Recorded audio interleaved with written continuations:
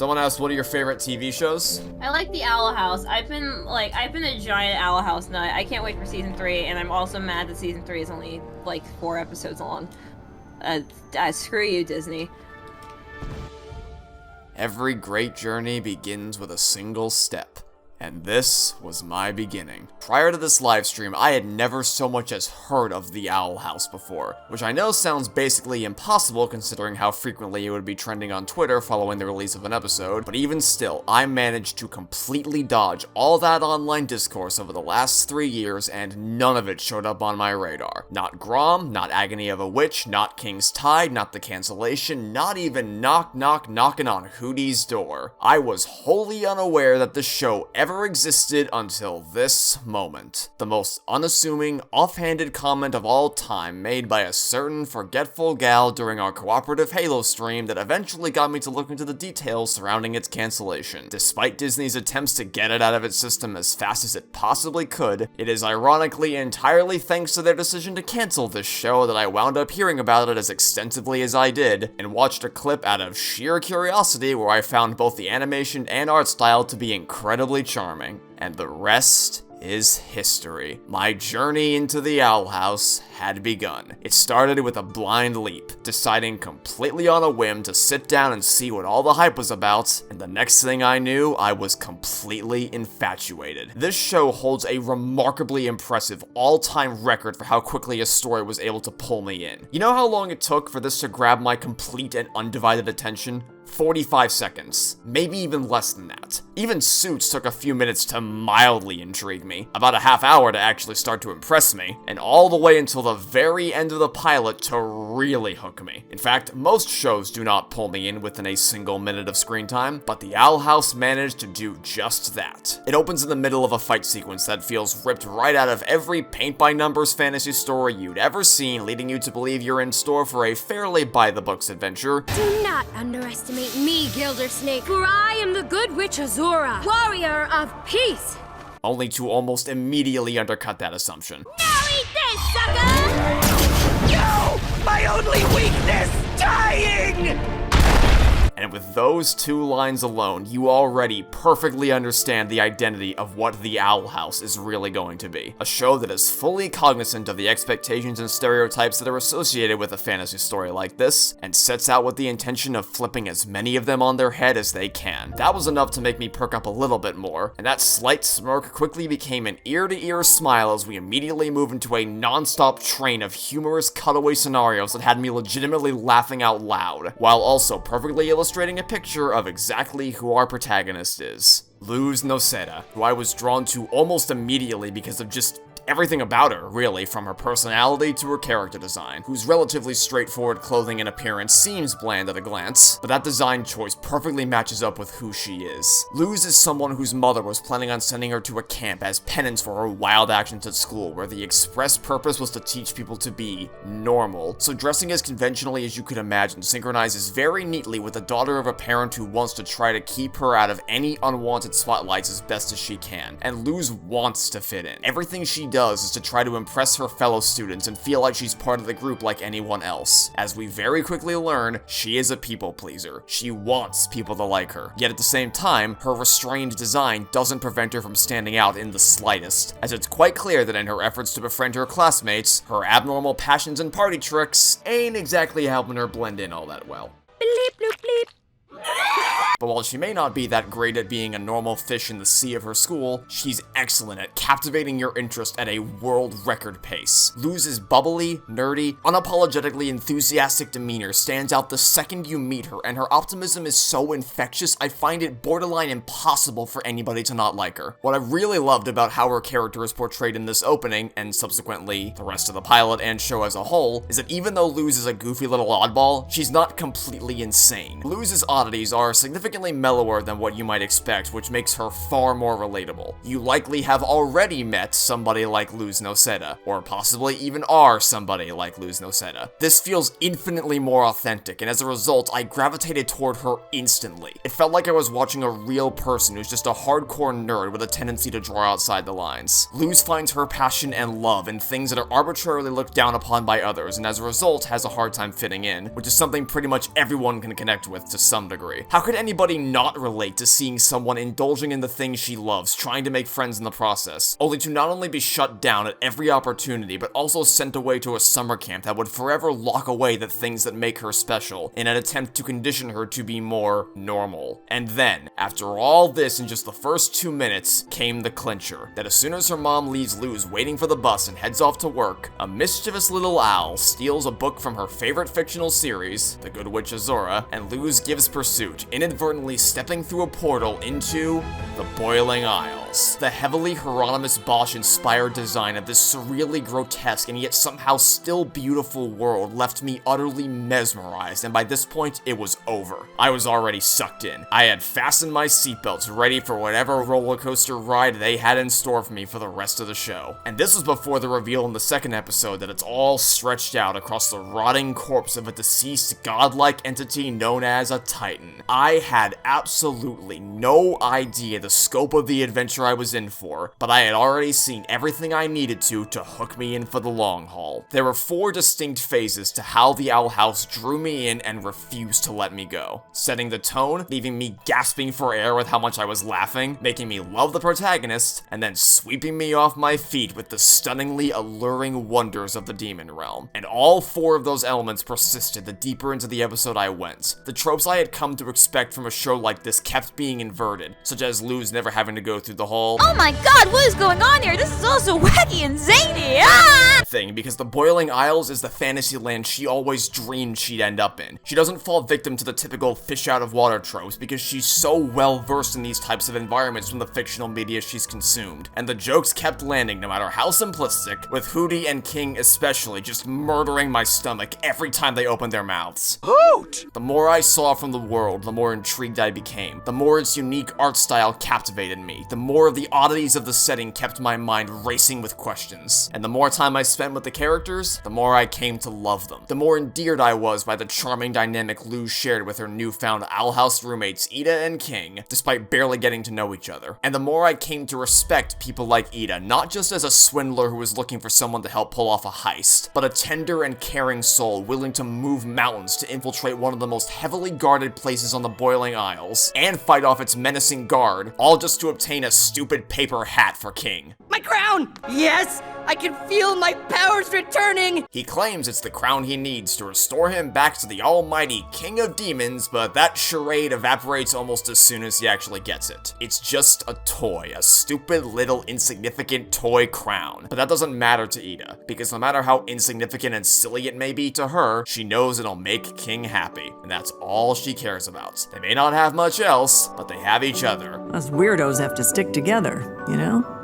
Ida wasn't just the riff-raffing street rat she wanted people to think she was. Early seeds had already been planted that she was going to be more than just the typical gruff old mentor archetype, that she was really a misunderstood social outcast who genuinely cared about keeping Luz safe, looking out for a kid lost in a dimension so far removed from what she's used to seeing at home. And the 2 things that surprised me the most when watching this pilot were that, first of all, Luz wasn't an ordinary average person thrust into the adventure of a lifetime. It's made quite clear early on that Luz is anything but ordinary. By her own admission, she is a weirdo, and she wears that proudly on her sleeve. Luz chooses to stay in the demon realm for the summer because she feels like she belongs in a world full of witches and demons more so than she does in a world full of humans like herself, among other much more soul-crushing reasons we'll be getting to in about 5 hours. Scary as her quest to retrieve King's crown was, she had never felt more alive. She's a weirdo who found her way into a world full of weirdos, rather than being a perfectly average human who feels wildly out of place in this new world. And that's the other thing that caught me most off guard. Luz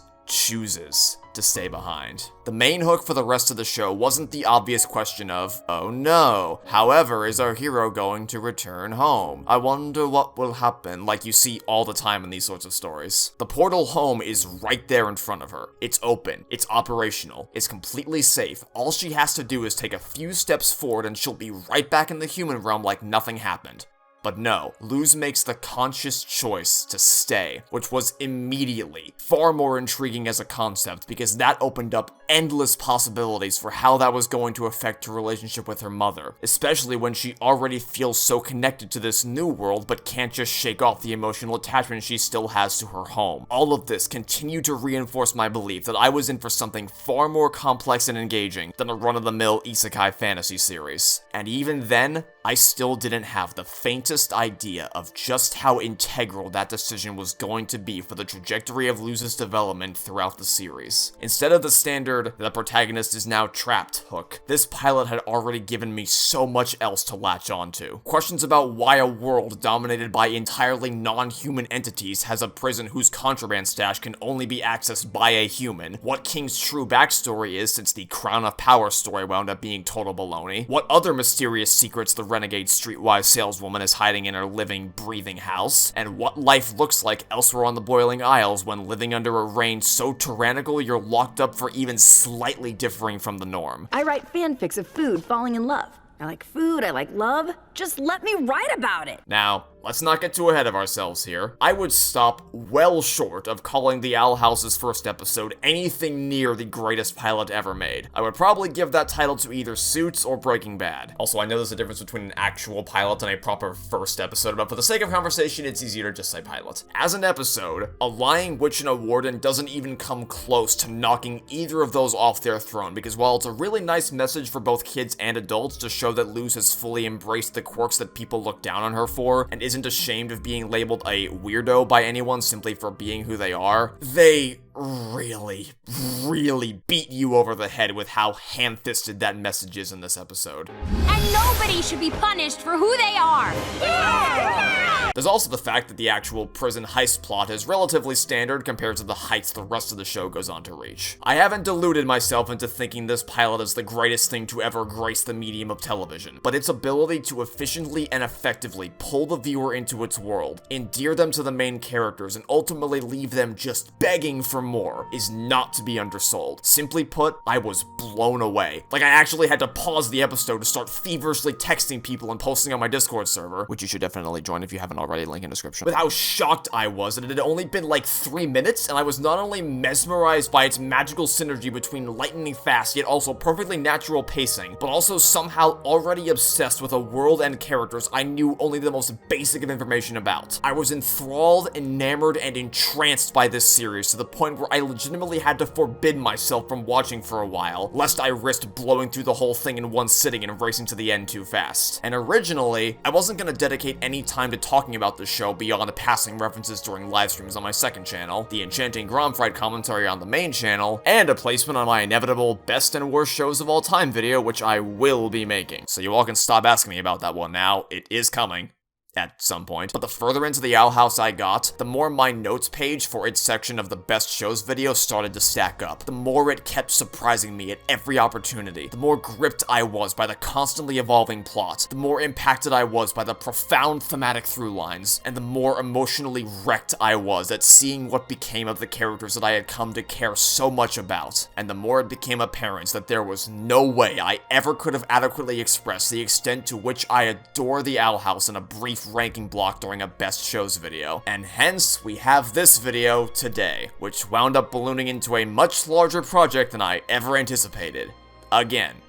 I've mentioned it in passing in many previous live streams. I've recorded a commentary for what may arguably be its most infamous episode. I've used clips of it in analysis videos, much to the annoyance of some viewers. And now I can finally present to you my uninhibited love letter dedicated to one of the most spectacular works of art I've ever seen in my life. But if you have not watched The Owl House yet, please turn off this video and go watch it for yourself. I'm going to be spoiling just about every significant plot and character development in this series from start to finish, and I do not want to ruin that for anybody. If you've avoided watching this show for the last few years and my summation of the first episode sounds interesting to you, then I implore you to watch the show for yourself and come back once you're finished. I promise you will not regret it. And I'll be waiting for you when you're ready to continue. But for everybody else, let's get this show on the road.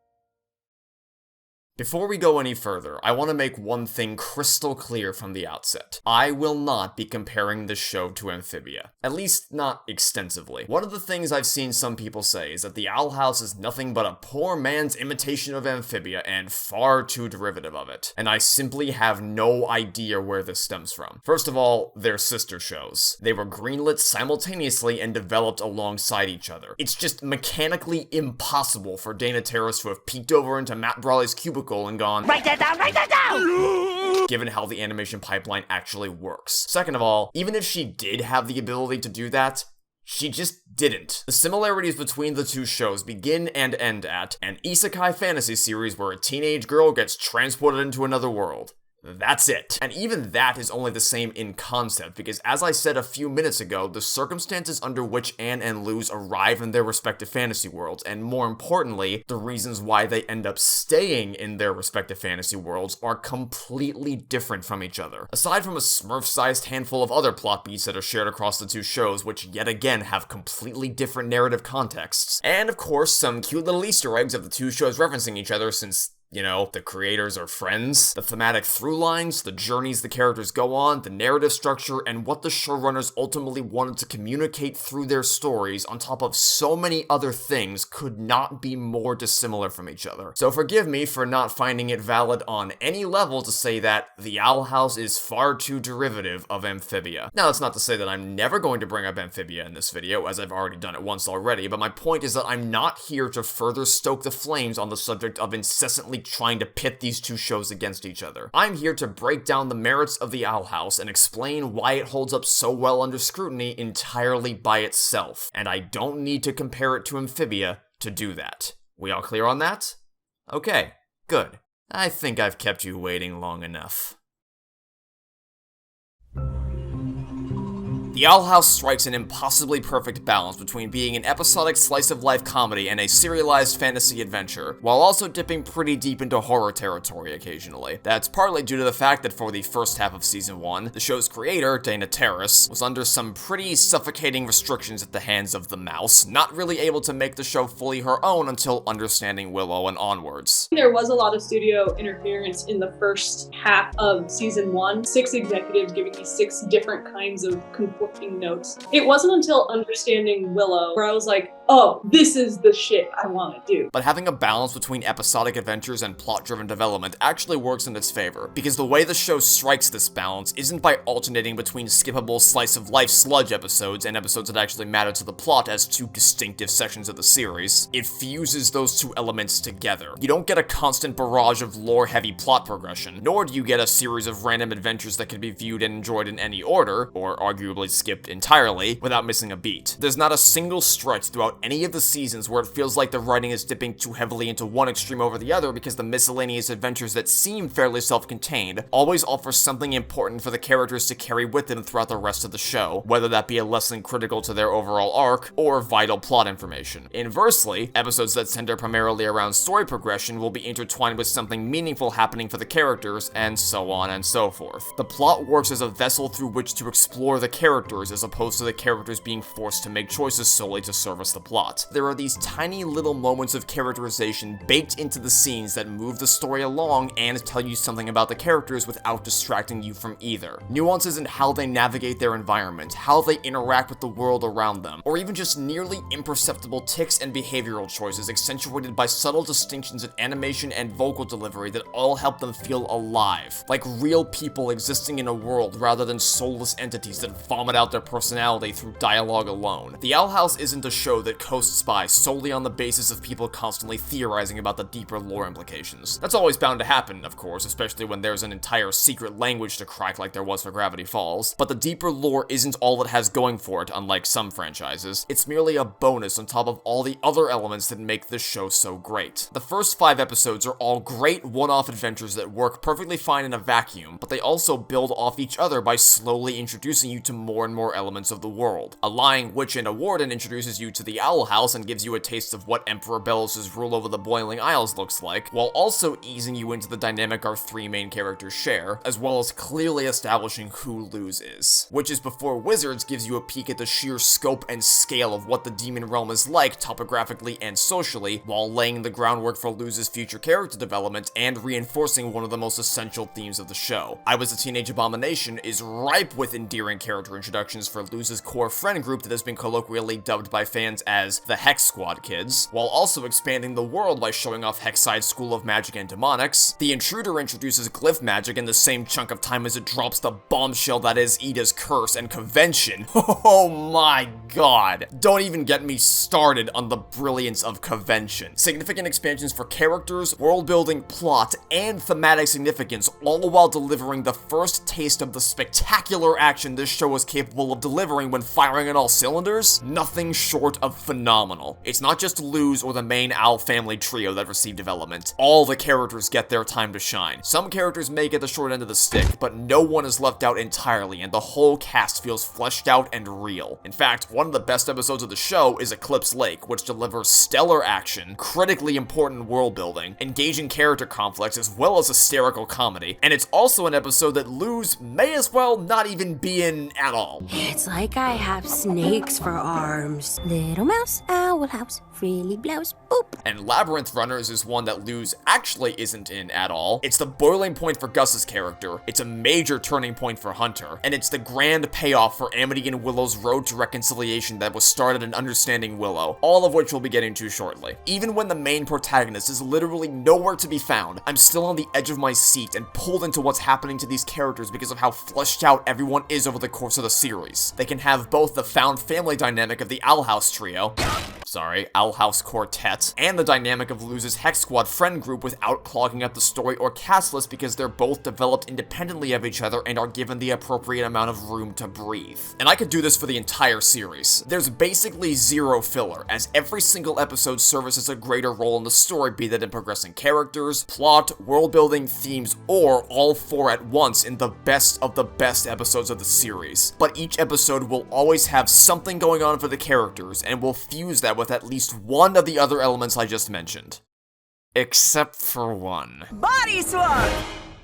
Fuck this episode. I hate it. It's a complete waste of time where nobody learns anything valuable, and they couldn't even do the bare minimum of not swapping voices along with the bodies so as to challenge the voice actors to portray a totally different character within their own voice. Other slice of life episodes like Lost in Language and Wing It Like Witches still develop the characters in meaningful ways. There are reasons for those episodes to exist. Once Upon a Flop, meanwhile, is worthless. The only thing of substance this episode has to offer the world is the reveal that Ida wanted to be in the Emperor's Coven? but that's like 1% of the episode. It's only brought up in these two quick lines and is not at all intrinsic to the narrative. And not only that, but 2 episodes after this, the very next time we see Lilith, they re-establish this plot point and provide additional reasoning for Lilith's actions. You gonna cart me away to the coven now, are you? Not now, because I want to give you a chance to join on your own. Making this part of the episode even less important than it already was. I suppose there's also the branding glove Luz sees for the first time here that she ultimately uses to outsmart Belos and King's Tide, but that's also something that is reinforced later in both Hollow Mind and Labyrinth Runners, so I'm not willing to give this episode any bonus points for that. I will say, however, that the team definitely took the criticism of the Body Swap episode to heart, not only by never making an episode this terrible ever again, not only by repurposing the same tri-segmented story format for Knock Knock Knocking on Hootie's Door, which is among the best episodes of the show and actually progresses the main characters in meaningful ways, but also by creating situations towards the end of the series where the voice actors actually do get to play the role of other more sinister characters in their own voice. Trust me, the writers heard you guys loud and clear on that one. But hey, one bad episode amidst 42 other successes is certainly nothing to sneeze at. Plus, even I have to admit that Once Upon a Swap does still have the occasional great joke or two. You couldn't afford me, sister.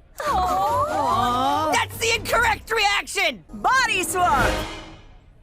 Are you sure you don't shoot venom? How do I look? I've got some very confusing emotions right now. Even in the worst of the worst that the show has to offer, it can still consistently make me laugh out loud. And now, I feed! God Damn, the Owl House is a riot. Oh, not this fucking hedgehog again. They want your teeth! Look at his ears! He's from Mars! From Mars. Oh no. He's from Mars. This is why we haven't gone to Mars yet. He's there. Make us cry. Because there's nothing scarier than knowledge. Boo! Just lie to me! For real though. Just lie to me. Genuinely, I think this might be the hardest I've laughed at a show. Obviously not counting shows I've laughed at for ironic reasons, ever since I first watched Phineas and Ferb and SpongeBob SquarePants as a kid. Beep, beep.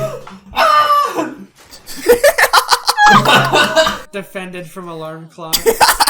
And where are they when I wake up? Like, school's coming. Don't worry, I'll eradicate this school for you. They're like, thanks. Look, what people find to be humorous is entirely subjective. I get that, so I can't really convince you that the jokes in the Owl House are funny. You're either gonna laugh or you're not. It's as simple as that. But the comedy in this show consistently sends me into a belly laugh time and time again, and it wonderfully counterbalances the much darker undertones of the main story without ever feeling like they're clashing against each other, because the two tones are always seamlessly delineated and the pacing works to never feel like you're experiencing tonal whiplash. The writers have the comedic timing down to a science as early as the first episode, and every single actor kills their performances, with the standout comedic riots being, as I alluded to earlier, Alex Hirsch as both King and Hootie. I thought I'd find you here. We could have used the door! Special delivery! Pain! The man's vocal range is simply unparalleled, but the entire cast has a perfect understanding of the rhythm of the jokes and never misses a beat. One thing that I can say in regards to the comedy without desperately trying to explain to you why jokes are funny, at which point they'd sort of stop being funny, is things like this. Now, who wants to touch an outdated human reference? I do! So often you'll see animated movies and TV shows desperately trying to be hip and cool and how do you do, fellow kids, by including memes that, when the stories were originally conceived of, were probably extremely relevant and all over social media. But because the animation process is so intensive and takes so long, by the time it actually gets released to the world, the reference is ancient and just gives off the impression that the writers are horrifically out of touch. Into a floss, and I'll finish with a hot marah.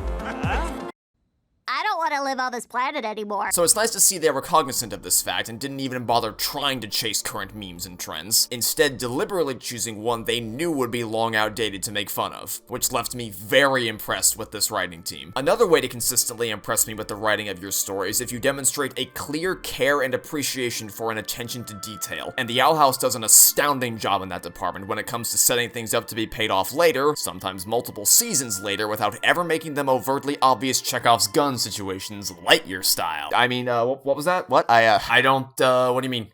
Who? And there's also a myriad of clever instances of foreshadowing throughout the first two seasons. Way too many for me to cover all of them here, but I do want to share a few of my favorite examples. Like the Ida hand puppet Luz makes only having one button actually match her eye color, hinting at the fate which would befall her in the season finale, or the Weapon of Love being depicted as this flail in the book that Amity puts back on the shelf in Understanding Willow, and then Luz going on to pick that very weapon during her battle against Grom. Or even in the very first episode when Tanella Noza exclaims, "We're but playthings for a higher being!" I guess it makes sense for this character to have such foresight when they're voiced by Dana Terrace herself, but we had no idea how right she was gonna end up being. On a much more somber note, I have friends to help me. I'm never letting you go! You're never returning to the human realm! only for King to eventually voluntarily choose to literally let Luz go, as he accepts it's the only way to keep her safe as the Boiling Isles collapse all around them. And possibly most devastating of all, I'm done for, Lulu! Avenge me! and then we cut to For the Future, where,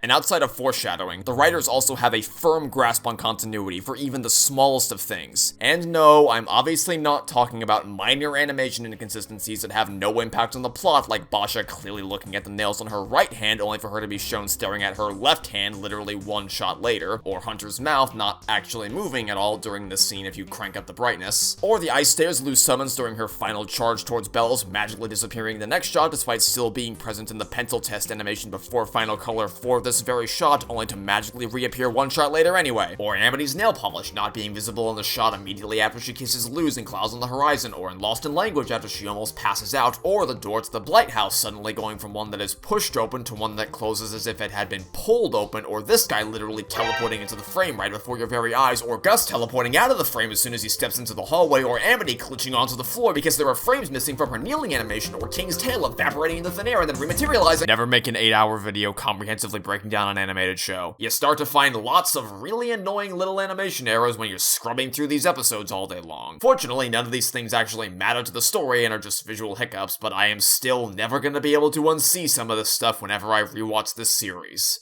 And oh, the things I have seen. I'm not even talking about minor details in the animation that enhance my immersion, such as when Luz and Hunter do a switcheroo in Clouds on the Horizon, and keen-eyed viewers will notice that the facial expressions both Luz and Hunter make look a tad bit off compared to what we're used to because it's not really them. Or minor bits of background world building that literally only I would ever care about, like the Hex Squad's toothbrushes all being stored in the bathroom in ways unique to their own personalities. I'm talking about aspects of the world design that you'd almost expect to be forgotten about, only to be fully acknowledged all the way to the end, such as this swing set still being chewed up and for the future after the events of Escape of the Palisman, or the fact that they take the time to establish how Luz is able to communicate with her mom despite being a rift apart from her. Ah, I see we're getting enough Wi-Fi through the portal for cat videos. So long as the portal is operational, she will always be able to stay in contact with Camila, but the second the portal is destroyed, she immediately loses that connection. Okay, I know you might think that's a blatantly obvious surface-level detail that's also rather small and not worth bringing up at all, but I have seriously seen people try to argue that this specific aspect of the story does not make sense multiple times, and it's just, how do you... And I'm also talking about capitalizing off seemingly throwaway scenes or lines of dialogue for fun callbacks and major plot beats in the endgame. Like Tanella Noza kicking out the mouse when the acid rainstorm comes around in The Intruder, only for the exact same lack of charitability to be extended right back to her in the finale. Or my personal favorite... No schemes, no plots, no ruses, none. She never did mention anything about shenanigans. Remember, Luce, no schemes, no plots, no ruses. And definitely no shenanigans. And then there's the subject of magic in the world of the Owl House, which is something I see come under fire from some people online, asking certain questions in an attempt to highlight contradictions in the magic system. For example, how is it possible for the kids to bring the Owl House to life during the moonlight conjuring of Hootie's moving hassle when Luz doesn't even have a bile sac? Well, this isn't like any ordinary spell where it's dependent on your own internal magic and your spellcasting skills. You are nothing more than a vessel through which the magic of the moon can channel through you and give you the ability to bring inanimate objects to life. It therefore does not track logically that Luz not having a bile sac would prevent her from absorbing this magic. It's not coming from inside her, it's coming from an external source. And even then, assuming your conjuring is successful and you receive the magic of the moon, the expectation is that you'll only be able to raise something as small as a flower or a doll. And the fact that Luz and her friends were able to go above and beyond that expectation is legitimately stunning to Ida and King. Can't believe they animated a whole house. Yeah, you're right. That takes some powerful magic. But what happens when you have someone like Luz participate in the moonlight conjuring? Someone who, as we said, does not have any innate magic gifted to her by the bile sac. Well, it stands to reason that in the absence of any sort of magical interference, Luz would be an exponentially stronger conduit for the moonlight conjuring and allow enough power to flow through her to animate something as big as, say, an entire house. And that's just one example of how tight the magic system of the Owl House is. You can apply this same line of reasoning to every other potential problem you might think to bring up in regards to this system. Even things that don't really necessitate an explanation, yet still have one if you stop and think about it. Case in point, the invisibility glyph. How does it work? It's simple. You activate it, and as long as you're holding your breath, you will remain invisible. But the moment you exhale, you reappear. You don't actually need to know anything more than that. Same thing with the safety hover glyph. The show tells us that these are the mechanics of the glyphs, and that's it. Fictional universes are allowed to create their own fantastical rules. It's when they start trampling all over rules that had previously been established that problems start to arise. Now, of course, there are exceptions to this, but unless the information presented regarding the mechanics is inherently contradictory, it is perfectly valid to accept it at face value as the way that universe works. So technically, simply telling the audience that this is how the invisibility glyph works is all they need to do. Yet, if you take the time to think about the logistics that allow this breath-holding trick to work, you realize that it's even more coherent than you thought. Now, to my knowledge, we do not currently possess the ability to turn objects invisible in the real world. There's been some progress made in the engineering of invisibility cloaks, but while this is impressive, it's still not an apt comparison for the type of cloaking that we're talking about here. If you were to achieve such a thing, you need to be able to bend and refract the light around the object you want to cloak to make it appear invisible to the naked eye. So obviously this glyph is capable of doing that using some combination of light and ice glyphs to accomplish the light refraction, but the question is, what makes it stop working when you stop holding your breath? Well, when you're breathing in and out, you're constantly changing the amount of matter that's in your body, but if you're not, the matter is constant, which explains why the glyph continues to work when you're mobile, but not when you're breathing, because moving simply changes the location of the light refraction, as opposed to having to readjust for the amount of matter that's being refracted. Of course, the difference in matter between when you're holding your breath and when you're not is largely insignificant in the grand scheme of things, but any difference is still a difference. Of course, the real reason the writers made it work this way is almost certainly just because they needed to figure out a way to make such a glyph not blatantly overpowered, but while that may be the initial reason for its existence, that doesn't mean it can't also have a logical justification within the universe. Just like the safety hover glyph, comprised of a fire glyph representative of how heat makes things rise alongside a light glyph accomplishing the same effect, and an ice glyph to counterbalance the effects of the fire glyph so the levitation doesn't last forever.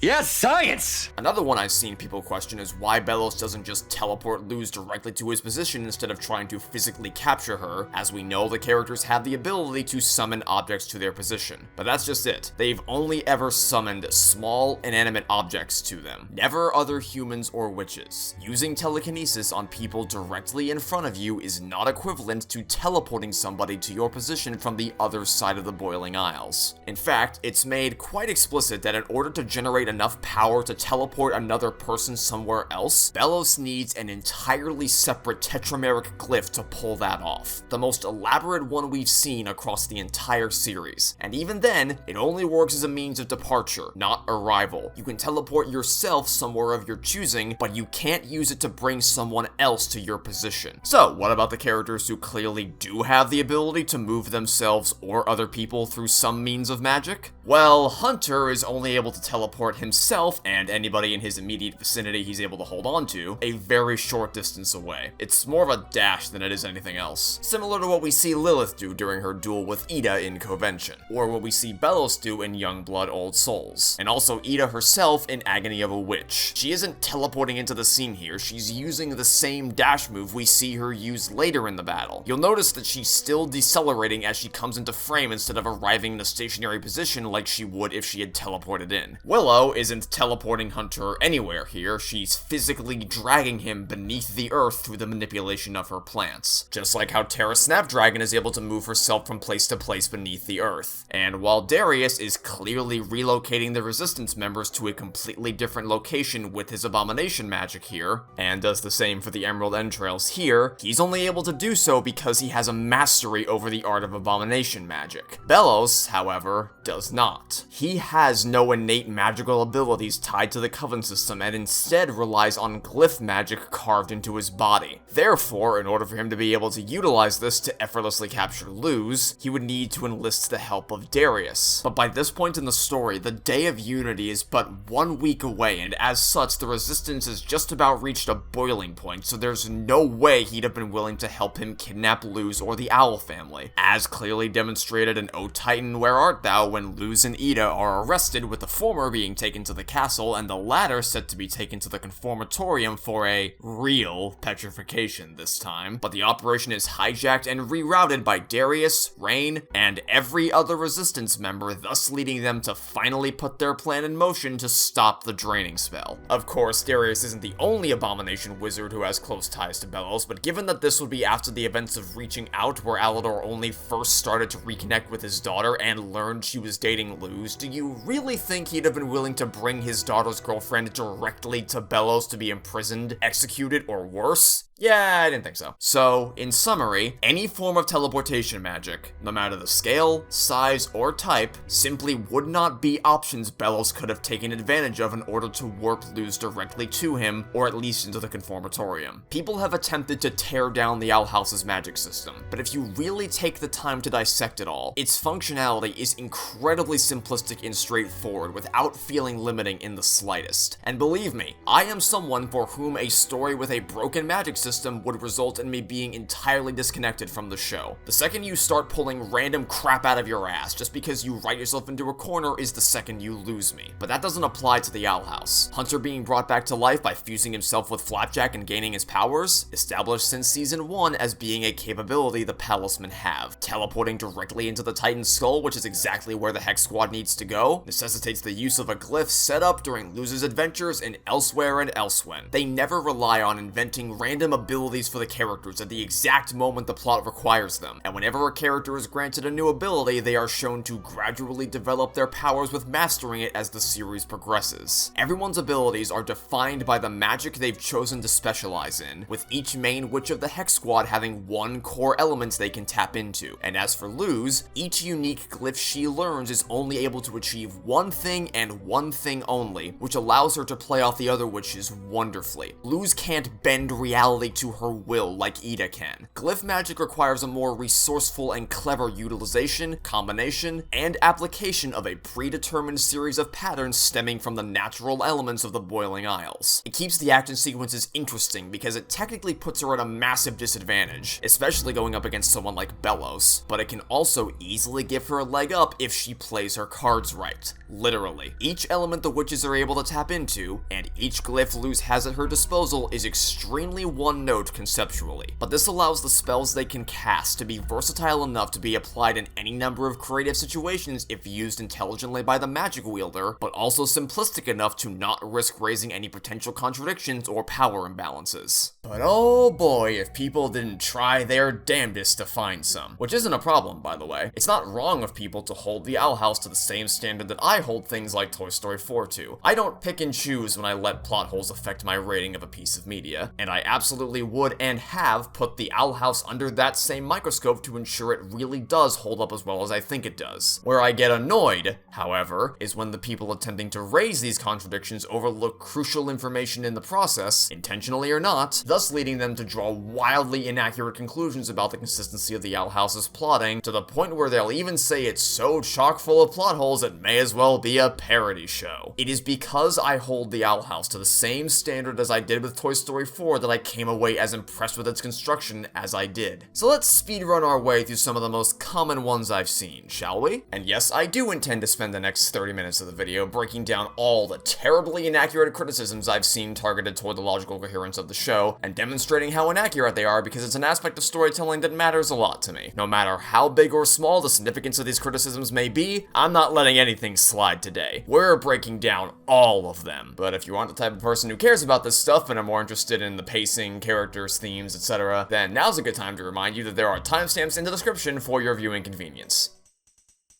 Why did Gus cast a spell in public when they're trying to keep their identities as witches a secret? Because the kids are at a Halloween festival where everyone's dressed up in costumes and playing make-believe during a stage show, so he knows he can get away with it. Especially when the only authoritative voice acting against them is the nutjob Sonic Man who literally nobody ever takes seriously, which is exactly what happens. Why does the draining spell affect Belos when Luz pulls her brilliant little trick on him if he doesn't have a bile sac? Because the draining spell doesn't have anything to do with whether or not you have a bile sac. The show explains that the spell drains through your sigils, not your bile sacs. As long as your skin is imprinted with a sigil, you are vulnerable to Belos' draining spell. Even Belos himself. Why is Luz suddenly able to use magic only for this one specific episode, even when she doesn't have a bile sac, which is the entire problem that Luz has needed to figure out a way to work around since the beginning of the show? Because not having a bile sac doesn't prohibit you from interacting with magical objects, it simply prevents you from casting spells. There is a clear delineation in the show between instances where witches cast a spell by themselves without the use of a magic staff or palisman, and when they are relying on the staff to use magic. And that's what Luz is doing in this episode. She's using Avert to launch the volley of ice spikes against Belos. What does Ida say about casting spells again? Now, everything depends on the spell circle.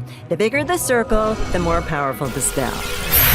At no point do you ever see Luz draw a circle in the air and have something magical happen like all the witches with bile sacks. Apart from the clip I just showed where Luz is using a training wand, which by nature of being a training wand allows anyone to get used to the nature of spellcasting regardless of their magical capabilities. This one is especially confusing to me because, like, Luz is using her glyphs for the entire duration of her assault on the Conformatorium. The writers clearly remember that she needs the glyphs to cast spells, but that doesn't prohibit her from using a magic staff in the same way it didn't prohibit her from using one in Escape of the Palisman, and the same way it doesn't prohibit her from using her own staff in For the Future. Witches' staffs have power embedded into them. And if you're curious why Luz doesn't just get her own magic staff sooner to immediately solve all her magical problems, just listen to this clip.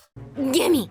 But before one is earned, every witch needs to know how to cast spells on their own. Moving on. Why is King able to bring Ida out of her Albeast state by doing something Ida fondly and vividly remembers in this one specific instance when every other time she's needed a potion to break free? Because the show makes it abundantly clear that in this episode, Ida's only partially transformed. Ida isn't in her full Albeast state, which makes her more suggestible to commands appealing to the Albeast, like what King does for the majority of the episode, or memories appealing to Ida, which is how King's able to bring her back without a potion at the end of the episode. Now this next one really annoys me. Why does Luz even need Ida as a mentor when she can learn all her magic from the Isles and Hexside? I really am not trying to be condescending, but I do not have the slightest clue how anybody watches Adventure in the Elements, the episode where Luz learns the Ice Cliff from the Isles, and comes away thinking that Luz doesn't need Ida as a mentor when the only reason she even discovered it in the first place is because she listened to Ida's advice to stop trying to take the easy road and actually slow down to form a connection with the Isles. I learned my second spell. I made the connection. I saw. Nice work, kiddo. Luz would never have learned this without Ida, nor would she have ever gotten into Hexside without Ida, nor would she have learned anywhere near as much about the Boiling Isles were it not for Ida's comfort and guidance. In For the Future, Camila says, I think I remember the ice glyph.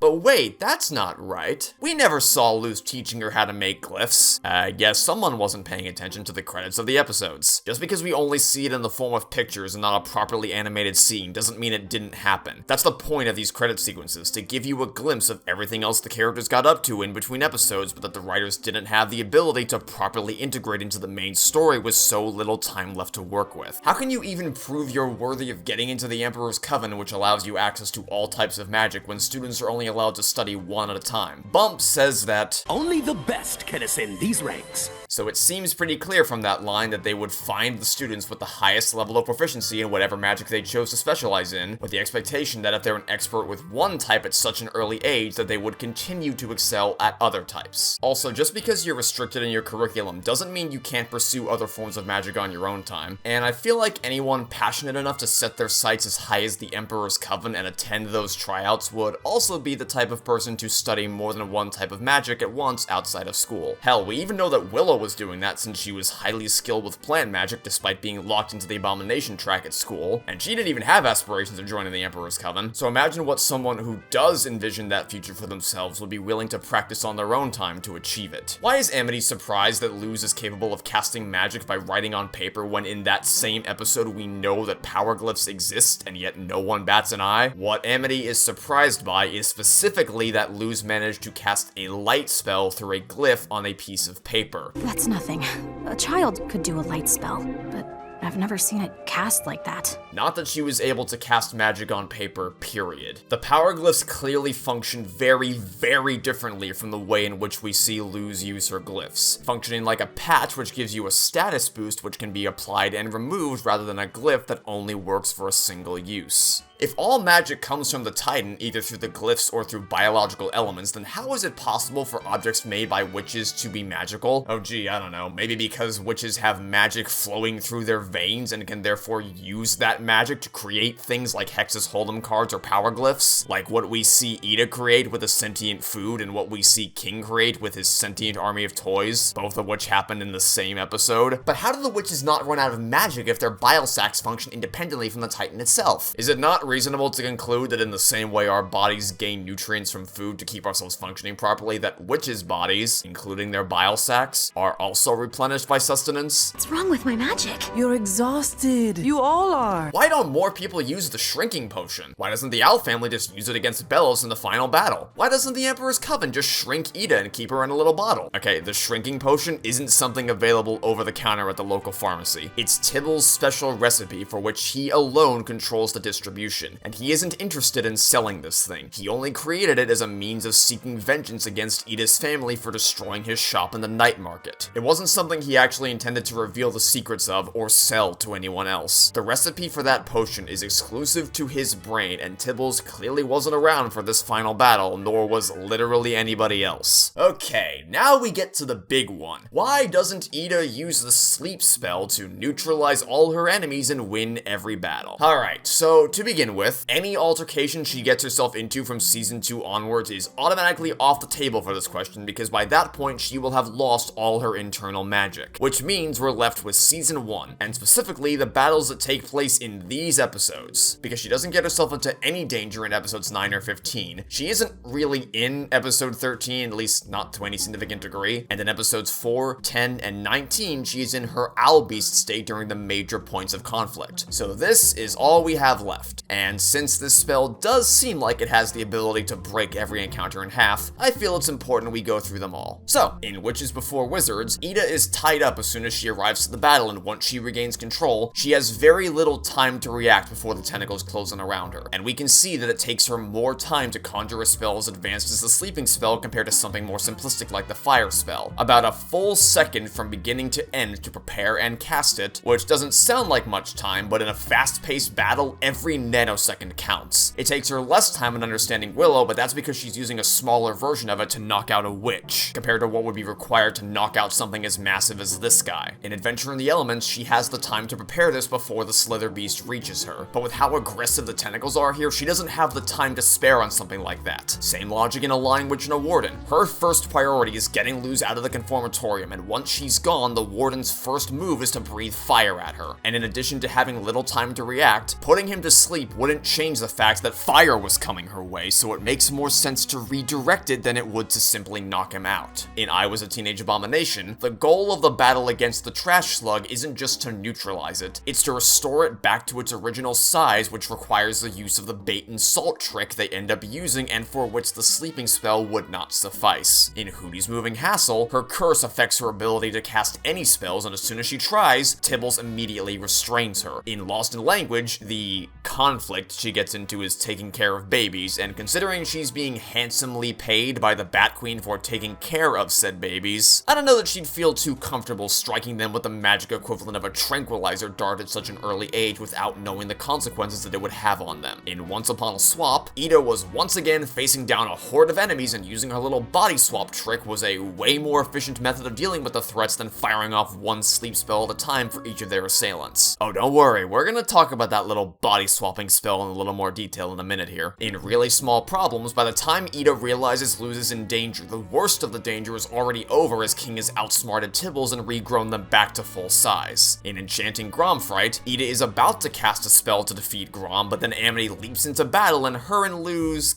kinda steal the show before Ida gets the chance to do anything else. In Sense and Insensitivity, this is a chance for her to have fun fighting on the same side as her sister, and I don't think she'd want to cut that short by ending the battle immediately when they outnumber him and can clearly tell he doesn't stand a chance against them. Same kind of thing with Convention and Wing It Like Witches. Ida is messing around with her sister. She's enjoying the fight. It wouldn't make any sense for her to cheapen that by just putting her to sleep. That would ruin the fun. And during her big battle with her in Agony of a Witch, when Luz's life is actually at stake, Ida is 100% fueled by rage and wants to take that out on her sister by unleashing the full unbridled fury that the greatest witch who ever lived is truly capable of for daring to endanger her surrogate daughter. It's not the most logical thing she can do in this situation, but her motherly instincts are taking over right now, and not only is that in line with how family-driven people will tend to act on emotional instinct whenever someone they love is threatened, I do not think it is at all out of character for Ida specifically to act like this, and in fact this is completely consistent with how Ida has previously reacted to Luz being in danger, as we see her gut instinct upon the Slither Beast charging Luz is to shove her out of the way, prioritizing protecting her first and foremost before doing anything else, but then thinks to actually use the sleep spell later when her head is clearer and Luz is no longer in immediate danger. And it is also completely consistent with how she continues to react to things as demonstrated by the events of the finale. So, in conclusion, while the sleep spell very much had the potential to break every action scene Ida partakes in, it doesn't because the individual circumstances of those action sequences remove it from the table entirely, with the sole exception of the very end of the battle in the first episode, because she clearly has ample time to cast a sleeping spell, but just sits there and waits for the warden to bring down the hammer. But that's the only time throughout the season when the sleeping spell would have been a viable option out of the 19 episodes, which isn't exactly a significantly detrimental proportion. Why doesn't Ida just body swap with someone who doesn't have a curse? Boom! Problem solved. No more curse! Because giving up your body means giving up your powers as well as your curse, which we know to be true when Luz swaps into Ida's body and has access to all her magic. And since everyone else on the Isles had been indoctrinated into the sigil branding coven system, Ida would be swapping into someone's body who had significantly less power than her, and there's no way Ida would ever want to do that considering how much she loves having unrestricted access to magic, unless she knew the fate of the world, and in turn, her family, depended on it. Especially since that would then give someone else her unrestricted powers. Unless she tangos with someone from the Emperor's Coven, which would obviously be a terrible idea, or swaps into the body of a child who has yet to receive a sigil, and I somehow get the feeling Ida wouldn't ever stoop to that level, nor would she want to deal with living in a teenager's body again. Good luck with puberty. As for why this isn't used in other ways later in the series to make things easy for the characters, like body swapping Belos with,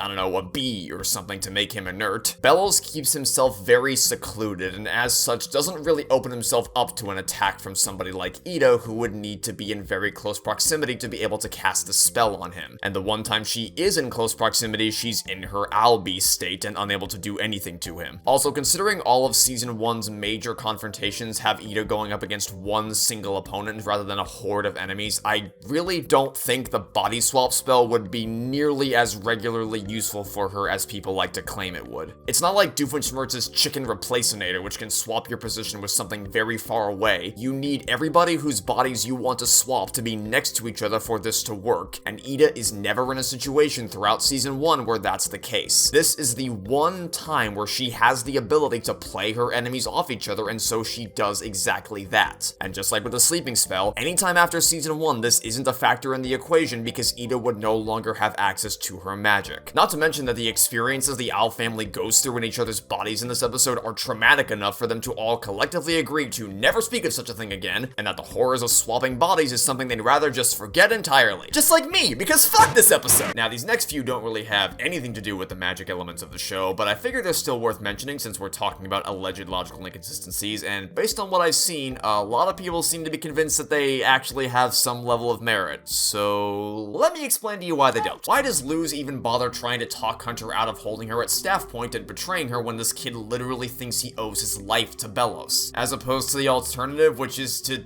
do nothing? Appealing to someone's sensibilities and using her words to try to get through to someone is kind of central to the type of person Luz is. By my count, you've befriended more enemies than I have claws on my paw. Considering Hunter currently has her back up against a wall, I don't know why she wouldn't use the only trick she has left up her sleeve to save herself and avoid letting the Palisman be captured. Same logic applies to Luz offering for Hunter to stay with her at the Owl House even after the events of Hollow Mind. Some say she shouldn't do this given everything he's done, including threatening her life and trying to kill her girlfriend, but that's overlooking the fact that Hunter is not a black and white villain who only does evil things. She's arguably had the most intimate heart-to-heart with him out of all the main characters, and as such knows more than anyone else that he has more going on in his mind and his heart than a cold-blooded desire to help the Emperor above all else, especially after learning about his origins and what his life was like inside the castle in Hollow Mind. Why is Hunter even in a position of power as important as the Golden Guard in the first place when he can be so easily convinced by Willow that he underestimated her team instead of standing by his beliefs? Being a leader doesn't mean you have to always be right about everything. In fact, I'd say it's actually quite a beneficial quality for a leader to have that when they are presented with evidence demonstrably proving they were wrong about something, they change their mind and admit they were wrong, especially when the person in question is a teenager. Why isn't Darius restraining the prisoners on his ship even though he does think to lock up the palisman?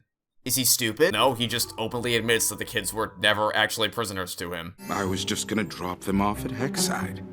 We have more than enough recruits, in my opinion. But he did intend to bring the palisman back to the castle because while they may have enough witch recruits, Belos will always be in need of more palismen, which is why he had to lock them up, but not the kids. Also, he clearly has the ability to stop the kids from pouncing on him without locking them up. He just treats it more like babysitting kids on a road trip than escorting prisoners because to him, they aren't prisoners. Wait, but if he was really trying to help them, then why is he so pissed off when they escape? You know, I feel like even if you were trying to help someone by escorting them to a safe location, you'd still have the right to be a little pissed off if they crash your ship and destroy it, which very well could have gotten you killed in the process. Just a little bit. I've seen people question what Darius was even trying to accomplish with this plan to sneak into Belos' mind when they should have known it would alert him of their plans. But they had no clue what the Day of Unity was about either. Of course, we know from them's the Briggs kid they were at least aware of the draining spell, but they were still running on extremely limited information. Hell, not even Hunter knew what Belos' plans were. They were running out of time before the big day arrived, so it was worth the risk if it meant extracting information that could turn the tide in their favor, and they wore disguises to try to prevent Belos from uncovering their identity. It's also possible that rather than trying to extract information, they were going for a more direct approach of simply destroying his mindscape like what happened to Willow, at which point it obviously wouldn't have mattered if they were spotted or not, as Belos would be entirely nullified as a potential threat. Though that does beg the question of, why didn't they try again after they helped Ida free Luz and Hunter from Belos' mindscape? But unfortunately, it's already too late for that. The second Luz and Hunter got the attention of Belos, their cover was already blown. He's now on high alert, and when their plan relied heavily on the element of surprise, executing on this idea is no longer worth the risk. What the hell is going on in Ida's Requiem? Why is Darius so dead set on trying to capture Raine if it's ultimately revealed at the end of the season that he's been a rebel secretly working against Belos this whole time? There weren't any Coven scouts around for this battle, so why did they keep up this charade instead of letting Raine know they were on the same side? The common argument here is that rewatching Ida's Requiem with the knowledge that Darius is a rebel just makes the episode completely incoherent, but it is in fact the exact opposite. If you find yourself asking these sorts of questions, then you might also find this line of dialogue somewhat interesting. You could have let me in on things before attacking me. You're a horrible actor. I had to make it look real. This is just like Hexside. Raine is a horrible actor, something which had already been set up earlier as they are not someone who performs very well on a stage, and no, saying, well, Raine clearly has some level of acting skills because they were able to fool Terra Snapdragon into thinking they were sick with massive headaches, does not counter that idea because I'm willing to bet that everyone watching this video, or at the very least the majority of people watching this video, have either faked being sick to get out of doing something at one point or another, probably going to school, or know someone else who did that. And it really does not require any level of acting proficiency to convince someone you're not feeling very well, especially in a situation where doing so is directly playing into someone's ego by making them think they're very clever and their memory erasing drinks are working marvelously, and when from her perspective there is no possible logical way for Raine to be immune to the effects of mind erasure when they keep drinking the potion she gives them and she sees them drinking the potions. Also, I wouldn't exactly call this great acting from Raine. I just wish these headaches would go away. It's good acting on the part of the voice actor, Avi Roque, for being able to sell this, but as a character, this clearly sounds more robotic and stilted than the way Raine usually talks. Allow me to introduce the Covens against the throne. So Darius couldn't risk blowing any chance he had at stopping Belos by showing his hand too early before the rebellion had any clue what the Day of Unity was all about, let alone any way to stop it. So he engages Raine in a battle in the forest to make them think he's not on their side, but only as much as he needs to restrain them. He makes it look real by actually engaging in combat and ensuring Raine doesn't go down without a fight, because otherwise it would look suspicious, but only as much as is necessary. You'll regret what you did to my cloak! And your treachery, whatever. While this line is obviously played for comedic effect, it still tells us something about Darius' character. Firstly, that there's a clear distinction between when he's genuinely getting frustrated, I did not agree to this name! And when he's putting on a show, amplifying his emotional response to something. Alright,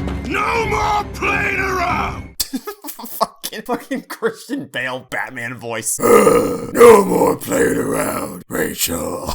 What the fuck? Like, come on, one of these is genuine frustration, and the other is, well, making it look real. But also that he doesn't actually care that Raine is a traitor to Belos because he is one himself. So that naturally wouldn't garner any emotional reaction from him, but dealing damage to his cloak would. As we know, he doesn't take kindly to people who destroy his personal property. When you watch the episode for the first time, you sort of just brush this line off as a quick little joke, but revisiting it after watching the whole show makes this scene even better because you understand the deeper meaning behind his word choice and what he's primarily concerned with. Same reason why he sounds so brazen and uninterested when he says, Would you shut that off? We're supposed to be tormenting Raine, not me. Because it's not something he actually wants to do, and as such, he doesn't torture Raine to any degree. He doesn't need to. He's already accomplished his mission of capturing them. He wouldn't go out of his way to make things any worse for them than he has to, and so instead, Raine is just left chilling in the abomination restraints. What? But there was no one in the forest! Raine wouldn't have anyone to act in front of if Darius just told him the truth right there and then. Yeah, and what do you think happens next after this forest scene? It doesn't matter that there's nobody around when Raine is restrained, because there will be people around when they're actually brought back to the castle. Whether Darius lets them go or not, Raine's gonna end up back at the castle, either as a Coven head or as a prisoner. This forest scene wouldn't be the end of Raine's ability to interact with other people, so it would be absolutely out of the question to give them access to any information they'd have to keep secret, until they have a greater understanding of what Belos is trying to do and can start formulating a plan to counter it. Because before that point, if anyone begins to suspect that something is amiss, that Raine is behaving in an abnormal manner, or if the level of damage they've sustained isn't consistent with what they'd expect of Darius' capabilities, then that could spell the end of the rebellion permanently. In For the Future, Kikimora says, So the rumors were true. You were trying to stage a coup, little Mule. But that doesn't make any sense, because we never saw them actually planning that. Literally the first thing Mathalamule does when the Hex Squad walks into this room is talk about how this is a place where they plan to make Hexside more livable because Bashe is a terrible leader, but he's a good one, as Gus says. Mathalamule, you're actually a decent leader! So obviously this is something Mathalamule planned on doing because he actually cares about the people seeking shelter here and wants to make life better for them, and thus Kikimora's suspicions were not at all unfounded. How could Amity and Willow have taken swimming lessons as a kid when the boiling sea is boiling hot and also the boiling rain is boiling hot? Gee, it sure is a miracle Luz's hand didn't just instantly boil when the snowflake melted after she caught it, if that were the case. Or that any of the ice structures the characters create over the course of the show don't just instantaneously melt as soon as they spawn in, because obviously they're comprised of frozen water and not boiling water. Wow, look at this. Luz activates an ice cliff for her Hexside entrance exam, and then it starts to melt because it's directly under a light cliff, but oh my god, what's this? The floor isn't crumbling apart like how we saw the boiling rain impact structures earlier in the season, and also Luz is able to step into it without burning her foot because the water isn't boiling? It's almost as if the existence of boiling water sources in the Demon Realm does not mean that there are absolutely no sources of cool water anywhere in the Boiling Isles. That is not a logical conclusion to draw from that fact, nor is it logical to conclude that because boiling rain is hot as it falls, that it will stay hot forever and won't just drop to room temperature upon making landfall. That's like saying, how could you have taken swimming lessons as a kid on Earth when we can clearly see that the hot springs would boil you alive? The hot springs exist, so clearly cold water doesn't exist. Okay, so in this shot, we see Gus's lunch is in a paper bag, but in the next scene when he gives food to Hunter, it's in a walrus-shaped bag. God, these guys just can't keep anything consistent. What absolute hacks! Even ignoring the fact that the bag this food is contained within has literally no bearing on absolutely anything to do with the plot, we know for a fact the show isn't trying to convince you that they are the same bag, because Gus doesn't leave the paper bag in the cafeteria, he stores it on him right before he flies after Flapjack. And if it's being stored on his body somewhere, there wouldn't be a reason to teleport it to him when he could just reach back and grab it. Just fucking look at what's inside. The paper bag has a metal container full of food, while the walrus bag has no such container, and the actual food itself is completely different. So he isn't giving up his lunch, he's giving Hunter another bag. Maybe a snack bag, maybe something from his locker, maybe he grabbed it from home. There's endless possibilities that don't involve the material of his bag changing between scenes. Hey, wait a minute here! How can I put on clothes or assemble amusement park rides when I don't even have hands? Sheesh! Motherfucker Hootie is a god with the ability to infinitely extend himself and also extract himself from the Owl House. He's not overpowered because we see him defeated by the Titan Trappers who managed to figure out a way to immobilize him, and of course he's no match against the Collector. But with all the things he's shown to be capable of doing, not the least of which is launching a one tapeworm assault on Blight Manor to kidnap Amity without meeting the slightest amount of resistance or fending off an army of Coven Scouts by himself, I promise you, figuring out a way to put on sunscreen would be the least of his problems. He could squirt the sunscreen somewhere else and then smash his face into it. He could put the hat on a rack and then jump into it from underneath like fucking Mario. He could do the same for the camera and stick his neck through the strap. He can grab things with his mouth and contort his body in ways to assemble structures like what we see him doing in Reaching Out. I'm talking about the logistics of Hootie putting on fucking sunscreen! I hate that this is the point I've reached in my life, but these are the lengths people go to criticize this show, so here I am! Hey, speaking of Hootie, if he took a blood sample from King, then how could they not have realized he was a Titan? Because Hootie wasn't testing for Titan blood, he was trying to figure out what type of demon King was, and when he did that, he said, "Blood tests were inconclusive.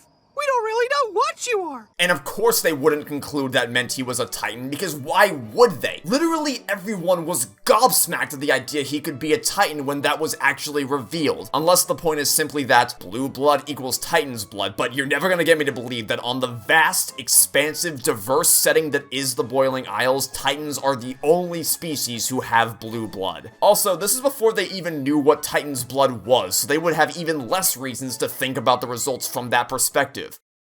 Also, Hootie's a fucking dipshit who decided to eat the mail when he was supposed to give it to King, and Tanella Noza is Tanella Noza! Why are we staking this point on the intelligence of someone who's so dense they wouldn't even need an invisibility glyph for light to bend around them, and another one who has a collective 2 brain cells that are currently fighting for 3rd place? How stupid do you have to be to see this girl act nothing like Luz and then just assume that she must have changed at summer camp? It's almost like the entire point of sending Luz to the summer camp was to get her to change. It's almost like Camila sees this radical difference between the daughter she sends to summer camp and the one that came back, and feels remorse at believing to have purged the Luz she used to know out of existence, which we can see by her rescuing all of Luz's old nerdy stuff from the garbage when V tries to throw it away. It's almost like that's critical to her entire character arc that I'll talk about later. It's almost like— Okay, nope, that's enough. I'm calling it there. The more I talk about this stuff, the more pain I feel. There will be a few more alleged inconsistencies that I'll talk about a bit later in the video, and I will, of course, continue to address criticisms of the show as we go where relevant, but this marks the end of the section dedicated to countering the most significant plot holes I've seen get talked about that didn't really naturally fit in anywhere else in the script. I sometimes feel really condescending explaining these plot points when pretty much all of them are explicitly outlined by the characters, but evidently some people missed a lot of these details, so now here I am breaking it all down. Certain detractors of this series will desperately try to convince you that it's utterly devoid of any sense of logical coherence and it falls apart under the slightest of scrutiny, but in reality it's the exact opposite. Now, this isn't to say that I've covered every single alleged plot hole people have tried to point out, because it's just statistically impossible for me to cover every single one anyone has ever brought up. But believe me when I say I extensively scoured the internet for discourse about inconsistencies in the Owl House and covered as many of them as I could possibly find, and as many of them as my mental health could withstand, because this is something that I place a lot of value in. I'm not one to say, it's just a stupid kid's cartoon, why do you care so much? Or, God, they're just plot holes, why can't you talk about actually important things? Because I do care that a story actually makes logical sense within the rules it establishes. And in the interest of transparency, there are some points that I consciously chose not to cover here because I just don't think they hold any weight whatsoever and are just implicitly ridiculous. Like, why the fuck did Lilith's haircut change all of a sudden in season 3? Where did this come from? This came out of nowhere! Yes, that is an actual criticism I've heard from someone adamantly arguing the show is filled with plot holes, and I just don't know how to respond to that other than to say, What?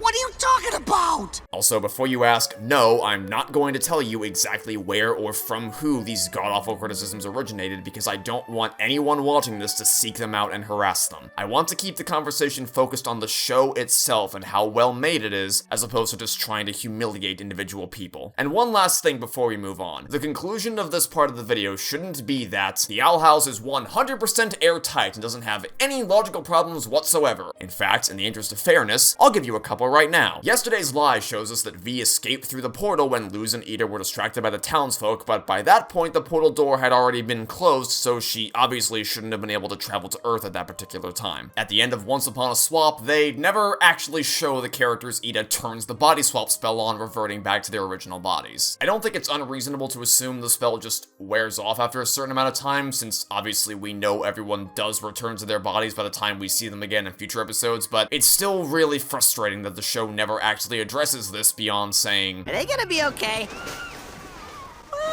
because the writers never leave loose ends like this elsewhere in the show. They always account for these things. But I guess that's just the curse of the body swap episode. The tumor that just keeps on fucking giving. The only episode of the series that I legitimately put in the awful tier. Then again, I don't really know exactly how I'd rank the rest of the episodes against each other. Hey, who knows? Maybe I'll make a video doing that if this one does well enough. Once Upon a Swap is seriously just such a blight on an otherwise phenomenal show. And don't even get me started on the impossibility of Luz's birthday, because Luz apparently went through an entire summer, as well as Halloween, without ever turning 15, because Ida tells us that she spent her 15th birthday cleaning up the aisles, meaning her birthday would have to be after the fall of Belos, and in turn after all the Halloween festivities. Yet it's apparently also true that her birthday is in August, because that's when she's supposed to move into her dorm at the University of Wild Magic, and it's also around the time of her big party in the epilogue.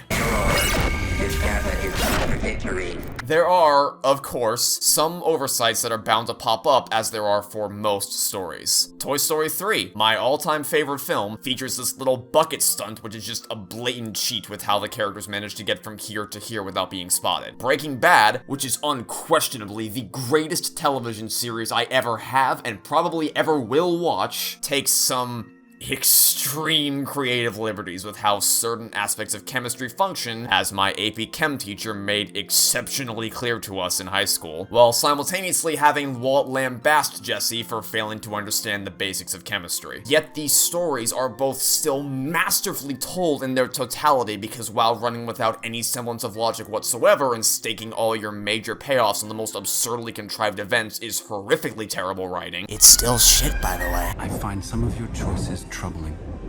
I get that sometimes. They took my image, bent it to their purpose.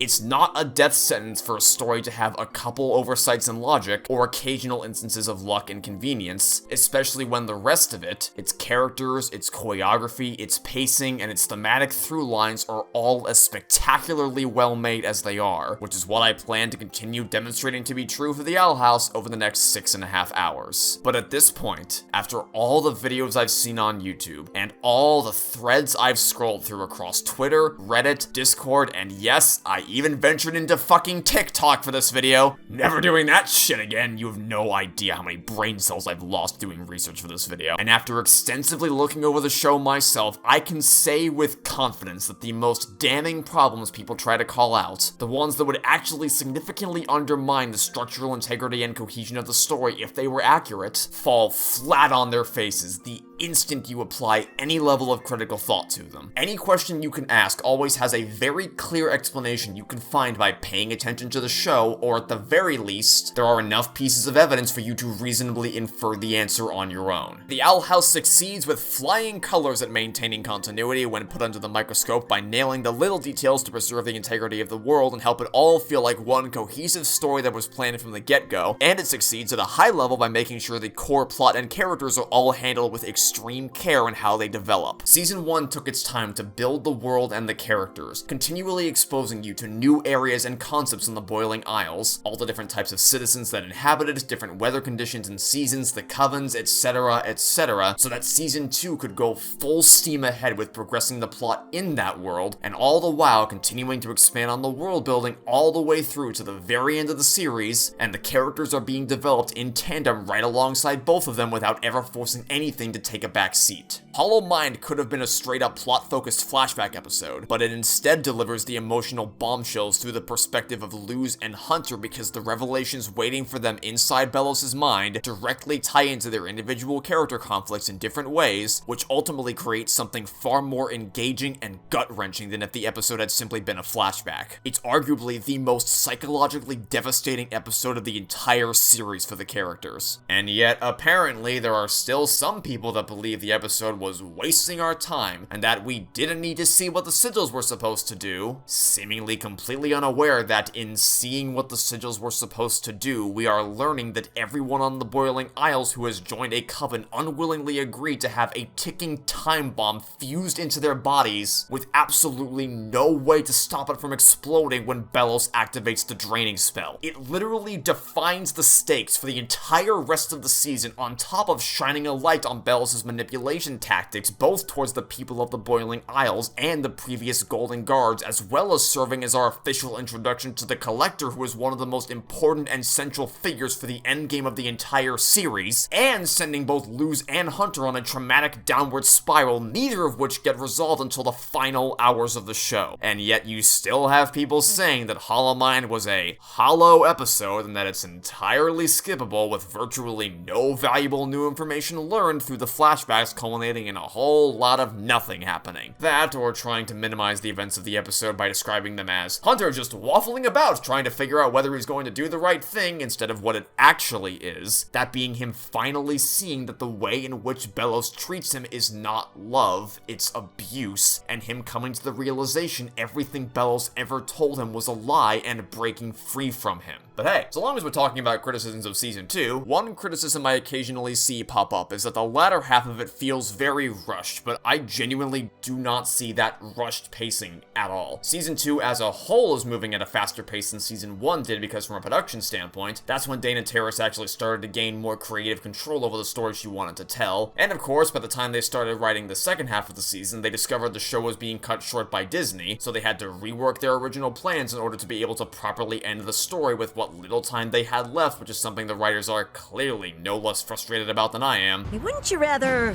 I don't know, have a beach day? Maybe if we had time for 20 more adventures, but we don't. But you don't even need to appeal to the meta to logically explain why things start moving a little bit faster in Season 2, because narratively, this is following the events of Season 1's finale when the Owl family had a direct confrontation with Belos at the Conformatorium, and as such, it makes sense for the plot to start ramping up much more quickly as the Day of Unity rapidly approaches and the situation begins to look significantly more dire for the characters, especially in the final push to the Season 2 finale. There's never a point where we suddenly hit the accelerator button and lore drops just start rapidly falling from the sky. The overarching plot of the season is properly set up, with each passing episode seamlessly building off the previous one piece by piece, little by little. Then, of course, there's Season 3, which I have no shame in admitting I was the most skeptical person on the planet about prior to actually watching it. I was exceedingly concerned about how the show was going to be able to wrap everything up in just 3-hour-long specials because Disney completely dicked the show over for reasons I cannot logically explain without being extremely cynical about it, because the explanation that was officially provided is so blatantly hypocritical I might be laughing if it didn't royally piss me off. It was a great show. I mean, why cancel it? 2 words.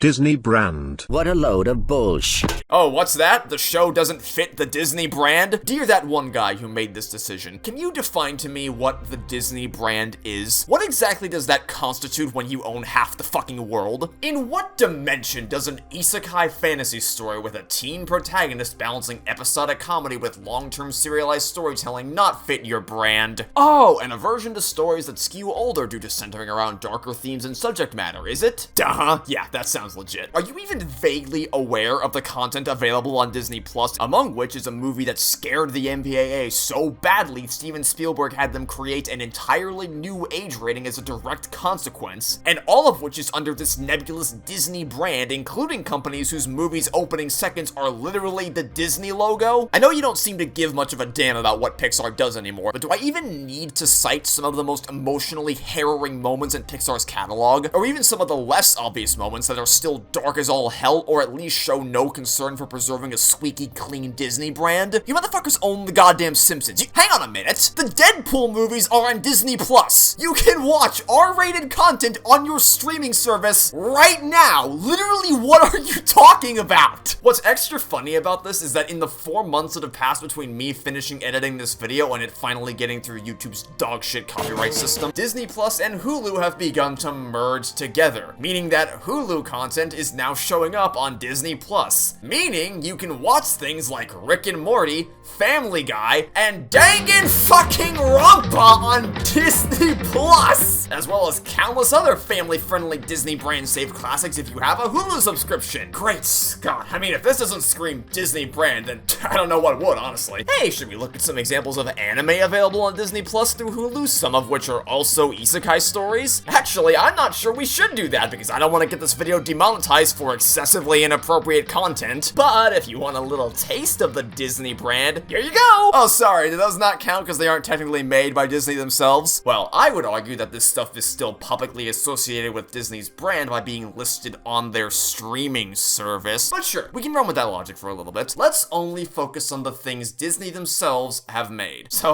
what happened to the villain in Tarzan again? Wasn't Scar eaten alive? What's arguably the most infamous character death in cinematic history? Didn't somebody get dragged to hell? How about Ursula? Remember this guy from Mulan? How many men does it take to deliver a message? One.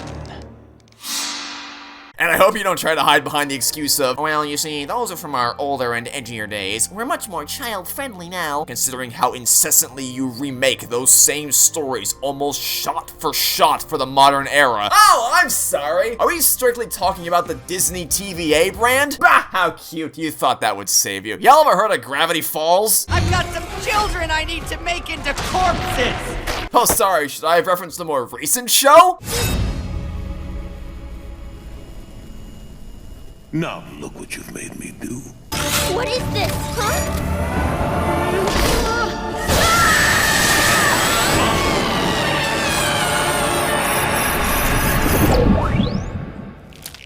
You have no clue what you're talking about, Disney. Stop lying to me. It so very obviously had nothing to do with fitting your bullshit brand, and Dana Terrace handily disproved any other possible explanation for the shortening, such as budgetary concerns or poor ratings. So through the process of elimination, what do we have left? Well, I would never want to definitively claim that it was because of explicit LGBTQ representation. After all, Andy Mack had an exceptionally successful 3-year run on the Disney Channel, and that was a show which featured the network's first openly gay character who was actually a major part of the show and not just something you could literally blink and miss or something that comes off as more of a joke than anything else. Not disrespectful, just clearly more focused on how the writers could leverage the Duncans having to adapt to hanging out with two moms for the first time for the sake of comedy. Usually on these play dates, I go downstairs with the dad to watch the game, so who am I gonna watch the game with now?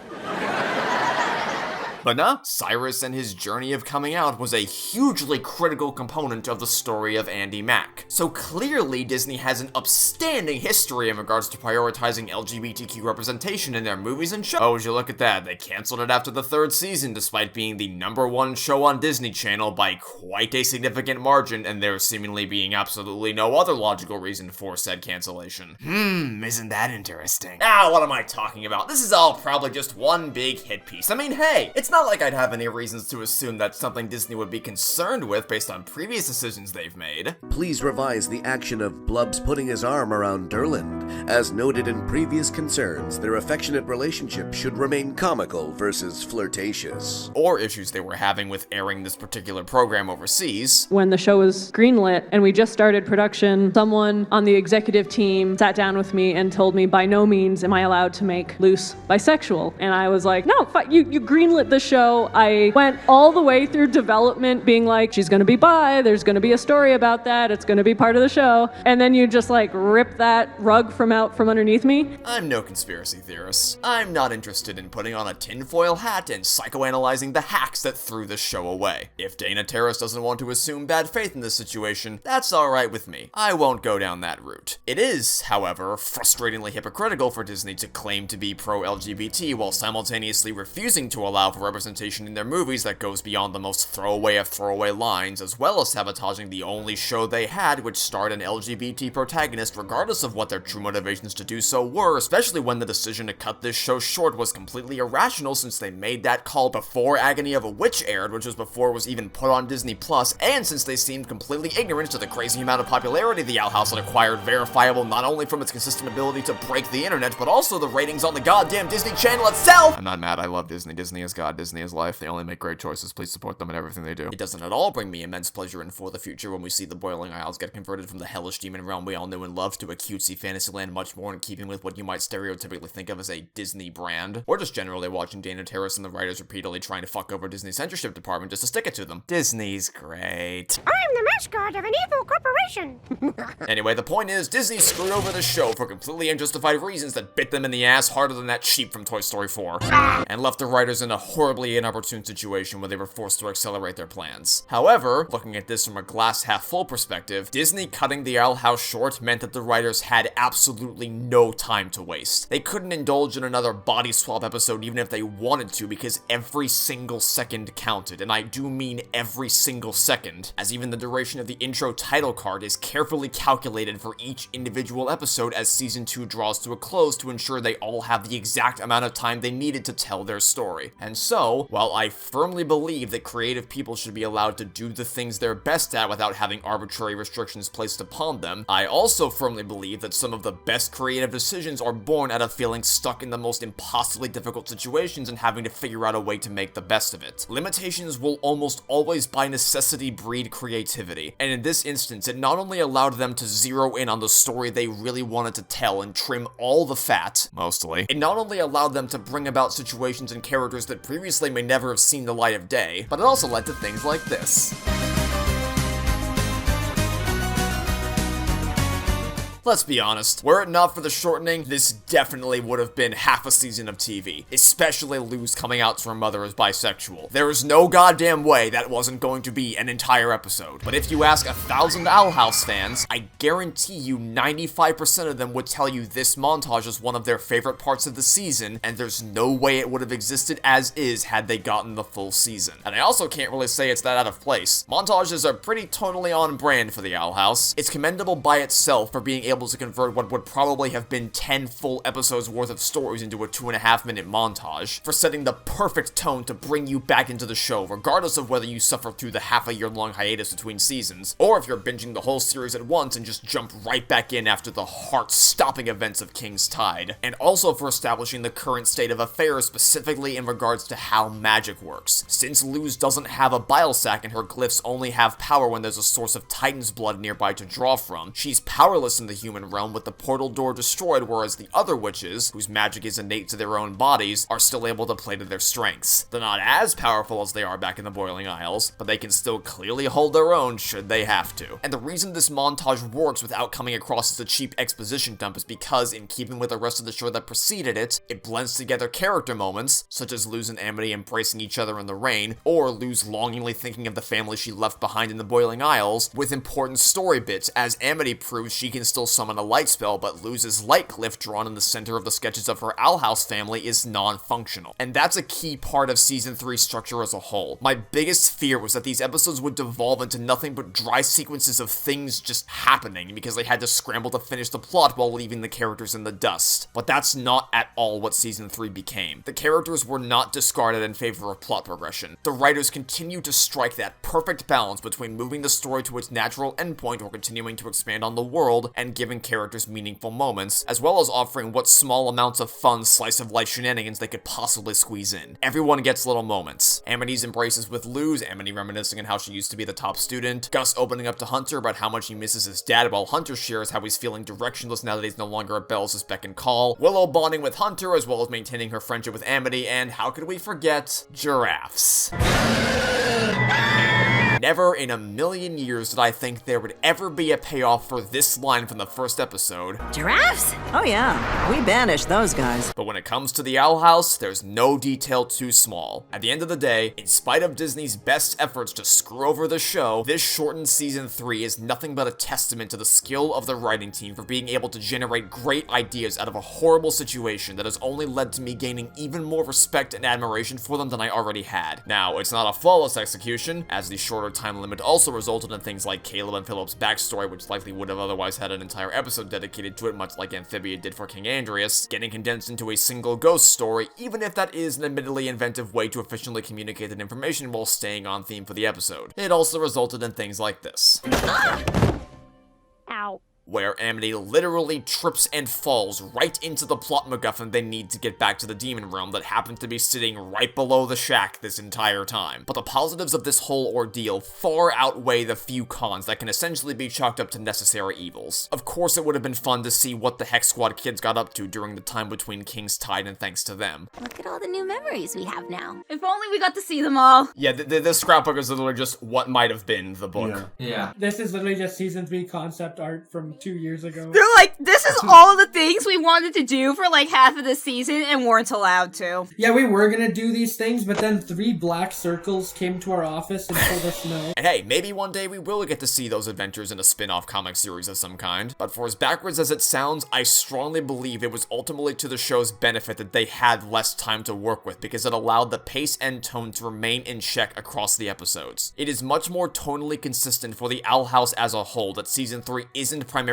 dominated by zany slice-of-life episodes in the human realm while people are actively suffering in the demon realm, and everyone basically pretends like the events of King's Tide just never happened at all. They don't spend half a season building up to some big dramatic event only for things to start to significantly mellow out for the next batch of episodes. The show never has trouble regaining its momentum after something like Young Blood Old Souls or Yesterday's Lie or King's Tide. The ball that is the stakes and conflict of the Owl House starts rolling as soon as Luz runs through that door, and it keeps consistently rolling faster and faster the deeper into the series you get without ever encountering any bumps along the road that slow things down. Body swap! Nope, that doesn't count. We don't talk about the body swap, ultimately leading to the explosive conclusion of watching and dreaming. The pacing and structure of the story is consistently impressive from beginning to end, no matter what hoops the writers had to jump through, and I will never be able to put into words how amazed I am they managed to round this show out as cohesively as they could without ever feeling like something was missing or that things were moving too fast.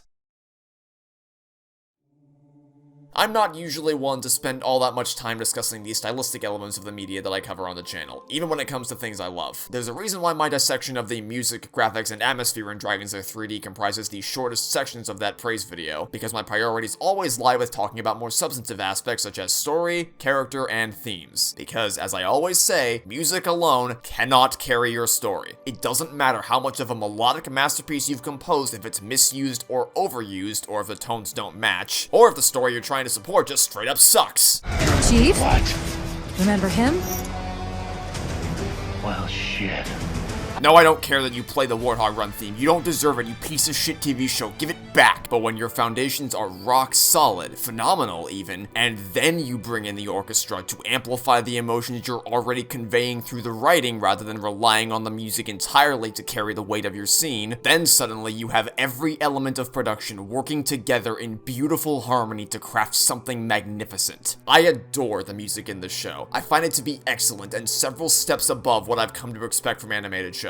Phineas and Ferb will obviously always take the crown for having the best songs, but as far as instrumental scores are concerned, I've lost count of the number of melodies played over the course of these episodes that were immediately memorable upon hearing them for the first time. Grom, the Grudgeby match, Amity's Abomaton duel, Ida's Requiem, my god, Ida's Requiem. The Collector's theme, basically everything for the final episode, and of course, the endlessly replayable main title theme. Every composer that's touched this series, from Brad Breek to TJ Hill to Andrew Morgan Smith, has brought their A-game to help the most impactful moments land even harder thanks to their musical prowess. Having said all that, I also know nothing about composition and wouldn't even know where to begin properly analyzing why the music sounds so good other than telling you it was catchy. Character themes are brought back for appropriate situations but never to an absurd degree to the point where they become repetitive. The texture work and instrumentation is delightfully rich and pleasing to the ear, and that a lot of the tracks have been stuck on repeat in my head for months, especially the Grom music. They really went all out with that one across the board.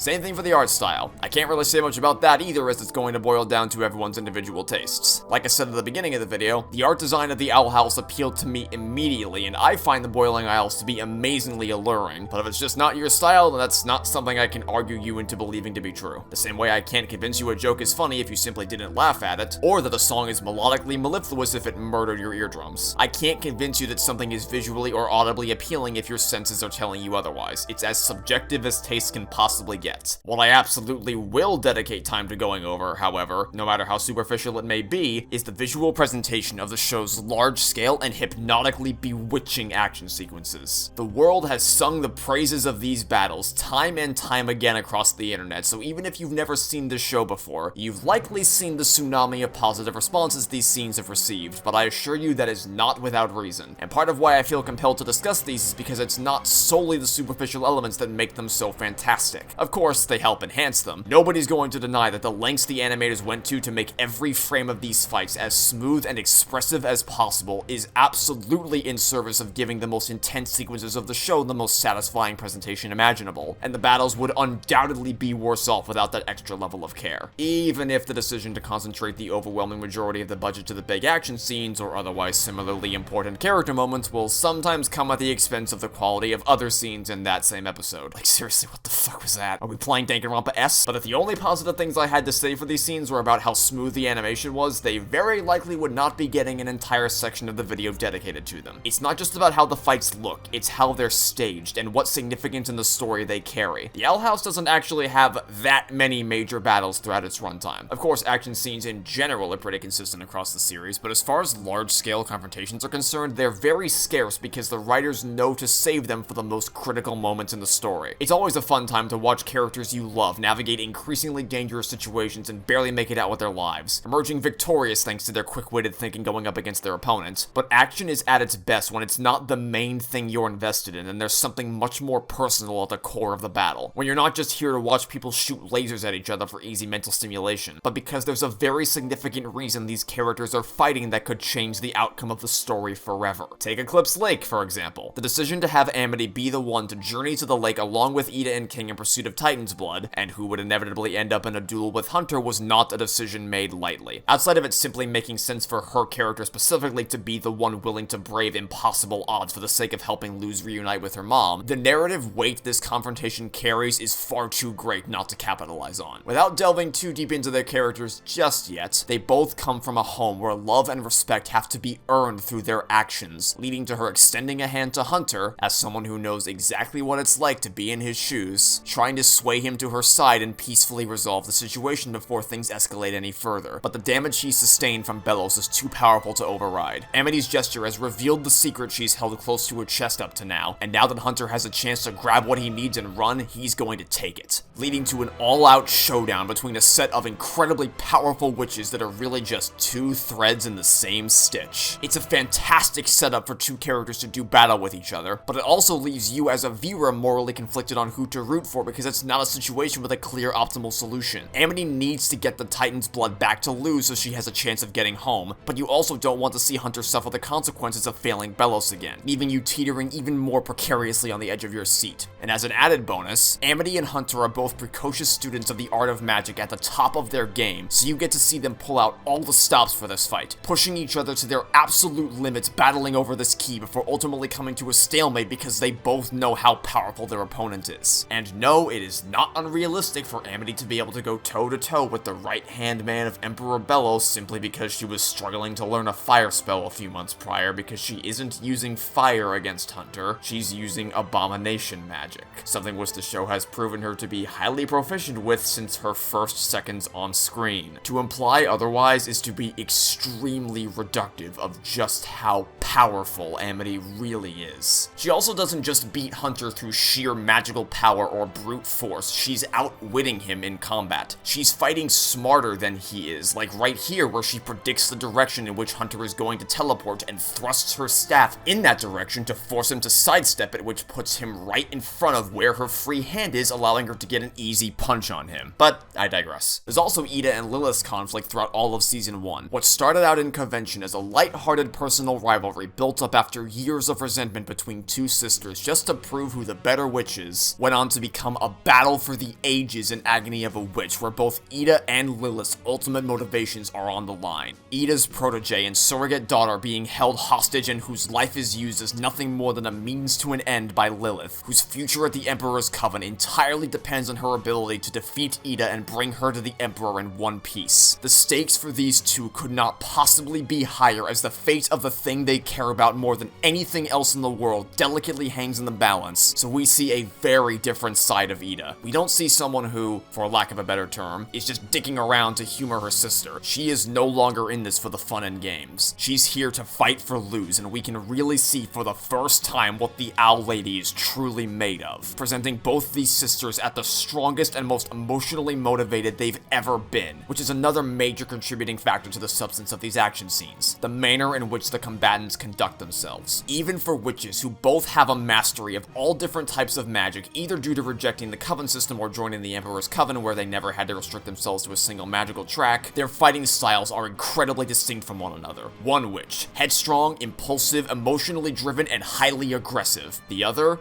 cold, calculating, and reserved, knowing she has the upper hand and it's only a matter of time before Ida's magic is drained and the battle is won. Very different from what we see in Convention, where Ida treated this as nothing more than a silly game, humorously summoning an army of giant hooties to swallow her sister whole, but Lilith throws every inch of herself into this battle lest her pride sustain even the slightest of damage at the hands of a wild witch. It never feels like you're watching a cluster of indistinguishable baboons throwing punches at each other. You feel every ounce of the character's motivation and personality shining through in their actions, and their fight styles add a flavor to the battle that is unique to them and them alone, constantly surprising me with the increasingly clever ways in which the characters make use of the powers they have at their disposal. And all of this is most perfectly demonstrated in one of the final battles of the series, the dramatic face-off between a Belos-possessed version of Hunter and the family he's found for himself. Buttery smooth animation, checked off after just the opening seconds. Tom Barkle never failed the Owl House with anything he ever animated. Enthralling character conflict, the kid who's been controlled, manipulated, used, and abused by an oppressive dictator all his life has now lost all bodily autonomy and is fighting like hell against himself to regain control of his body and stop Belos from hurting his friends, even if it comes at the cost of his own life, while the Hex Squad kids have to defend themselves against Belos' attacks and try to get him out of Hunter's body without killing him in the process. I'd say that box is quite amply checked, and that's without delving into how pivotal this moment is for Hunter's development throughout the show, which I assure you we'll get to in due time. Making great use of all the individual characters and bouncing them off each other in interesting ways? Check, double check. Gus, the illusionist, is focused on keeping himself one jump ahead to distract and misdirect Belos while the rest of his team deals the heavy damage, the likes of which include Willow, who manipulates Belos' arm in a similar way to how she manipulated one of her plantation creations, Amity, who, as someone with an eternal fire in her heart to protect the people she loves most, is by far the most aggressive of the bunch and even seems to partially disregard Hunter's safety with the sole intent of defeating Belos and protecting Luz above all else, who, by the way, doesn't even try to fight back against Hunter. Her only efforts in this battle are a desperate cry to appeal to Hunter's humanity and get back her friend. Very similar to V, someone who is not nearly as accustomed to massive confrontations as the rest of the team, and is understandably reserved about facing Belos again after keeping her and the other basilisks trapped as experiments for so long, and as such, her priority in this battle battle is defense, not aggression. To suck Belos out of Hunter's body, not attack him head on. With so much going on, you'd think that this would be impossible for the viewer to track and it would just devolve into a complete cacophony of light and color that you're just waiting to conclude, and for the show to tell you who won. Yet it doesn't, because it also superbly excels in checking off one last box I've yet to break down: clarity. Clarity is pivotal in an action scene so that the audience can properly follow along with the progression of events, which is one of the main reasons why an excessive amount of cuts and an over-reliance on shaky cam is so distracting in action movies. Why do I need 9 different shots of a guy jumping out a window or climbing a fence? Like, Jesus, calm the fuck down. Are you actively trying to make me throw up? Despite so many different players coming at Belos from so many different directions with so many different methods of attack, it's all shown to the audience in a linear fashion so you're never confused about where to look and can effortlessly follow along with what's going on. Having each strike a character makes directly lead into the next, guiding your eyes around the frame in a beautiful dance of choreography. Picking one of these glorious battles as my favorite of the show is almost impossible, and I'd be interested in hearing what your personal favorite is. But as for which one is the best constructed, there is a solid case to be made that, thanks to them, takes the cake. It's the gold standard for action scenes in this show that checks every box it needs to across the animation, staging, narrative significance, and meaningful ways in which the Hex Squad contribute. And we should probably actually talk a bit more in depth about the people who make up that Hex Squad, because if you know anything about me, you know that the thing I value above all else in a story is the integrity of the character writing. All the fancy animation and airtight plotting and cool world building isn't gonna mean a whole lot without a solid cast of characters to support it all. Starting with... Gustafer! Gustaban!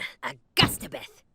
Any of those working for you? I hide in plain sight, same as you. No, not that Gus. Gus may seem like a weird place to start when talking about the characters. I mean, it's Gus. He's just another one of the Hex Squad kids, and arguably the one with the smallest amount of influence on the core story. What makes him so important? But it is that very gut reaction that makes me want to talk about him. In fact, he and Willow can duke it out for who is most often overlooked by fans when discussing the Owl House. You might even say he's an expert at hiding in plain sight. Gus Porter is a remarkably gifted student who's 2 years younger than his classmates, resulting in him being among the most powerful illusionists on the Boiling Isles, but is also completely incapable of seeing through the illusions of other people's personas. He's been praised all his life for being the gifted kid and excelling in his academics, but is lacking on being able to read people and pick up on social cues. He can't see through the illusion in Labyrinth runners to realize that this isn't really Willow, despite her being his only real friend until Luz showed up, because he can't detect the little idiosyncrasies that are ever so slightly off about her while they stand out clear as day to Hunter, who's only been with her for a single day but can still tell that something's off. Gus is a master of illusions, and as such is able to immediately deduce Adrian's lie and save Edric from being branded by a sigil, but when it comes to reading the subtle mannerisms and speech patterns of his friends, it's a social skill he simply does not have. He clearly has a heart of gold and cares deeply about his friends, he just doesn't know how to express that properly or help them in their time of need, and unintentionally makes things worse, in spite of all his natural gifts. It's also why he's constantly trying to help people with their schoolwork, because his academic ability is the one skill he knows he can cling to that people can reliably come to him for.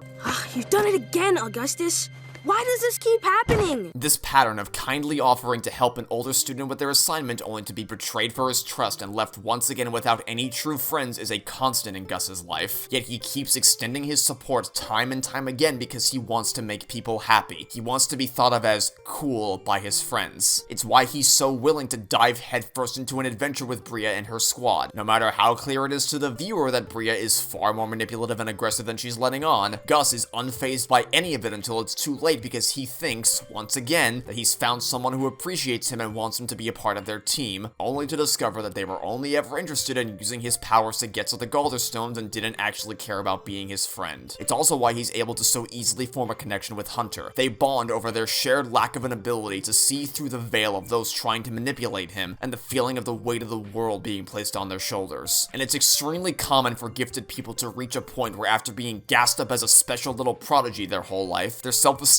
suddenly takes a major hit because they can never reach those insurmountable expectations that have been set for them, whether it's by their parents, teachers, classmates, or all of the above. The smallest of mistakes or lapses in judgment can severely detract from the self-worth generated from that label the world has impressed upon you. And that's the reason why he's grown to have such a passionate fascination with the human realm. It seems like a fairly standard case of, oh, an otherworldly character who views humans in the same way that a marine biologist would view aquatic life, but that's not all there is is to Gus's fixation on humans, because in a world where nobody really knows anything about the human realm, he is the sole expert on the subject matter, which isn't to say his interest isn't genuine. He clearly is extremely passionate about human culture and eventually chooses to integrate that with his career path, but it's where that passion stems from that is the most interesting part of his character. You'd think that someone as heavily invested in humans as Gus is would be more interested in a human fantasy club where apparently witches actually roleplay as humans. Yet he isn't. He has no desire to engage in playing make-believe and making up whatever rules he wants. He is instead the president of the Human Appreciation Society, which is for people genuinely interested in learning more about what the human world's really like, where he can provide actual answers for them, and he can be a reliable source of information everyone turns to without fear of screwing up. He cannot possibly make a mistake when sharing the wonders of the human realm with others, no matter how off-base his assumptions of their culture truly are, because there's nobody else around who can prove him wrong. And it's why he feels so personally threatened by the arrival of Bartholomew, because while his love for the subject matter is absolutely genuine, the thing Gus is really getting out of this, whether he realizes it or not, is a place for him to always feel like he matters, to not have to worry about falling short of the pressures that come with being labeled the gifted kid, and being younger than everyone around him. And the instant someone else claiming to know more about humans than Gus showed up on the doorstep of the club, it sent him into a panic. The one safe space he had was at risk of being torn down in front of him. Had it not been for knowing Luz was there to help discredit Bartholomew and maintain his position as the president of the club, it wouldn't surprise me if such a threat was so overwhelming it led to him experiencing one of his emotional shutdowns. We only see a small dose of Gus's anxiety-induced panic attacks in Labyrinth Runners, but we know they've been festering for years before Luz ever arrived in the demon realm, and it's likely he's been dealing with this ever since he was a little kid. I can't even begin to imagine the level of horrors his own brain has subjected him to whenever he gets too stuck in his own head. The very reason why he never had a true friend, because despite his attempts to help his classmates and form connections through that, it was always nothing but a facade. People pretending to be his friend for the service he can provide and nothing else, leading to him telling himself over and over again that the world hates him, and that being taken advantage of by others for his prodigious nature is the only thing he's good for, something he'd conditioned himself to believe and reinforced every time he felt emotionally overwhelmed and shut down completely. Gus isn't just there as a silly comic relief character. He's representative not only of those who have fallen victim to the harmful mindset being a gifted student carries with it, but also those who suffer from severe anxiety and panic attacks, which are two aspects of his personality that are directly linked to one another, and well supported by every episode that puts him in the spotlight, of which there are far too few. It's genuinely a shame that Gus didn't get any more than a handful of episodes centered around him, especially when compared to his fellow Hex Squad members. Something else that's nice to see is that Gus is by far the most open and expressive among his friends when it comes to his emotions. Everyone else tries to conceal them for one reason or another, but Gus isn't afraid to be open and honest with people about how he's feeling, largely thanks to his relationship with Willow, someone who, for the first time ever, wants to be his friend because she enjoys spending time with him, and who was the first person to ever try to help him work through these self-loathing feelings he was always wrestling with, rather than someone who just wanted to use him for personal gain, who shows him that he's allowed to let his emotions shine through, to feel afraid, sad, and confused, and is there as a rock-solid shoulder to lean on for support and comfort, because there's no one for whom a state of repressed emotions ring truer than Willow Park. She's always there to help her friends when they start spiraling, especially Gus, because she knows what it's like to be cast aside by people. When we first meet her, Willow is buried under the weight of so much stress. She's reeling from the aftermath of a messy breakup with a friend who would then go on to bully her for years. She's been forced into an academic concentration she shouldn't be in that places her in classes alongside that very bully, and she's consistently declared by her classmates as being nothing but half a witch. She is looked down upon by nearly everyone around her for reasons that are entirely beyond her control and not at all her fault. She didn't choose to study a type of magic she clearly isn't strong in, and she did nothing wrong to warrant losing Amity as a friend that would lead her to rip her social reputation to shreds. It's only thanks to the help of Luz that she goes on to discover what she's really capable of, and is properly recognized by the other students for the strength and magical prowess she always had, even if she didn't know it. Willow has so much pent-up anger and frustration that's been eating away at her sanity ever since the day she lost Amity, that's only gotten more intense as the years have gone on, and yet at no point does she take this out on anyone. In fact, it's because of everything she's going through that she's so immediately empathetic to Gus. She's been where he is before, and if she can't fight her own demons, she can at least help other people fight theirs. And that's what she becomes known as outside of a Flyer Derby champion and master of plant magic. She's the supportive friend, the one who always looks out for everyone else and the one they can always go to if they need to be lifted up. Something that makes Willow happy because everyone coming to her for support makes her feel recognized and important after being constantly put down for so long. But she takes things way too far, fusing the two things people had come to appreciate her for into one dangerously self-destructive personality that leads to her burying her emotions. She defines her newfound self-worth solely by her ability to help others emotionally and by her strength in plant magic. When she shows Hunter a photo from the day he played Flyer Derby with the Hex Squad, from a time when he still had Flapjack to try to lift his spirits, she isn't met with instant gratification, but instead with a noticeably sullen face, making her feel like she failed, because to her, any sign of weakness is a sign that she's losing the confidence she's built up and a sign that she's slowly slipping back into the half of which she was for all those years. The person she hated being seen as. All of which comes to a head in for the future when she can't shoulder all the emotional baggage anymore. All the stress she's been taking on reaches its breaking point and she crumbles like a house of cards. She can't control her magic and she can't help her friends. The two things she had defined herself by now feeling like she's helpless in both. That everything she's achieved since first revealing to Principal Bump her knack for plant magic has all been for nothing and she really is just half a witch Willow after all, feeling trapped in a hole all by herself with no escape. But she's not alone in this moment. Gus is there for her. Hunter is there for her. And even as her plants are actively pinning them to the wall, they stand by her side and fight to reach out to the inner Willow they know is still in there. They show her the same thing Willow showed Gus on the day they met, that it's okay to be emotionally vulnerable and that doesn't make you weak. It even makes you stronger for getting in touch with your feelings and being confident enough to confide in somebody else with those feelings. Even the most selfless and supportive of friends will eventually need someone to lean on themselves. Willow has gained the confidence to push back against the world, to stand up to her bullies when they try to push her around, and to stand up to her friends when they take things too far and cross lines she knows they shouldn't. To become the leader of her own Flyer Derby team, taking initiative to make waves in the world all by herself, and to decide on her own terms exactly when she's ready to forgive Amity for how she treated her. The important part of understanding Willow isn't that her and Amity have made up and everything is back to normal, because it isn't. You can't erase years of abuse with a snap of your fingers. The most important revelation is that none of it was ever Willow's fault. It wasn't on her that she and Amity drifted apart. She can't blame herself for any of it. Them making up and trying to be friends again comes entirely second to that understanding. All they can commit to is that. It's a start. A promise to try to get things back on track, but no promises made beyond that. It's great that in spite of how ordinarily welcoming and friendly Willow is, she doesn't immediately forgive Amity for all that's happened, and it takes time for the two to fully warm up to each other again. While she's happy to start being friendly with her, they don't pick back up right where they left off with the same level of chemistry they had as little kids. It's not until Labyrinth Runners, approaching the end of the series, when the two are thrust into a situation where they have to work together to break out of Gus's illusion, that things start to really change for the better. There's no one else around here that can cushion the tension in the air lingering between them. It's only Willow and Amity, isolated from the rest of the group, left to fight their way through the school-wide illusion. And it's clear that even though Amity has softened up significantly over the course of the show, she still doesn't think Willow's strong enough to hold her own, and she tries to fight for her. I just got you back as a friend. Let me protect you!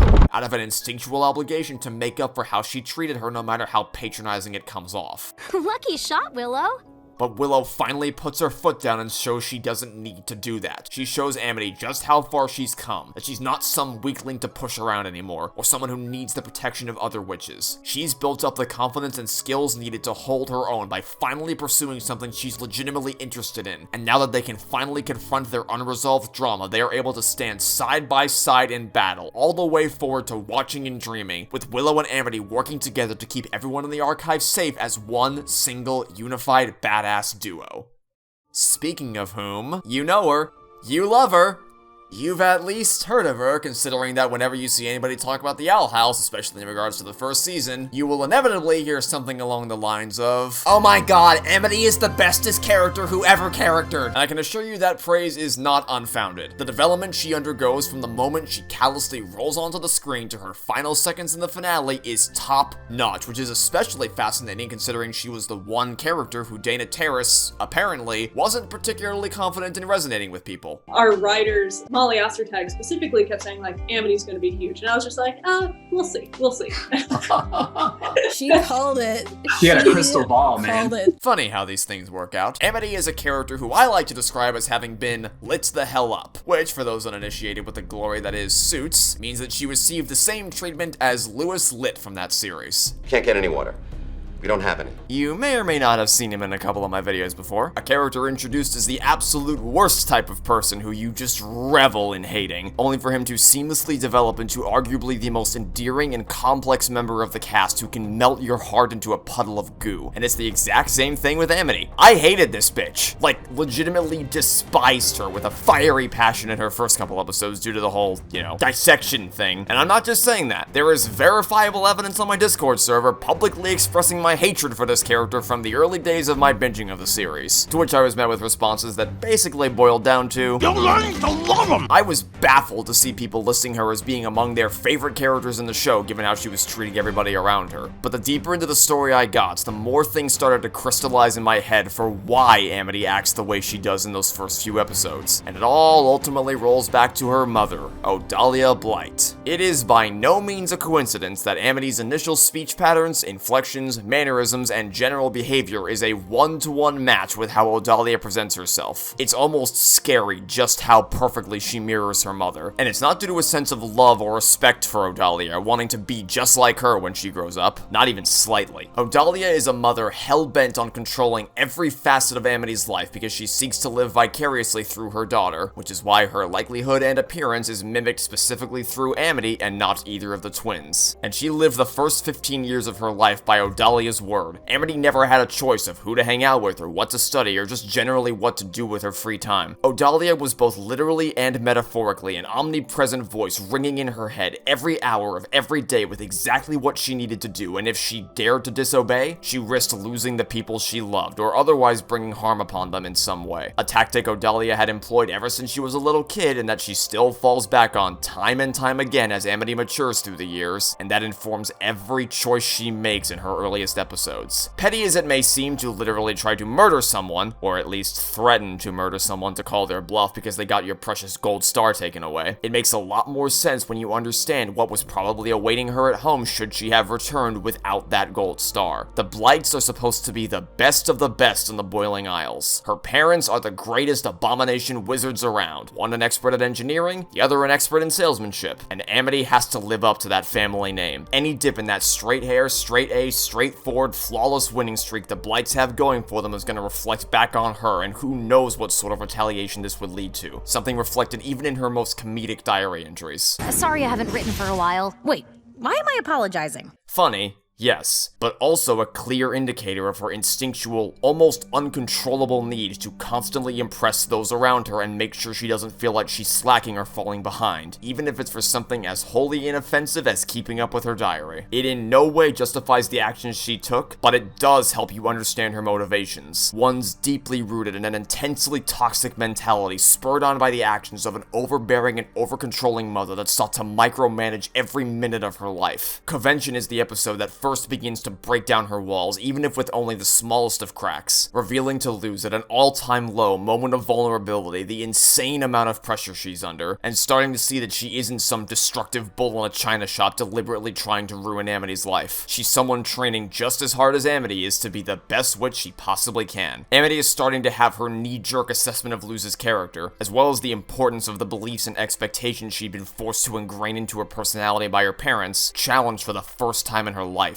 And most importantly, at no point does Amity ever walk back her character development. There's never a case of her learning a lesson in one episode and then pretending that episode never happened, slotting right back into her antagonistic tendencies for next week. After her scene with Luz at the end of Convention, she still hangs out with the popular kids at the beginning of Hootie's Moving Hassle, but her demeanor has palpably shifted. She's now willing to start standing up for Luz and her friends, even if in just the smallest of ways without being too overt about it in front of her clique. It's also when Amity sees that Luz's moonlight conjuring with Gus and Willow was infinitely more successful than hers. Luz and her friends literally took control of the entire Owl House and paraded it across the Boiling Isles on a joyride, whereas Amity's crew...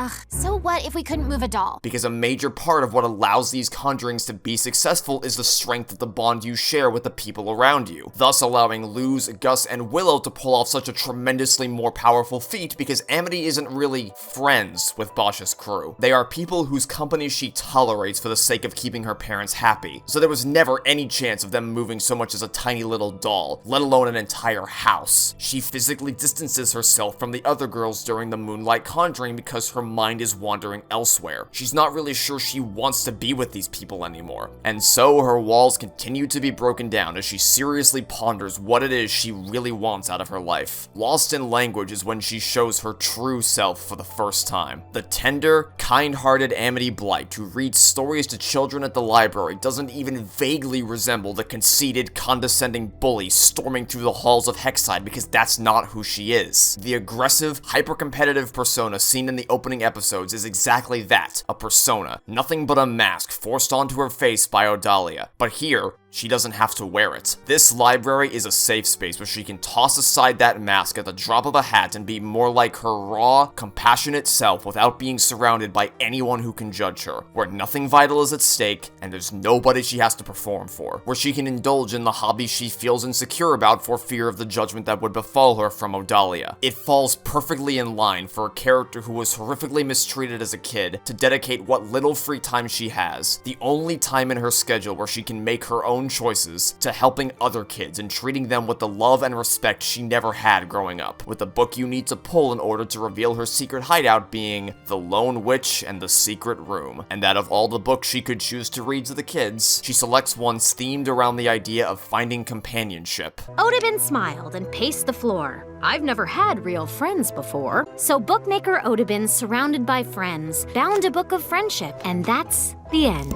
Ones which she's been attached to ever since she was a child. I've been reading you since I was a kid! Because that's what she wants and has been unable to find. Until she meets Luz, who is as diametrically opposed from her parents as possible. She's a rebellious, spirited, and loving soul who showed Amity her worth, and is willing to accept her for who she is without needing to prove anything to earn that. Luz gives her the one Azura book she knows she's missing from her collection, letting her know that it's okay to let that side of herself shine through. And finally being met with the warmth and fondness she craved for so long is what properly gets her started down a journey of self-reflection and introspection, leading to a character shown in Adventure in the Elements who is more amicable and considerate than before, but who still has a hard time completely breaking out of the aloof, top-of-the-charts popular rock star attitude that's become second nature to her by this point. And it ultimately leads her to trying to set things right with Willow, telling her the truth of why she really had to end their friendship when things were going as well as they were,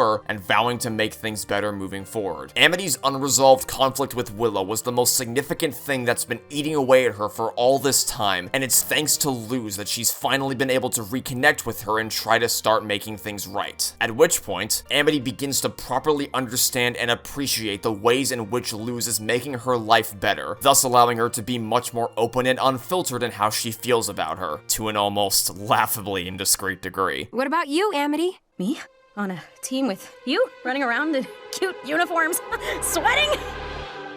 I gotta go! And after spending the next stretch of episodes settling into her new friend group and surrounding herself with people who make her want to be a better person, escaping expulsion is where she finally has the courage and morals to overcome the chokehold her parents have on her, to stop letting Odalia take over her life, to silence that voice in her head and break free from her control, because the love and appreciation she's developed for people like Luz greatly exceeds the fear she feels from facing off against her parents. She dyes her hair purple and through the Looking Glass ruins to show she doesn't care about what Odalia thinks of her anymore, not just in how she's chosen to distance herself from her mother's hair color, but also with how she's letting her hair be a little less pristine, not straightened out and all tied up to perfection. It's looser and much more free-flowing. She's able to express herself for the first time in her life, but she still isn't totally free from the damage Odalia caused her over the years. There is a monumental amount of emotional baggage that still needs to be unraveled, because breaking free from Odalia's control doesn't mean she's also broken free free from all the behavioral habits she picked up under her tutelage. Some people have this idea that as soon as Amity got together with Luz, she suddenly became a flat, uninteresting, one-note character whose personality devolved into nothing but a love-struck teenager, and that she was far more dynamic and layered in Season 1 when she took up the role of the bully, with the primary example people point to being her adventure at Eclipse Lake, as her motivation appears to be nothing more than wanting to prove how loving and devoted she is to Luz. But that's not what's really going on here. That innate desire to prove her worth stems from the lingering trauma she's living with after believing for her entire life that unless she proves she's useful to the people she loves, she'll never be good enough for them. Odalia didn't just teach her this, she drilled it into her brain, and thanks to that, Amity never really knew what unconditional love looked like until she met Luz. And this is the first time since she and Willow were forced to go their separate ways that she's met someone willing to fully embrace her for who she really is, and not the front she puts on. Someone who cares more about making sure Amity comes home safe and sound than whether or not she comes home with the Titan's blood. Luz isn't someone who will condition their love for you on what you can do for them, and after living under her parents for so long, Amity does not want to risk messing this up. Eclipse Lake is not an episode about Amity falling over herself trying her best to make her girlfriend happy. It's an episode about the lingering effects of her traumatic childhood experience and her making a connection with another victim of abuse with whom she can feel solace and a sense of unity with their shared life experiences. Amity and Hunter are both people who have resorted to extremely desperate and downright hostile measures to get the things they want out of fear of the consequences that await them should they fail to meet the expectations of their abusers, allowing Amity to see how self-destructive that mindset is through who is essentially a dead ringer of herself from only a few short months earlier, hoping they could bond over their shared experiences of drifting in the dark and longing for the light, living under the oppressive thumb of someone who never really cared about them as a family, instead only seeing them as an extension of their legacy for one reason or another while starving for their acceptance. But not only is the one episode people like to point to not even an adequate example of her character's depth being lost in favor of becoming Luz's girlfriend, it's also not even the only thing she has left to do for the rest of the series. People who try to reduce Amity's character like this are completely glossing over her story and reaching out of trying to engage in hobbies and interests that specifically appeal to her rather than the desires of her parents, and beginning to repair a relationship with her father. It also glosses over her literally breaking away from Odalia's control permanently in Clouds on the Horizon, vowing never to speak to her again, and her definitively cutting Basha out of her life forever, and her continued demeanor with interacting with children, and the fact that nearly every one of these major breakthroughs is all strung together by her constantly evolving strength with abomination magic. Eclipse Lake, Reaching Out, Clouds on the Horizon, For the Future, they all involve abomination magic to some degree, showing how she's transformed this part of her life from something she only used to keep herself on top of the charts and earn the approval of Odalia into something she's passionate about developing on her own time independent of school, and something she uses either to chase her own dreams and aspirations or protect the people she cares about. Seriously, how the fuck do you come to this conclusion just because she said she wanted to prove she was an awesome girlfriend? How does one miss all this stuff that has nothing at all to do with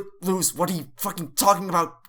Or, God forbid, the conclusion that Amity never actually grew or changed as a character and that any change she underwent was solely because she wanted to start dating Luz, which definitely had nothing to do with escaping a cycle of abuse that plagued her before she even knew who Luz was, and Luz was simply the one to open the door for her to break free of it, and finally embrace the sweet potato she always was underneath. Nope, none of that, fuck all that shit. Amity's only thinking about dating Luz all day, every day. I crave death. Even looking at the end of King's Tide, when Amity is practically on her knees begging for Luz not to stay behind in the demon realm, she's not doing it from the perspective of someone who just couldn't go on if she lost her lover. She's doing it from the perspective of someone whose family had just been shattered, having firmly cut Odalia out of her life, being forced to abandon her father as he faced down an army of abomatons, having absolutely no idea where Edric and Emera were and if they were even alive, and whose entire world was literally falling apart all around her as her only viable choice for survival was to flee to a completely different dimension she has no experience living in. And after having just underwent so much loss in such a short period of time, she was petrified at the thought of losing Luz too, and the thought of being launched into a world she was a complete alien to without the one person she knew she could lean on for support and comfort, culminating in a tidal wave of emotions which are absolutely sold by Mae Whitman's heart-shattering delivery of these lines. Luz, come on!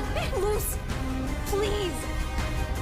Like, I don't know what to tell you, man. Amity's character did not evaporate into thin air after season 1. She was just able to get in touch with her real personality. Now that she's found people who love her for the soft-hearted and caring, but also fiercely combative and protective soul she is on the inside, she's allowed to permanently tear off that mask Odalia forcibly thrust upon her as a child rather than selectively letting it drop only at the library, to explore the things that make her happy and figure out what she wants to do independent of her parents, and embrace being Amity. Not a snob who only associates with a select few, but an average, dorky teenager. And for as awesome as it is to see how she's developed her skills as a witch, now able to summon giant abominations without even so much as breaking a sweat, far more satisfying is watching how her personality has evolved. No longer is she burning through all her years, trying so hard to be perfect, always worried about having to live up to her family name. She finally made a break for it, and now she's just Amity. Raw and unapologetically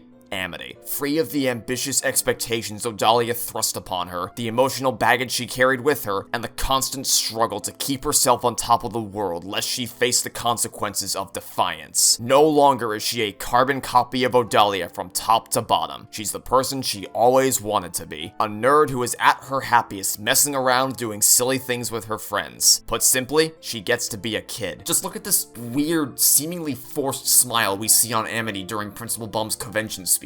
It harshly conflicts with the rest of her face, as supported by just how miserable she clearly was seconds beforehand when she was in the dark and nobody could read her emotions, but then Bump directly pointed at her and suddenly she was forced to look enthusiastic now that people were paying attention to her, as if she only has aspirations to join the Emperor's Coven because that's what she's been conditioned to believe is her most optimal future for all her life. This smile looks nothing like the smiles we see plastered all over her face throughout the entire rest of the show, because she's finally free for the first time in her life, and now she's of a mental state where she can give back to the person who helped her achieve that freedom. When Luz is at her most bubbly and optimistic at the beginning of the series, she constantly reinforces the mindset that we can fix this together, which is something that seems so foreign to her initially, and it's clear as the show progresses that cooperating with others has never quite been her strong suit. But in season 3, we can see that Amity has adopted that platitude herself, at a time when Luz's self-esteem is at rock bottom, drowning under the imaginary judgments of her friends and family, and she needs all the help she can to keep her head above water. Luz showed Amity the light when she was spiraling into a world of darkness, and now that she's taught her how to do so, she's there to help her find that light again, no matter how impossible it may seem, mirroring everything she knows she needs to hear, just the same as when Luz did it to her, leaving her more upbeat and hopeful than ever before. Everything is so crazy right now, and I have no idea what my future holds, but it would be so cool if you were a part of that.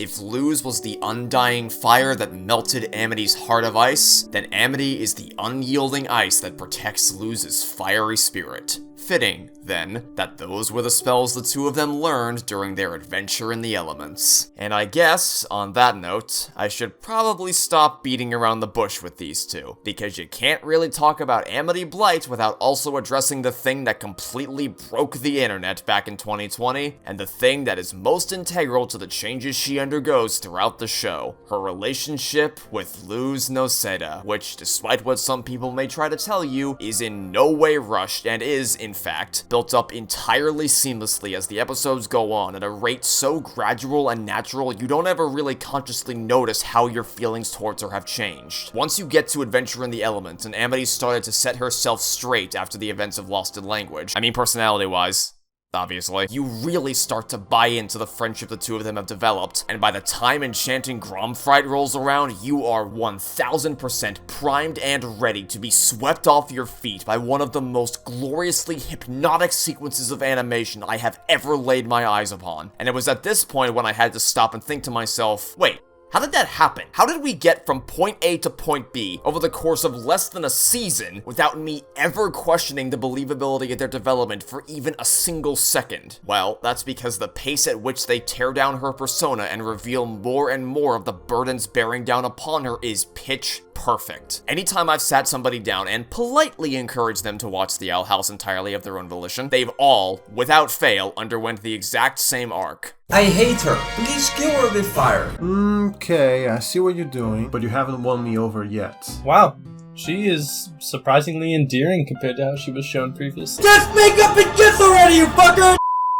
I have yet to show the Owl House to somebody who's come away feeling like the writers were trying to speedrun Amity's development or her budding romance with Luz, and that's because her shift in behavior doesn't happen overnight. Each time Amity has an episode dedicated to her, it builds off of exactly where her last one left off, slowly inching their way to where they ultimately want her to be step by step. Each piece of new information we get regarding Amity whittles down her persona but can't completely eradicate it. You can see her icy external attitude and warm internal heart battling against each other during her first conversation with Luz in Lost in Language, as Amity outwardly tells her to leave her alone, but the second she actually listens to that request, there's a subtle hint of remorse that overcomes her face, accompanied by the smallest of gestures as she tries to reach her hand out to stop her from leaving, ever so slightly. Her heart of ice is chipped away at bit by bit as each episode passes, so there's not a sudden personality flip for no reason. Even all the way to enchanting Gromfright, she still holds on to her knee-jerk responses and generally uptight attitude when roaming the halls of Hexside, and it takes a very long time for her to drop that completely and fully embrace who she is. It is a resoundingly delicate task to be able to take a bully like this and make her sympathetic and set her down the lovable path they do, but the rate at which their relationship develops is perfect. You're never left thinking, oh, for Titan's sake, I get it, you're in love with each other, can you just admit it already so we can move on with our lives? Nor are you left thinking, wait, really? Already? You two are... But didn't you just... They aren't used by the writers just to string the audience along. They feel like real people who wrestle with their feelings and struggle to figure out how and if to confess to each other for the perfect amount of time. One of the biggest reasons why the way Luz and Amity are written brings me so much joy is because they are a prime example of a healthy and positive romantic relationship that serves as a perfect role model for kids and teens to look up to, juxtaposed to the majority of Disney Channel's lineup of toxic couples. I made a huge mistake. Hanging out with Skylar was the stupidest thing I've ever done. You're the one I want to be with. Well, in that case, hey, as long as you cheated on her with me, not the other way around, we can totally get back together for literally no reason. I mean, it's not like there were already clear warning signs of how toxic this relationship was beforehand. It's not like even after getting caught with his pants down, he continued to lie through his teeth about being in a relationship with someone else. Not just one kiss or a flirtatious attitude, a full-on parallel relationship. And it's also not like even after you two eventually got back together, you still did not fix the problems you originally had, including forcing her to choose between a guy she's in a healthy relationship with and you, even though you already agreed to move on from each other because of how hard being in a long-distance relationship was and literally nothing about that had changed. God, I hate this slimy sock puppet so much. Motherfucker kept teleporting all over the place to every single location the Duncans ever went to, even in the finale at the stupid yogurt shop through sheer happenstance. Because the writers refused to move on from him even when the characters and audience had all collectively agreed to do exactly that, and they show Teddy finding an actually healthy relationship with a respectful and considerate guy, going through an entire arc where she chooses him over Spencer, only to then delete him from the story 2 minutes later because Spendy for life! Gotta speedrun them to the finish line at the last possible second. I'm so happy these types of toxic relationships were front and center on the Disney Channel as a shining example of what they wanted kids to think was actually super healthy for so many years. If you cheat on someone, don't worry, just stalk them everywhere they go until you eventually wear them down and you finally get back together. I'm Spencer McFuckface, and you're watching Disney Channel.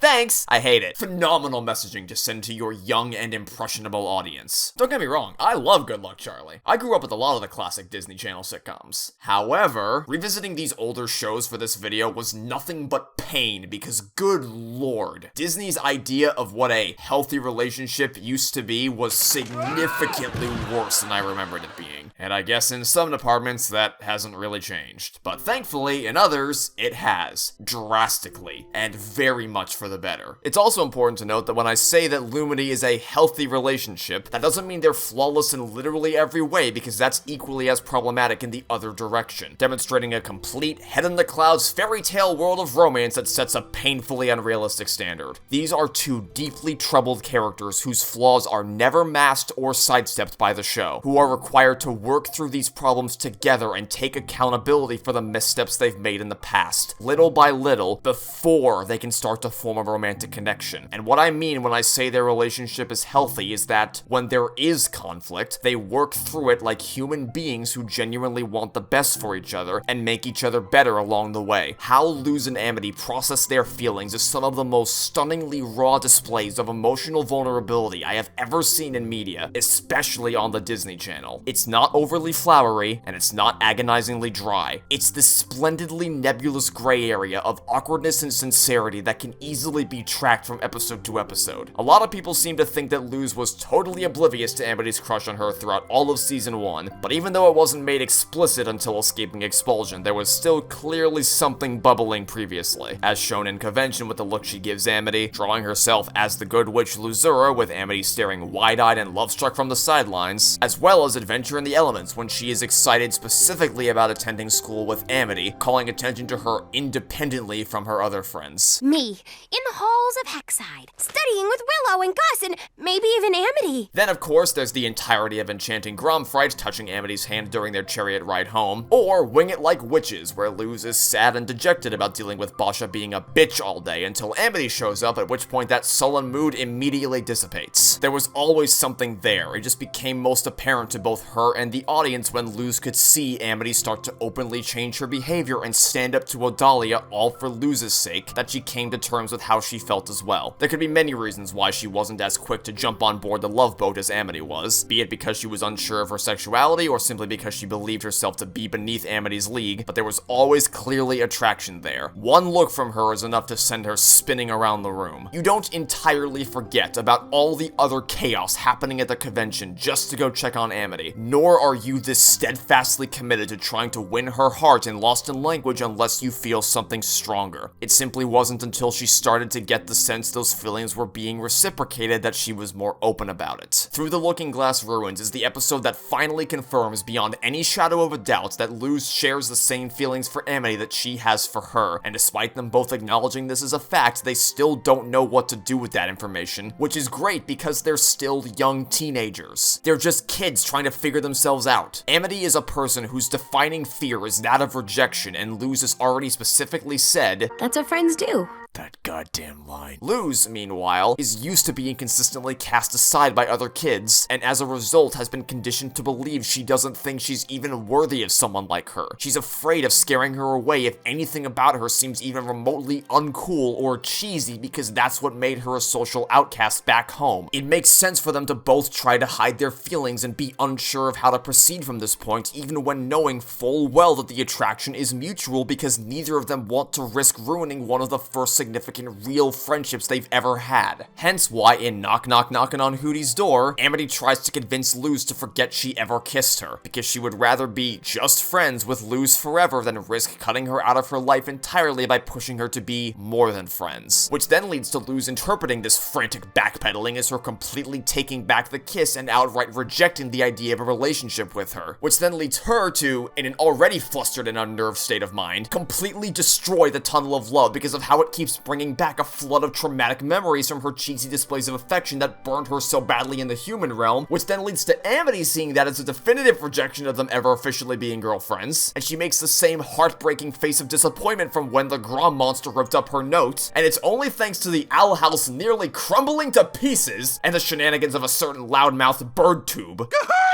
that they're finally able to openly express how they feel about each other and start dating. Why is this still so scary? I don't know. In short, their relationship is a hilarious mess. It's a roller coaster of undulating and insecure emotional reactions, and it's about as far from an idyllic, perfect romance as you could ever get, but that's exactly what makes it perfect. Lumity is a realistically awkward teen romance, solidifying it as both an extremely relatable character dynamic and a perfectly positive role model I'm thrilled to see they've become and that they absolutely deserve to be. Your first relationship, and maybe your first several relationships, won't be perfect, but does it really need to be? Luz doesn't need to be perfect. She just needs to be the weirdo Amity fell in love with. That's all she ever wanted out of her. And even after this monumental point in their relationship, the hard work isn't over. They haven't reached their happily ever after right up into the sunset just because they've officially started dating. I mean absolutely no disrespect to any of the shows I am about to reference.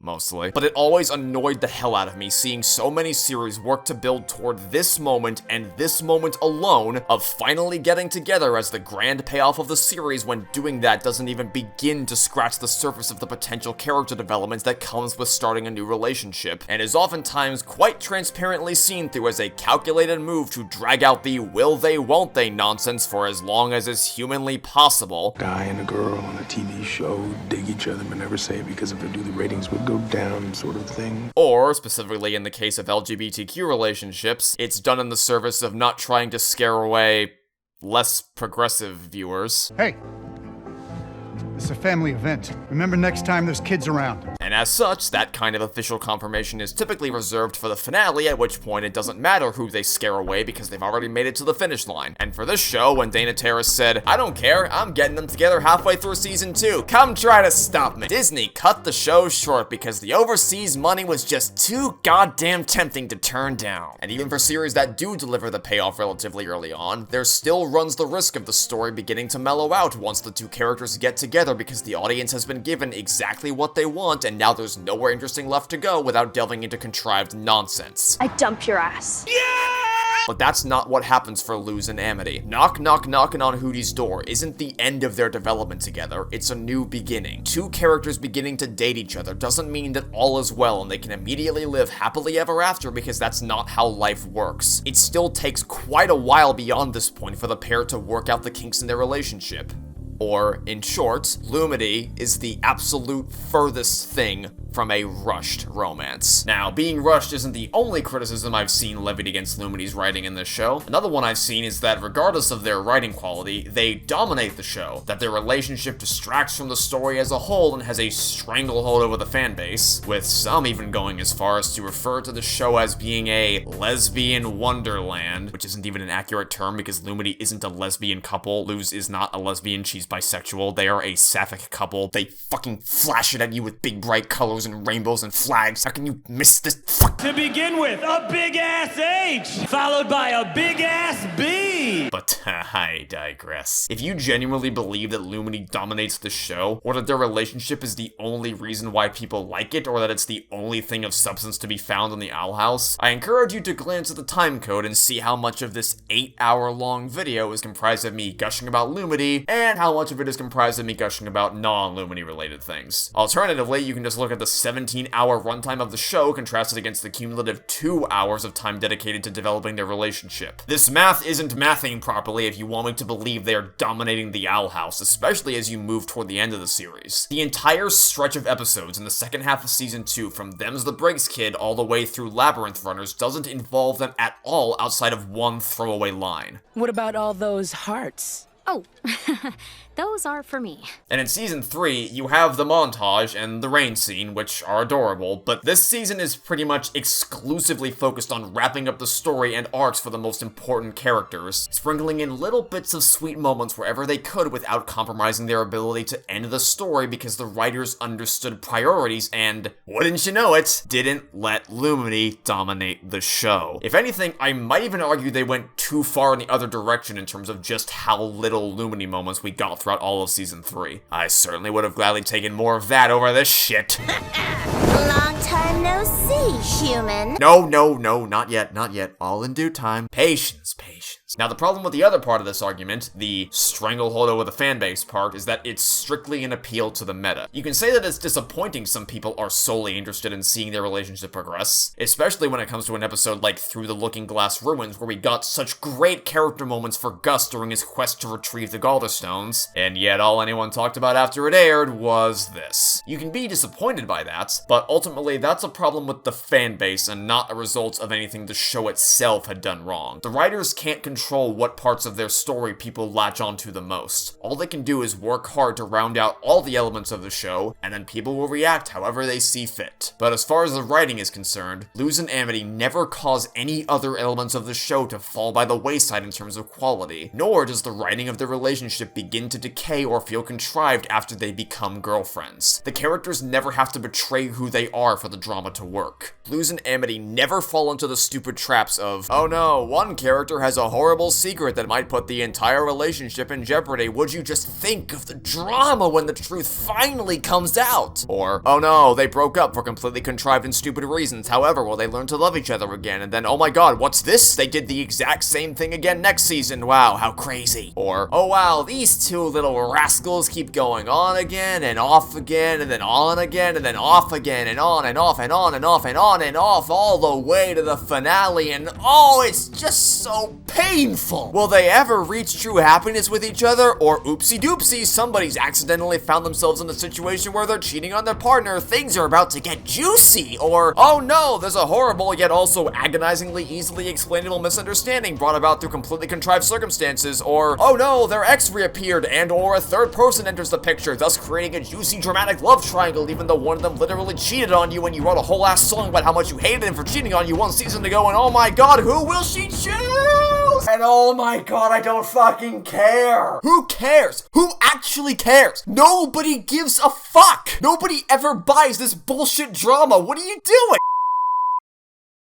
Sorry, got a little heated there for a second, but I seriously cannot stand it. Whenever writers whip out this completely arbitrary bullshit for the sake of forcing conflict between the characters. Even some of my all-time favorite TV shows like Suits and Stranger Things aren't immune to it, and I swear to God, you better not try to pull this crap in the teenage episodes of seasons 5 and 6 of Phineas and Ferb. Don't even think about it, cowboy. But against all odds, the Owl House steers clear of each and every one of these trappings. There aren't even any cliches in the other direction where suddenly the show itself completely and totally revolves around these two people and their affection for each other is suddenly dramatically over the top compared to how they used to act. Luz and Amity don't radically transform into helplessly love-struck blubbermouths whose sole defining purpose is each other and absolutely nothing and nobody else. Luz still clearly cares a lot about her friends and family, as does Amity, and the show goes to great lengths to show this throughout its remaining episodes. And their dialogue still feels completely natural. They act exactly how you'd ordinarily expect them to, and the banter they share just seamlessly flows from one line to the next. Luz and Amity bounce off each other extremely well, which makes them absolutely adorable to watch on screen. Whether it's small moments of cuteness or, oh my god, just end me now levels of affection, like seeing Amity starting to learn Spanish, with varying degrees of success, just to help bring her closer to Luz. And yet, at the same time, they are fundamentally still two teenagers who speak with awkward silences, nebulous gestures, and who constantly question every little thing they say and do before, during, and after every interaction they share together. They're both affectionate, dorky, intensely passionate people, meaning that they can easily relate and interlock personalities. It's not an extreme case of opposites attract where their worldviews and personalities are so at odds with one another that it's not even remotely believable they could have a happy long-term relationship. But they also don't slot alongside each other so neatly where they're basically the exact same person such that there's no room for any interesting character dynamics or conversations. Luz is someone who flies by the seat of her pants and is very impulsive, which is in stark contrast to Amity's much more methodical and organized lifestyle. Inversely, Amity's more cynical, standoffish worldview is tempered out by Luz's massive, welcoming heart. They are still very much themselves with motivations and desires outside of their feelings for each other. If you detach these two characters from the context of a romantic relationship, you will still perfectly understand them both on a deep and intimate level. Luz has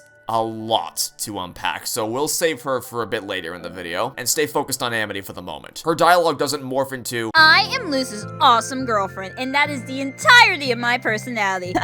Who's Amity? What happened to her? The closest you could get to arguing that is during Eclipse Lake, where she repeatedly says, And today, I'll show Luz that I am an awesome girlfriend. I volunteer as well. As Luz's girlfriend, I get it, Boots. But like we went over earlier, this desire to try to please Luz above all else stems entirely from a worldview that was baked into her brain by a lifetime of Adalia's abuse, an intrinsic need for validation from those she loves. To frame this as simply her throwing herself onto Luz and not caring about anything else is to remove a lot of context from what's really happening under the surface here, a natural continuation of her fear from enchanting Gromfright. In the moment, it's easy to see this form in which Grom manifests itself as simply a fear of being rejected upon asking Luz to go out with her, and while that is clearly something that weighed on her mind, it wasn't the root cause of the issue. Luz coming into Amity's life allowed her to see that she could be more than just an extension extension of her mother's demands and desires, and started to get to know the type of person she really was in the presence of someone who didn't want or expect anything more from her than to be herself. Luz extended that bridge to Amity to escape the pressures of being a Blight, and her core fear was that the true Amity beneath her stone-cold persona wasn't good enough. That when separated from the life her parents laid out for her, she wasn't worthy of anybody's love or respect. That she was nothing but a disappointment to everyone around her, and that she wouldn't be good enough for the person she sees as her way out of this nightmarish life. It's not at all a case of her being solely defined by the title of Luz's girlfriend, and by the same token, neither her nor Luz fall into the opposite extreme where the characters are so detached from each other in the narrative that they don't even feel like they belong together at all. Luz and Amity are both always there for each other as a shoulder to lean on. They both want what's best for each other, but they also aren't willing to cross any lines they know they shouldn't to accomplish that. When Amity knows Luz is hiding something significant that's weighing down on her psyche and finds her phone with a video that would give her all the answers she's looking for, she doesn't watch it. Any other show in the world would have Amity immediately watch that video and there'd be a big dramatic scene where everyone yells at each other and then 5 seconds later everything would be totally fine once again like nothing ever happened. But Amity doesn't breach that privacy. She calmly brings up the topic to Luz, expressing her concerns about the situation, and then the two of them have an incredibly mature conversation about it, with Amity assuring Luz she wants to help but won't push any further unless Luz volunteers that information herself. She wanted Luz to know it was okay to reach out to her and talk about these sorts of things, that they could trust each other, something that doesn't come easily for Luz because she's never had someone to do that with before, making opening up to Amity about the details of what happened to her father, which, again, is a whole other can of worms we'll open later, unbearably difficult because of the sheer amount of devastating emotional burdens that come with it, leading her to act impulsively and cause a temporary rift in their relationship when it ruins Amity's chance at winning the Bonesboro Brawl without her dad finding out. But when Luz goes to Amity to try to set things right, she doesn't sit down next to her until she gives her consent, until she lets her back into her world and opens that door for her. And I absolutely love that Luz is unable to look Amity in the eye when she's telling the story of her father's passing. Luz tries to downplay it as much as she can to stop Amity from worrying about her problems, and because of how difficult it is for her to talk about this. So difficult that she was shaking so much in doing so, she couldn't even stand up and walk properly afterwards. She gestures towards her as if she is looking at her, but she is unable to actually face her until she's done talking. And even then, seeing the look of pained understanding and empathy in Amity's eyes causes her to immediately shrivel up again. It is such a nice touch that helps this scene feel so incredibly raw and allows the emotions to feel real and genuine. That even as Luz admits to feeling some level of jealousy that Amity can experience things with her dad, whether it's good or bad, she still tries to console and comfort her, realizing just how hard the day had been for her rather than lashing out for feeling the way she did, doing whatever was within her power to make her feel better, something to try to help her fulfill her yearly tradition to the best of her abilities in the same way Luz has tried to help Amity. Picking flowers together can't replace the experience Luz has with her mom in the human realm, but it's still something, and that she would think to do something like this makes Luz freeze up yet again. It meant the world to her, even if she was too shocked to share that in the moment. And it all takes place at the tree they sprouted together on Grom Night, the site of their most special moment from the first season being the place Amity immediately thinks to go to when she needs a place to feel comfortable and safe. It would be so easy for the writers to force these two to devolve into a downright toxic relationship following getting together where they both do stupid and illogical things that only serve to cause drama because drama makes for great TV, but they never take the easy way out. And it makes sense for the characters that these conflicts don't balloon into explosive arguments. Amity's only experience with romance is that of watching her parents interact with each other. She's seen firsthand what a lack of trust and love in a relationship can lead to, so she knows how vital it is for her to respect Luz's boundaries but also not let her suffer in silence, which is a courtesy Luz in turn offers back to her. It's so important, not only for the characters but also for the show's messaging, that anytime there's a hurdle in their relationship, it's it's presented as maturely as it is here. To give kids an example not of belligerent baboons screaming their heads off at each other, but of emotionally sensitive people with their own personal struggles and who work things out together as a single unit. That not every single disagreement and argument has to lead to a loud and overdramatic breakup, and to also help kids and even adults who may be experiencing similar mental struggles understand what they're going through and process it. Be that a battle of identity and clashing ideals between what you and your family want for your life, the loss of someone so dearly important to you, or whatever else the viewer may be experiencing that they can apply to Luz and Amity's conversation. That for as hard as it may be to share these experiences with people you love and make yourself this vulnerable, it's imperative to have that level of trust, that level of patience, that level of understanding. It's so easy and tempting to shut yourself out and conceal your emotions like they're no big deal, but there are people who will want to help you, to be there to comfort you in your time of need. People want to talk to each other, they want to listen, and they want to figure these things out and work through feelings that have been left to fester for far too long. Luz and Amity hit a small bump on the road that, in the end, went on to bring them even closer together and help them gain a much deeper understanding of each other as opposed to driving them apart. The struggles these two are grappling with directly play off each other, but they are still their own individual struggles that they must ultimately conquer independently, demonstrating quite clearly that while Luz and Amity are not defined by each other, they will still always have each other's backs. Their problems aren't all immediately solved when they start dating, but they will always have someone to lean on for support when they need it most. These two episodes exemplify one of the most crucial things that makes their relationship as effective as it is. They each make the other person better and bring out emotions and personality traits never before seen. Luz helps Amity come to terms with who she really is on the inside, showing it was okay to love herself and not try with every waking moment to live up to the impossible expectations of others just for clout or social status. Amity helps Luz with intensely difficult emotional moments, there to support her no matter what, even as life tries to pull her in two different directions, and keeps her from flying off the hinges whenever she inevitably gets in over her head. Luz helps Amity bond with her family, mend relationships that have long remained dormant and broken, and find a sense of happiness with people she genuinely cares about and who weren't handpicked by Odalia. Amity helps Luz find a sense of belonging and comfort in her nerdy tendencies she previously was shunned for daring to engage with. These are two characters who are bearing an unfathomable amount of stress on their shoulders for vastly different reasons, and they're there to listen to each other and help them get through whatever troubles the universe tries to throw their way. There's so much they can learn from each other's distinct worldviews that allows them to pull off impossible feats they never could have done on their own. They have their differences that allow them to help their partner grow, but also share very similar hearts, so you can see why they connect and understand each other so well. For as cliche as it may sound,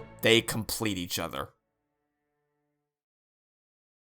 Complete each other my ass. Luz is a terrible girlfriend. She's constantly hiding things from Amity and lying to her about it. You should have dumped her sorry ass and thanks to them, if not even sooner than that. Oh my god, shut the fuck up, you soulless pillowcase. Maybe you've been conditioned by other shows to expect some super angsty relationship where they break up every other episode, but I'm sorry, Lumity isn't like that, and it would have been a complete betrayal of everything Amity stands for to break up with Luz at any of these 3 points. It's evident in reaching out that if Luz is covering something like this up, it means there's something else incredibly emotionally distressing that she's wrestling with. For Amity to turn her back on someone dealing with this level of mental anguish and knowing all the hoops Luz jumped through just for her, showing how much she cares about her at a time when Luz needs her now more than ever, would be insanely out of character. And sweet Titan, I am so thankful the writers never, ever, not once ever took these two in that direction, because it would have completely undermined their relationship after doing such a magnificent job building it up throughout the entire show up until this point. Sorry, just had to get that off my chest. We can move on now. And all of that entire 30-minute dissection of their relationship and character dynamics and why Lumity works as well as it does is all without mentioning the fact that they represent a groundbreaking achievement in the world of LGBTQ representation. You know why I've been able to talk about Lumity for so long without even mentioning it more than a single time for like a couple seconds? Because it's not at all relevant to the story. They never even pay lip service to the idea of Luz's relationship with Little Miss Perfect being anything other than ordinary, which which is exactly how it should be. Of course it was important to the writers to put a sapphic couple in the spotlight, and I really mean in the spotlight, consisting of the protagonist of the show who is not only openly bisexual, but also openly gender non-conforming, and they weren't content to just throw in some miscellaneous background gay characters who only exist to be deleted from international versions. But that wasn't their sole intention in writing these two. They didn't just say, "We did it, Patrick! We added a same-sex couple!" Alright, I guess our job's done here, time to go home. They focused first and foremost on writing a healthy relationship between two fully realized characters, and as a result, we have one of the best written fictional couples in any piece of media I've ever been exposed to. One that also serves as a trailblazing piece of representation to allow LGBTQ+ kids to feel seen on screen. Well, I mean, depending on where in the world you're watching from. Aww. I love the cut. The cut is so good. God. Oh, come on. I could have made it a better fate. No, me too. It feels like it's like something went wrong. It just ends? Disney.exe has stopped responding. It's like if you were watching on Disney Plus and all of a sudden your connection drops. Yeah, your power goes out halfway through. Yeah, I thought my video froze for a second. But assuming you're watching the original cuts of the episodes, Luz and Amity are at the front and center of the show. Not merely acknowledged as extras off to the side, but really seen as main characters who aren't there just to be a token couple designed to mark off a box on a checklist, which only makes the rest of Disney's attempts at representation look all the more pathetic by comparison. I defy you to comment below with any character trait you know about this cop from Onward. Do you even remember this character's name? No, you don't. Don't lie to me. Blink and you miss it background characters and dialogue meticulously crafted so as to not ruffle any feathers were obviously never masterful acts of representation. But it's just infinitely more frustrating now after seeing the lengths the Owl House has gone to push the envelope in every way it possibly can. A principle which doesn't just extend to Luz and Amity, but also to characters like Raine Whispers. If you're one of the people like me who missed all these headlines a couple years ago, Raine Whispers is Disney's first non-binary character. No, really, they actually are this time. I checked. And I didn't even fully realize that they were non-binary until Them's the Breaks Kid. You wanna know why? Because in the Owl House, they're treated exactly the same as everyone else. No one ever draws attention to them being non-binary. There's no overbearing sense of the Disney executives butting in going, Mala, hey, look at our non-binary character. Look how progressive we are. Just, you know, don't look at the overseas version of the show. Be my great friend. Wait, what? We could be the bestest friends ever. Amity, will you be my best friend? Seriously, you have no idea how gut-bustingly uproarious Disney's attempts to censor this stuff are. What? That would be really stupid. Dressing up and traveling together? Who the fuck do you think you're fooling? Seriously? It's still called a tunnel of love. What are you doing? What are you guys doing? They also keep blushing. It's it's so stupid! Oh my god. Do you want to travel with me? Oh my god! They're only holding hands. And the heart is still there! The heart. Oh, Luz's awesome best friend! New best friend! friend! Awesome best friend! They could have turned it into the Tunnel of Like, but they couldn't even. The Tunnel of Like. The Tunnel of Friendship. The Tunnel of Like. Tunnel of Travel Together. The Tunnel of Travel. But for places where this isn't censored and Raine's pronouns are actually respected, they're treated no differently than any other character because the motivation of the writers was to craft a compelling and tight story that was also driven by a cast of diverse people, not to generate a non-binary token and then forget to write an actual character. The representation in the Owl House never comes across to me as inauthentic pandering by a company waving around a rainbow flag just to get some free Twitter points without actually caring about substantive diversity. I suppose you could arguably say that about the in-your-face PowerPoint presentation that kicks off the start of Season 3, but to me this always felt more like, around these parts we like to call that the fuck you Disney montage. Yeah, it's the fuck you Disney montage, you're really real. Yeah, I think the overseas version lost about a good, 20 seconds. Miska Muska, I'll delete your show from existence. Yeah, Miska Muska, delete key. That intro, they might as well have just thrown a fucking middle finger on the screen. I mean, that's basically what they did, so would it be much of a difference? And can you really blame them for sticking it to the mouse? Like, what are you gonna do? Cancel us again? Plus, let's be real, it's completely within Luz's character to play at the theatrics of such an important moment for her mom's sake. And what's great about all of this stuff not ever being explicitly called out by the show is that it communicates to young audiences that it's entirely normal. Raine isn't portrayed as some form of alien or robot or otherwise non-human-like entity to maintain the aura of being different without being explicit about it like you might expect to see from non-binary representation in media, because they want to reinforce to everyone watching that this is totally normal. Which, to be clear, isn't to say that it's not still important to tell stories focused entirely around highlighting the struggles faced among people in the LGBTQ community, but it's also important to tell stories that show these things as being totally normalized. Different things work for different stories, and in the case of the Owl House, I love the sense of diverse normalcy this establishes. Much like how Luz and Amity are handled, Raine isn't a background character who's merely subtly implied to be non-binary in a way that executives don't have to worry about overseas censorship. Even back in the days of Them's the Breaks kids, their pronouns were explicitly respected by everyone without hesitation, and they are a major character in this show without whom the plot would not unfold in the way that it does, and they would not have been able to defeat Belos. On that note, while I do believe it to be important to discuss the cultural relevance a character like Raine Whispers represents, it's not all I want to cover here because, as I've been saying, their gender identity, while not at all being something the show attempts to conceal, is merely a footnote of who they are, with the most the characters ever draw attention to it being by actually referring to Raine by they-them pronouns. Divorcing them entirely from the context of their gender identity, Raine is a very multi-dimensional character. They're someone whose chronic and ironic stage fright as the leader of the Bard Coven makes them immediately charming and compelling. They are someone who has dedicated their life to trying to craft a better future for the Boiling Isles from inside the castle, knowing from personal experience that the wild witches Belos warned against weren't really the monsters he made them out to be. At first starting out as someone believing that they could simply reform the system before ultimately coming to the conclusion that the only way to fix something as rotten to the core as the dystopia Belos had crafted was to burn it to the ground. And they had the guts to slowly orchestrate the coup of the century for years, right under Belos' nose, knowing full well the risks of such a task when Belos had eyes and ears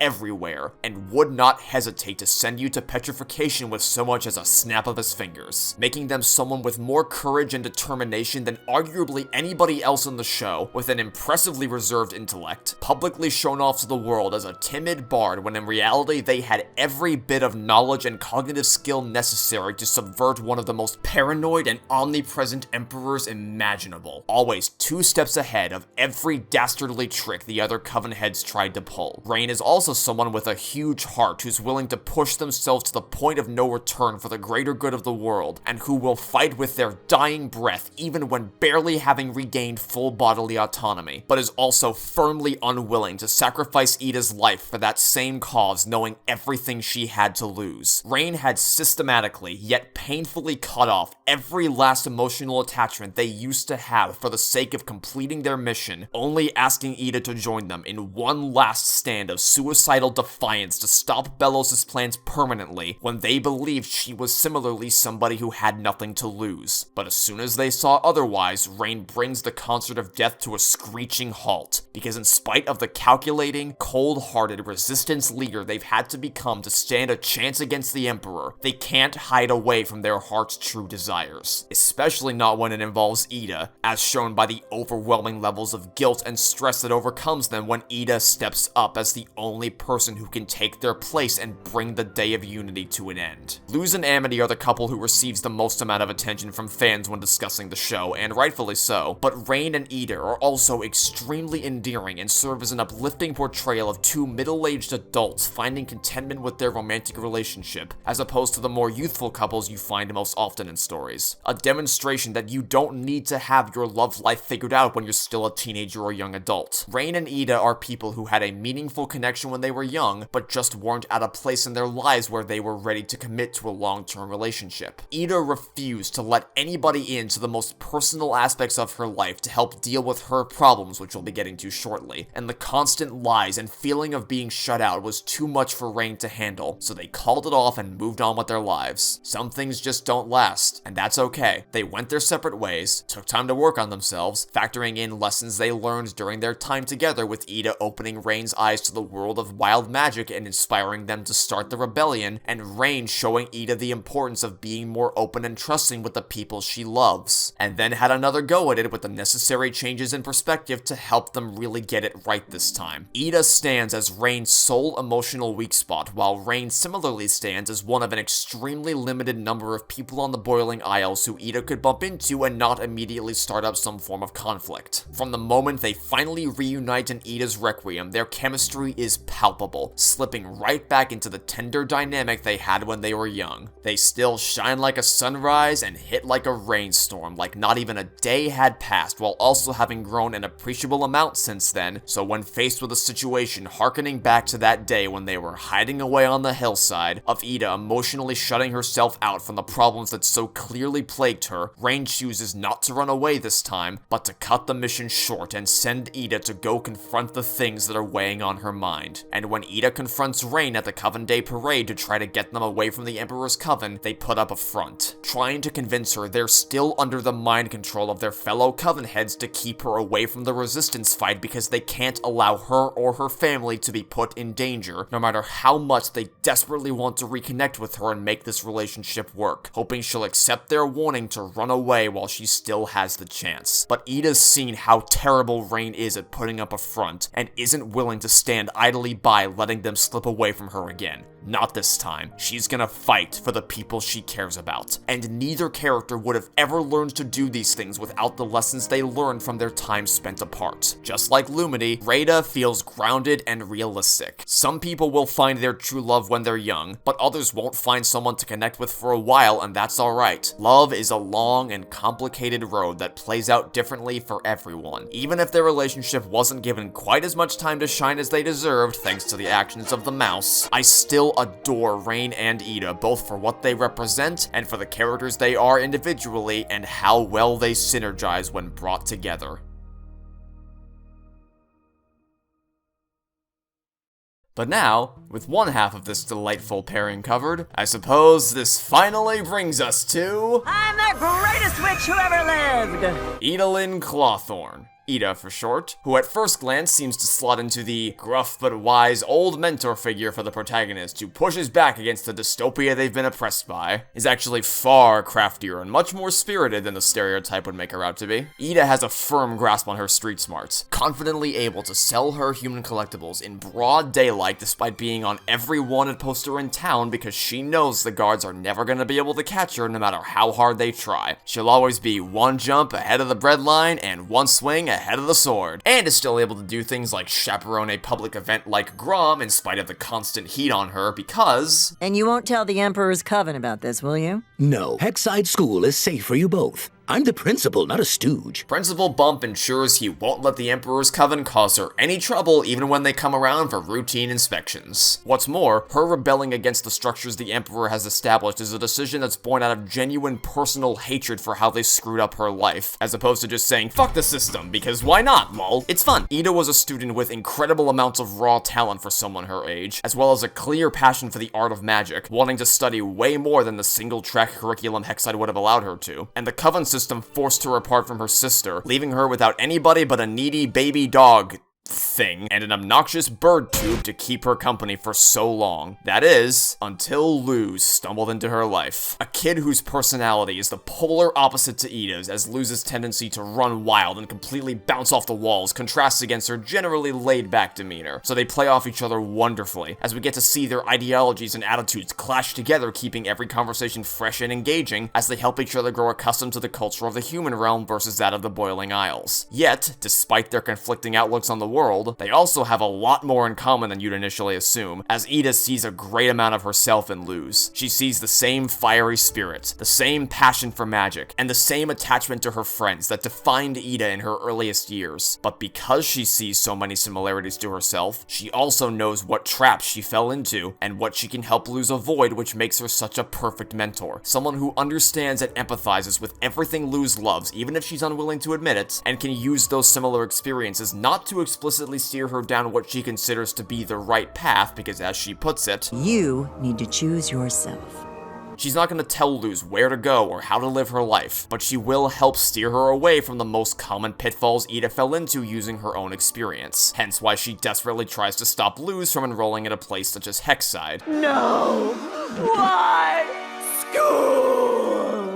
She is initially utterly distraught to see Luz within a 10-mile radius of this place, having made her intense contempt for authority, and Hexside specifically, abundantly clear, but comes around to the understanding that even though this school was a nightmare for Ida and only serves to limit her as she worked hard to become a master of every different type of magic, that doesn't mean it wouldn't be the exact thing Luz needs to better her education. As someone with absolutely no baseline magical talent, who only just discovered her first glyph, and who has already found friends that attend Hexside would get significantly more benefit out of the more structured curriculum that Hexside offers than Ida would have when she was a kid. And she's able to put aside her pride, not only to atone for all the chaos she previously caused in her high school days, jumping through every conceivable hoop to ensure that Luz gets enrolled, but also to accept that Ida can't possibly teach her everything she needs to know alone. She is not a perfect teacher, and she's starting to see her as more than just a random kid she's temporarily looking after. Their relationship is starting to become more than that of a master and her apprentice. Ida may hate this place and everything it stands for, but all that matters to her is that Luz loves it, and Hexside is the perfect thing for her. And also because she trusts Luz. She trusts that she won't be sucked into the conformity of the Coven system and will become her own witch, which she's correct about, following her advice to forge her own path. And she starts to want to teach Luz more by the time she reaches Adventure in the Elements after essentially being forcibly dragged into giving Luz a magical lesson in The Intruder, and even all the way to the very end in Watching and Dreaming. Something Ventured, Someone Framed can often be dismissed as one of the less significant episodes of Season 1, but it's very important for demonstrating the growth in Luz and Ida's relationship, showing how far Ida's willing to go for her and how determined she is to not give up in the face of increasingly painful or degrading obstacles that Principal Bump subjects her to, because she may talk a big game about quitting. Quitting!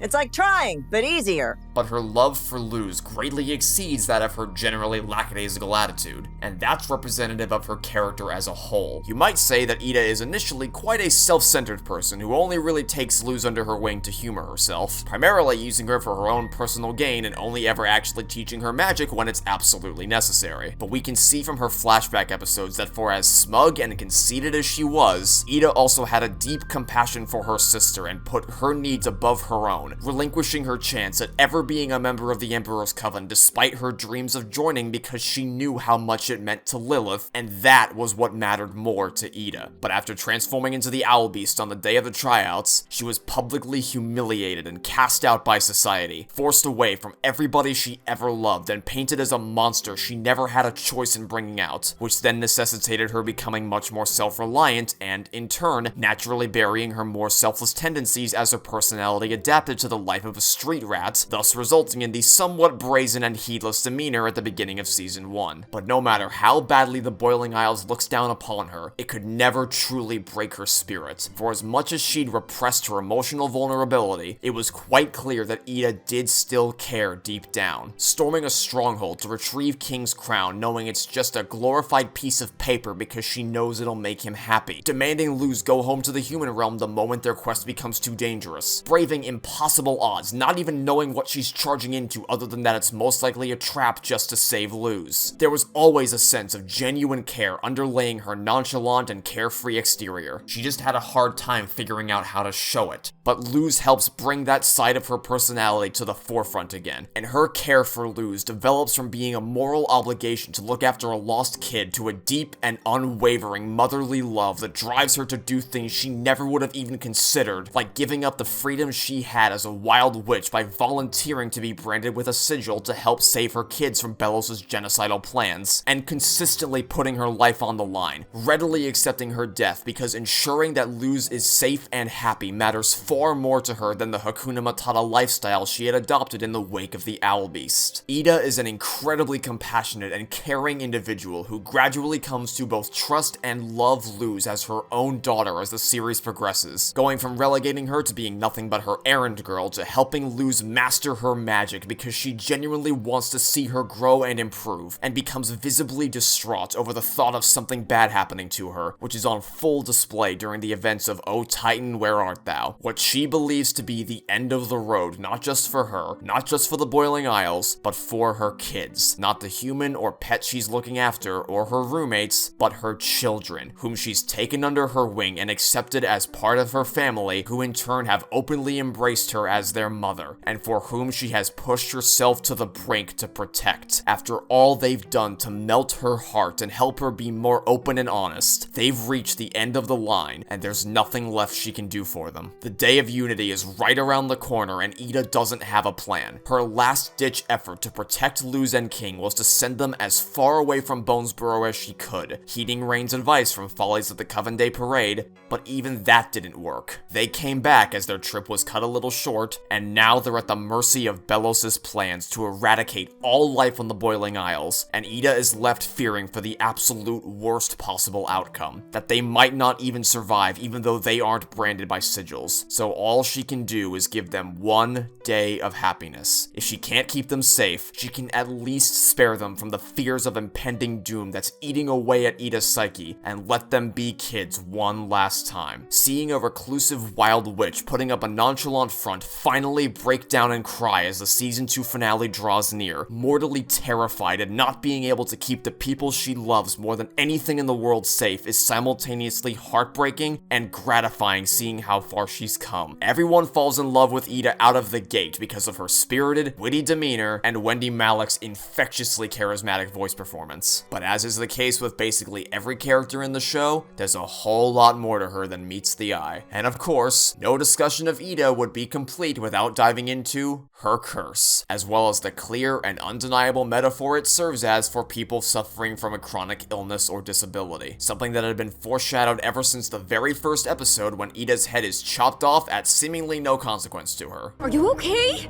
Yeah, this just happens when you get older. Because as we discover later, Oh, yeah, sorry. Side effect of the curse. we know that this isn't actually something that happens to witches when you get older. This is something that specifically impacts Ida as a direct side effect of her curse. But she lies to Luz here and hid the truth from King for so many years because she didn't want to scare them away with the grim reality of her situation, only to wind up endangering them all the same. And because she didn't want to risk being treated any differently upon her kids discovering the truth in the same way that her family did when she was a child. She didn't want them to act like her mother or even her sister, treating her curse as something Ida should have been ashamed of having. It's clear in both Ida and Lilith that this curse is actively made worse by the people around them that agitate them, especially when it comes to their mother, Gwendolyn, who always saw Ida as someone who needed to be fixed, and who, in turn, winds up focusing all her attention on the troubled child and dedicates her life to searching for a way to cure Ida, ending up neglecting the normal child, which in turn manifests Lilith's own owl beast. Because no matter how normal you think they are, no matter how self-sufficient and under control their life may seem because they don't suffer the same ailments as their sibling, they always still need love and attention. And let me tell ya, it is uncomfortably accurate to see a mom who thinks she knows better than the daughter who lives with the curse every day and takes radical steps to try to heal her, viewing her condition like it's a demon who's taken over Ida's body that needs to be exterminated, rather than being another part of the daughter she loves that needs to be taken care of just as much as the rest of her, and working closely with her to help make that happen. Ida's curse is never nailed down as being anything more specific than that singular nebulous term, which is great because as presented in the show, it's malleable enough to be able to easily apply to anyone with any kind of chronic condition who's watching, be that mental or physical, showing that it's nothing to be ashamed of, and while you don't inherently owe anybody any kind of explanation for what you're you're personally going through, it is important to be able to open up about these things with the people you live with or who you are otherwise committed to being with, so as to prevent these things from exploding and so they can help you in a worst case scenario if something goes wrong. And it's incredibly important to help kids, both ones who have disabilities and ones who don't, understand and come to terms with these concepts at an early age. Chronic illnesses and conditions can feel like there's a horrific monster burning you alive from the inside and completely taking hold of your life, straining relationships with people that matter most to you and having society look down upon you as an outcast, trying to alienate you to a private corner of the world where you can't mingle with the normal people, all for something that's entirely beyond your control, which can only go on to exacerbate the effects under the weight of all the stress you're wrestling with. And the absolute best part about Ida's curse, and Lilith following her declaring a spell to share the pain with her sister, is that despite Gwendolyn's best efforts, the writers never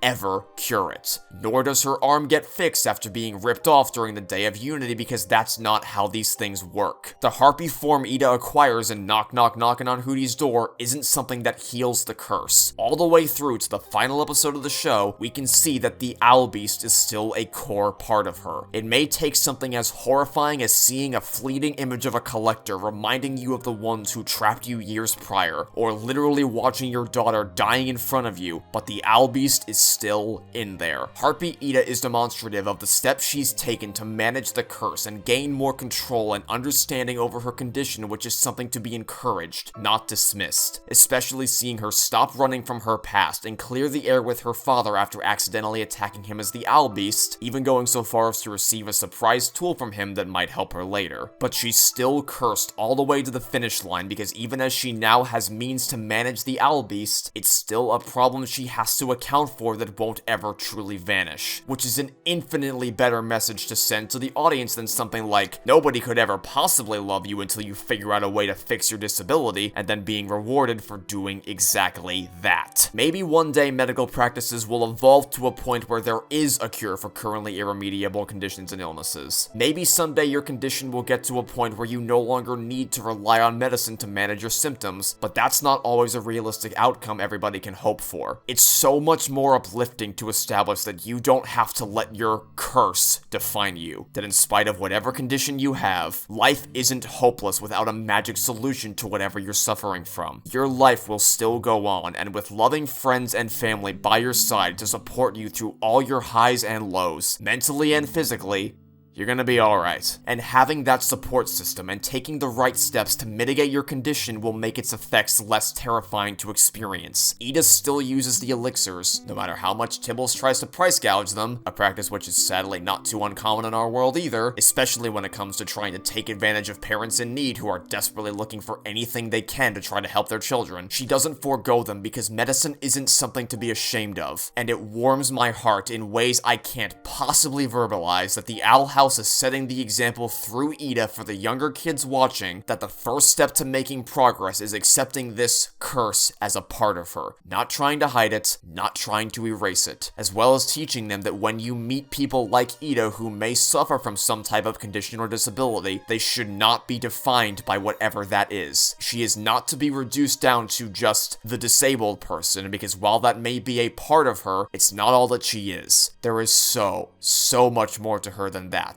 Ida isn't a wise old mentor who only exists to die and inspire the hero without ever receiving much development herself. She is just as vital to the story as the rest of the main cast, whose struggles aren't invalidated just because she's significantly older than the young protagonist. And she is acknowledged by the people around her for far more than just a person with a curse. She is praised for her power, her intelligence, and how far she's come along her journey. Ida went from being a gifted child who developed too fast for the school system to be able to keep up with her, to a disgruntled adult who was sickened by the mere thought of being parental and cast out of society for a curse she had no say in receiving, to a supportive mentor, a loving mother, and a kick-ass warrior with a fiery spirit who rightfully earned the title of being the greatest witch who ever lived. I just can't even imagine what could possibly possess someone to bring down a curse like this on another person in the first place. I mean, what kind of irredeemable monster would ever...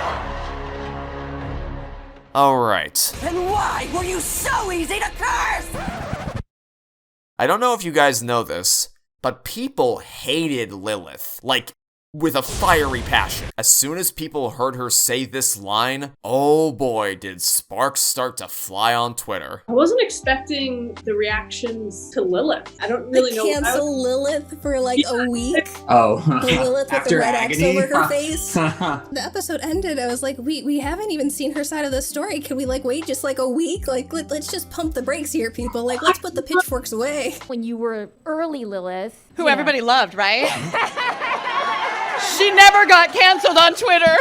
She was never canceled. One of the people I made watch this show had a viscerally angered reaction to this character even after her actions in Youngblood Old Souls, and many people seem to share this sentiment going into Season 2, believing Lilith to have gotten off far too easy for, you know, cursing her sister with something that will affect her for the rest of her life. But I firmly believe that people don't give Lilith's character nearly as much credit as she deserves and are casting far too broad of a stroke when painting her in this light. Lilith is someone who's been completely and totally swept away by the Emperor's lies. The propaganda he spouted and promises he offered to those who joined his coven motivated every single decision she made. Lilith never wanted anything bad to happen to Ida. She mistakenly thought the spells she used to curse her would only last a day and believed wholeheartedly it would be nothing but a temporary inconvenience. She was just as stunned as Ida was when the curse revealed its true form, and every action she takes from that day forward is done with the intent of helping her sister get better in order to make up for what she did wrong initially. It's why we see her expressing frustration at how hard it is to bring Ida in, why she's always trying to peacefully encourage Ida to come over to her side, and why she indulges in her games such as the Grudgeby rematch or working together in pursuit of the bloom of eternal youth. Because even though she clearly has the power to overwhelm her should she decide she wants to, she doesn't want to do that. What she wants is her sister back, for the two of them to get back to how their relationship used to be, and they can live out their childhood dreams of joining the Emperor's Coven together. And there is a very linear escalation in the degree of severity throughout every attempt Lilith makes to capture her, starting out with the most polite and formal request upon their first meeting at convention, before moving on to actively trying to detain her without ever engaging in violent acts in Once Upon a Swap. Body swap! No! Then storming the Owl House by force in Agony of a Witch, and only once all else fails, only when her position in the Emperor's Coven is explicitly threatened and Belos has her back up against the wall, does she resort to the drastic measures of holding Luz hostage to force Ida's hand. Even though it would be so much easier to resort to the more aggressive tactics that other members of Belos' team clearly have no reservations about engaging with, Lilith never crosses that line because she doesn't want to bring harm to her sister. She'd rather jump through all these crazy hoops no matter how many times she's knocked down than she would ever hurt Ida. She never actually walked a path of malice. Her motivations were always consistent from the very beginning. Now, that doesn't make her intentionally giving Ida a spell she knew would negatively affect her for purely selfish reasons acceptable, but it is important to take a look at the full scope of the situation. Lilith wasn't an evil creature with no regard for the safety of her sister who just magically turned over a new leaf in Season 2. She was always acting in Ida's best interests all throughout Season 1, and the moment when she finally snaps out of the trance Belos has ensnared her in is when she realizes he's been lying to her about being able to heal Ida's curse all this time. When she learns the truth that Belos was never going to help Ida and everything Lilith had been fighting for had all been for naught. And the instant she learns this, that in her efforts to help her sister she wound up accidentally putting her in harm's way yet again, she stands up to Belos and helps Luz rescue Ida from her petrification. And that's the other really important thing here. She tries to make things right of her own accord rather than someone having to talk her into doing the right thing. Her attitude shift in Season 2 from duplicitous villain to cool Aunt Lilith. Let's boogie down to History Town.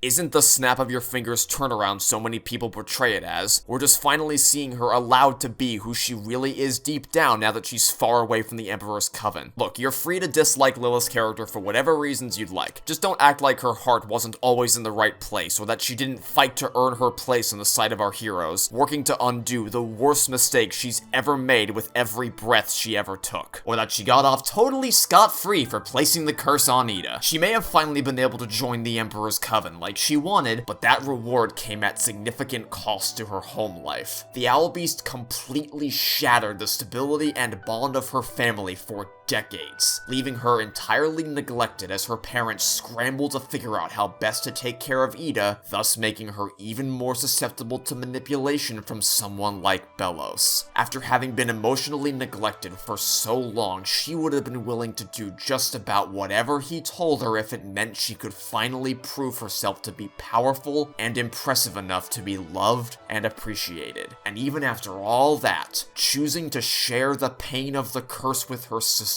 is a significant development, not only in that it shows her willingness to take accountability and heal old wounds, it results in her having to struggle through the same monstrous pain that plagued her sister for all those years. A change brought about thanks to Luz, who acts as a bridge between the Clawthorne sisters, someone with Lilith's desire for magical prowess and Ida's sense of inner humanity, with Luz using her magic to help the people around her. That's also one of the many reasons why her outfit dons a purple color scheme, fusing together the red and blue color palettes of the Clawthorne sisters, who, by the way, serve as an extremely intriguing parallel to another set of siblings from long ago, the Widobane brothers, as they both tell the story of one sibling who hurt the other, trying to make them fall in line with societal expectations as they strayed from the norm, forming a connection with someone from another world who everybody else would look down upon, believing wholeheartedly that what they were doing was to help their sibling, with the difference being that Lilith realized what she was really doing and sought to make things right, abandoning a dream she thought she wanted in pursuit of what really mattered to her, whereas Philip was unable to accept Caleb's newfound love and killed both him and all of his clones.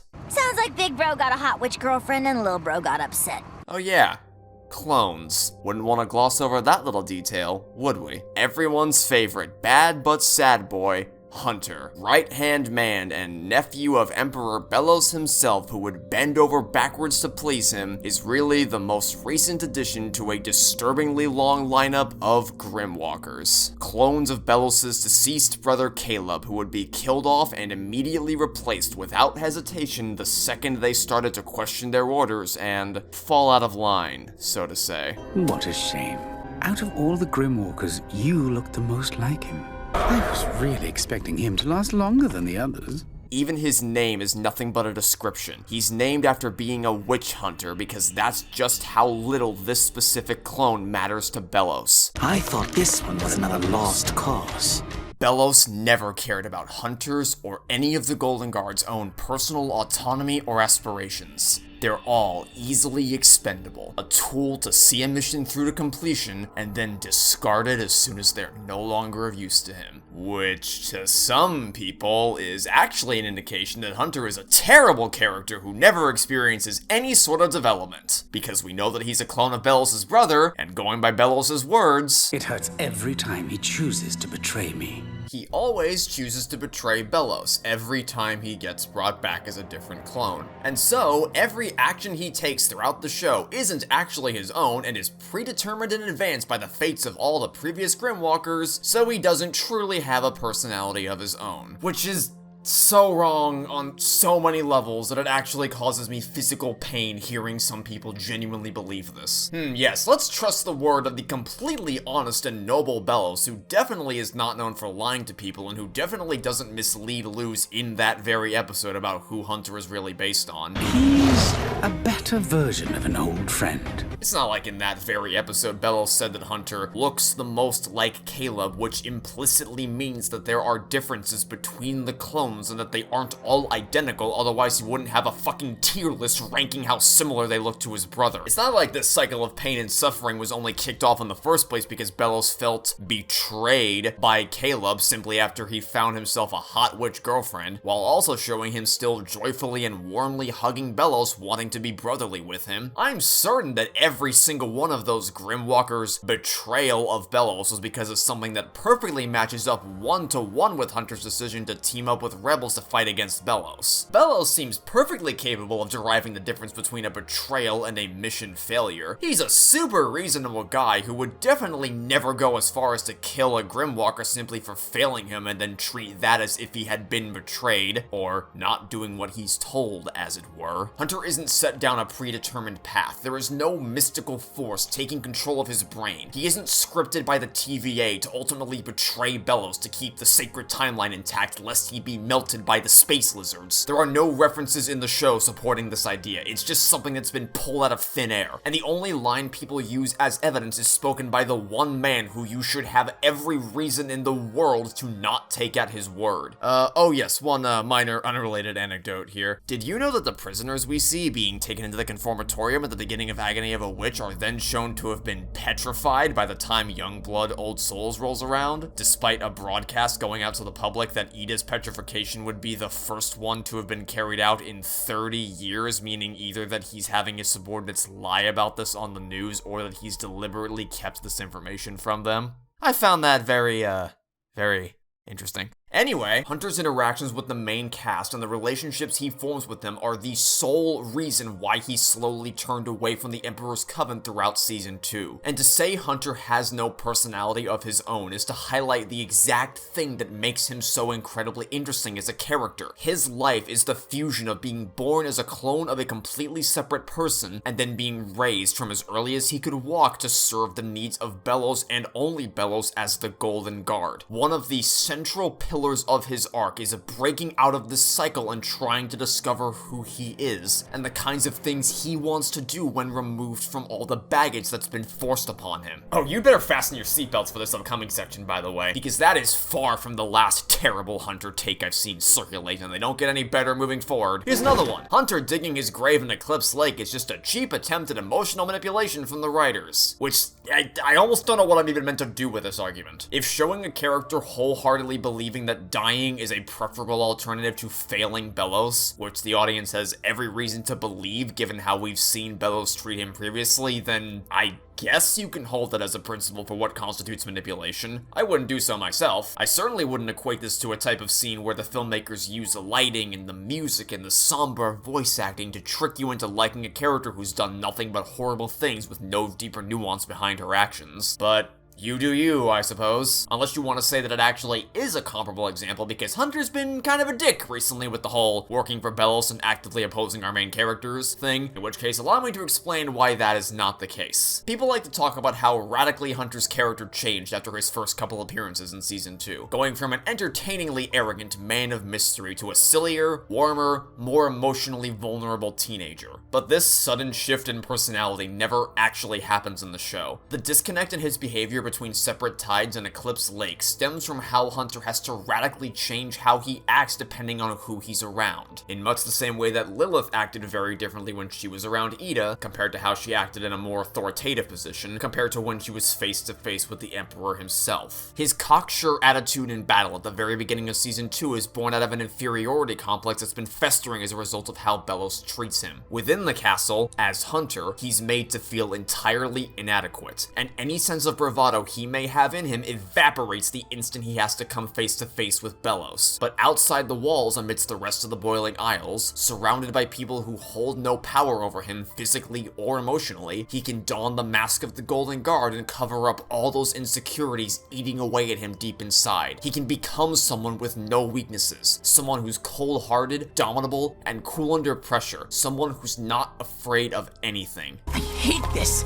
I was never scared as the Golden Guard. These aren't two different characters that they jumped between from one episode to the next. They're different sides of the same character who has to adapt his behaviors to the people he's talking to. A mask he puts on to face the world versus something more akin to his true personality. A mask that he can easily let fall off when he properly meets Luz. Someone who's a total culture shock compared to the types of people he's used to dealing with, allowing his real personality to break through a bit more when he forms a connection with someone who genuinely wants to help him of her own volition, but only a little bit more. Hunter demonstrates a clear interest in his first conversations with Luz of learning more about the world beyond the walls of the castle, but isn't too keen on actually acting on that desire because to do so would be stepping out of the role Belos has decided for him. You can get a sense that there's something deeper beneath that mask in the very first episode we meet him, and almost as soon as that mask falls off, it becomes apparent that Hunter isn't really the menace he wants the world to think he is. Take a look at this scene here here, where Luz has laid down the staff she stole from Hunter and left herself entirely vulnerable to an attack from him, yet he doesn't pounce on the opportunity because this is a moment where he finally doesn't have to assume the position of the Golden Guard. Hunter never had any choice other than to follow the orders of the Emperor. He never got to choose what he wanted to do with his life before now, but the first chance he gets to work with Luz, totally isolated from the castle, when he's stripped of both the staff which grants him his magical power and the mask he dons to put on a confident face for the world, we can see that he's genuinely a compassionate individual. He's vulnerable, he's raw, and he's extremely endearing. It's easy to see what's made Hunter so beloved amongst the community, seemingly duking it out with Amity for the honor of the fan favorite title. But unlike Amity, whose introduction to the audience involved a slight dose of homicide without much to counterbalance that in her debut episode, it didn't take very long at all for people to get the feeling that the Golden Guard was more sad boy than bad boy. But I don't think any of us had any idea of the levels of trauma and abuse we would find out Hunter was wrestling with for so long. One of the most painful things about Hunter's character is seeing how he has come to expect physical retaliation as a form of punishment for failure. He doesn't appear even slightly shocked when Belos attacks him at the end of Hunting Palisman because of how common an occurrence this is for him. He turns away from Belos when he transforms into a monster at the beginning of the episode because he's been abused by him in this form. The Golden Guard is certainly not someone who'd be fazed by a gruesome sight if there wasn't a more personal reason behind it. That scar of his didn't just materialize on his face out of nowhere. He braces for the worst every single time and is shocked to see Darius lovingly pat him on the head instead of striking him. He flinches at the slightest of physical contact, whether it's a flick of his hair, a squeezing of his shoulder, an innocent high five, or even the gentlest of motions by Gus and Ida trying to extend a hand of compassion and friendship. As I brought up earlier, Hunter starts digging his own grave in Eclipse Lake because to him, suicide is preferable to facing Belos empty-handed, which is especially unnerving because we know from Any Sport in a Storm that Hunter is more than willing to proudly accept punishment if he realizes he's done something wrong. Yet the thought of standing before Belos without that key almost turns him into a rabid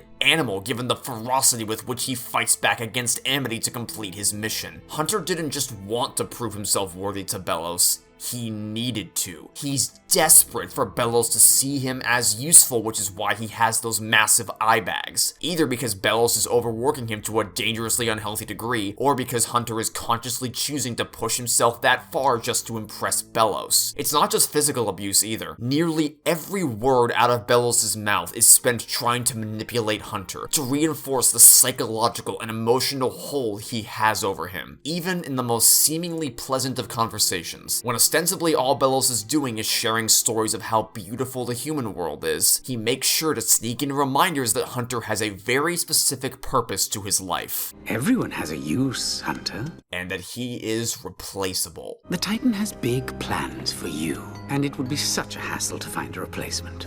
And all of it is flying through lips curled up into the most innocent of smiles. This is a kid who was trained to be solely devout to him and him alone by making him feel completely worthless should he ever fail. Without showing Belos that he can assist in his plans, he is promptly belittled and cast aside, reduced to the same label as Amity gave Willow, half a witch, because he's completely powerless without that magic staff unlike other witches. It all pushes Hunter to center his every waking moment around proving that he's capable and special to give his life meaning, to justify even existing at all. And if he can't, bye-bye! It's all Hunter thinks he's good for because Belos doesn't reward loyalty, he expects it. And he carelessly disposes of Hunter and the other Grimwalkers as soon as they see the truth and are deemed as no longer being useful to him. A miserable cycle of horror, death, and strife that Belos has made it almost impossible for him to break out of. Hunter has been subconsciously conditioned to view failing Belos as if it's the end of the world. This kid is scared to death at the mere thought of disappointing Belos, carrying the same sense of morbid fear as Lilith from the first season. But I can't go back empty-handed. Not again.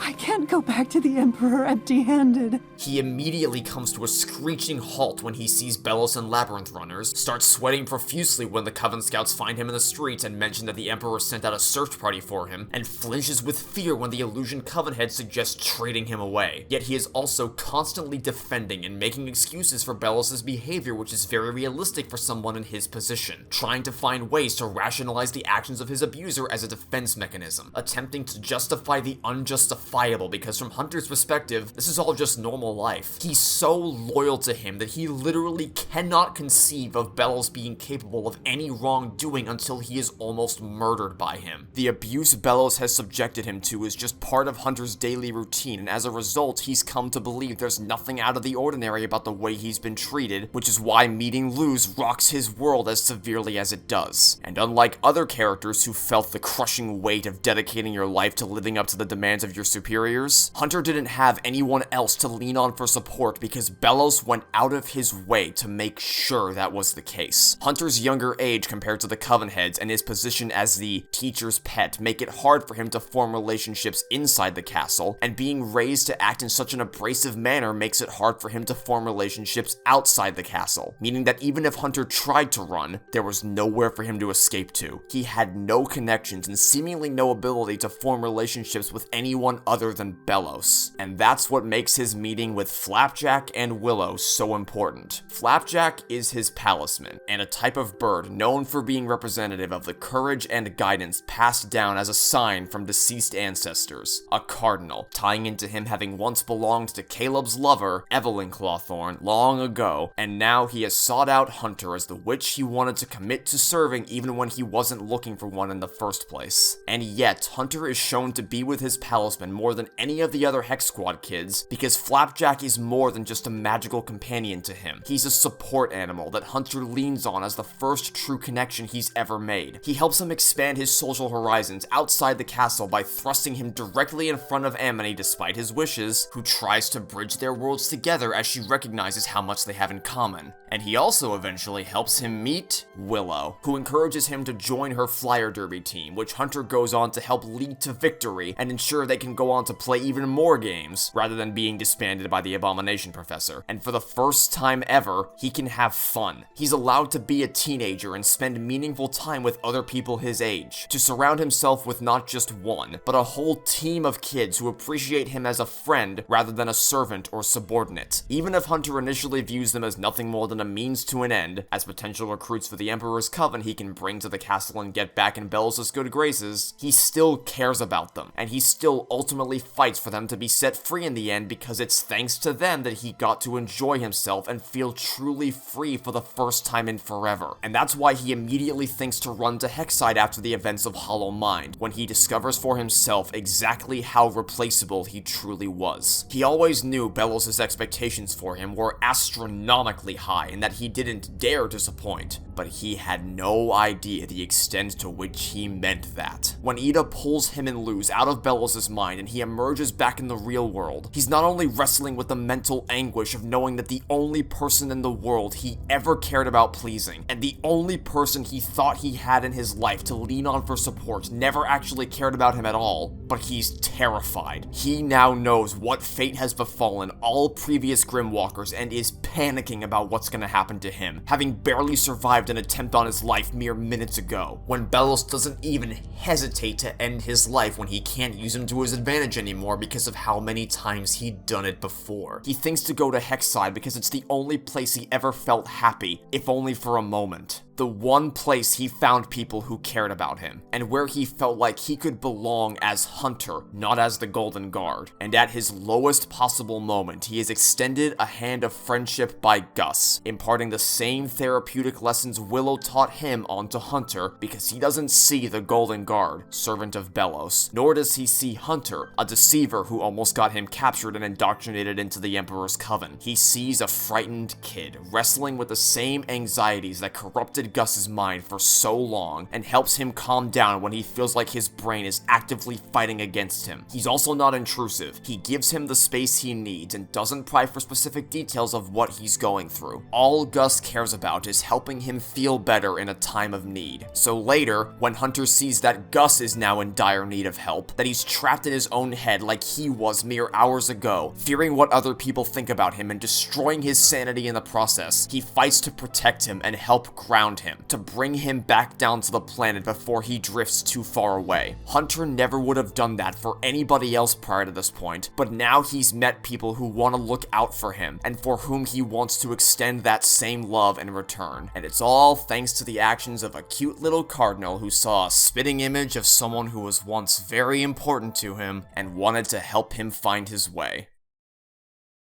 Now, I wish this could be the end of the part where I talk about Hunter's growth throughout Season 2 and we can move right into Season 3, but unfortunately, we still have some work to do. Because more than anybody else in the entire cast, Hunter is the one character who I have most consistently seen impossibly bad faith, or at least disappointingly inept, levels of analysis regarding his role in the show, how he develops, and how other characters are affected by his inclusion across the entirety of the second season. And it's a rabbit hole that I was advised not to jump down by people who value my mental stability and to just not even talk about the criticisms of his character in this video, but I wasn't about to do that. It wouldn't be very intellectually honest of me to sit here and claim that this show is some masterpiece of animation while simultaneously gliding right over any major points of criticism directed at the show. My goal here is to make as tight of a case as I can for how well made the Owl House is, and to do that I need to explain why the criticisms I've seen levied against it are completely and utterly baseless. So if you didn't already buckle up when I told you to do so earlier, now's your last chance, because you are not ready for this. That being said, I'd also like to remind you that I will not be calling out specific individuals when addressing the criticisms of the show, because I want to focus the conversation on the quality of the show itself, not on other people. And I also don't want to even inadvertently encourage anybody to seek out those people to harass them. If you recognize where these criticisms originated from, leave them alone. Do not pester them, do not harass them. That is not an appropriate response to getting things terribly, terribly wrong about a television show. Okay? Okay, good, okay. Let's start with an easy one. Why does Flapjack choose Hunter as his palisman partner? What did he do to earn that connection when all he did was be an asshole the entire episode, and then try to kidnap the palisman? And when he was unable to state specifically what his aspirations for the future were, unlike the other students earlier in the episode who spoke with conviction and bonded with the palisman as a result? Kneel and state your deepest wish, and your like-minded partner will find you. Instead just saying, I never thought I'd have a future in a world like this. Said the Titan had big plans for me. What drew Flapjack to Hunter? Who wrote this trash? Well, first off, Flapjack clearly isn't happy about Hunter's behavior in this episode, but what Flapjack heard during this conversation wasn't that of a kid with no convictions. It was that of someone who wanted to forge their own path through life. At least you have your future figured out now. At least you can figure out your own. Which was something that Caleb wanted to do, and that there was more to him than the Golden Guard persona he had put on. On an unrelated note, here's a random clip of Amity talking about what it took for her to bond with her palisman. She wouldn't move until I admitted that I don't know what I'm gonna be when I grow up, but I want to choose the path myself. And that was enough. It's almost like you don't have to have your life figured out to form a bond with a palisman or something crazy like that. And Flapjack doesn't turn into a staff until after he knows for sure Hunter isn't going to turn him in. You shouldn't be here. It'd be bad if Belos saw you. Flapjack sees that he can be reasoned with about his perspectives on palisman when Hunter makes this choice, and that's when he decides to pair up with him. And getting Hunter to change his mind about palisman while also getting an owner for yourself is a win-win for everyone. Well, hold on there, Sparky. Here's the deal. You're assuming it makes sense for Hunter to even back down when Luz challenges him in the first place. Why does he do this? Why is he swayed by her when he's done missions like this countless times before and is already fully cognizant of what happens to the palisman he brings to Belos? Luz is the first person to resist him who he's actually willing to listen to, because it's the first person he's actually formed some level of a bond with outside the castle, and someone who, similar to Hunter, is also incapable of casting magic without external help. But it's not just because of the connection they formed over the course of this episode. Listen to what Luz actually says to him in this scene. You're not my friend.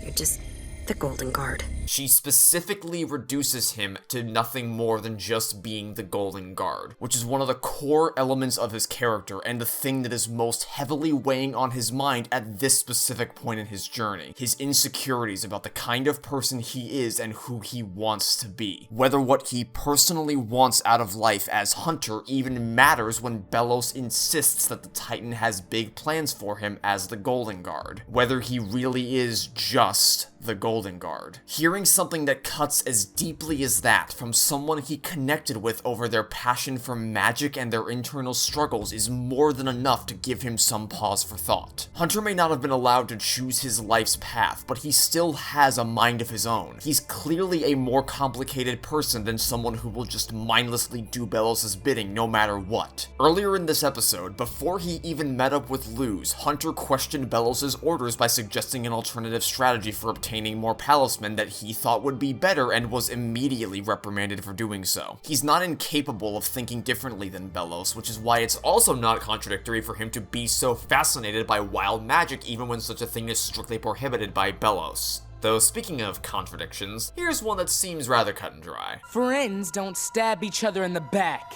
Sure they do. The Coven heads do it all the time back at the castle. Objection! Excuse me, Hunter, but I believe I've spotted a critical hole in your testimony. How could you believe that it's normal for friends to stab each other in the back, and not know that's a bad thing, when you already tried to stab Luz in the back in hunting palismen, and she told you that means you're not her friend? Well, first, the actions Hunter takes in these two episodes are not synonymous with each other. Hunter knew full well what he was doing here would not have been beneficial for Luz or the palismen, whereas he believes joining the Emperor's Coven to be nothing but an unambiguous benefit for the members of the Flyer Derby team. But more importantly, Hunter didn't come out of his encounter with Luz realizing, oh yeah, I guess I really shouldn't stab you in the back, huh? They don't ever get to reach that conclusion for this conversation because Kikimora ambushes them as soon as he drops his mask and says, "My name is Hunter."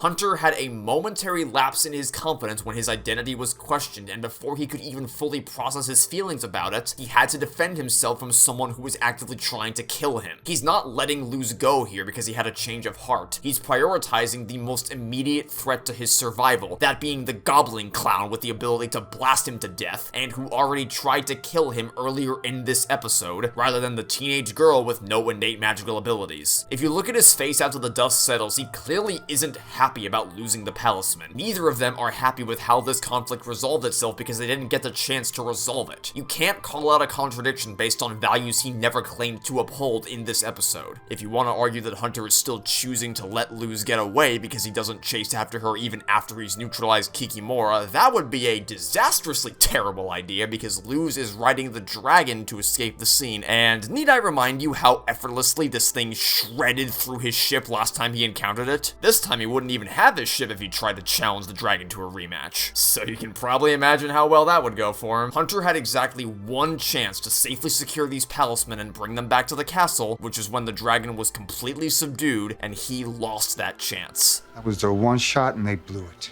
And if you don't believe Luz striking at his most vulnerable emotional weak point would be enough for him to falter for the brief moment that he does, I don't know what to tell you. Every action he takes is based around these core insecurities. You know that Hunter's motivation for getting the Flyer Derby team captured isn't just so he can get his cloak back, right? Like we're dealing with Linus and his goddamn blanket or something. That's not just some random piece of clothing he's personally attached to. It's more than just a cloak to him. It represents his identity, and to him it represents his worth.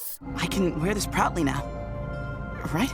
It's not about retrieving his special blanket. Getting it back after having it taken away for all his previous failures is proof for Belos that he's worthy of being the Golden Guard because that's all he thinks about all day long. Oh yeah, this scene, this fucking scene is like a super magnet for terrible takes. I've seen so many garbage reads on Hunter's motivations throughout this sequence and why he does the things that he does, so brace yourselves. I'm loading up the bad take cannon. Why is it that Hunter's indoctrination can be so easily shattered by thinking about what's gonna happen to the kid's palisman? Since when does he even have a weak spot for palisman? This is what makes him see the error of his ways, even though he just saw Willow on the verge of having a mental breakdown. Do we not just get a shot where he sees how she's acting right now and then he reacts in a way that clearly communicates indicates he's had some sort of revelation about his actions. And if the Palismen are the things that make him change his mind and go after Darius' ship, then why does he demand he release the kids and not the Palismen when he catches up? He never even acknowledges that what he did to these kids was messed up, so he clearly must still believe that stabbing them in the back is part of being a friend.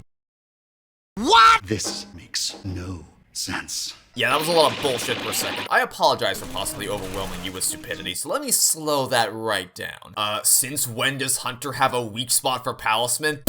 Well, gee, I fucking wonder! Now, as for the rest of this word salad, I think first it's important to provide some additional context for this scene. This is the episode Any Sport in a Storm, and this scene takes place following the reveal that Hunter was never actually interested in joining Willow's flyer derby team. He only helped the team win their game because he believed they were the best and brightest witches at Hexside and wanted to recruit them to the Emperor's Coven to prove himself worthy of donning the Golden Guard's cloak again. But in spite of the Hex Squad's attempts to explain to Hunter that what he did to them is wrong, his conviction is unshakable. We don't care! None of us want this! You will eventually. Trust me, I'm your friend now. And it's such a scarily great moment for his character. To say he's merely brushing off their concerns is too generous a description of how he reacts in this scene, because he believes so staunchly that the Emperor's Coven really is the best possible thing for them, and that you'll learn to love it eventually, just like he did. It never mattered to Belos what Hunter wanted to do, so why should it be any different for them? The way he treats others is merely a reflection of Belos' abusive behavior towards him. It was true of the way he spoke to Amity and the things he told her about proving your worth, and it's true of the way he speaks to Willow's flyer derby team. He doesn't understand societal norms beyond the conditions he was raised in. So, with all that being said, I think it should be quite clear that when Hunter's smile vanishes when Willow starts talking down to herself, he's not going from, "The Emperor's Coven is awesome!" to, "What have I done?" back to, Darius, did you see what I did? Did you see it? Did you?" There's no remorseful revelation in this expression, it's a look of confusion. Like, what the hell is wrong with you? This is just the way things work. He said that himself just moments ago. Well, I don't get it. You're joining the best coven there is. Hunter's behavior throughout this scene is entirely consistent with his principles about the Emperor's Coven. There's no back and forth here. It's only once he gets outside and Steve reminds him of what's about to happen to all the Palismen he just sent to Belos that he snaps out of his delusional trance. And the reason why this specifically is the thing to wake him up is because Flapjack was the first thing to set Hunter down his route out of Belos' iron grip. And so, thinking about how their Palismens would be harmed like how Flapjack could have been harmed, now having one of his own whom he's grown quite close to starts to make him question everything. It's for that very reason that he doesn't just take the Palisman and run when he flies up to Darius' ship and then confronts him on the ground moments later. Flapjack was always a gateway for Hunter to begin to see all of his wrongdoings, and he serves that same role here. And no, the fact that Hunter doesn't explicitly say, "I messed up, I shouldn't have captured you," does not mean he doesn't believe that to be true. Listen to the tone of his voice and pay attention to his face in this scene. I was mistaken. These four are insolent agitators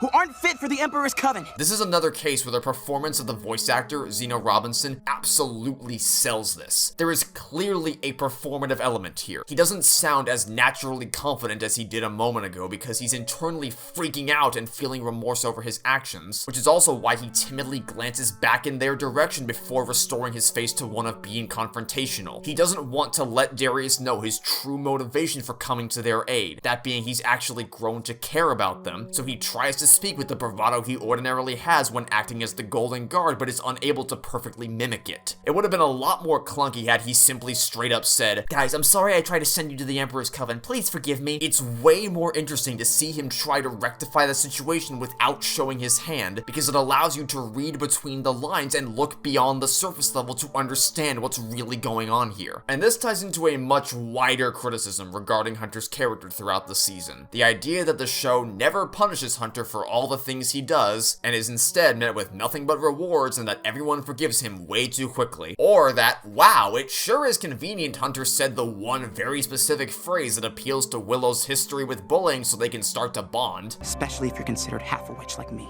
Yeah, of course he would say that he's half a witch. He's powerless. He's clearly deeply insecure about that, and we now know that half a witch isn't just some random nickname Amity made up specifically for Willow. You could have argued that previously, but not anymore, because the fact that Hunter is familiar with this term means one of two things. Either that the people at the castle and Amity both independently landed on the exact same custom nickname, or it means that half a witch is just a common slang term in the Boiling Isles. I don't know about you, but the latter seems a lot more probable than the former. And on a broader scale regarding people forgiving Hunter way too fast and going way too easy on him, this is, yet again, not true. Luz may not be there to confront Hunter again in Eclipse Lake, but clearly what she's told Amity about him isn't exactly the most glowing of praise considering how she reacts to his presence and the hostile attitude she holds toward him. If I ever see that human again. Watch it.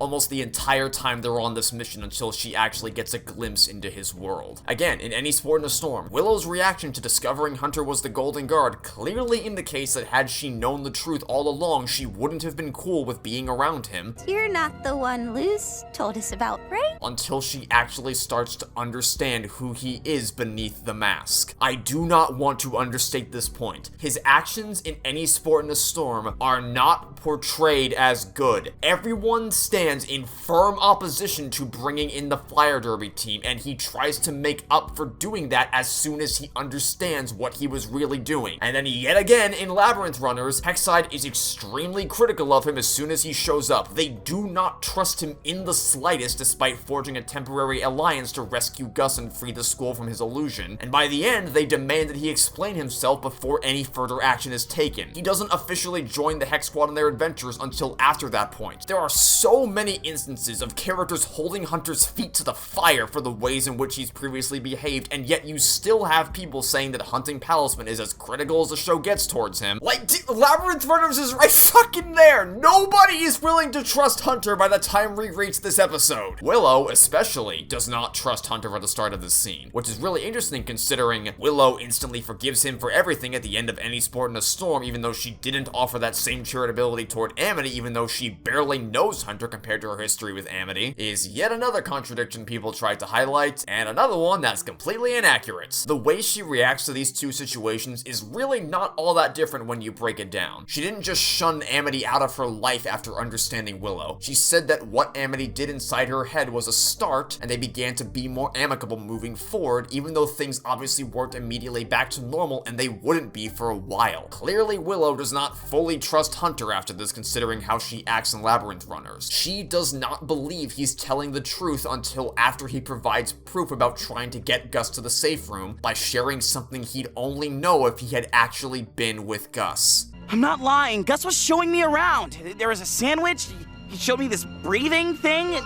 You can say that the timeline on which she welcomes him back into her life is faster than it was for Amity, but that's because we're talking about someone who willingly and knowingly caused her harm for years versus someone who unintentionally hurt her. It was not at all Hunter's intention to lead her to this point. Willow had seen both Hunter and the Golden Guard sides of his personality on display in one day and initially thought the former was just a facade to further the goals of the latter, only to see the opposite be proven true in the end. She knows there's more to him than that, because Hunter wasn't faking being her friend. Seeing Hunter scrambling to rectify his mistake while trying not to shatter the Golden Guard persona in front of Darius is only proof that his concerningly chipper attitude regarding their capture was a sign of much more deeply rooted issues, not that he legitimately reveled in getting them arrested, because that clearly wasn't the case. And as for the argument that Hunter is consistently rewarded for his actions, how about we run through every single Season 2 episode he's featured in and see just how well that statement holds up under pressure, shall we? Season 2, Episode 1. Hunter is the antagonist of the episode in no uncertain terms and is not held in high regard by the Owl family. Episode 2. Hunter shows up very briefly right at the very end, and yet his surprise appearance is still framed as a very ominous one, as he is continuing to help Belos by striking a deal with the Blight family to license their Abomaton supply. Episode 6. He kidnaps Palisman, which costs him a potential ally, as the lingering tension that follows this scene doesn't get resolved until the end of the season, and when he fails to kidnap the Palisman, he is reprimanded by Belos. Flapjack connecting with him is a result of them sharing a bond over something entirely unrelated to those actions. Episode 9, can you honestly tell me that Hunter threatening to hurt Luz and furthering Belos' plans are framed in a positive light? The happy ending of this episode isn't, "Yay! Hunter threatened to murder Luz and got the key Belos wanted! We did it, Patrick! We saved the city!" The happy ending here is Amity being smart enough to get the blood back without putting either of them in jeopardy, and Hunter beginning to embrace Flapjack after seeing his performance in battle, and after hearing Amity's talk about unconditional love. Not the fact that he got the goddamn key. Episode 13, literally everything he does here is wrong. All of it. I feel like I'm repeating myself, but with how prevalent this criticism is, you'll have to forgive me for making sure I drive this point home. Everything he does in this episode is wrong until the very end, and Darius rewards him for ultimately deciding to do the right thing. Hunter expected to be punished and was more than ready to accept it for what he did. Episode 16, absolutely nothing about this episode goes according to Hunter's plan, and episode 18, he's not responsible for the school-wide illusion and also has no obligation to help fix it, and yet he does it anyway, so there aren't any actions to hold him accountable for here. Except, of course, for everything he's done throughout the rest of the season, which they do hold him to here. There's a lot to explain. Then you'd better get started. This argument falls flat the second you actually look at what happens with this character in each episode, and you absolutely cannot argue that the show doesn't do anything to criticize Hunter while simultaneously arguing that the show goes out of its way to make sure Hunter is the one to save Willow in this scene, so as to ensure Hunter is always the bestest character in every situation he's involved in, because to do so is to acknowledge that Hunter and the writers understand that what he did was wrong and he's trying to make things right. Oh, and you also can't show the one of a whopping 4 times when Hunter saves Willow in the show in an attempt to frame it as some sort of sexist white knight savior trope where Willow is incapable of doing anything without Hunter bailing her out. Because yes, people have said that about these two. And then completely ignore, or at the very least hand wave away all the times when Willow saves Hunter as being nothing but an attempt to trick you into believing they're on equal terms. The fuck do you mean it's a trick? It is a fact that they consistently rely on each other. Where is the trick? Where is the trick? Do you think that these are all just illusions? Do you think Hunter keeps engineering situations where he needs to be saved to make Willow feel better? What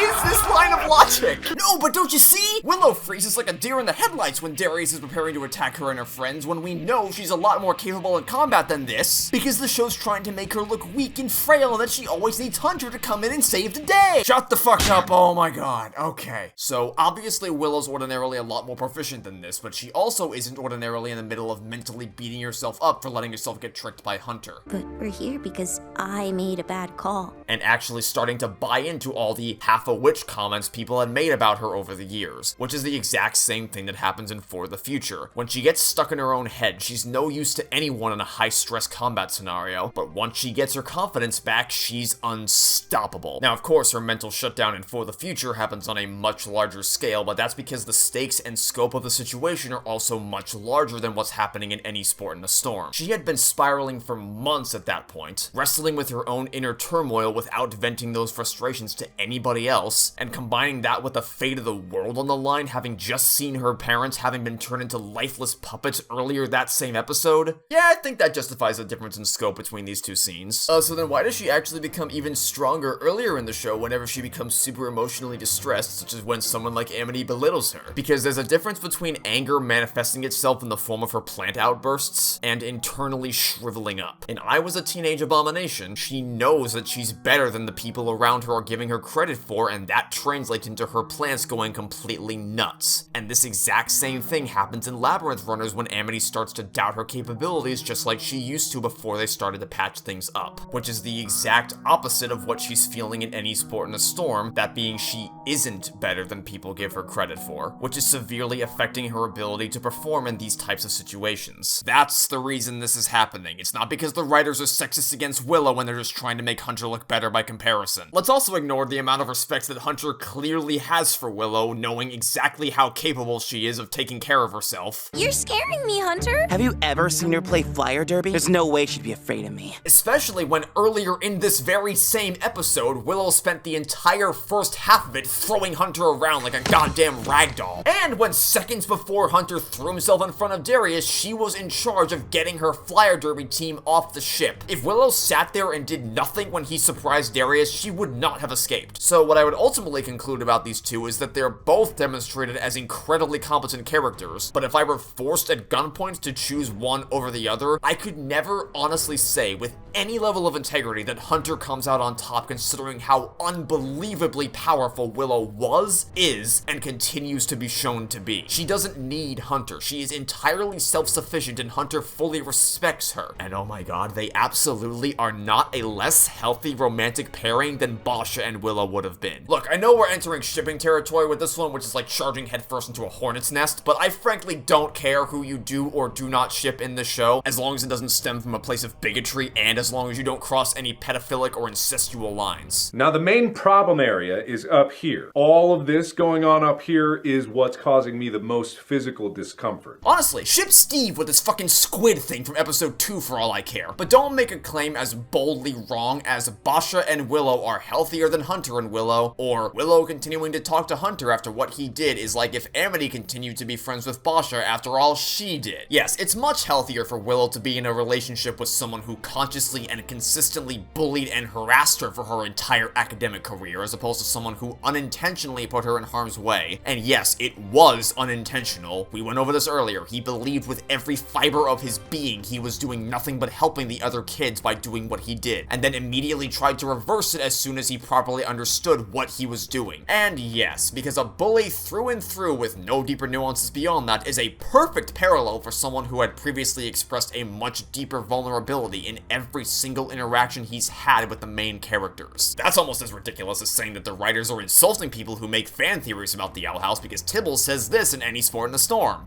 Oh, were you expecting some dramatic discovery? Never mind the fact that immediately after he says this, Amity literally punches him into next Tuesday because Tibbles is an antagonist. He's the bad guy in this story. He's not somebody whose beliefs the writers actually stand behind and want you to adopt for yourself. The entire point of the subplot of this episode is acknowledging the fact that of course people's fan theories aren't always going to be 100% accurate to the true lore of the story they're theorizing about. That's just logically impossible, and it's the danger that comes with generating completely insurmountable expectations by writing a show as densely packed with interesting lore as this one. But that just because you missed the mark with your predictions and theories, it doesn't make the entire endeavor utterly worthless, which is why the episode ends with Luz and Amity deciding to turn the Azura book club into a writing club even after Tibbles makes fun of them for expecting some big plot twist because they enjoy the act of engaging their critical thinking skills about a story they both love, even if their speculations don't actually end up being true. Well, I had fun coming up with those theories. They were like our own stories. The writers very clearly want you to empathize with these two characters and their joy in theory crafting, and not the villain of the week piggy prick who has literally done nothing but be a dick the entire show. Capitalism, where everyone wins except you. That's all this criticism has going for it. There's no commentary clip where the writers are consciously and actively mocking fan theories. It's just the bad guy saying something the writers obviously don't agree with. Brilliant. I mean, hey, I'm convinced. Also, one of the many underlying themes of the Owl House is entirely centered around how important fictional media is to people. Acknowledging that while if you let it consume your entire personality as an idealist escapist fantasy, then it can end up being a detriment to your life, it can also go on to hold infinitely more personal value to the audience than any creator could have ever possibly foreseen. It can provide a source of comfort to people with nowhere else to turn for such a feeling. It can bring people together and give them a shared interest to bond over in otherwise highly tumultuous times, and it can encourage people to engage in their own form of creativity. These are all the things the show is actually trying to communicate to you through its storytelling. Not Lamau, you're trying to theorize about our show? Ha! Fuck you, dumb, stupid little idiot. How can you possibly conclude this? Whatever, I digress. Back to Hunter. By the way, if you want to say that Willow wouldn't be privy to the same amount of information regarding Hunter as the audience, because she wasn't there for any of these episodes and therefore shouldn't have enough information to know what he's like beyond the identity of the Golden Guard, we know for a fact that Luz, at the very least, shared the story of her adventure with Hunter. You're not the one Luz told us about, right? Yes, I am. And I do not see why Amity wouldn't have done the same considering how tight this friend group has has become by this point, and Hunter's true personality would be made apparent the instant these people start cross-referencing their stories. Obviously, Willow's comment in the clip I just played makes it clear that the key takeaway from the story she heard still wasn't a positive one overall, which makes sense. Luz was disappointed after hunting Talisman, and Amity wasn't exactly super chipper after Eclipse Lake, but once Willow saw Hunter in action for herself, seeing how he is in person made her perception of him start to shift. And after 3 instances in a row of this kind of thing happening, a pattern starts to develop which should point both her and you toward a certain conclusion. And that conclusion is that Hunter is a teenager who's questioning everything he's ever believed to be absolute truth throughout his life and is constantly being pulled in all sorts of conflicting directions, feeling like his true calling is elsewhere beyond the walls of the castle, but also fearing the consequences of leaving Belos, a man who's gaslit him so many times his breath is probably flammable, and that Hunter is someone who revolves his entire existence around appeasing him as his only family, even going so far as to gaslight himself into believing he was doing the right thing until the evidence was so overwhelming he could no longer deny the reality of his situation. Hunter has to believe that Belos is worth supporting, that no matter how many atrocities he sees or how scared he feels, he believes that at his core, Belos must know what he's doing. Belos is the one who has all the answers and who uses Hunter's devotion to wrap him around his finger, to make him believe that he is special, that the Titan specifically chose him as someone he has big plans for, and so he believes that everything Belos puts him through is worth it to achieve the utopian state he's been promised, because it's much easier to believe that than it is to believe that you've been lied to for your entire life. He's loyal to Belos, but still knows in his heart that his true calling is elsewhere. With the Flyer Derby and other friends Flapjack keeps pushing him towards, wrestling with what's right and what's wrong, not knowing how to make peace with his emotions, trying to maintain some level of respect and importance so that he is still worthy of being the one the Titan selected without putting anyone in harm's way. And a character like that is going to have an unstable decision-making process. He'll falter in the face of someone who questions his identity, but bounce back stronger than ever, desperate to prove himself, and in the process will nearly ruin the lives of innocent people, but ultimately come to his senses and do the right thing, because while Hunter may wear the mask of the Golden Guard to hide his insecurities, the truth is he doesn't actually enjoy harming people. He believes he's fighting for the betterment of everyone on the Isles. He wants to do good with his life, but what he's been taught to be good by the environment he's been raised in is fundamentally skewed. He isn't the one calling the shots here, and I'm frankly sick of hearing this bizarre sentiment framing Hunter as some irredeemable monster for the actions he's taken, as if he wasn't raised under cult-like conditions where he had exactly 2 choices: to become the Golden Guard and engage with all the atrocities that came with it, or perish. You may or may not know this, but the Owl House team can be somewhat crafty with their episode titles. They always work really well in isolation, divorced from the rest of the season, but if you take a step back from any one of them individually and take a look at the first letters or words of each season all in a row, you'll find hidden messages such as "a witch loses a true way," or "seek the key, fear the lock," or "thanks for watching." But something else I find very interesting is that if you look at the episodes where Hunter first starts to connect with one of the Hex Squad kids, and where Flapjack plays an active role in helping that happen, Luz in Hunting Talisman, Amity in Eclipse Lake, Willow in Any Sport in a Storm, and Gus in Labyrinth Runners, the first letters of all those episodes spell out heal. Intentional? Maybe not. Perhaps it's just a massive coincidence, even though I severely doubt it, considering the level of precise care the writing team has put into every other aspect of the show, especially when it comes to the names of the episodes. But either way, it's representative of exactly what the Hex Squad and Flapjack have been for Hunter. Healing. At last, Hunter has found a group of people he can feel safe with. People who all directly relate to the individual problems he's had to face. Someone similarly labeled half a witch and who struggles with self-worth because of it. Someone with a debilitating feeling of anxiety. Someone who is also raised with the need to prove their value with every action they take. And someone who shares the same level of guilt as him for all they've done to help a hateful monster. But he now has people who won't make him feel worthless like Amity assured him back at Eclipse Lake, and he feels truly loved for the first time when Luz tells him, "Gotta make sure you're safe too, Hunter. Your family now. family, something he never had before this point. He thought he had it with Belos, but that came crashing down all around him in Hollow Mind. Hunter has never truly been loved by anybody. He didn't even understand what it meant to love somebody, but now he does. Now he knows how it feels to appreciate somebody for simply being in your life. Now he's heard someone tell him and mean wholeheartedly that he is a part of their family now. People around him who will want to take care of him. He doesn't even process it right away. Oh.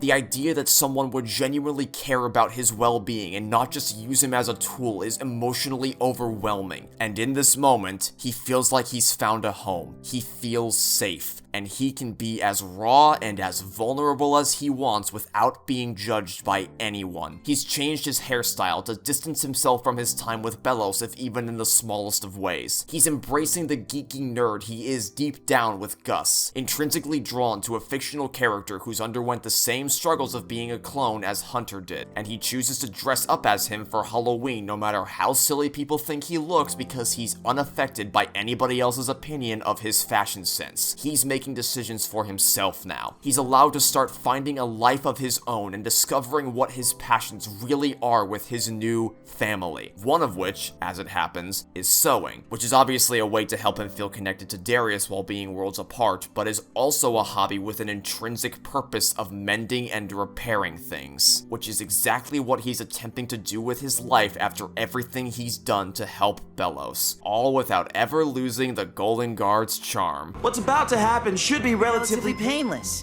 if you just do what we say. It seemed like Hunter had finally found contentment, that he no longer had to worry about Belos and could just enjoy a life he made for himself, forever free from the chains of his past. But nothing's ever that easy. Even when surrounded by people who make you feel at home, you can't effortlessly escape the grief that has consumed you for so many years. Even before Hunter knows that Belos has followed him to the human realm, he still haunts his stream of consciousness, leaving him paranoid at the slightest disturbance, seeing him in his reflection in the mirror, always feeling like Belos is lurking over his shoulder, staring down his every move. And it all comes to a head at the graveyard, and thanks to them, when after chasing down his demons, Belos manages to possess Hunter, taking over his body and proceeding to forcibly reverse every change he made since arriving in the human realm to get as far away from him as possible. He whittles away at his mental state by forcing Hunter's hair back to how it used to look and removing the costume of a character that gave him a sense of comfort, before taking a swing at his physical form by deforming his skull and bones as bluntly as possible, making the fate Belos had set out for Hunter just as disturbingly ironic as those who came before him. The Golden Guard who helped Belos set up explosives met a very explosive demise himself. The Golden Guard who helped immobilize the Wild Witches wound up petrified. And now, Hunter, nearly consumed in much the same way the palismen who he helped bring directly to Belos were so thoughtlessly consumed. And the worst part is that this wouldn't even kill him. We know that Hunter's still in there somewhere with how he oscillates back and forth between who's in control. So Belos wasn't content to simply murder Hunter outright and leave it at that. He was gonna condemn him to suffering in his subconsciousness for all of eternity while Belos had full control over all of his bodily functions. But even that isn't enough for Belos. He's not satisfied in tormenting Hunter until he grabs Flapjack out of the sky and mercilessly crushes him in his hand, hauntingly mirroring the very first interaction the little guy ever had with Hunter.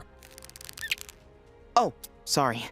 Consuming the power of the palisman just like everybody else's he's absorbed over the years, and that Hunter has brought right to him. At which point, Hunter snaps to attention, starting to fight back and overpower the grasp Belos has on his body because nothing short of seeing his closest ally, with whom he formed his first ever real connection with another living being, and who helped him find his family nearly eaten alive right in front of his eyes, would set that kind of fire in his heart. And what follows is one of the most gut-wrenchingly powerful scenes out of the entire series, where Hunter talks to Belos about all the things he'd like to do with his life, forcing him to hear it whether he cares to or not. I don't care what you want. To leave the Emperor's Coven, study wild magic, carve palisman, attend Hexside, and play flyer derby with his friends. But he doesn't frame them as things he wants to do. He frames them as things he would like to do. As in, things he wishes he could do, but knows he never can because at this moment, feeling just as overpowered by Belos as he always has, he's accepted that what he truly wants is impossible. He'd like to live a life completely free from Belos, but even after watching him get blasted into the wall and fleeing to a different dimension, he always seems to come back to haunt him. And the only way Hunter thinks he can stop Belos' rampage is to give himself up. He is ready to die. That is a fate he has accepted and embraced because more than anything else, what he really wants is to make sure you never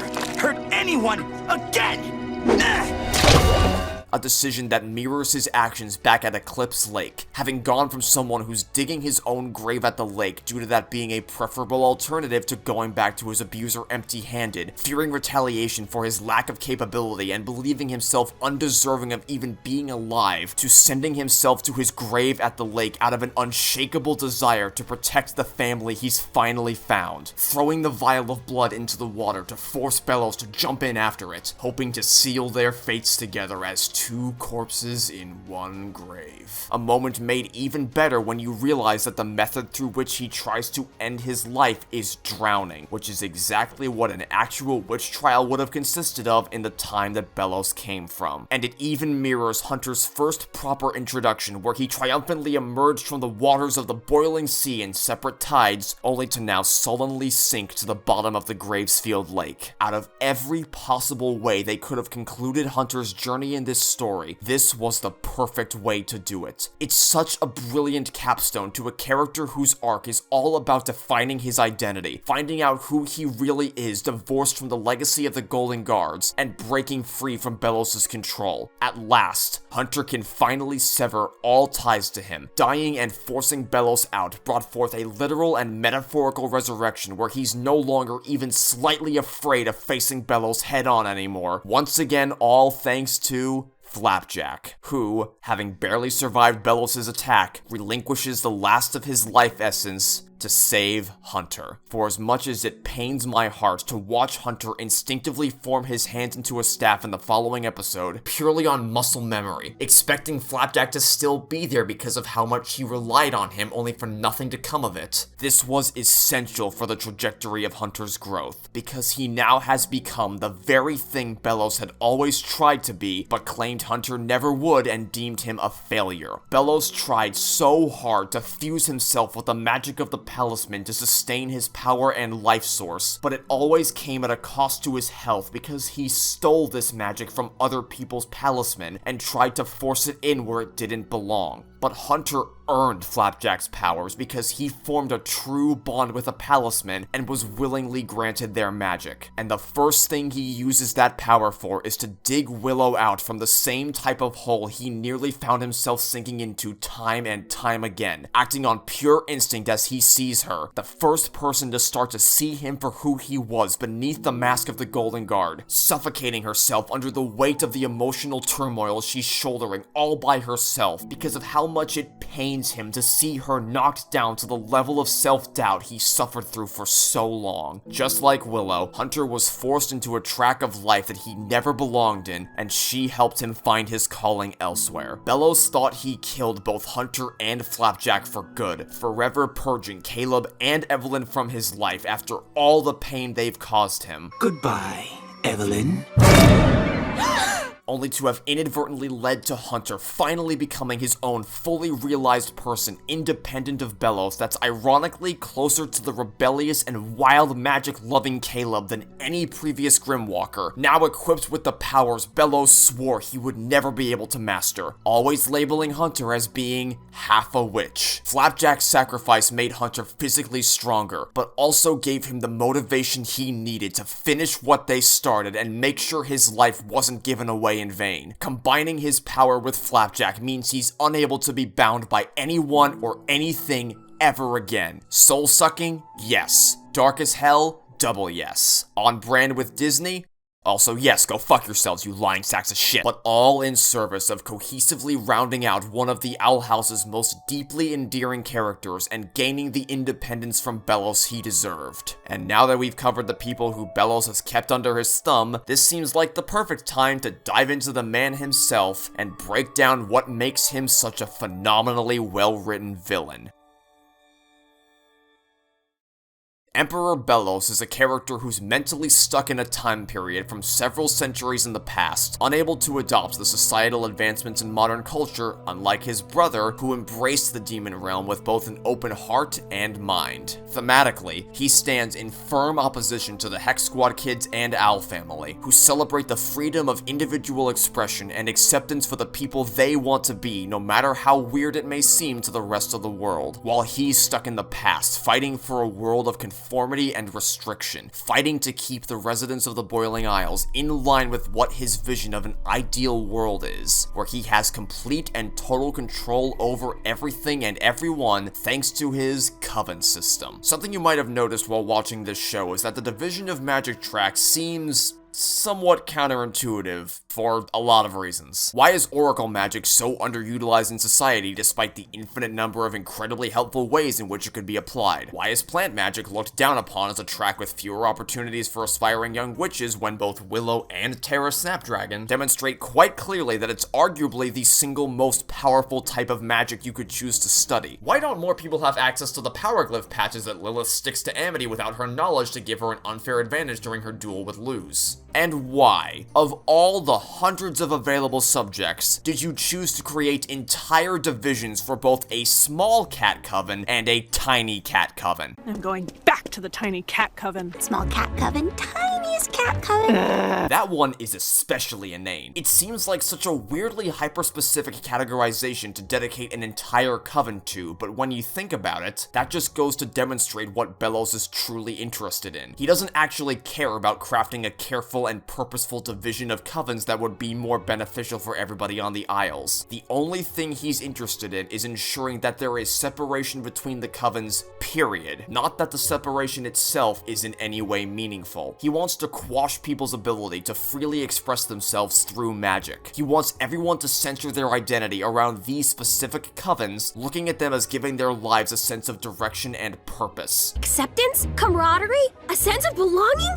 Covens sound incredible! They sure do sound incredible. There is such a wide array of choices of covens that there's pretty much something for every single person to align themselves with and find that sense of belonging they're looking for, no matter how silly, so that they all fall in line into neat little boxes Belos can easily control and bend to his will for his ultimate plans on the Day of Unity. Because when everyone's in a coven, suddenly no one will be. Plant magic, meanwhile, is something people are conditioned to look down upon in spite of its undeniable power levels because it's one of the core tenets of the Titan's magic. It requires you to form a direct connection with the land, with the Boiling Isles themselves, the way magic used to be taught as Ida tries to get through to Luz during Adventure in the Elements, but that runs completely contrary to the tyrannical teachings that Belos has impressed upon the residents of Bonesborough. Inversely, abomination magic is as prestigious as it is because the Blight family are among the most affluent people on the Boiling Isles and go on to work in tandem with Belos himself, both directly and indirectly assisting in his plans as the Abomatons are at the beck and call of the Emperor himself. And then there's the Oracle Coven, also referred to as the Fortune Teller's Coven for obvious reasons. If there was ever a coven that would threaten to stand in the way of Belos' plans for the Day of Unity, it would be the one that possesses the ability to communicate with spirits, to either look into the future and deduce his true intentions, or reach out to a spirit of the past who could share stories of his prior misdeeds. It should be Belos' immediate priority to restrict this in any way that he can, and that's exactly what he does, keeping people like Odalia so close to his chest and shackling the voices of the spirits inside crystal balls and amulets to limit their abilities. Hence why the fortune teller's predictive abilities aren't quite as adept as you'd expect. A power glyph from the Construction Coven.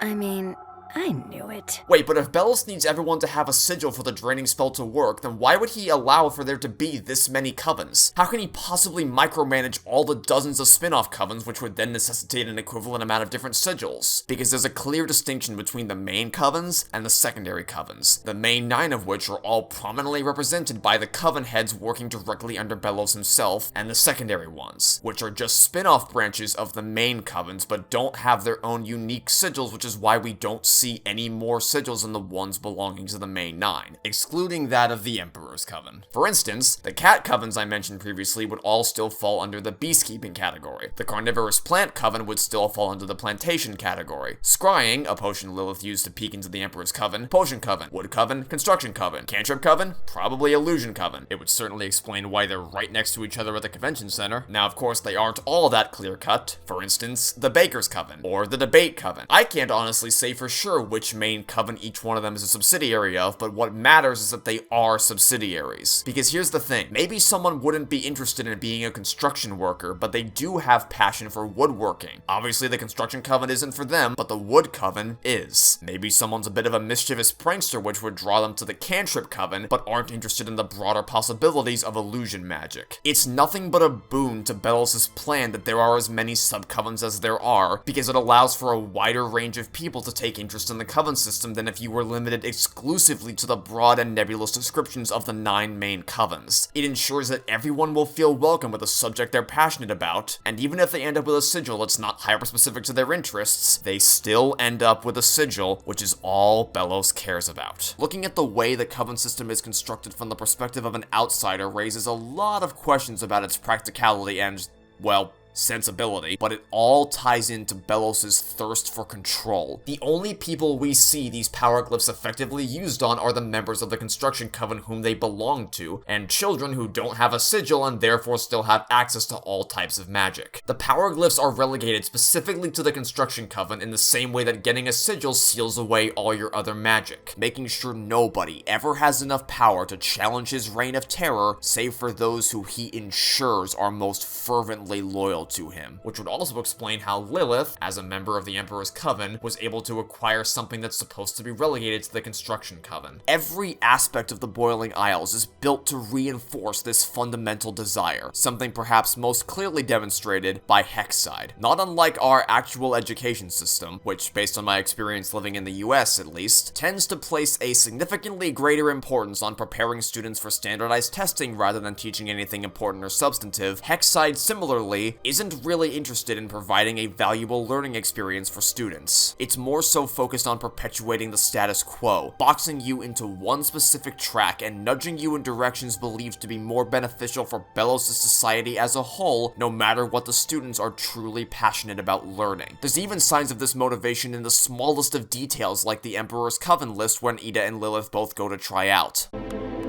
One spot is available. That's just so blatantly incorrect. You very clearly do not have only one spot left. But that's exactly the point. It is more useful for Belos not to just have more people under his thumb, but specifically to have people who can be more easily manipulated at his disposal to do with as he pleases. The one spot left thing is nothing but a false restriction placed upon the Clawthorne sisters with the sole intent of severing their support system so Belos has better control of whichever one emerges victorious. Belos himself isn't even present on screen until Agony of a Witch, the penultimate episode of Season 1, but the thing is, he doesn't need to be. His presence is palpable throughout the entirety of the first season because he permeates every facet of the Boiling Isles, be it through the institutions put in place or his subordinates. The wildly unfair conformatorium, the needlessly restrictive and oppressive coven system, the suffocating curriculum at Hexside, seeing the palismen hiding in fear only for the reason why they were running scared to be revealed in Agony of a Witch. They just keep slowly pulling back the curtain on what the residents of this world have been forced to endure for centuries until you finally come face to face with the man responsible for all of it. Someone armed with a bizarre and never before seen way of casting magic, a downright disturbing method of gaining power, and a castle that almost seems to be alive. A ginormous heart towering over the throne room, beating in rhythm just as the walls of the Owl House will steadily breathe, because this fortress is constructed constructed around the heart of the Titan, who Belos has deliberately kept alive to power his artificial magic through the language of the Titan, and because he needs the glyphs in order to complete the draining spell. And when Luz finally confronts him for the first time in the season finale, regardless of how imposing he is to both her and the audience, he's barely even engaging with the battle. Belos is just toying with her. He doesn't treat her as anything remotely resembling a serious threat and uses his power solely to demonstrate that he can, that he barely has to move a muscle to toss Luz around like a ragdoll and send her spiraling around the room, fighting for her life. He can literally just stand there like a statue and still bring out this mammoth of a monster from the intro sequence, to show her that he absolutely can fight back should he choose to, and that if he's this powerful while putting in the absolute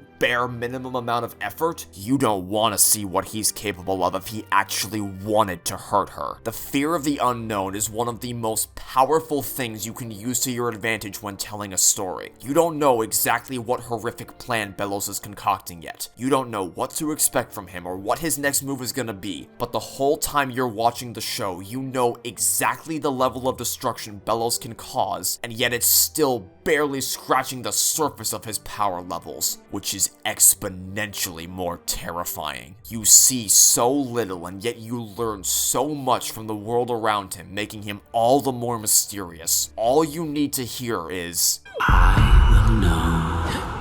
And that's enough to rattle your bones because of how much his presence has been built up throughout the season. And when they ultimately do lift the mask, it's not at all a disappointment because you can finally see the full scope of what he's capable of and how much of an unhinged psychopath he truly is. Speaking of lifting the mask, when Belos literally unmasks himself for all the world to see, he reveals a massive scar striped across his face, essentially splitting it in two, and a two-face is exactly what he is. A false prophet who's a master of manipulating people and revising history, never making a move that wasn't meticulously thought out in advance, no matter how counterintuitive it seemed to be at the time. It may look like Belos makes some decisions that are actively detrimental to his goals. One that immediately comes to mind: why Grimwalkers? Why even bother? What's the point in cloning and reviving your brother again and again and again when they consistently go on to betray his trust, leading him to have to kill them every single time, especially when Belos clearly already has more than enough devout followers that he's had absolutely no problem controlling, because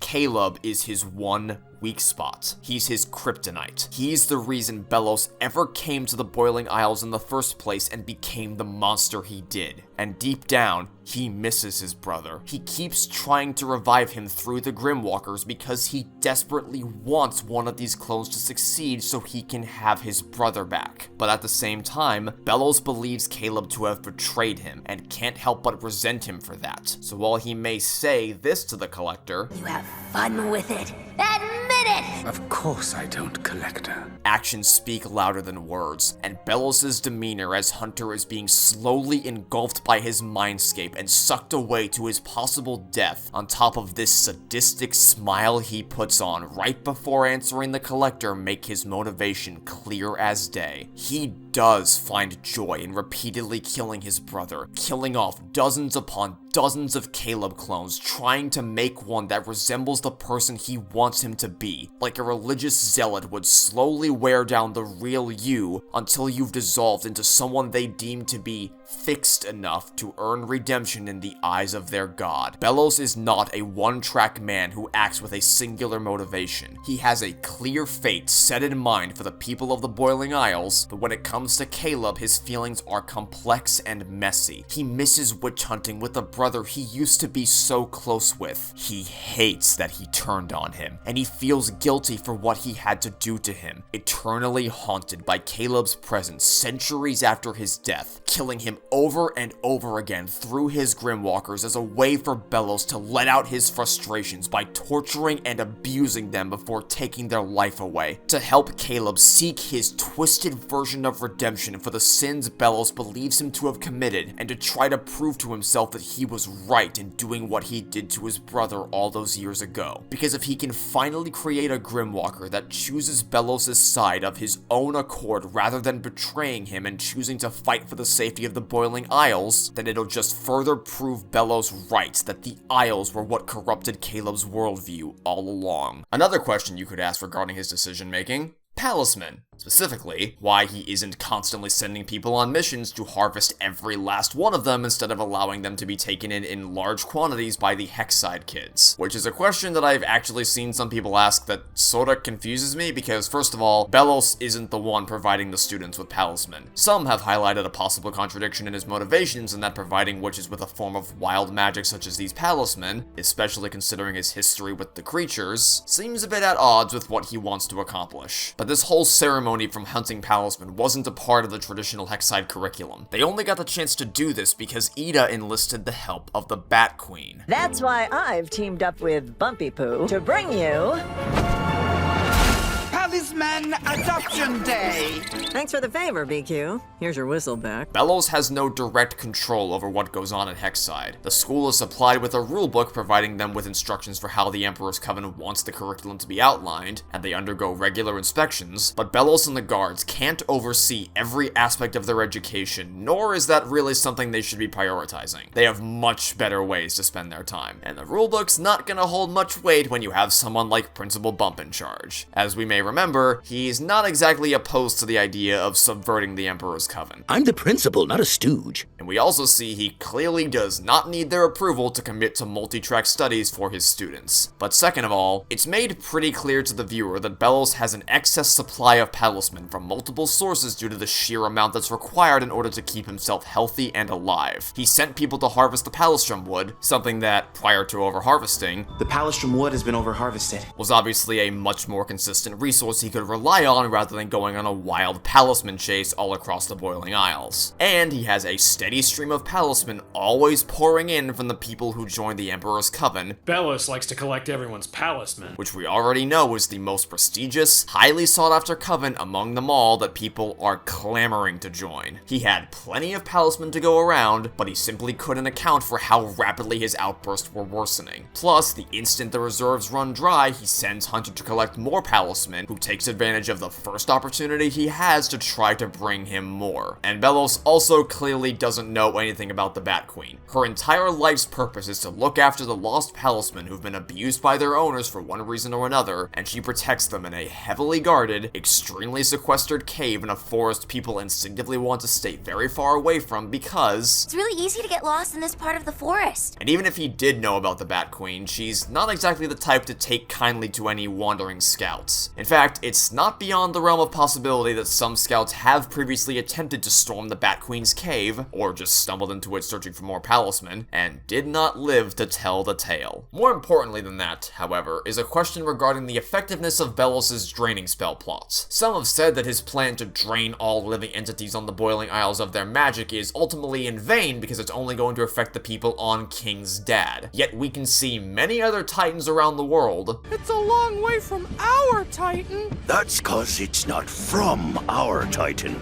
That Belos won't be able to do anything about, until the finale of course, because he only has the ability to rule over and manipulate the people on this island. Now the problem with this criticism is that it assumes Belos actually believes there's intelligent life waiting out there on the other islands for him to decimate, but we know this isn't the case from the history book King reads in Youngblood Old Souls. As shown here, the skeleton thereon is believed to be the only one in existence. Obviously we know that people go on exploration trips sailing the seas, and we even know that Lilith herself has done so as per her dialogue in Edge of the World, but in that same scene she also says, I've explored that area. There is nothing of note. Obviously she ends up being wrong about that, but we only discover that she's wrong because of an object Belos doesn't have access to. Her understanding of the world surrounding their island is that there's absolutely nothing of value out there, which is supported by any other time we venture outside the Boiling Isles and all we see are Selkidamus creatures. So it's safe to deduce from these pieces of information that he's concerned with eradicating the mass population of witches right in front of him, rather than going on a wild loose chase all around the world for life that doesn't exist. And that if Belos ever found any life elsewhere in his searches, then he'd have already dealt with them. There must be some reason the Emperor has his own personal ships. Why are you guys hunting the Selkidamus? The Emperor ordered me to slay one.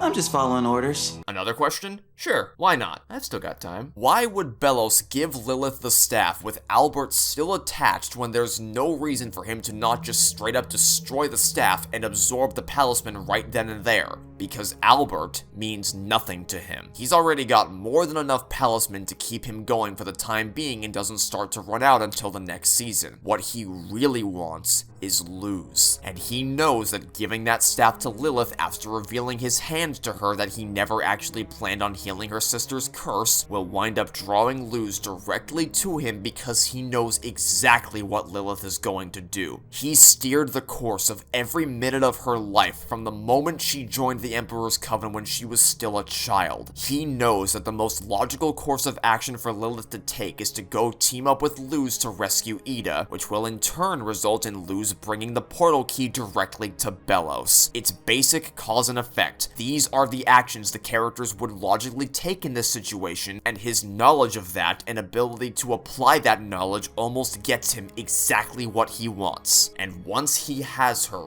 right where he wants her, even though he could easily just restrain her and then take the portal for himself without much hassle, he doesn't. And he allows her to challenge him to a fight which is entirely in character for Belos. He can easily defeat Luz in this fight should he need to. He makes that abundantly clear as soon as he decides he wants to play. But we are dealing with a villain who enjoys playing with his food. A sadistic and manipulative narcissist who finds pleasure in the pain and suffering he causes others, which is the same reason why he shows Luz the memories of her encounter with him in Elsewhere and Elsewhen. There's no reason he couldn't have just straight up killed her like he tried to do to Hunter, but he doesn't because he revels in watching her mind turn itself inside out and making sure she understands exactly what she did to help Belos achieve his plans for the Day of Unity. And he then goes on to do the exact same thing in Thanks to Them as soon as he notices her friends show up to the fight. And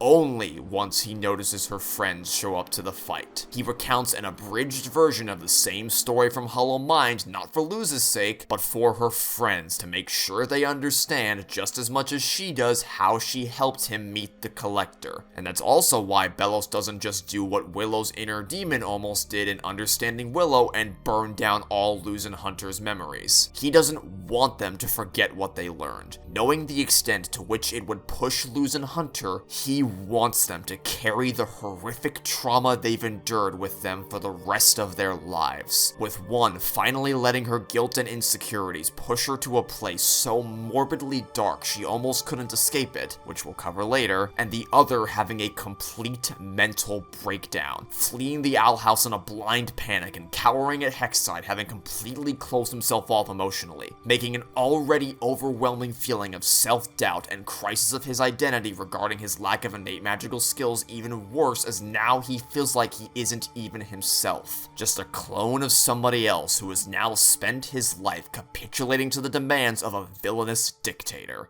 Titan, I hate this!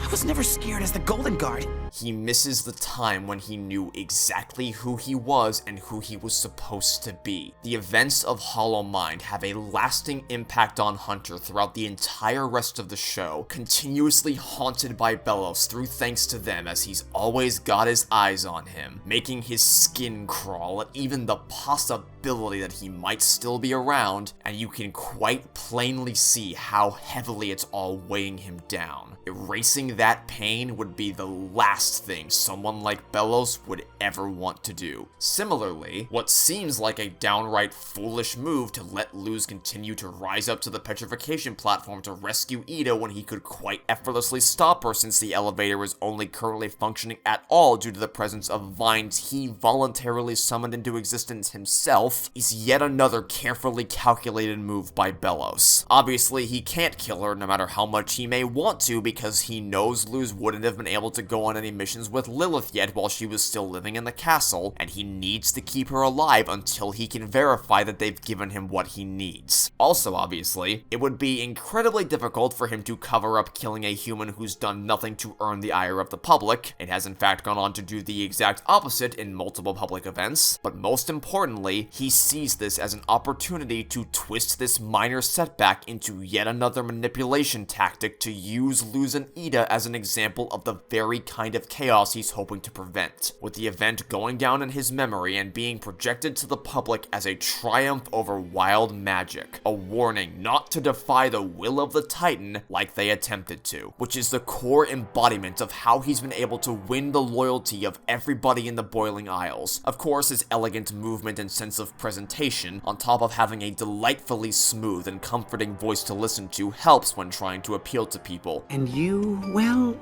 the Titan has big plans for you. There is one more thing I'd like to share with you.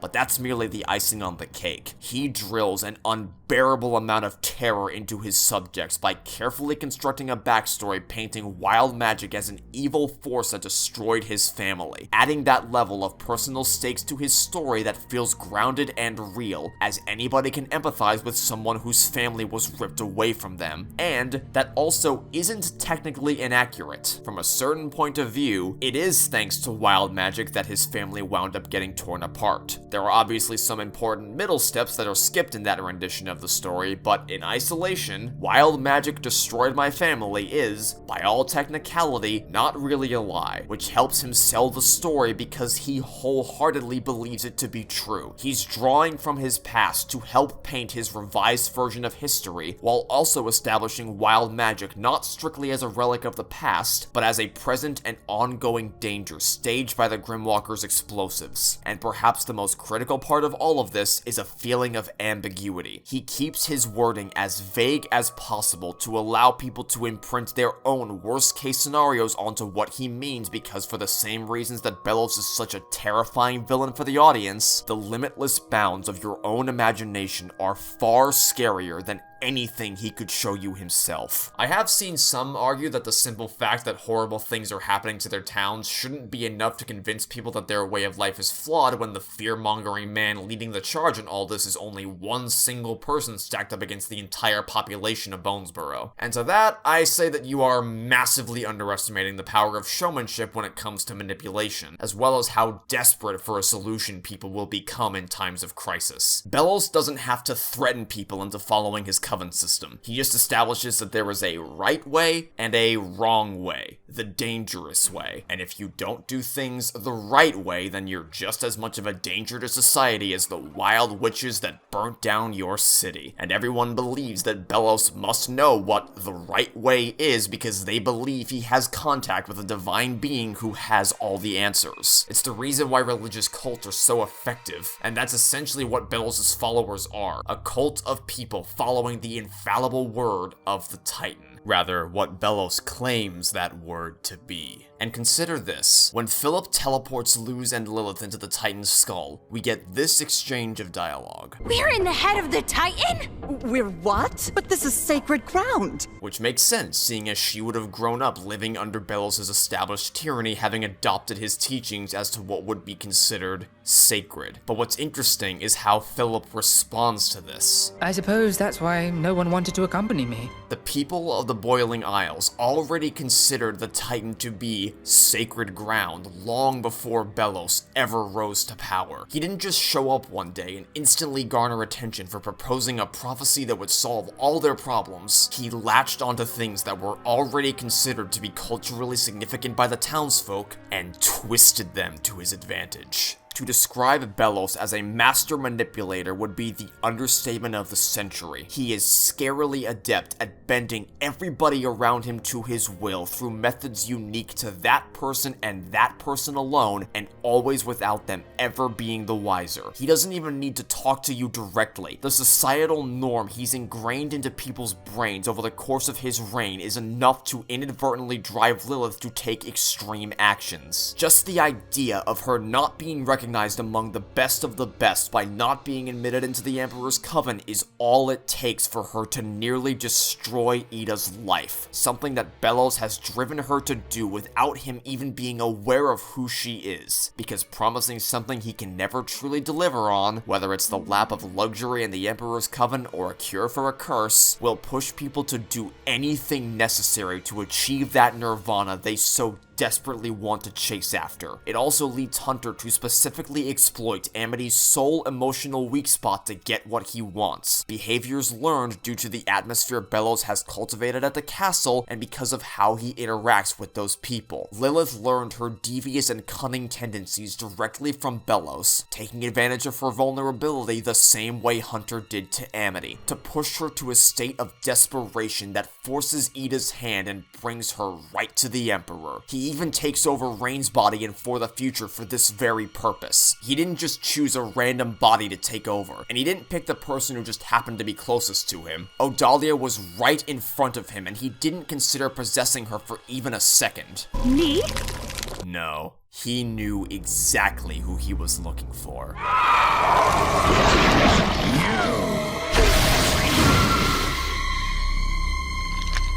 Belos went straight for Raine, specifically to torment Ida because of the connection she has to Evelyn, the woman responsible for stealing his brother away from him. It's the same reason why Lilith was made second in command, to torture her from a distance, knowing the sister she used to be so closely connected with is standing side by side with the man who created the system that has led her to this position in life, and who wants nothing more than to purge her from this society entirely. And it's also why Belos only mysteriously retired the leader of the Bard Coven and promoted Raine to that position after Lilith left the castle, so he could always have someone he knew Ida cared about under his thumb. And there's something sinisterly poetic about a Bard Coven member who makes magic by plucking the strings of their instruments, now being strung up as a puppet themselves.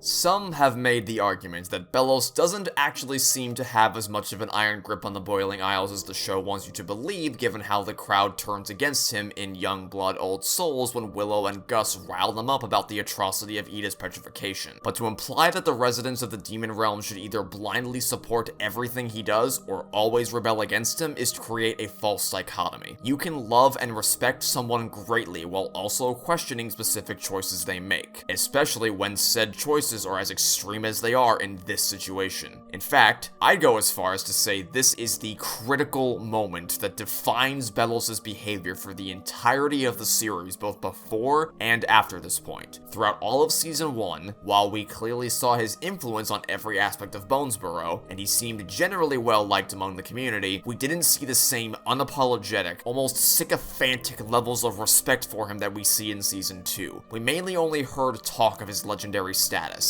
It's only throughout Season 2, after Ida's petrification, that we see the tide start to turn drastically in his favor as we get closer to the Day of Unity. Because this was the moment when Belos discovered he wasn't infallible, and that the people wouldn't blindly follow everything he said to do without question. Which is why, from this point forward, we see him taking extra steps to try to gain even more of their trust, such as revealing his face for all to see, resulting in the cult-like status he's obtained by the time you reach Hollow Mind. The hallway that Luz and Hunter are first dropped into in that episode isn't a fake mindscape concealing his true personality lurking below the surface because mindscapes reflect the individual. A person's mindscape is not something they've consciously created to try to trick anyone who just happens to stumble into their brain. This hallway and the graveyard below are both representative of his personality and who he is. One does not exist to mask the other. They're both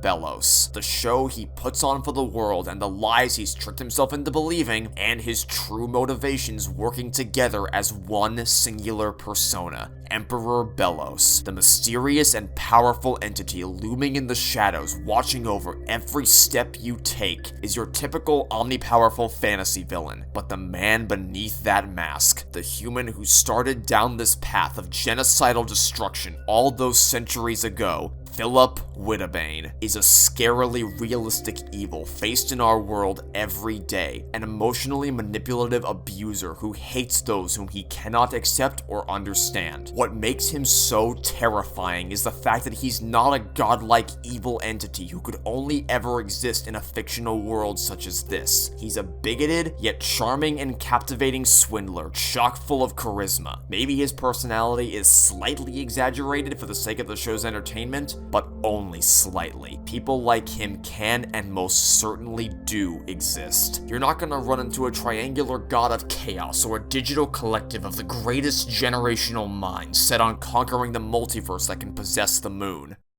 Well, probably not anyway. But a manipulative bigot seeking to oppress and persecute those who he considers to be subhuman?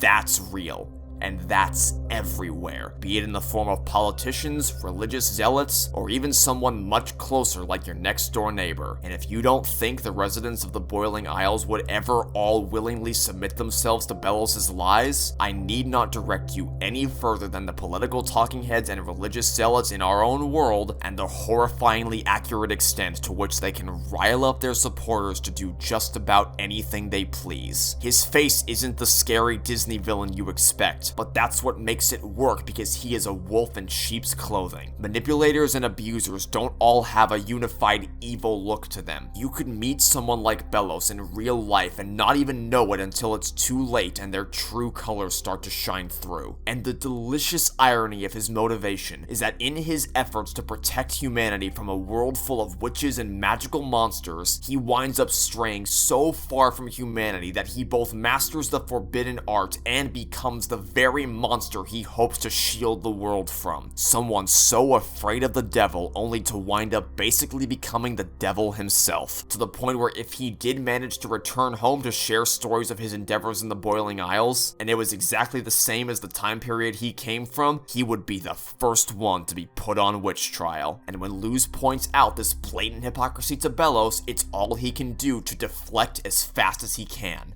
I do pity you.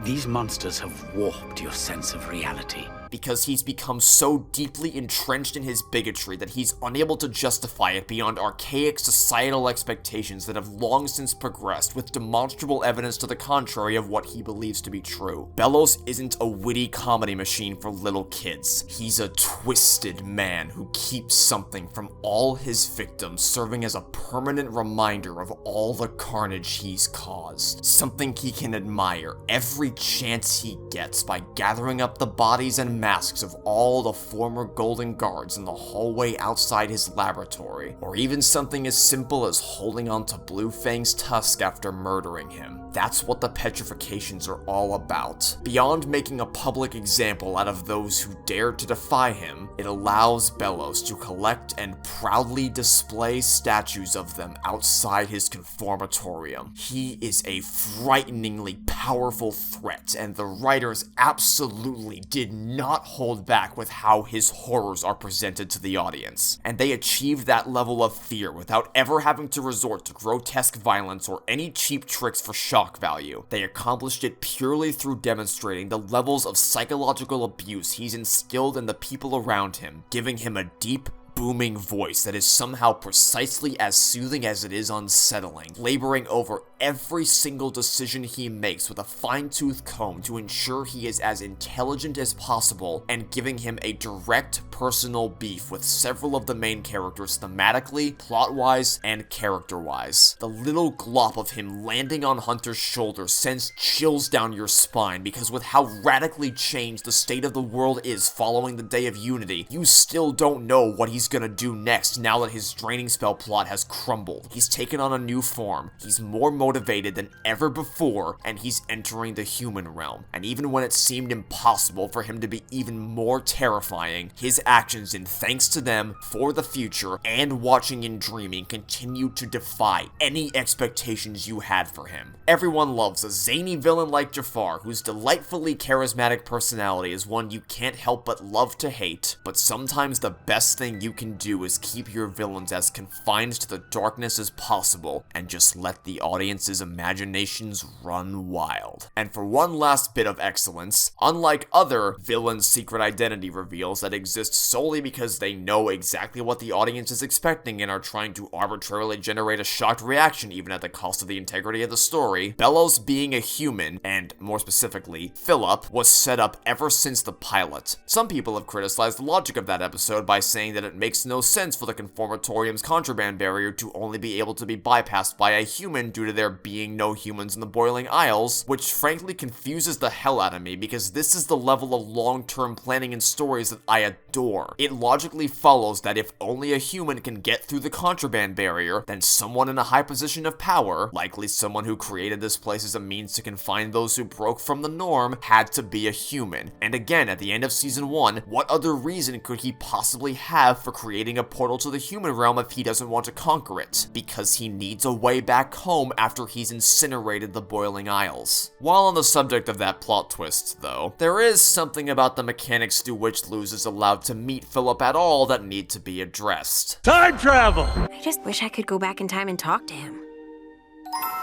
Yeah? Is time magic a thing? Oh no. The first time the mere notion of traveling through time was brought up in the show, my stomach immediately started doing somersaults. The absolute fastest way to annihilate the integrity of your story is to shove time travel in when it had never previously been there. But much to my surprise, not only is the time travel in the Owl House extremely easy to digest and 100% consistent with its own rule set, that being a perfectly closed time loop that cannot be easily recreated due to the scattershot nature of the appearance of time pools and also couldn't be used to alter past or future events by the characters anyway, but it perfectly explains why he let the people at the Owl House bumble around unchallenged this entire time when one raid would be all it took to take them out of commission. Because he needs them alive. He needs to ensure they survive and are free from his imprisonment so Luz can travel back in time with Lilith and help him meet the Collector. He only seriously tries to kill Luz once he knows for sure that she and Lilith have completed their journey through time, at which point he no longer needs them alive. What could have, and frankly should have, been a one-way ticket to broken storylands that was shoved in where it didn't belong was masterfully repurposed into a justification for every decision Belos has made since the moment Luz walked through that portal, and I could not be more impressed with its execution. As is the case with Belos as a whole, who, as I said before, is a phenomenally well-written villain and someone I can happily describe as being among the greatest villains across Disney's entire catalog.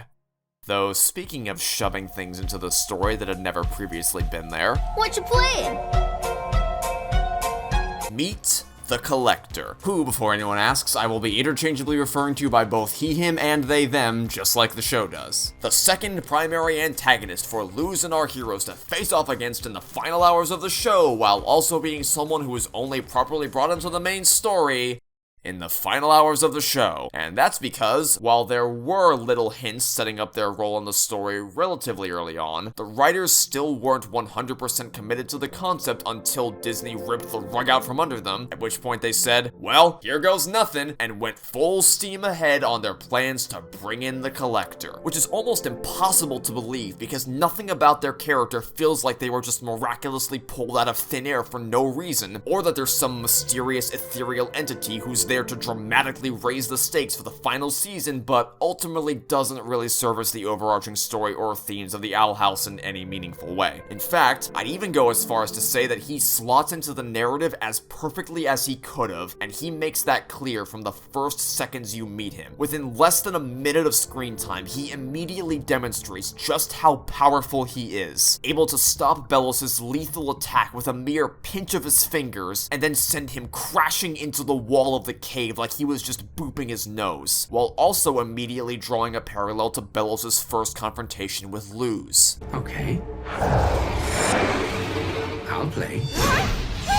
With both him and the Collector effortlessly discarding their opponents, as well as giving Belos his comeuppance for constantly using others solely as a means to an end, all for the sake of keeping himself on top without fulfilling the promises he made. Because it's only thanks to him betraying the Collector and backing out of his deal to free him that he comes out of his imprisonment ready to wreak havoc on everyone and everything that stands in his way. And that's exactly what he does. He goes on to bend the Boiling Isles to his will, like a kid playing with Legos. This is nothing to him. He could crush you like a bug before you even knew what hit you. He could rip this planet apart, piece by piece, flick a moon halfway across the universe, and so much more without even breaking a sweat. And he's just a little kid, which, contrary to what you might initially think, only makes him even more threatening as an opponent because as a young child, he not only has no understanding of the repercussions of his actions, but can also also be very easily manipulated by older, wiser characters. A child from the stars with the powers of a god who's dangerously unpredictable and wildly impossible to read, making just the final 3 minutes of King's Tide all that's needed to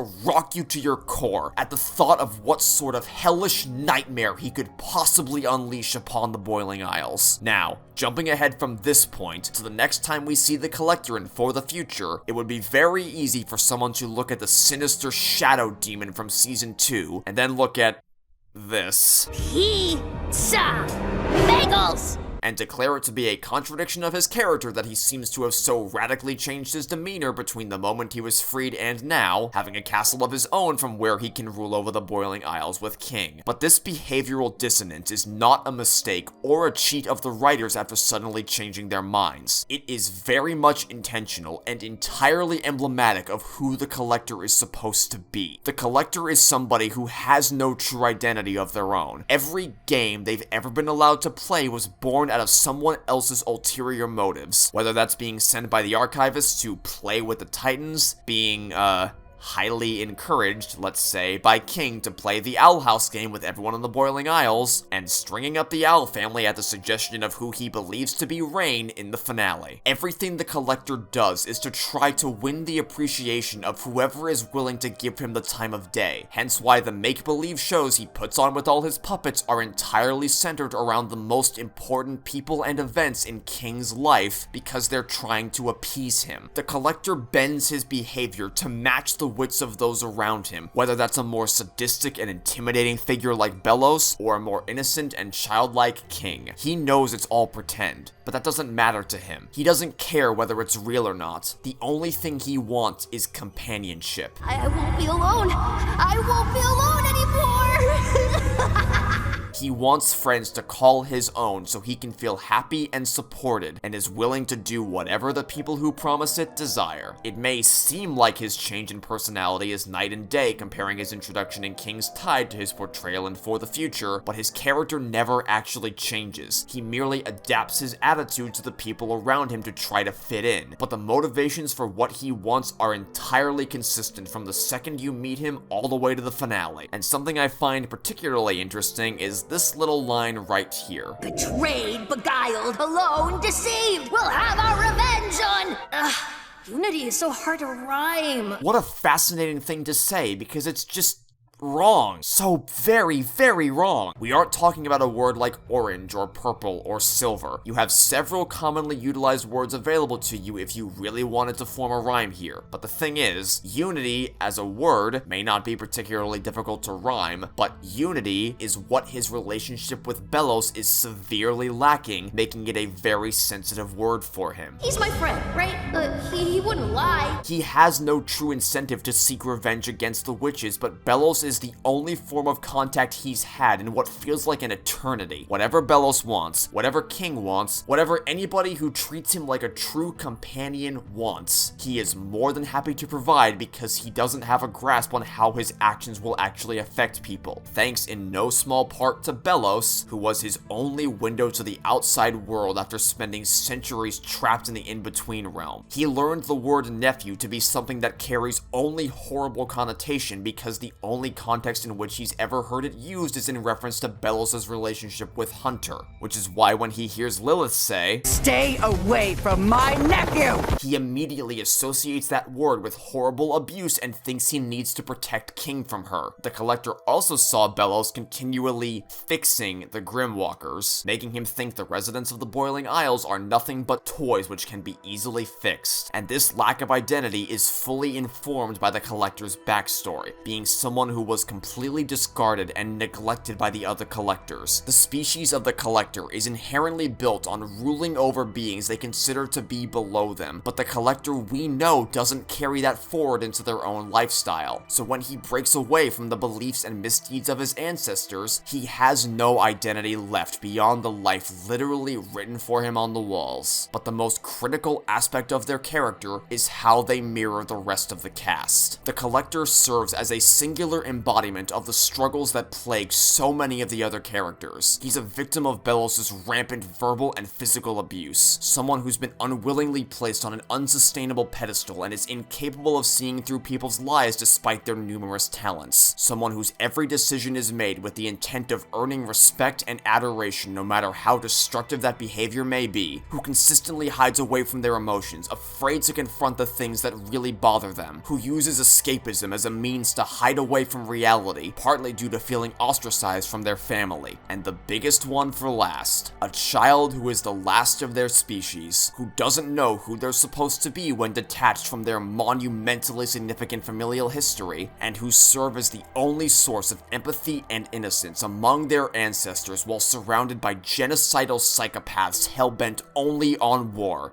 King Clawthorne, introduced to the audience initially as Luz's little shoulder demon goober with an unquenchable thirst for power and an insatiable obsession with bread puns. Looks like I'm toast. An unsuspecting squirmy little fella so nonchalantly labeled by those around him as a widow guy, a cutie pie, a stray dog, and of course, who could forget, Hey, Mr. Wiggles, who would eventually be paired up with the Collector in the final act of the series, serving as their clearest and most deliberate counterbalance in nearly every way because of the growth and development he's undergone ever since meeting Luz. The Collector is the worst version of what King would have become had he kept traveling further down his power-hungry path. An all-powerful tyrant with little to no concern for how his megalomania impacted those around him. The Owl House game the Collector plays is him indulging in a fantastical story to keep himself feeling like he's on top of the world, which sounds all too familiar to a certain little king of demons whose backstory we've heard time and time again, as King would play games with the statues whom he imagined as his subjects when he was a little baby, and continued to play up this fantasy with the family he lived with as he got a bit older. Fortunately, during the time when he was stuck in this fantastical mindset, King never actually had any power that would be required to enact on the monarchical dictatorship he so often preached for, and by the time he actually received power and knocking on Hootie's door, he evolves past that mindset and uses his gifts to protect his family. But we can see that whenever he got the slightest amount of authority or control throughout the entirety of Season 1, he immediately used it to wreak havoc and destruction no matter what it cost. And I can only imagine what would have become of the Boiling Isles had he ever been exposed to any more than just this. It likely would have resembled something not too dissimilar from the rule the Collector has instilled. He would have been just as abusive and carefree with the powers he was granted had he not matured throughout the series and formed relationships with people who inspired him to be better. By the time the Collector rises to power with King by their side, he doesn't have these aspirations anymore. He's learned the importance of responsibility from the most influential people in his life, and thanks to that, can now help keep them in line, to watch over the residents of the Boiling Isles until he, Ida, and Lilith can figure out a better plan to usurp the Collector. It's so easy to dismiss King as a bundle of comic relief without much brewing under the surface, but this little guy had a lot more going on than anybody ever really gave him credit for. He started out as an arrogant little bundle of mischief dominated by severe delusions of grandeur, who claimed he wanted nothing more than to rule the world as the king of demons! But this desire for power isn't born out of a place of malicious intent. I genuinely don't think it's possible for anybody to look at King and feel any sense of true, genuine vitriol coming from him. You gotta think of things from his perspective. He's been babied and pampered all his life by everybody he's ever come into contact with, overlooked as the cute, fluffy dog thing that tags along for the adventure, which he obviously gets enjoyment out of even if he doesn't want to admit it, but not when it gets to the point where he's belittled and sidelined for it. King clings to his fake backstory that Ida provided just to keep him happy because it's something that gives him hope for being admired and respected by other people as something more than just being a toy to cuddle with. But when he's eventually forced to face the reality that he really is the king of demons, that baked into his DNA is the genes of the omnipowerful deity he always dreamed of being, he doesn't want to be seen that way anymore. Even when being triumphantly risen above the bones of the Titan, ascending to a position of ruling over the Boiling Isles and striking fear into the hearts of his subjects, this reality doesn't satisfy him like he thought it would. It terrifies him, because truthfully, the power was never never what he wanted. You can see all throughout King's behavior in Season 1 a constant desire to be respected by people. He started I Was a Teenage Abomination being belittled by Ida as an inferior mentor to her, and then betting he could prove he was really the better teacher, but even after this incident goes horribly wrong, King isn't content to completely give up on being a mentor because this wasn't simply a bet between family members for fun. This was something he was genuinely passionate about and wanted to be good at, which is why in the next episode we see a very heartfelt desire from him to want to teach Luz about demons and help her learn her first light spell, so that someone would truly listen to him, and he tries his hand at teaching a much wider demographic when he accidentally stumbles into the role of substitute teacher at Hexside, which he actually turns out to be pretty good at, for as short-lived as his victory may have been.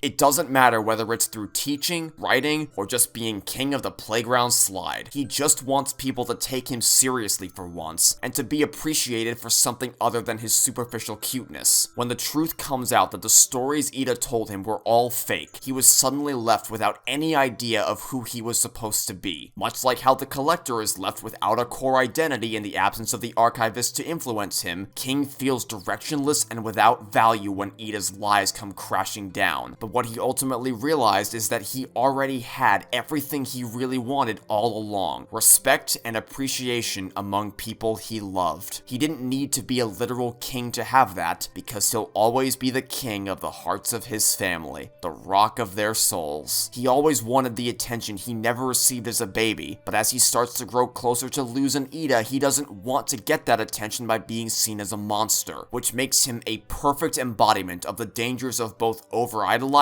and overlooking. King went from being regarded as a cute little dog everyone treated as a joke to the descendant of the god everyone had been worshipping all this time. He was overlooked for so long as an innocent pet, only for him to be revealed as the most powerful and important entity of the Boiling Isles. And it just goes to show that you never really know who someone is beneath the mask. Sometimes the quietest and most unassuming people you'll meet will go on to make way more of themselves than they were ever given credit for. And on the complete opposite end of the scale, you have the way that people's perception of King radically changes the very instant they find out he's a Titan, and the son of the Titan. Lilith specifically sees him as a totally infallible demigod and is literally groveling at his feet despite being 8 years old. Even though he's still exactly the same as he was mere seconds ago before she became privy to this information, she suddenly transforms into a completely different person around him. Far too often, you will see people who gain any significant level of notoriety being placed upon these absolutely absurd pedestals, raised far above the rest of humanity and worshipped like a god when they're really no different than the average person. Steve said it best in Oh Titan, Where Art Thou? Maybe the Titan doesn't even know what he wants. Maybe he's just some normal guy, you know? Just because someone has a special label that makes them seem important, just because you view them highly and look up to them, and love what they do or the things they put out into the world, that doesn't make them any more important or valuable. It can be so intensely dehumanizing to suddenly not be spoken to like a normal person, like you're a cut above the rest. Some deity who accomplished things nobody else ever could have in a million years, around whom other people turn into blubbering piles of mush. People who suddenly find themselves thrust into a situation where they have a lot more eyes on them than they ever expected, where now everybody is eagerly awaiting every move they make. King is no better than anyone else in the Boiling Isles, but merely being labeled as a Titan is all that it takes for that philosophy to fly out the window. He doesn't want anyone to feel like they need to worship him above other people or feel like they owe him something simply for being a Titan. All he wants to be is a normal kid. King is by far and away one of the most underappreciated characters in the series, someone who started as an endless ball of side-splittingly hysterical comic relief, went on to become arguably the most tragic character, and an absolutely perfect foil for the Collector that so seamlessly allows them to slip into a story that previously seemed to not have an obvious place for them. When the Collector was first introduced in King's Tide, and they pulled this little stunt, Say,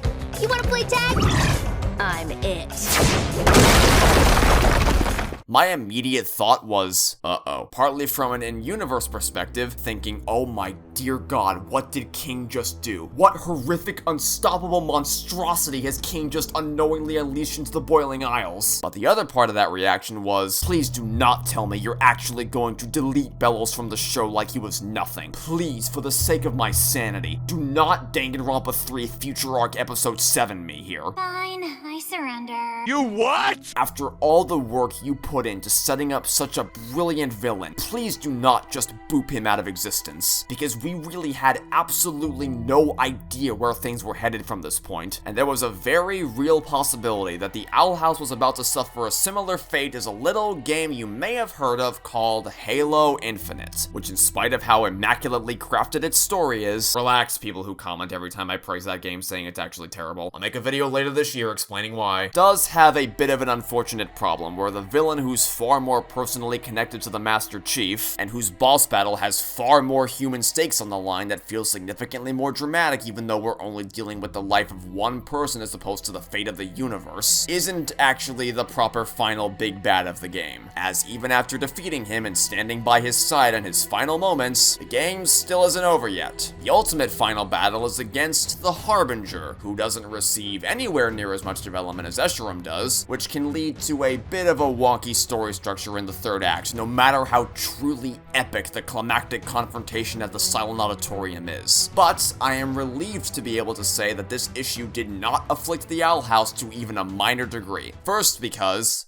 obviously, Belos wasn't actually killed when the Collector insta-booped him into the wall. He hitched a ride on Hunter's shoulder and continued to be a present threat for the characters in both the human realm and the demon realm, and the final showdown pits the Owl family against him because he is still, in no uncertain terms, the main villain of the series. But also because, unlike the Harbinger, who is essentially nothing but a floating squid lady to the Master Chief, the Collector does have a personal connection to Luz. Obviously not to the same extent as Belos, but both absolutely tie into her character. The Collector and Luz both blamed themselves for things they couldn't possibly have foreseen. He was set up in previous episodes as being an antagonistic force for all Titans, and while that didn't exactly pan out the way anybody was probably expecting, in his mind, he is still the enemy of the Titans, because he loved spending time with them so much that it wound up causing the Archivists to wipe them all out because of how much they feared their power. Even though it's not his fault at all, he was just a kid playing make-believe with his friends, he still bears the weight of that death on his shoulders and can't do anything to fix it no matter how many times he snaps his fingers. This whole fantasy world the Collector has constructed is a one-to-one parallel of the one Luz stumbled into in Witches Before Wizards, an illusion built to deny the dark realities that haunt them deep within, operating on an army of puppets strung up to dance for whoever is pulling the strings.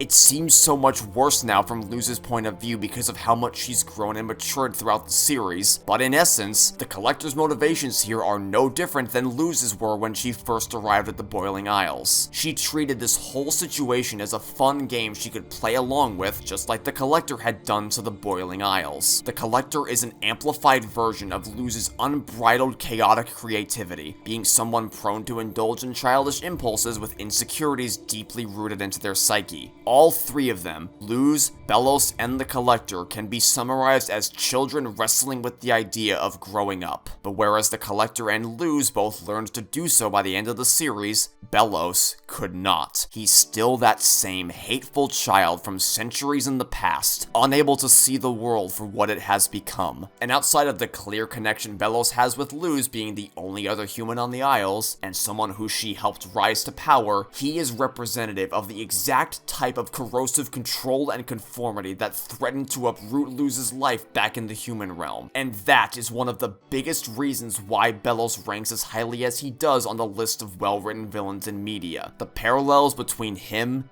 and Luz. The best villains are the ones whose character and story masterfully interweaves with that of the protagonist, and Belos embodies that to a T. And I don't just mean the obvious stuff like Luz wanting the Boiling Isles to be her home while Belos wants nothing more than to burn it to the ground, or one-to-one line symmetry like this. Well, can't reason with crazy. Can't reason with crazy.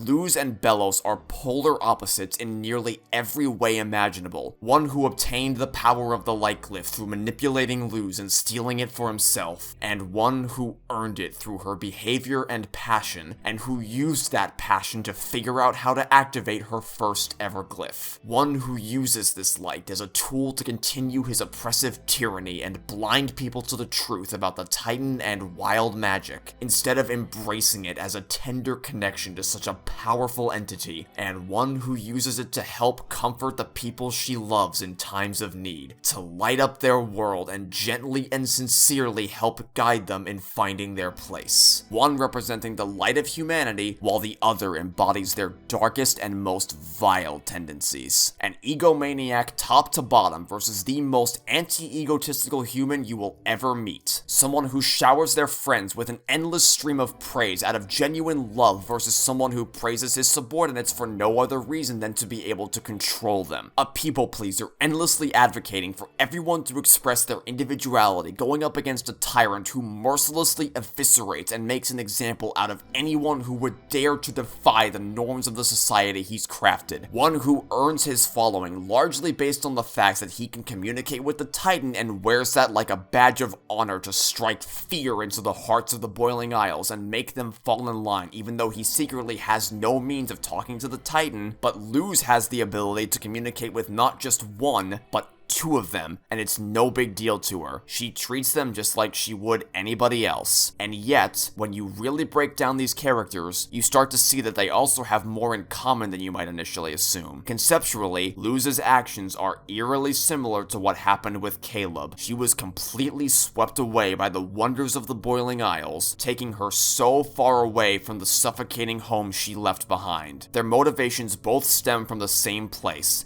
the loss of someone they loved. Luz's adventures in the Boiling Isles all began because of her attachment to the Good Witch Azura books, which is the last thing her late father left behind for her. And his transformation from Philip to Belos all took place due to an inability to process losing his brother to Evelyn Clawthorne, going on to take his life from him. And because of this grief they're both struggling to process, Luz and Belos see themselves as fantastical entities. They both want to be the heroes of their own stories, believing themselves to be fighting for the greater good of the people they care about most. He and Luz share a lot of similar attributes, both being remarkably intelligent, creative, and resourceful, and they're coming from a place, physically and emotionally, that isn't really all that dissimilar. But the way in which they use the gifts they've been given could not be more distinct, and that is what sets Luz apart from someone like Belos. And one of the core aspects of Luz's growth throughout the series is her learning to break free from this fantasy and see reality for what it is, which is the very thing Belos was utterly incapable of doing. His head was so deeply stuck in the past that he couldn't see reality. He doesn't want to learn or grow or adapt. His motivations do not stem from a place of earnestness, unlike Luz. They are nothing but a thinly veiled guise he uses to keep indulging in the fantasy he's created and maintain control over everything with an iron fist, going so far as to revive his brother again and again for literal centuries. Out of these two characters, Luz was not the one who needed a reality check summer camp. These monsters have warped your sense of reality.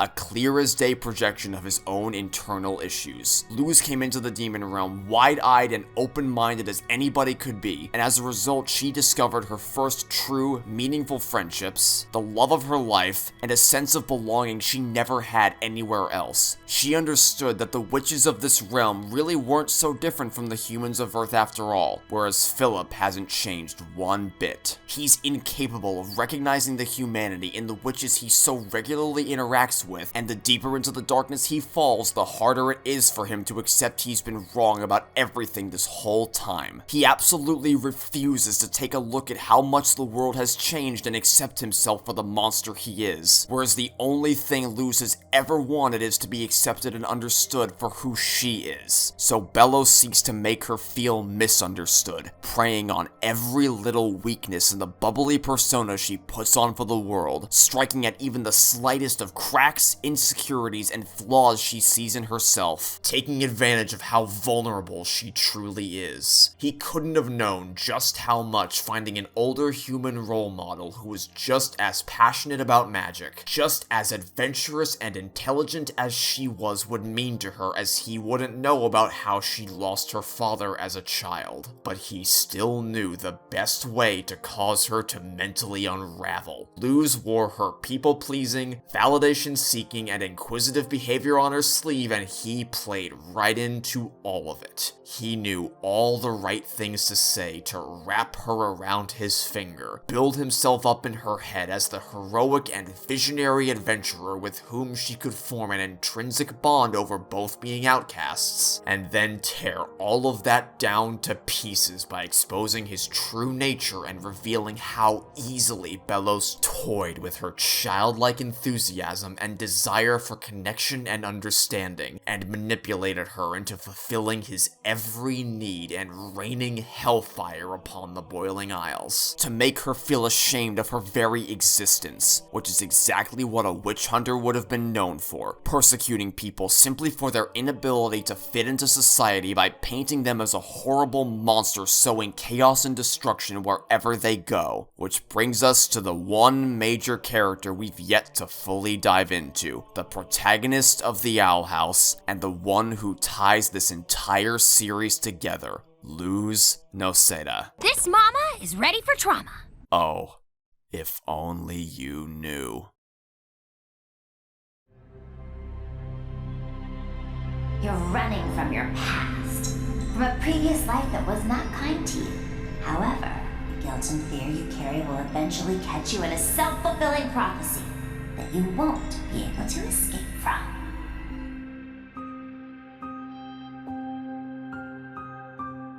Luz Noceda is an adorable, wide-eyed optimist who is unflinchingly loyal and committed to helping her friends, family, and even total strangers because that's just how big her heart is. She's charming from the opening seconds when she's introduced and inspires change in the people around her by just existing in the same space as them. She's relatable, she's lovable, and as her name suggests, she is the light of everybody's lives. But she's also deeply flawed, with far more nuance and depth than those first few episodes let on. It wouldn't be entirely unfair for someone to come away from the earliest parts of Season 1 assuming that Luz is going to be a perfect little ball of positivity who can never do wrong, with her only flaw being that, oh no, she's too nice to people, anything but that, which is often used as an easy get-out-of-writing-free card to give their hero a flaw without making them unlikable, and I find it to be a rather cheap trick to try to have your cake and eat it too. But that's not the case with Luz. Her biggest flaw isn't that she's too nice, it's that in her efforts to always be a people pleaser, she often doesn't fully consider the ramifications of her actions, which inadvertently leads to others getting hurt. Luz is not a static character who only exists to serve a bland, blank slate bundle of joy that the audience can easily paste themselves onto. We watch her steadily grow over the course of the series from a very impulsive, inexperienced, naive kid who is allowed to fail a lot. Whether she's helping brighten up the lives of the people on the Boiling Isles or the other way around, she continues to grow in new ways to adapt to rapidly changing circumstances all the way through to the final episode. Even in episodes where the spotlight is focused on other members of the cast, there's always something valuable she can take with her following the adventure so her progression feels natural, such as in Echoes of the Past, where even though the episode primarily centers around King uncovering the truth behind the origins of his backstory, Luz comes away learning that it's important to be open and honest with people, even if the truth would hurt, because she's helped contribute to King's delusions by playing along with the backstory even when she knew it was fake. Even when Luz isn't the star of the show, she's still constantly learning and developing at a natural pace without having to cram the most significant parts of her character arc into the final episodes of the series, and she also never reaches a point where she becomes stagnant in her growth. And tying some of her biggest moments of progression to the people around her allows the show to develop other characters and keep expanding the world while never losing sight of the protagonist that grounds the story. Even during the stretches of Season 1 that are more focused on introducing the world of the Boiling Isles, where her character development is lesser compared to what she goes through in later seasons, something that the show's allowed to get away with because Luz's personality is unique and engaging enough to justify it, she's still learning new lessons, gaining a greater sense of social and emotional maturity, and honing her magical skills. And all that time spent in Season 1 slowly scaling up her power levels and easing her into the art of learning magic is what allows her to win her first big fight with Belos in the season finale. Luz never instantly gains new magical abilities or discovers that the real magic was inside her all along. She very slowly learns new glyphs and comes to master them over a long period of time by working to find a way to do it that's unique to her because she doesn't have the bile sac that her fellow witches do, which just makes her all the more impressive because she has to use her wits against Belos. Her glyphs can't hold a candle against the innate magic of the denizens of the Boiling Isles, but it's her creativity and ingenuity that allows her to emerge victorious, which is so much more uplifting. It's infinitely more inspiring to show someone who starts out at the bottom rung of the ladder, but goes her own way and works her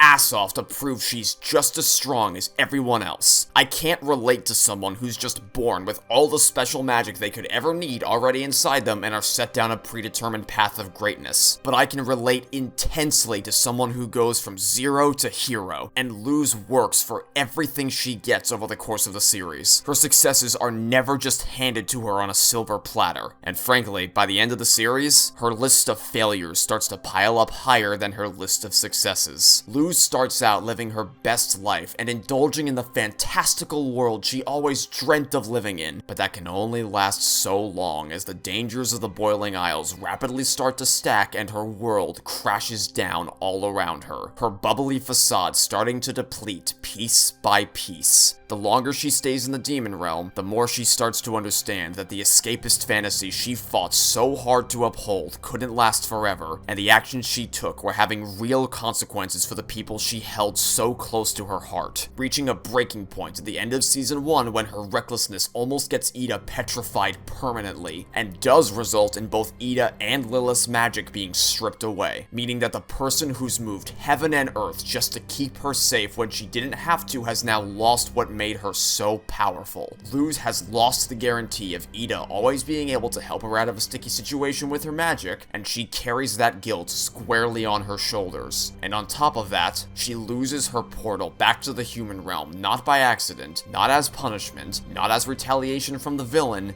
but by her own hands. For all of Season 1, Luz knew she had that portal as a safety net to fall back into at any time. The second things got too rough, she could bail out back to the human realm and never look back. But now she's made the conscious choice to burn it to a crisp, both to keep her biological family safe from Belos, and buy her the time she needed to save her found family, all while not knowing if she would ever be able to find a way back to her mom again. I told you always having that safety net would make things more powerful moving forward. On paper, always having a way out would give the story less stakes, but it actually made Luz's journey even more impactful and intense because she was never stranded here. She first chose to stay for selfish reasons, but now she's choosing to trap herself here, possibly forever, out of love for both her moms, to keep one safe from what she presumes will be an invasion from Belos, and to rescue another from certain death before her clock runs out. And things only get worse from there as Luz is given a chance halfway through Season 2 to reunite with her mother, even if it's through purely holographic means. But what she hoped would be a moment of joyful reconciliation was instead one of remorse and guilt, as she reveals the truth to Camilla that she was never stuck in the demon realm. She voluntarily chose to stay there, leading Camilla to assume the worst. That Luz hated living with her so much that she ran away to a hellish dimension of demons and monsters as a preferable alternative, and leaving Luz overcome by guilt for what she's done. Her biggest fear of reuniting with her mother, only to immediately disappoint her because of everything she's been getting up to over the last few months, has now become reality, as she's sucked back to the demon realm, rapidly slipping out of Camilla's grasp, believing that even if she managed to find a way home, her mother would never be able to forgive her for ever deciding to leave in the first place, demanding that Luz never return to the demon realm realm when she finally comes home, and she drives herself insane trying to find ways to justify that this really was a good decision for her, but it doesn't work. In spite of all the progress she's made throughout the series and growing as a person, it all completely unravels from this point forward. She instinctively closes herself up after being almost aggressively unfiltered and open with everybody all the time, hiding the truth about her reunion from Ida, King, and even Amity, despite learning the importance of honesty and echoes of the past, because upon being honest with Camila, she's seen how much the truth has hurt her and doesn't want that to happen again. To confront the ultimatum her mother demanded she agree to, she beats herself up for staying here, seeing firsthand how it's affected her mother, which is only compounded when the anniversary of her father's passing rolls around. An emotionally harrowing day when she and Camila would always be able to lean on each other for support because they were all they had. They were the only ones who knew Manny Noceda and the pain of losing him, and now, because of Luz, Camila would have to grieve by herself for the first time. But all of that pales in comparison to the thing that absolutely demolishes Luz's psyche. The crippling accountability she's placed on herself for unknowingly helping Belos with his plans to wipe the Boiling Isles clean of all sentient life. She holds herself responsible for every horrible thing that's happened. Belos' reign of terror over the Boiling Isles, every petrified witch, every decimated town, and every corpse piling up in Belos' graveyard of sin. She blames herself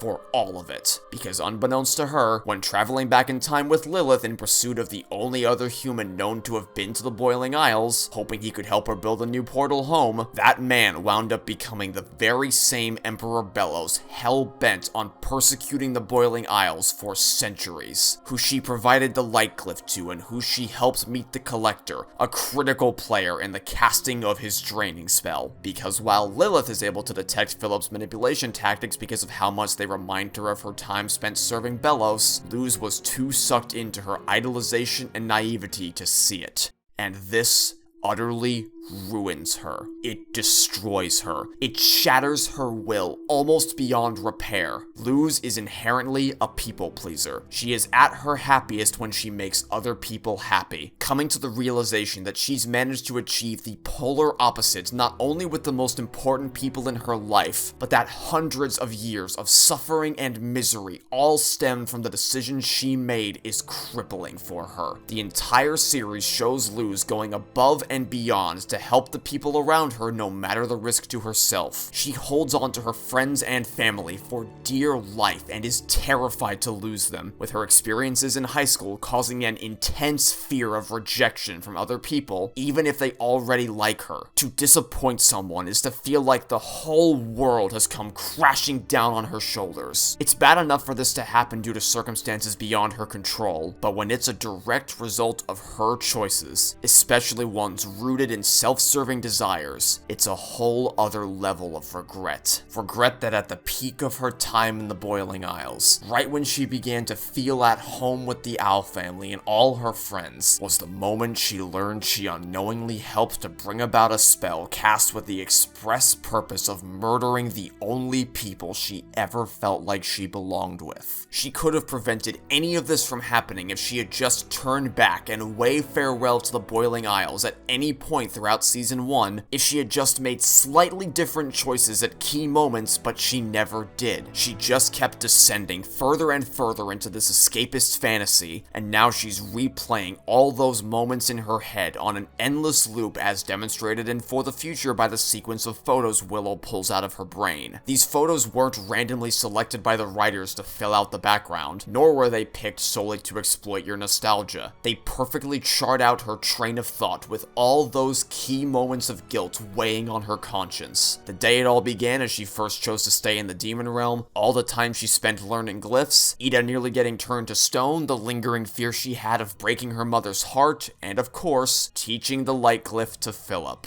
As well as when she discovered the consequences of her actions in Hollow Mind, and the ultimate endgame of her decisions at the Day of Unity. When Luz says that, it's so clear. It's because of how heavily all these memories have been weighing her down, because of how intensely burned into her brain they are, and how often she thinks back on every one of these moments, remembering all the little ways she could have stopped everything from going wrong. The slightest dent in her winning streak of helping her friends has the potential to destroy her, and the greater the suffering she causes, the more of a martyr she becomes. Luz's seemingly unshakable resolve progressively deteriorates throughout both Season 1 and 2, and she starts to overcompensate more and more extremely to try to make up for it, coming to a head in the final 3 episodes of Season 2, as the Day of Unity draws dangerously close and she wants to do anything she can to fix her mistakes while Ida fights to keep her as far away from the battle as possible. But Luz will stop at nothing to make herself into a martyr. She battles the greatest witch who ever lived, the woman who fought to keep her safe all summer long. She tricks her friends to send herself on what is essentially a suicide mission so she can confront Belos all by herself, and even when the world is literally falling apart at the seams, she still stands her ground, fighting with all her might to try to hold everything together literally and figuratively, hoping that this can be the moment to set everything right, sending her friends somewhere she knows they'll be safe while staying behind herself to face the Collector and protect her family. But it doesn't work. King is the one to make the sacrifice play and launch Luz back home as the portal explodes behind her. And it's at this moment that Luz finally breaks. Even after being willing to sacrifice herself to save everyone twice over, she still couldn't do it. Despite her quick-witted thinking and self-sacrificial tendencies, coming milliseconds away from actually dying, she couldn't stop Belos from casting the draining spell, and she couldn't stay behind to help Ida and King fight back against the Collector. Instead, she's been thrust to the safe haven of the human realm by King, leaving her with nothing. No way home, and nothing she can do except stress over every possible worst-case scenario for what's happened to her family as her friends are now stranded worlds apart from their families. She can't even be assured that they're alive at all, or if they will be for much longer. She's downright furious with herself for how everything unfolded, leaving her with barely an ounce of positivity left in her. She completely withdraws from everyone around her, with the only person she feels comfortable completely confiding in about her feelings being herself, in the form of her video diaries. She goes to Camila for emotional support, but ultimately still keeps her deepest insecurities close to her chest. Because as far as she's concerned, she believes she's ruined everything she's ever touched. That she constantly disappoints her mom, leaving her to grieve all by herself, making her think she hated living with her, almost killing everyone on the Boiling Isles, and now stranding her friends in the human world, leaving their families behind. She feels completely worthless. She's now completely emotionless in response to things that would previously have brought her so much joy. Luz meets 2 people and thanks to them who fall under the same weirdo outcast category that she does. People she probably would have gotten along with very well before the show began, and maybe that friendship would have prevented her from feeling so alone while dealing with the pressures of high school and changed the course of the entire series. Yet now she hardly reacts to their existence at all. When the Hex Squad starts talking about what their Halloween costumes are gonna be, Amity suggests to Luz that they dress up as characters from the Good Witch Azura together, but her mental health has devolved so significantly that she can barely muster enough energy to feign the thinnest amount of forced excitement for Amity's sake, when in the first 2 seasons she'd have been launched over the moon with happiness at the idea of cosplaying her favorite series with her girlfriend. And perhaps most shocking of all, when Luz and her friends return to stop the Collector and for the future, they discover that the Boiling Isles have been transformed to look exactly like the bright and colorful fantasy world Luz originally dreamed of living in, as opposed to the nightmarish realm of demons the Boiling Isles turned out to be, yet still,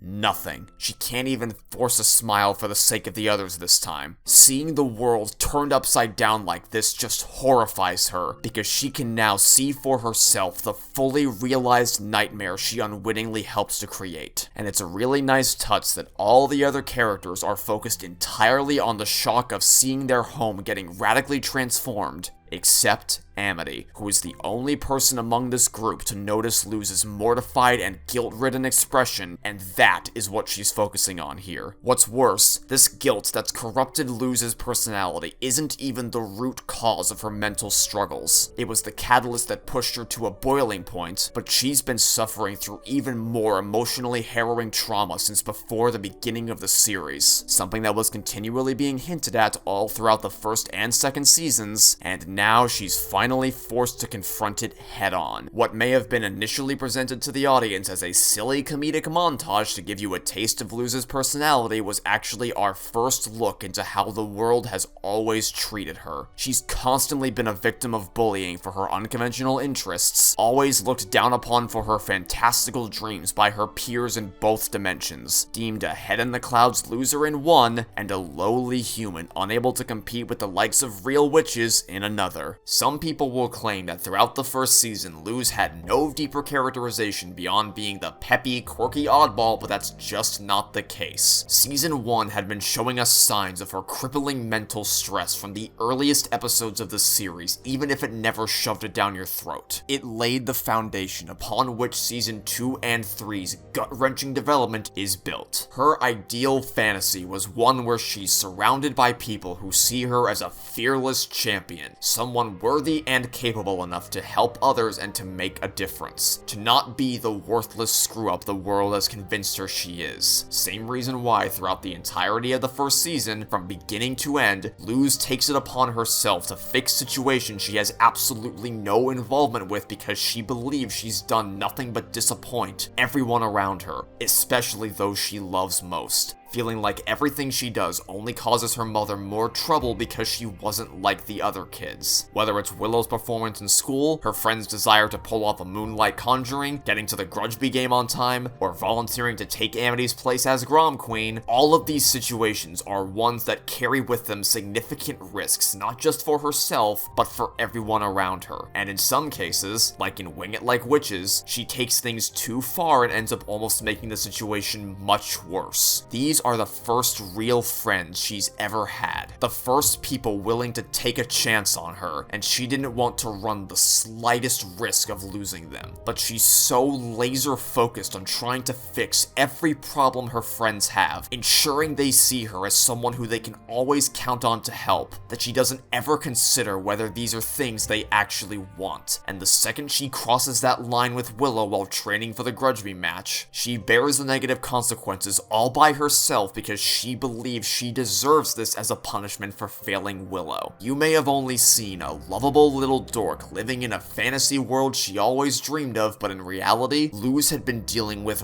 rock-bottom self-esteem and an overbearing degree of constant ridicule and rejection throughout her entire life. That undying optimism was as overly exaggerated as it was because it's a mask she puts on to be able to face the world, but underneath all that, she was deeply hurting. Even at the very end of King's Tide, standing amidst a rainstorm surrounded by her friends who've just had their entire world ripped away from them and not knowing what's become of Ida and King, fearing they might be separated forever, she still fights to smile through her tears when reuniting with her mom. She fights to maintain this aura of positivity but does a progressively worse and worse job of being able to conceal how she's truly feeling as the series goes on until, thanks to them, by which point, any defense mechanism she previously fell back on to conceal her true emotions has been completely dismantled. Her safety nets have all been systematically ripped away, leaving her with nothing but the crushing guilt and trauma that's plagued her ever since we first met her. Wide-eyed with a smile that could melt a million hearts, all only there to repress the darkest parts of her mind. Now, the only times you ever see Luz smile in the first 2 episodes of Season 3 are for the sake of others, because she's still that same selfless kid at heart, wanting to support people like Hunter and Amity in times of need, but they're nothing more than short-lived bursts of forced happiness. She has one small moment of genuine joy for herself and for the future, staring in awe at Amity's wondrous magical prowess, but that that smile is gone just as quickly as it appeared, like she's actively preventing herself from feeling any joy at all because she feels she doesn't deserve it, projecting her feelings of self-hatred onto her friends, expecting them to hate her as much as she hates herself. Luz's entire demeanor has changed. Her voice is more restrained. She seems to have almost entirely lost the ability to naturally emote. Her clothing is more laid back and casual, her hair is unkempt, and just visibly she carries herself drastically differently and sullener than we've ever seen before. She's almost entirely unrecognizable from her season 1 counterpart, and yet it's a completely natural extension of her character following her adventures in the demon realm, and now it's almost pushed her to a point of no return. They should hate his guts, and it would be better if he literally never existed.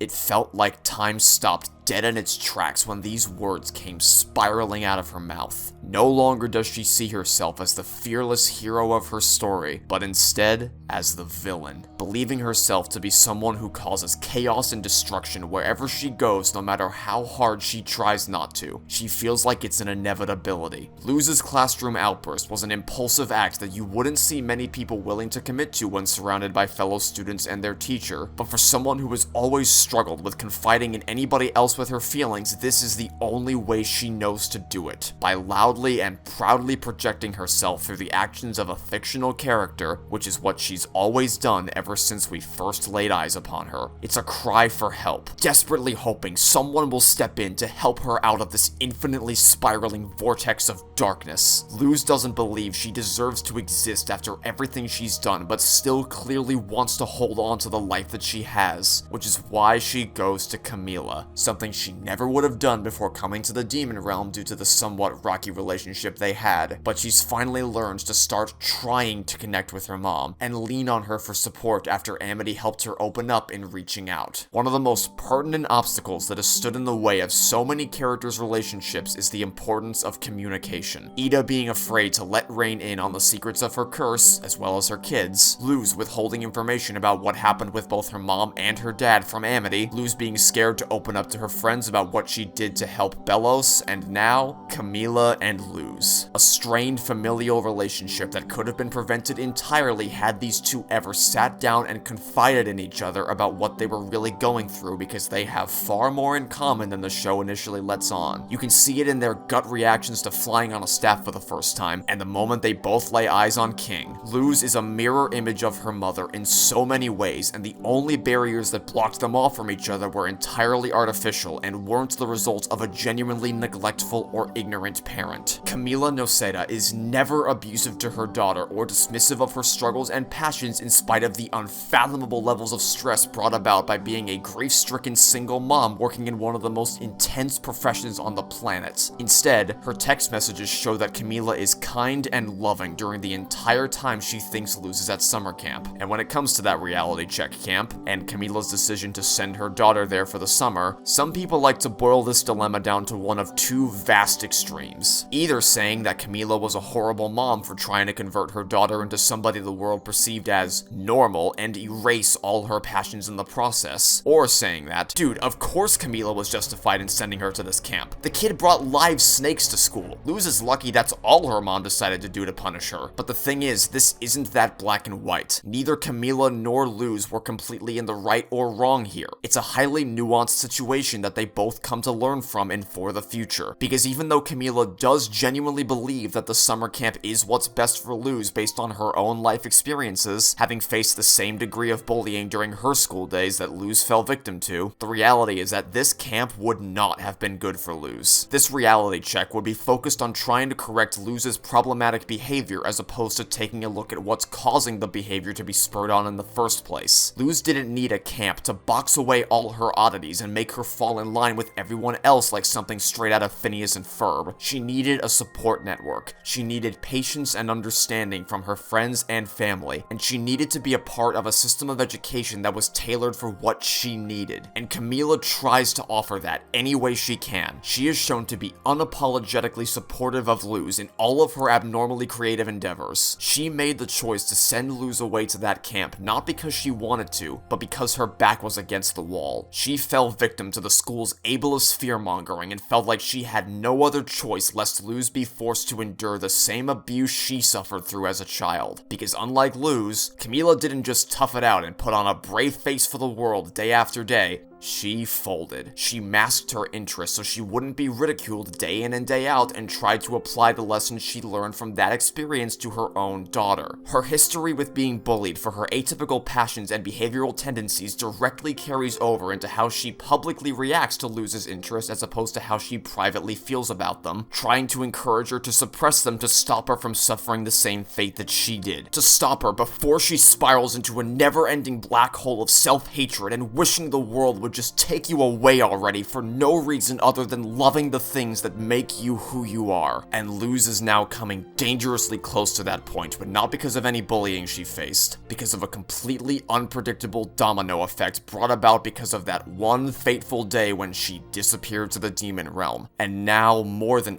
ever, Luz needs someone to lean on, someone who's been through the same grief as her that she can be unfiltered around, someone who understands her. Camila sees that and learns to embrace Luz's passions rather than trying to change her. She was driven apart from her daughter by an ableist system that led to her making a terrible decision which only served to drive an even bigger rift between them, something she regrets every single day and now fights to be the best mom she can in the wake of everything that's gone so horribly awry. She works to educate herself, to support Luz and all her friends even through insane circumstances, to have the humility to ask her friends for help about how best to reach out to Luz, and all with the interest of doing her best to be better, to understand her daughter, to openly acknowledge and admit directly to Luz's face her mistake in trying to send her to camp, and finally emotionally opens up to her, quelling Luz's fears from yesterday's lie that she had disappointed her mother when that couldn't be further from the truth. Camila fully accepts and loves Luz, every part of Luz, for the wonderful person she is, and the two can finally start to heal old wounds and find that connection once again after their family was torn apart by the loss of Luz Noceda, the event to kickstart the entire show. The death of Luz's father at the hands of an undisclosed illness which, despite moving to a house in close proximity to a better hospital hoping to be able to fight back against it, ultimately took him away from her and Camila, which may or may not have something to do with why Luz was so mortified at the thought of Ida permanently succumbing to her curse. Why she was so willing to throw herself headfirst into Gwendolyn's unorthodox solutions, leaping at the chance to heal Ida's curse even to the point where she disregards her own wishes and bodily autonomy. She's seen this movie before, and she didn't want to have to watch it again, because the reason why Luz is so intimately attached to fantasy worlds, and specifically Azura, is because that was the one thing her father left behind for her. I think this might be the worst week ever, but Dad left me this book. I can't wait to read it. I loved it so much! This is why she turns to fictional stories as a form of escapism, because it's the one thing she has left that makes her feel closer to her dad, and it's also the core reason why she even stayed in the Boiling Isles in the first place. Of course, it's partly because she feels that she can fit in more easily in a world full of people who feel like just as much of an outcast as she does, but more than anything else, leaving the human realm behind in favor of living in the Boiling Isles was her way of dealing with this grief. To indulge in a world that felt like a manifestation of the fantasies she shared with her dad, and to avoid letting the parts of her that make her who she is, that serve as her last remaining connection to him, get compressed and locked away after being forced by Camila to put his last gift to her in the trash, and after watching it nearly get burnt to a crisp by Ida. This meant everything to her, so she ran away to a world that made her feel more connected to her dad, to a world that made her feel alive again, as opposed to one that felt like it was stuck in time ever since Manny passed away, living in a house filled with unopened moving boxes and half-painted walls, a major transition in their lives only half completed before everything collapsed in on itself. When you really boil it down, the Owl House is a story of escapism. A burning desire, almost a dire necessity to escape, percolates nearly every major decision Luz makes across the show. She flees to the Boiling Isles to escape the trauma that's overtaken her, even when doing so brings about immense guilt for abandoning her mother and nearly gets her killed several times over in just the first few days she's there, because that's how much of a miserable experience living in the human realm was. Reeling from the loss of someone so vital to her life at an unfairly early age, while also being slowly shut out by all the other kids in her class because she was weird. She dons an overly optimistic attitude to escape her crippling anxiety and self-doubt. She charges headfirst into a deadly Selkidamus pit to escape having to confront the guilt weighing her down after causing Ida to lose her magic. She is desperately trying to run away from her feelings for Amity because of how little she thinks of herself. She runs away from the reality of having to confront Camila about her decision to leave the human realm, hoping she can get away with having V impersonate her until she returns home and switches places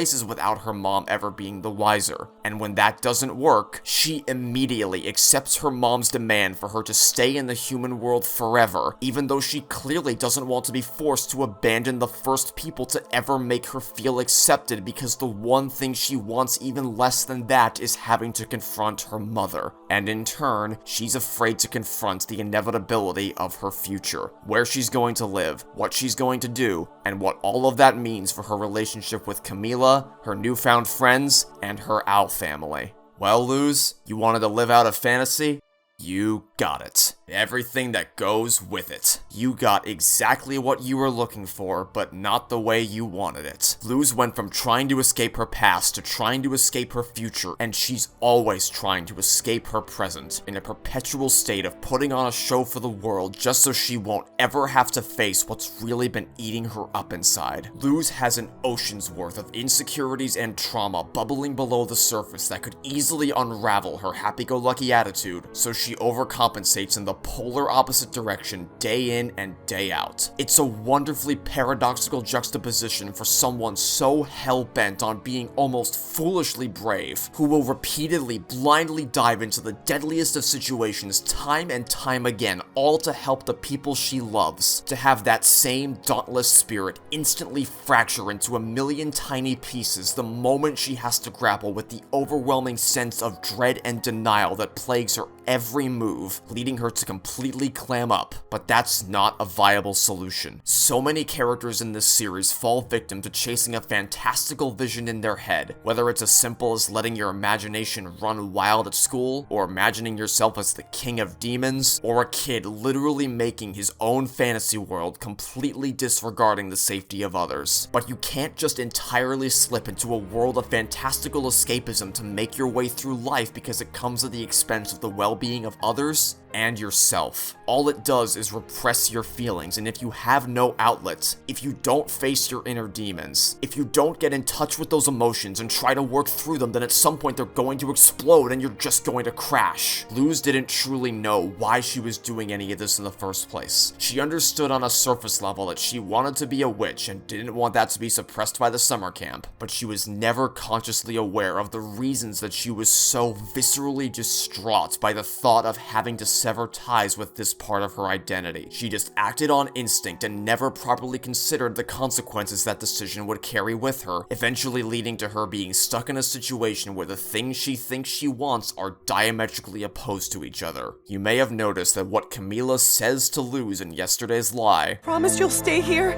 I didn't mean to push you away. I swear things will be different," is not the same as what Luz remembers her saying in Follies of the Coven Day Parade. "When you come home, you'll stay with me, and you'll never go back to that place." Which is by design. What she remembers hearing is different from what was actually said because of how she views her mom and how Luz thinks she views her. It illuminates the core dread she feels of eventually having to leave the Boiling Isles forever to return to the mother she misses dearly, but at the cost of abandoning the family she's found and her dreams of becoming a witch. Hence why her immediate priority after that conversation is to film a video trying to prove to her mom that the Boiling Isles would be a safe place for her to live, only to be entirely unsuccessful in that endeavor, forcing her to once again confront the reality of her situation. She wants to have the best of both worlds, but is riddled with fear at having to sacrifice such a huge part of her personality in either case, and she has no idea what she wants. It's why she chose to make an egg when Ida gave her the chance to carve her own palisman. Obviously, it's within her character to want her palisman to hatch into whatever it wants to be, so as to not weigh it down with any prescribed expectations of what it's supposed to be. But making an egg also gives her more time to figure herself out. Season 1 Luz would have wanted the power of a palisman as soon as Ida gave her the palistrum would, but by the end of Season 2, she's grown to be patient and wait for the right moment when it was ready. The egg finally hatches in For the Future, only after she starts to reconnect with her mother, when she feels understood by her for the first time, that she finally understands herself. The first moment of honesty for what she really wants out of life. And Stringbean is the most perfect palisman anybody could have possibly conceived of for this character. Her being a shape-shifting snake is emblematic of Luz's quirky nature to break from the norm, her natural creativity and desires to dabble in a little bit of everything like her studies at Hexside, her tendency to mix and match animals for her school projects, Sid Phillips style, and complete with the very same color palette and cat ears as the trademark hoodie that Luz wore when she first burst through the portal in A Lying Witch and a Warden, foreshadowed many times by Luz's book report presentation where she pitted herself against a slithering snake, the clear fascination she has with snakes in general, the snake around the staff on Luz's shirt and thanks to them, and even the logo technically foreshadows it, with Ida's palisman topping off one staff-like shape and a slithering S topping off the other. Fitting that Stringbean has been hiding in the logo all this time because she may as well be the mascot of the entire show. She is the living embodiment of one of the core tentpoles that make the Owl House what it is.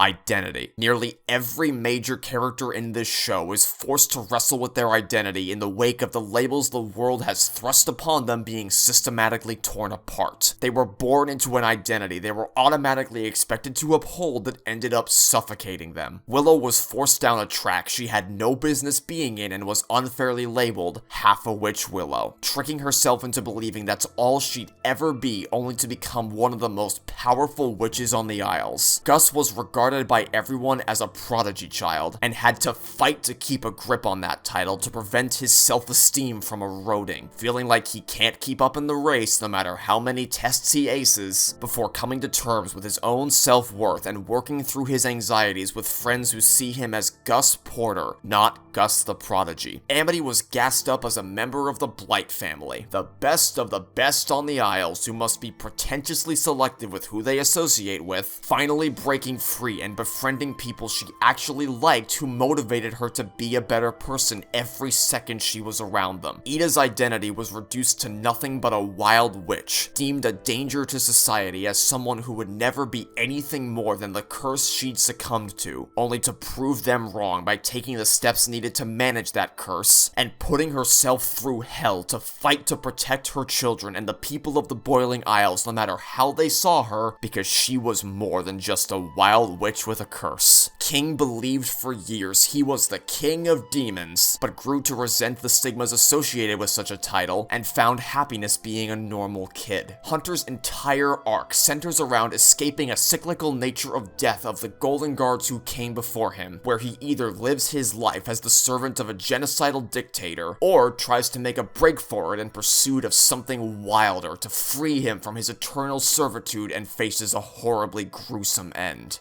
But it took a long time for every one of them to come to those conclusions about themselves. Other people in the world might try to hold you down, to pin you to the wall, and demand you set yourself down a singular track, lest they pick one for you if you're indecisive, leaving you stuck with a label that is not at all representative of who you are. But you don't have to stand by and accept it. You can work to forge your own path regardless of what anybody tells you you're supposed to be. And that process won't be immediate. Not everyone is born knowing exactly what they want to do. I thought I did when I was a kid. I thought I had everything figured out. But the older I became and the more things I was exposed to, the more torn I was at what my natural calling was, where I wanted to devote my time. And it's completely valid to take that time to simmer on it so that when you're ready to take on the world, you can come out swinging as powerful as possible, just like Stringbean, Amity, Willow, and everybody else who the Boiling Isles tried to strip down and put into a box. And at the core of every one of those journeys is Luz Noceda. She brings out Ida's motherly side, freeing her from her position as a loner outcast and helping her come to terms with a curse that would have otherwise eventually overtaken her completely. She gave Lilith a place to belong, where she doesn't have to grovel for approval at every turn, for as much of a process as it was for her to escape from that mindset. She gave King his boo-boo buddy, the sister he never had and someone who he wanted to be kind and compassionate for. She showed Amity what she was really worth, helping her break out of her cold, miserable, and bitter cage along with her siblings, who both became far more empathetic after meeting her. Luz turned Amity from a raging inferno of destruction to a fire that warms and nourishes people's hearts. She offers her support and friendship to Willow and Gus, who have historically never had either and were constantly living with a burden of self-loathing, proving that even the best plant wielders still have some room to grow. And she welcomed Hunter into the group with open arms once she understood what he had been through. She is the light in the darkness that got everyone to break free from the rules and restrictions of the society they lived in, learn to love themselves for who they are, and become the best versions of themselves they could. And she is rewarded for her unending commitment to the people around her as they all work to lift her up during her absolute lowest moment, because no hero's journey is complete without people around you to support you. Even your worst enemy could go on to become your most valuable ally, and you don't have to face the struggles of reality alone. One of the first things Camila ever asked Luz was if she had any real friends in her life, and now she not only has friends and an awesome girlfriend, she's found a sense of belonging and family after hers was almost broken beyond repair. Going to the Boiling Isles really was the best decision she ever made,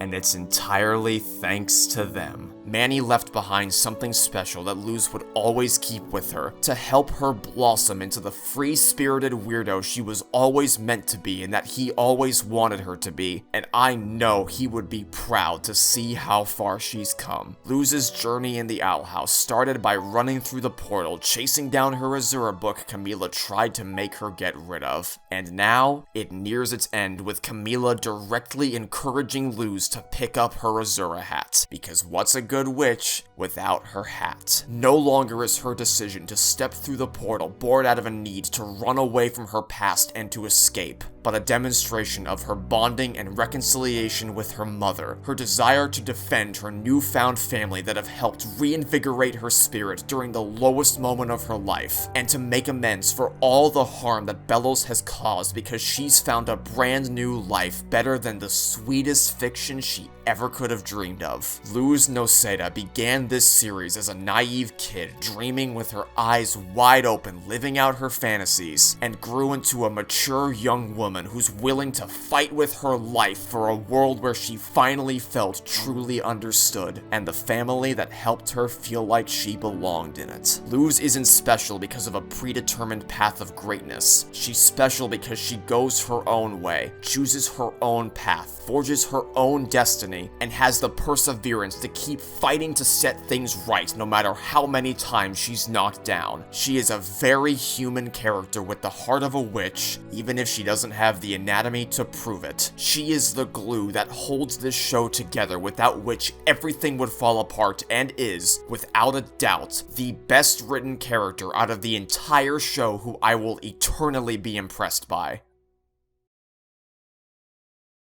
I think it's safe to say we've covered a lot of ground in this video so far. Over the last 6 hours, we've tackled basically every major character in the show, broken down the structure of the story itself, discussed its most important thematic messaging, and plenty of other miscellaneous aspects that deserve all the praise in the world, from the score to the animation and everything in between. But even with all of that, there's still one major part of the Owl House that we have yet to go over: the ending. I place an extraordinary amount of value in a story having a satisfying conclusion. In fact, when it comes to my personal enjoyment of things, I can often overlook issues with logical coherence, sometimes even a significant amount of issues with logical coherence, so long as the writers really stick the landing right at the finish line. On the other hand, if an ending is extremely disappointing, or worse, downright terrible, it has the potential to entirely invalidate, or at least significantly cheapen the emotional value I previously had when consuming that particular story, no matter how little investment there may have been to begin with. And it is for that very reason that you can never, ever convince me to watch Game of Thrones or Star vs. the Forces of Evil. No matter how hard you try, you can't make me. I simply refuse. Because I would know in advance that any characters I would go on to become attached to, or storylines I'd become invested in, would all be completely decimated by the time the curtain falls, so there's no reason for me to intentionally set myself up for disappointment. Now, in the case of an episodic comedy like Seinfeld, it doesn't particularly matter how awful the finale is, because there are no long-term story arcs or character conflicts I want to see resolved. So even though the finale is extremely lackluster and unsatisfying, it doesn't cheapen the show as a whole. And obviously, the relationship between my investment in a story and my level of disappointment towards its ending is inversely proportional, which is why I'm not that heartbroken about the steady unraveling of the Fairly OddParents throughout its later seasons when I wasn't all that into it to begin with, whereas Manifest's dogshit finale completely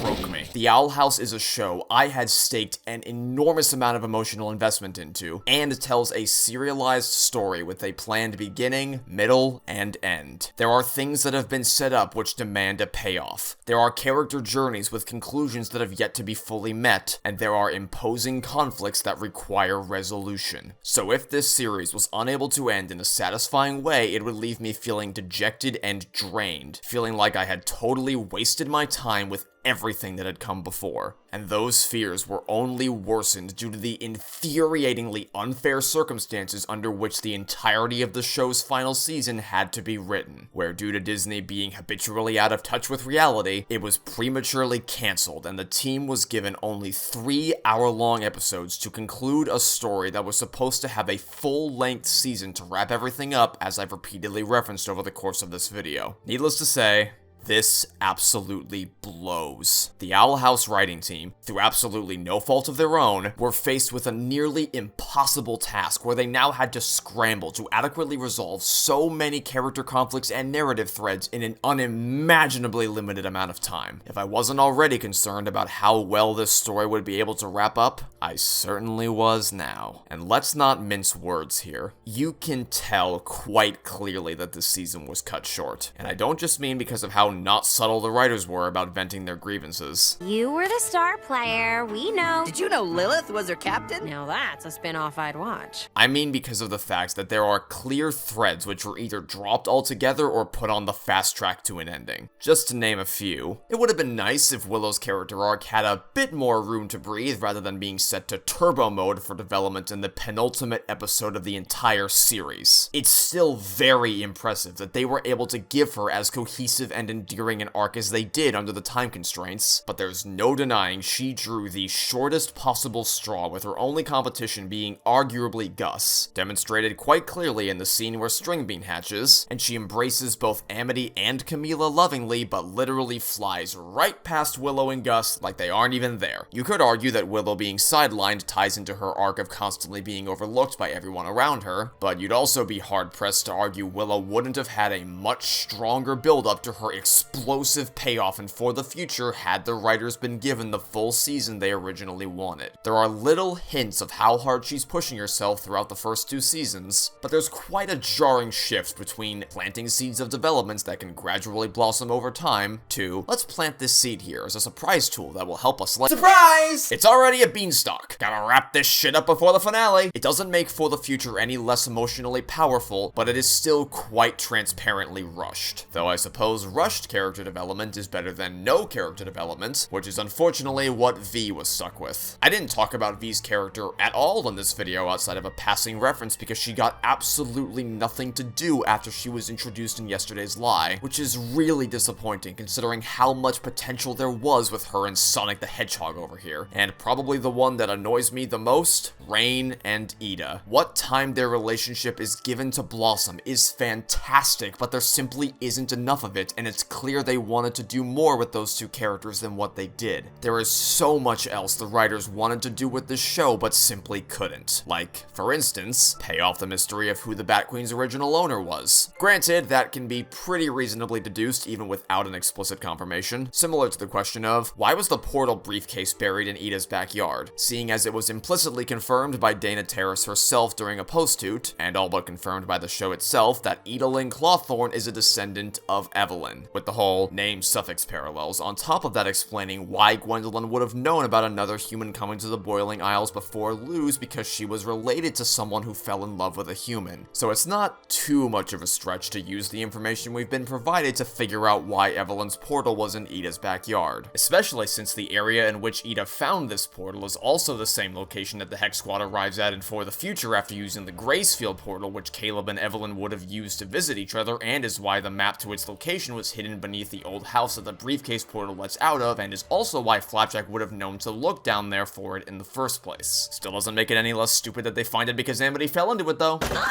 But then there's a whole mountain of stuff that was just left hanging entirely, like elaborating much more extensively on the lore of the Collectors and Titans, developing the emotional turmoil that comes with Gus being exposed to Belos' entire catalog of memories, instead of introducing that conflict and subsequently dropping it like a hot potato, fleshing out the Coven heads so that they're more than virtually nameless faces with a special sigil, giving Ida's parents more than 2 episodes apiece dedicated to exploring their relationship, exploring the Galder Stones and how they would be useful later, paying off that favor that Bat Queen owes Ida, and no, organizing Palisman Adoption Day doesn't count because they explicitly say, "Thanks for the favor, BQ. Save it for another time. This was my pleasure." And so much more. And maybe you could have tried to tackle at least some of those things if you didn't dedicate one of your 3 remaining specials to these 2 chucklefucks. I don't feel the need to harp on this point for too long, seeing as pretty much everyone in the Owl House fandom seems to be in unanimous agreement on this, but seriously, why? What was the thought process behind giving these 2 the villain spotlight in For the Future? The writers must have had some sort of strange personal attachment to the idea of giving Basha a last-minute 180 character turnaround despite that not being even remotely set up at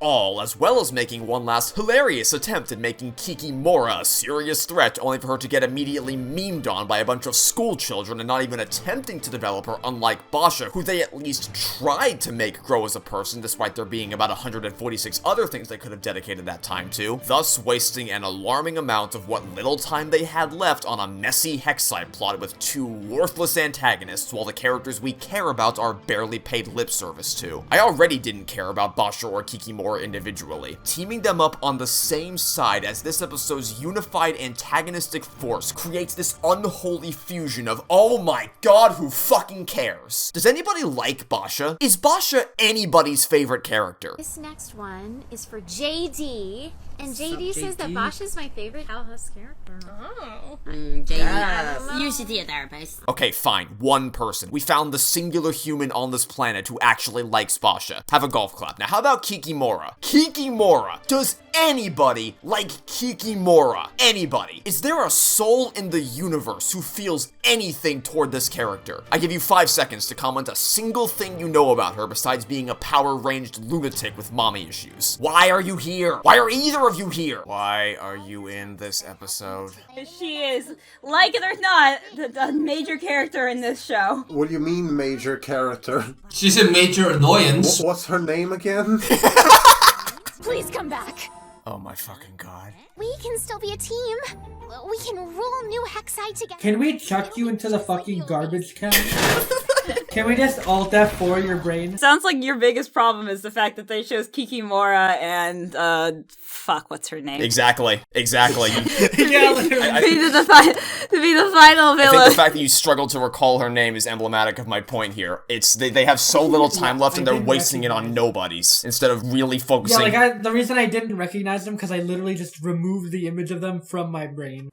All this is to say, even if you are completely unaware of the meta of this show's production, and even if you disregard the noticeable dissonance and seasonal lengths, it is abundantly obvious that the Owl House was artificially cut short and the story had to be accelerated to be able to conclude in time. And as a result, there are several elements of the story that sadly serve as a knock against its overall score and prevent it from being a 10 out of 10 paragon of television. Some of which is the fault of Disney's decision-making, forcing the team to prioritize the major things and drop the smaller things, and some of which is the fault of the writers for failing to actually prioritize those things properly. But I'm putting out all these criticisms up front to get them out of the way because, to my utter astonishment, in spite of Disney's best efforts to knock this show down, Watching and Dreaming is an absolutely spectacular series finale and among the best episodes of the entire show. It will, of course, forever sting that we'll never know what the writers' original intentions were for how they wanted the Owl House to end. But that will always be a separate conversation that should in no way diminish the exceptional efforts made by the team to pull everything together and give everyone the closure they deserved after all they've been through. Given the circumstances, Watching and Dreaming is just about the most satisfying conclusion to the Owl House I ever could have possibly asked for. It is truly remarkable how jam-packed it is with resolutions, callbacks, and payoffs from wall to wall, top to bottom, for all 55 minutes. From the big thematic through lines for characters and dramatic story arc conclusions, to the small things, like the final hairstyle of Luz's real-world mentor looking quite similar to that of the fictional heroine she always looked up to, or Luz and Amity's battle stances during their final confrontation on the bridge to Belos' castle mirroring that of their mentors during their confrontation on that same bridge in Agony of a Witch. To say they sent themselves out with a bang would be the understatement of the century, and I can say with confidence that for as many drawbacks as there were to having to finish this story in less than 3 hours, the endless list of things that this finale knocks out of the ballpark are more than enough to make up for it, and somehow propel the Owl House to even greater heights than I ever thought possible. Dude, this music just hit me right in the feels right now. I might already start crying and it hasn't even gone to the finale. My eyes are actually starting to well up a little bit.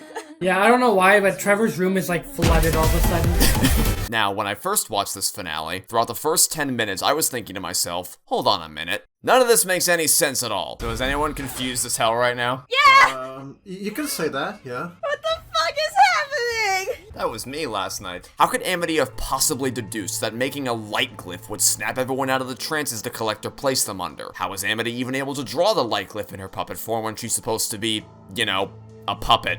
As in, immobilized. Why would Amity have ever screwed up the specifics of a quote from the Good Witch Azura when she's equally as obsessed with it as Luz is? Why doesn't Belos just kill the Owl family right here, right now, instead of mucking around with the Collector? And how did the Collector get the Titan Trappers back here after King destroyed the portal to their island? And from what I've seen online, I'm not the only one who had these types of questions, but just like every other potential plot hole and inconsistency I've talked about in this video so far, upon looking deeper into the specifics, you'll find that the writers provided explanations for every question you could ask. First and foremost, Amity's light glyph. How in the name of the Titan did Amity know this was going to work? Well, the explanation runs a little deeper than what the show provides you on a surface level. What's the first thing you do when you wake up from a bad dream? You turn on the light. Yeah, that's a cute line, but it's also not helpful at all. The real reason why it makes sense for this to work is because the light glyph is the same thing that snapped Ida out of her state of inner purgatory when she became the Owl Beast and the Intruder. Which, while not being an event Amity was present for in the moment, is something we can reasonably assume Luz would have told her about in the time that they spent together, but regardless is still something we know for a fact she would still be aware of because she saw that same event played out live before her eyes in the center of town when the Collector recreated it as a part of their game. Both Ida's Albi state and the Collector's games are instances of the characters being stuck in their own head for one reason or another in a sort of nightmarish purgatory, making it logical for the light glyph to have a similar effect on both of them. And on top of that, we know that Titan magic cancels out the Collector's magic, and the glyphs are powered by the magic of the Titan. As for how Amity was physically able to draw this glyph on the floor of the archives, we know from For the Future that strong emotions can allow the puppets to regain some degree of control. Not a whole lot. In Hootie's case, he was only able to hoot out a single line of dialogue, and in Amity's case, it would seem these strong emotions generated from her dream sequence with Luz have given her just enough power to control one of her fingers. And we also already know puppets still maintain some degree of awareness of their surroundings, as we see later in the episode when light starts to fill the archives and Camila starts crying. Even in a seemingly unconscious state, she still knows deep down that something horrible has happened. And the same is true of Hunter, who cries when he confronts Luz while under the Collector's spell. But we find out later in the episode that they don't even know what tears are. He genuinely does not recognize the droplets coming out of his eyes, so he wouldn't have been able to make Hunter do this even for all his crazy powers. In fact, this even ties into the reason for why Amity screwed up such an infamous Azura quote. I challenge you to a witch's battle! No, that's wrong! I challenge you to a witch's duel! Because obviously the Collector wouldn't have been the one to get the information wrong when the only database he has to pull from is the brains of the people he puppetifies, and Amity would never have misremembered something this significant. How did you know? Book 5, Chapter 8, Azura pretends to kidnap Hecate during the Ice Festival to save her from the Wizard Clan. You remembered my favorite part. This was her attempt to signal to Luz that something was wrong with what little amount of cognitive autonomy she still had. And another really important detail about Amity drawing this glyph is the location in which she creates it. The archives are currently a room cased almost entirely in darkness, save for a door left cracked open ever so slightly, thus allowing a source of light to radiate into the room, just enough to illuminate the Hex Squad kids. Light, by the way, which clearly isn't coming from somewhere inside the castle itself because the rest of the building is similarly quite dimly lit. It has to be coming from the moon and starlight outside, and when the Titan ultimately passes on by the end of the finale, we see them disappear among the stars, which, when taken in tandem with the fact that the Titan is capable of manipulating the stars, seems to clearly indicate that the starlight shining down upon the Boiling Isles is all an extension of the Titan's magic, even if it's not as overtly powerful as a straight-up light glyph. Combine that with Amity's sheer willpower and you've got yourself enough autonomy to create a light glyph with which you can free the rest of the Hex Squad. As for the Titan Trappers, the Collector is clearly exponentially more powerful than anybody else we've seen on the show prior to this point, and also has intimate knowledge of the lives of those he takes control of. So I really don't think it's out of the question he'd have some means of reaching them wherever they are around the world, even without a means of fast traveling to their island. And finally, while it would absolutely be in Belos' best interest to eliminate the Owl Trio from the playing field entirely as opposed to trapping them in this dream sequence, there are several factors that are preventing him from doing so. Wipe them out. I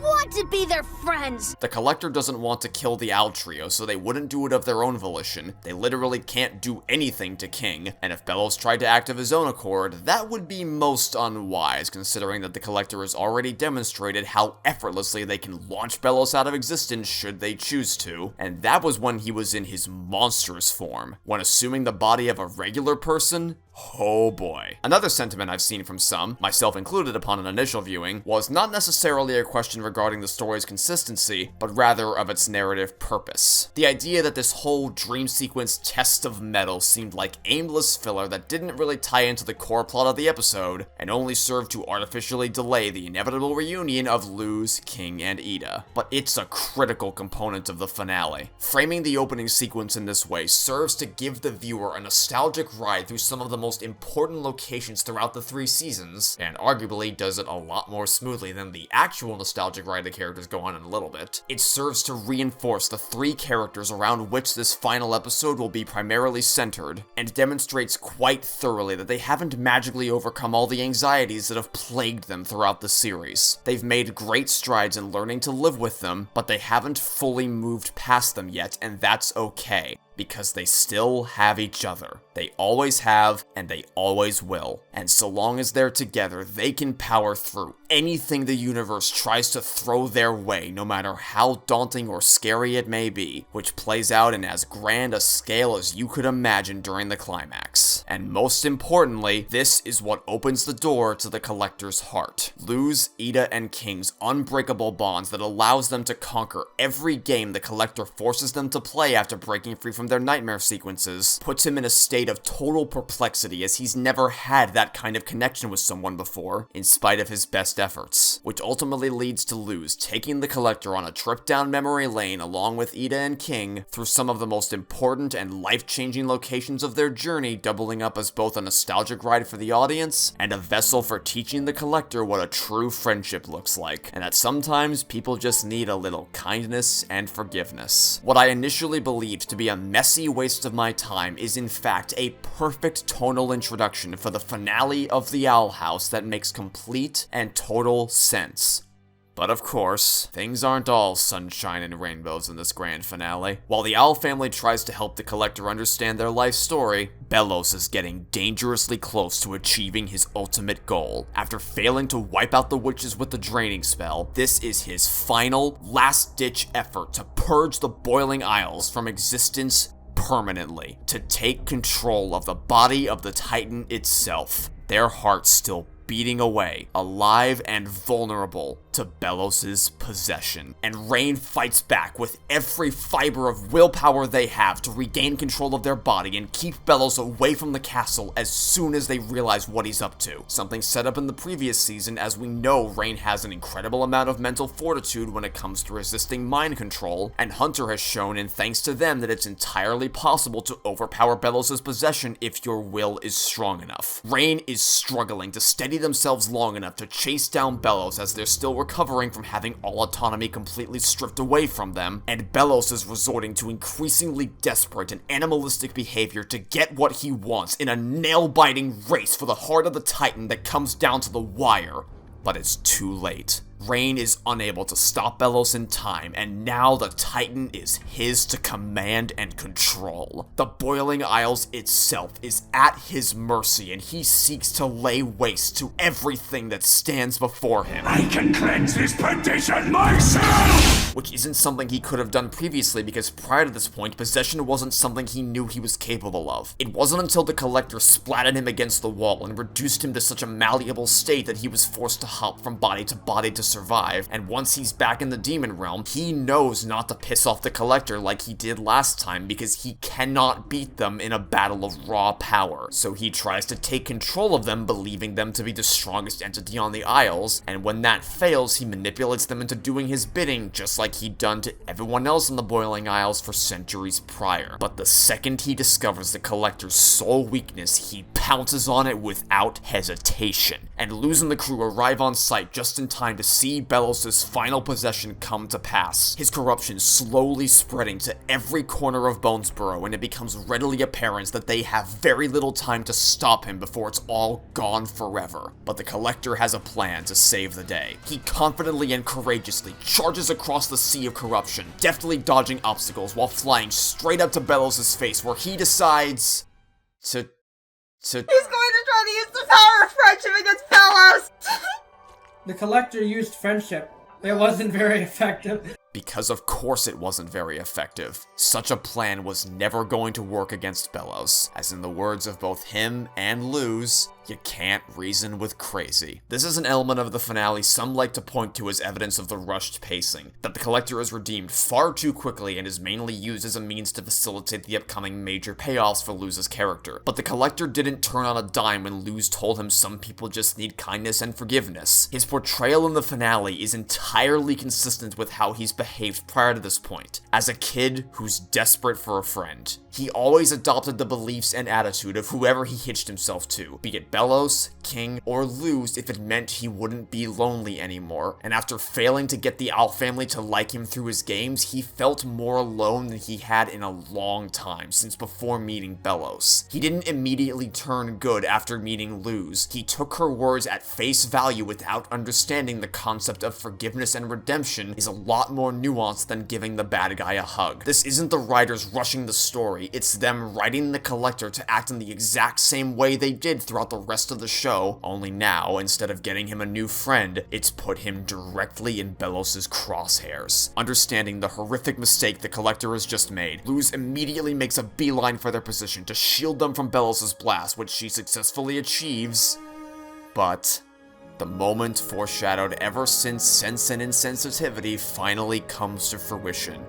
Luzura dies, through a manner which allows Belos to finish the petrification process he started on her back in King's Tide, and that visually matches up eerily perfectly with the common mold she caught back in Eclipse Lake. An almost fungal, Last of Us clicker corruption taking over her body, only instead of just affecting the top of her head, it's killed her completely. And this entire sequence is one of the rawest across the entire series. Watching Luz wither away into nothing leaves Ida and King as stunned to silence as the audience, frozen solid in disbelief that mere minutes after finally getting her back, she's been seemingly lost forever, before the shock and horror finally wears off and they both channel all that burning anger building inside them into fighting back against Belos to seek vengeance for Luz. They unleash an uninhibited hell fury upon him, both of them screaming and lashing out with viciously reckless abandon, fury so intensely powerful it summoned the Owl Beast, completely bypassing Ida's harpy form, and brought King's scream out from a cute little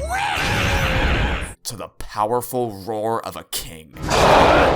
All while the collector struggles to understand the very concept of death, unable to grasp what mortality really meant for his entire life, only to suddenly be thrown into the deep end and forced to try to wrap his head around it under the most harrowing of circumstances. As even if he doesn't quite know what death means for a human, or what the tears coming out of his eyes mean, he still knows what it feels like to lose something. But the most heartbreaking part of this ordeal is watching the other kids react to seeing the last remaining orbs of light Luz left behind floating through the archives. They weren't there to see Belos' dragon form. They have no idea what specifically happened down there, but they still understand quite clearly that something bad happened to Luz, because she's the only member of the team who is nowhere to be found, and they've already seen this before. The dissipation of light is the exact same thing that happened to Flapjack back in the human realm, leading to a look of sullen, horrified understanding between Gus and Willow and heartbroken tears from Camila, knowing exactly what's going on even in her puppet form. A character whose translated name labels her as the light of their lives, now literally dissolved into nothing but light. Everyone else immediately knows and acknowledges what has happened, except for Amity. What is this? Who refuses to process the truth despite knowing full well what those lights mean. She nearly breaks down and lets the tears flow out, before Camila steps in to stop her from shutting herself down.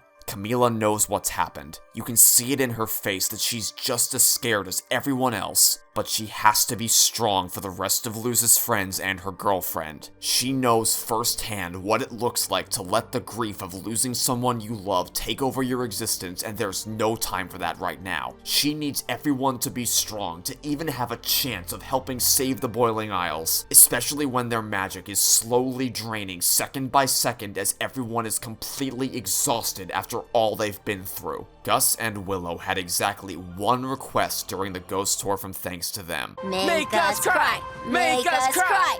And cry they did. Luz is unable to think of anything she could say to her family that would be meaningful enough until it's too late. At which point, her only wish is that she should have thanked them for everything they did for her. Because that's what Ida and King expressed to her in their respective season finale farewells when they thought they'd never see her again. And Luz, thank you for being in my life. Luz, I'm so happy I had you as a big sister.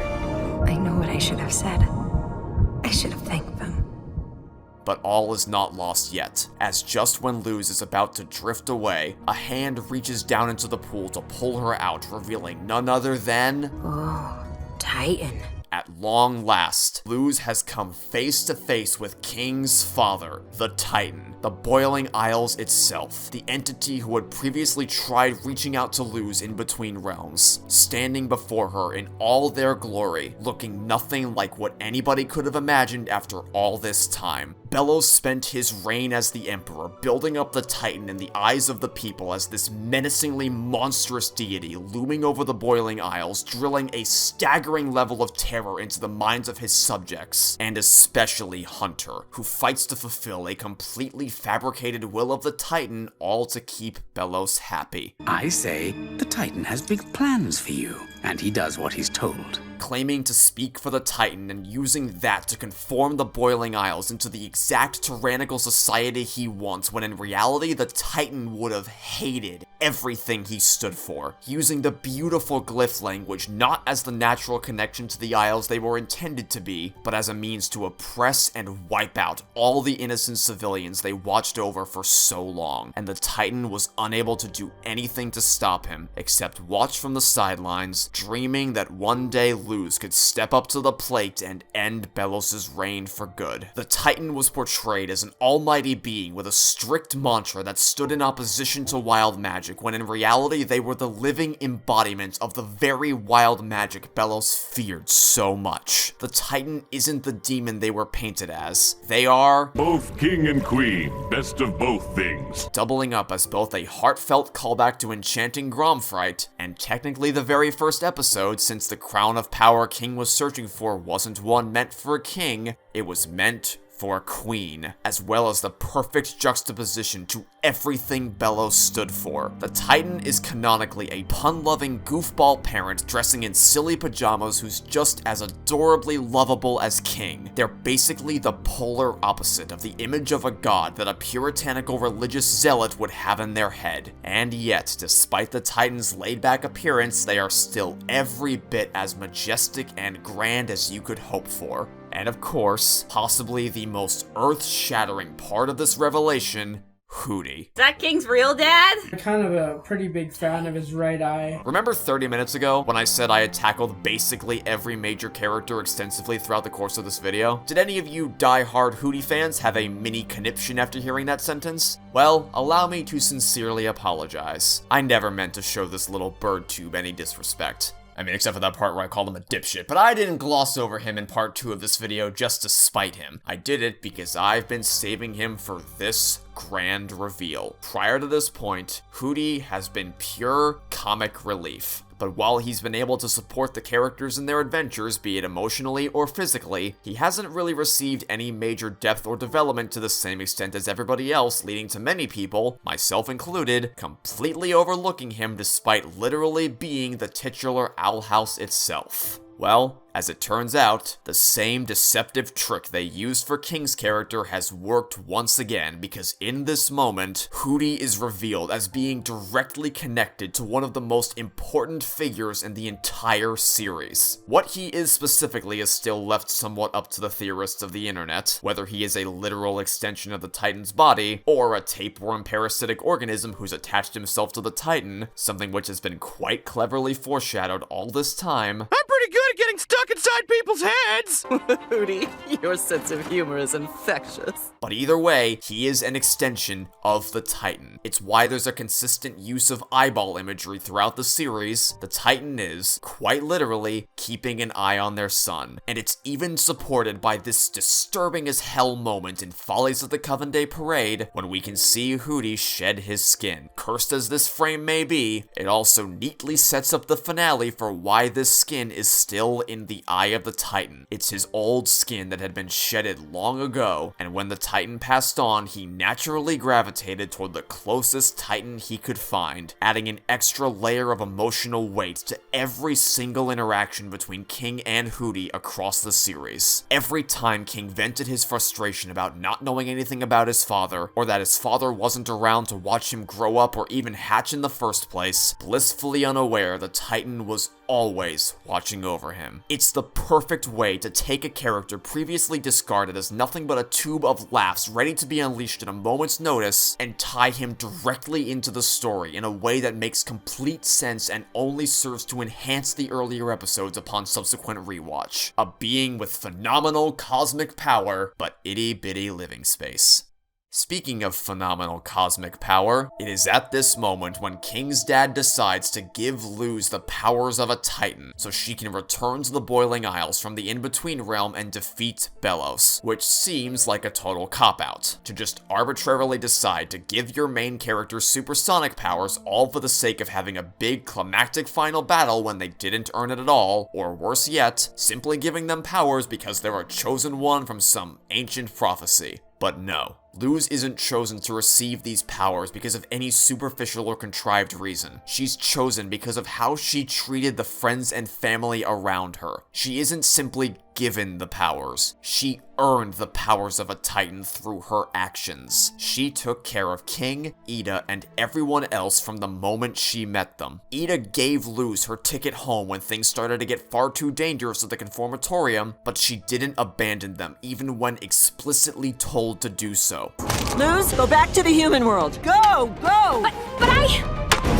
She stayed back to fight for what she believed was right, to help these people out of the kindness of her heart, going all the way back to the very first glyph she ever learned. The first time she was ever exposed to the magic of the Titan, her immediate priority was to use her newfound abilities to protect King from the Owl Beast. And as she kept up with her pursuit of magic, she learned not to take the easy way out, to not fall back on a training wand or any other shortcuts and really slow down to stop, smell the roses, and form a connection with the Isles the way witches were intended to hone their skills. And she went on to use every new power she learned to help the people of the Demon Realm and fight back against an oppressive dictator that had plagued the land for far too long. Remember back in yesterday's Lie, when Luz was able to communicate with the people in the human realm through reflective surfaces, such as her mom's phone? Well, it's through that same interdimensional communication method that allowed Luz to find that light glyph in the first place. I had always assumed this random stuttering that revealed the pattern in Ida's spell was truly a glitch in the video, and that she discovered something by accidentally pausing it. Like perhaps the light glyph was flashing at too high a frame rate for the human eye to be able to process it in motion. But it makes infinitely more sense now that we have the full context of the story. The Titan has been helping Luz this whole time, every step of the way, sharing more of their magic with her only when they decided she was ready and responsible enough to wield it. Only after Luz realizes she'd been neglecting King and apologizes to him is she shown the light glyph. Only after discarding the training wand and heeding the words of her mentor is she granted the power of the ice glyph. And with that knowledge in mind, it turns this scene from a Deus Ex Machina, out of nowhere supersonic ability that's made out to just be no big deal, into the ultimate payoff that the show had been building to all this time. Luz isn't suddenly given the powers of a god inexplicably with no setup. She's been granted total control over the power of the glyph she's already spent her time in the Boiling Isles trying to master from day one. Luz earned the power of the glyphs, once again in direct opposition to Belos, who stole this magic and had to force it upon himself, literally carving into his body the same glyph cast that Luz has cleanly imprinted on her at the very end. But even then, the Titan can't do anything to Luz unless she gives her permission to accept the responsibility of saving the Boiling Isles. Until she herself chooses to take the powers, there's nothing the Titan can do. Which is the perfect capstone for the Owl House's core messages of self-acceptance, identity, and forging your own path. Ever since Luz's first days in the Boiling Isles, Ida taught her that she can't just wait around for someone to decide that she's special. Luz has to be the one to choose to find that special something for herself, to carve her own path through the Boiling Isles, and she worked hard to do just that for both her and her friends. But the longer the summer went on and and the more guilt started to crash down upon her, the less confident she felt in her ability to chart her own course because she needs to feel comfortable with who she is first. She needs to accept herself, which is something Luz has been unable to do for the longest time. She dreamt that she secretly was part of some ancient prophecy or predetermined path of greatness, and that her arrival in the demon realm wasn't sheer coincidence, that there was a greater purpose to this adventure. And as it turned out, there was. But not like she had hoped. The only destiny she ever had was to help Belos meet the Collector and go forward with the Day of Unity, the aftermath of which left Luz in a mental state so dire she was having borderline suicidal thoughts. To dig yourself out of that hole is gonna take more than your friends and family showing you how much they love you. Amity and Camila tell Luz what she needs to hear, which certainly lifts her spirits, and there's no denying Luz finally feeling understood by Camila was instrumental for getting herself back on track. But it was all still external validation. Luz had still yet to forgive herself for letting the Day of Unity happen until the Collector almost died by Belos' hand for their attempts to talk him down peacefully. This moment isn't just here to poke fun at Steven Universe, it's pivotal for Luz's arc. Seeing the Collector instinctively want to trust Belos is what allows her to finally forgive herself, because she understands that the Collector was just trying to do the right thing, and they shouldn't be blamed for Belos betraying that trust. She finally sees things from the perspective of her friends, looking at the Collector's last act of kindness being no different than what she did to help Philip in the first place, making it all the more tragic that the moment she comes to terms with everything she's done and understands it's not fair to blame herself for trusting Philip, is the very moment she's disintegrated and taken from this world. But now, with her newfound perspective on her actions, and the blessing of the Titan, she's ready to fully embrace Ida's words of wisdom as the Titan reflects them back onto her one last time. So the question is, will you choose yourself?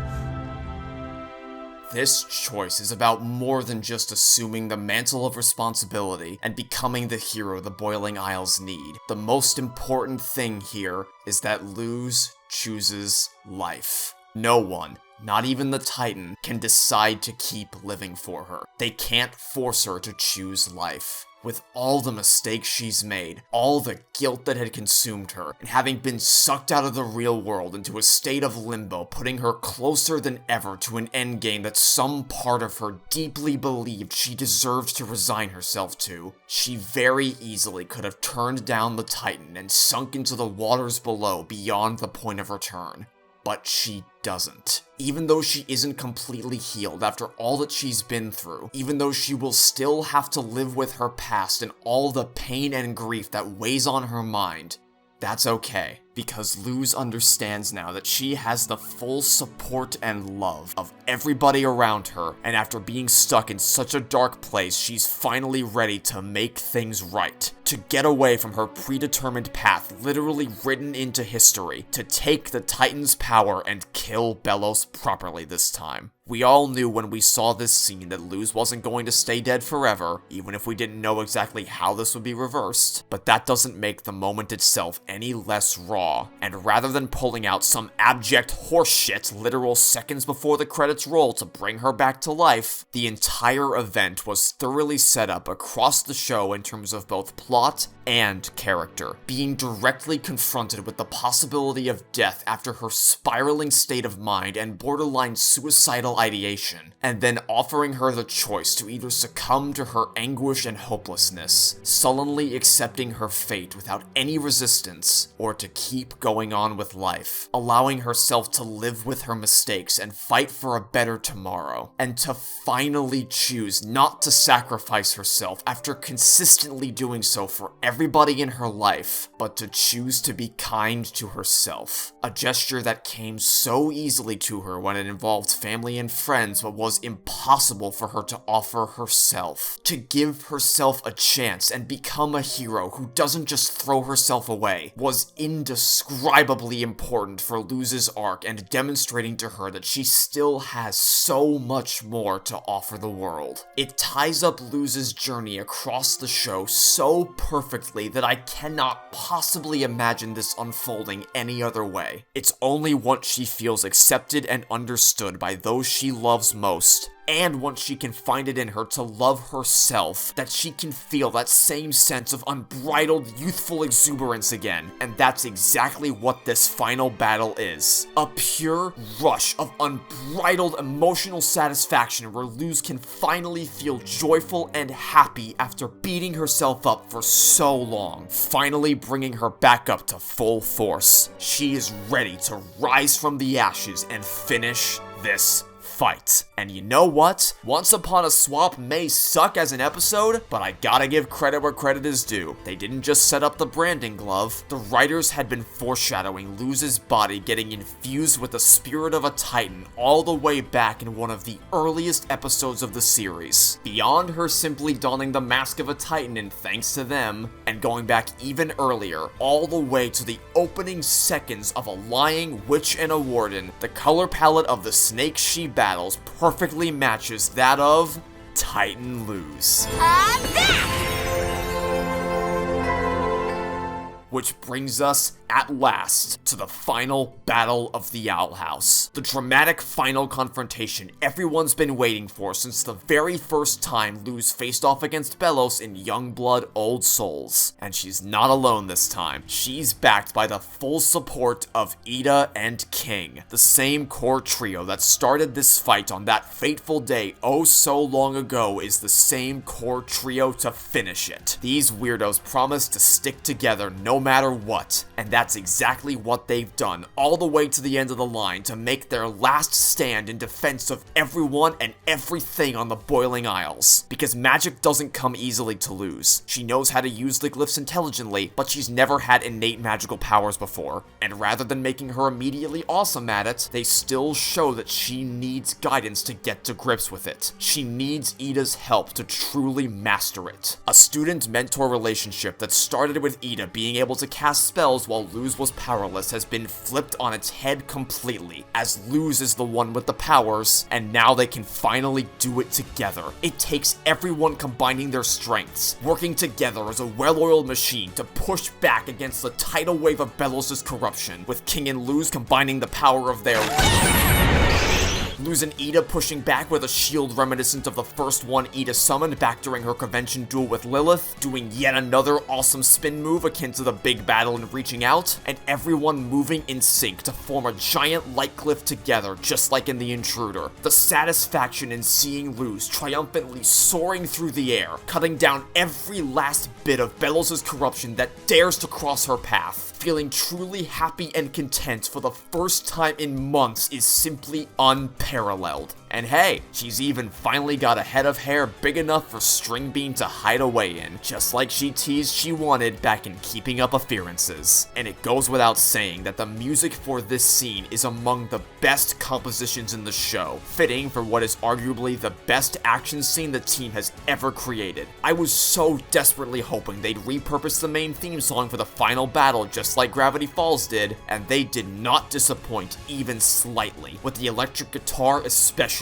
shredding it measure by measure. The rest of the Hex Squad doesn't get to partake in the big final battle itself, but they are still back at the archives, using Luz's glyphs to protect everyone in their puppet forms from plummeting to their doom as Belos shakes the Isles to their core, bringing it full circle from the beginning, where once Luz was the powerless witch relying on her glyphs surrounded by people with the ability to summon a giant abomination with just a snap of their fingers. But now Luz has mastered the power of this magic and can cast it thanks to the guidance of her mentor, while the rest of the kids are relying on the same glyphs Luz once had to in order to save the day. And everything comes into play here in these final moments, all the way down to Luz's safety net levitation spell. They even have Amity utilizing Willow's primary method of attack to rope people off the shelves, while Willow steps up to defend her with her fire glyphs, further solidifying herself as not being the half a witch Amity once thought of her as. And she doesn't need to protect her anymore. They are just as capable as each other. It might seem like a bit of a missed opportunity to not have them also participate in the big battle against Belos endgame style, but considering they had virtually all of Thanks to Them and For the Future dedicated to them exclusively, it makes sense to shift priority back to the family that started this all in the first place. The battle is even capped off with a surprisingly serene moment embedded in a dangerously chaotic situation where our heroes find a second to sit high above the world below and overlook the beauty that is the Boiling Isles in all its glory, just as they did on Luz's second day in the Demon Realm. Only now they've flown far higher into the atmosphere than they ever did before. A brief reminder, both literally and metaphorically, of how far they've come and what it is they're fighting for before refocusing and calling back to the very first time Ida ever taught Luz a spell. You know where magic comes from. From the heart! All three of them are filled with the same unstoppable feeling of jubilation, adrenaline, and determination to finally end this nightmare, to bravely dash right into the heart of the Titan to rescue Raine from Belos' corrosive clutches, and then break into the throne room from which he's controlling the entire operation, where he's always been controlling the entire operation. And this is it. This is what it all comes down to. One final effort is all that remains. One last triumphant charge down the halls of the castle with some of the most mesmerizingly smooth and beautiful animation yet. Luz takes her staff by the reins and makes a mad dash straight for Belos. Everything is firing on all cylinders. The music is kicked up to 11. Belos is throwing the full might of his fungal army at Luz to try to force her off of him. The Owl family is fighting back with everything they've got to keep her safe, and the lives of the Hex Squad kids and Camila hang in the balance as the Collector is rapidly losing control of his powers and the corruption takes over more and more of his body. But none of it's enough to stop the good witch Luz Noceda from channeling every last bit of strength she has to rip that piece of junk out of the Titan, echoing the very first words she ever spoke in the series. Do not underestimate me, Belos. I am the good witch and warrior of peace! Now eat this, sucker! Labeling herself not as the good witch Luzora, but as the good witch Luz, because no longer is she using the fictional stories she loves as a means of escapism. She's embracing her own identity. She's forged a path for herself and has finally come to love and accept herself as Luz Noceda, someone who doesn't need anything or anyone else to pretend to be special. She's special all on her own, and she fought hard to get to a point where she can say that and mean it. And as if this moment wasn't already spectacular enough, Luz's weak nerd arms that prevented her from freeing the prisoners at the Conformatorium are the very things that ultimately knock Belos down off of his throne of lies forever.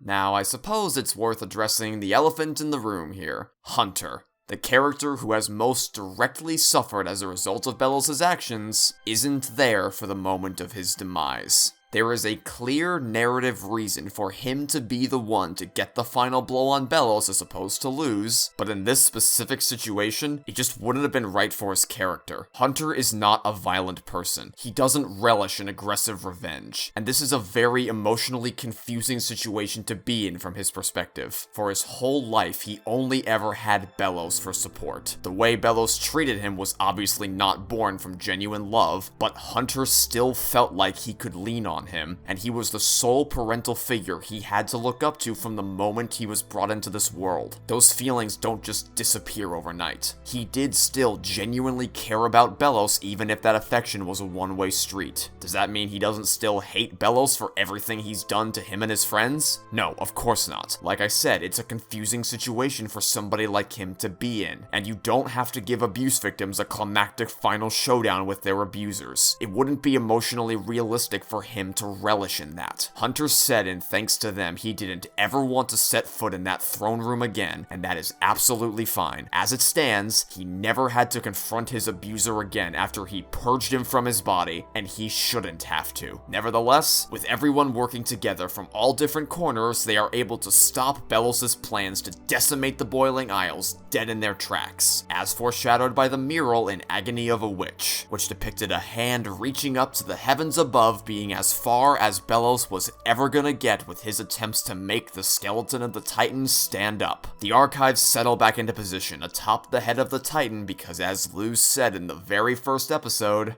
a king shouldn't be without a crown. And this shall suffice. The battle has sapped the last of the Collector's strength, leaving him plopped onto the floor, completely drained of energy as the Hex Squad kids approach him. He braces for the worst, knowing all the pain and suffering he's caused their families, but has instead extended a hand of friendship, specifically by Amity, the one to reach out to the Collector after all they've done is the first major character in the show to be on the receiving end of a forgiving and kind-hearted soul willing to give her a chance.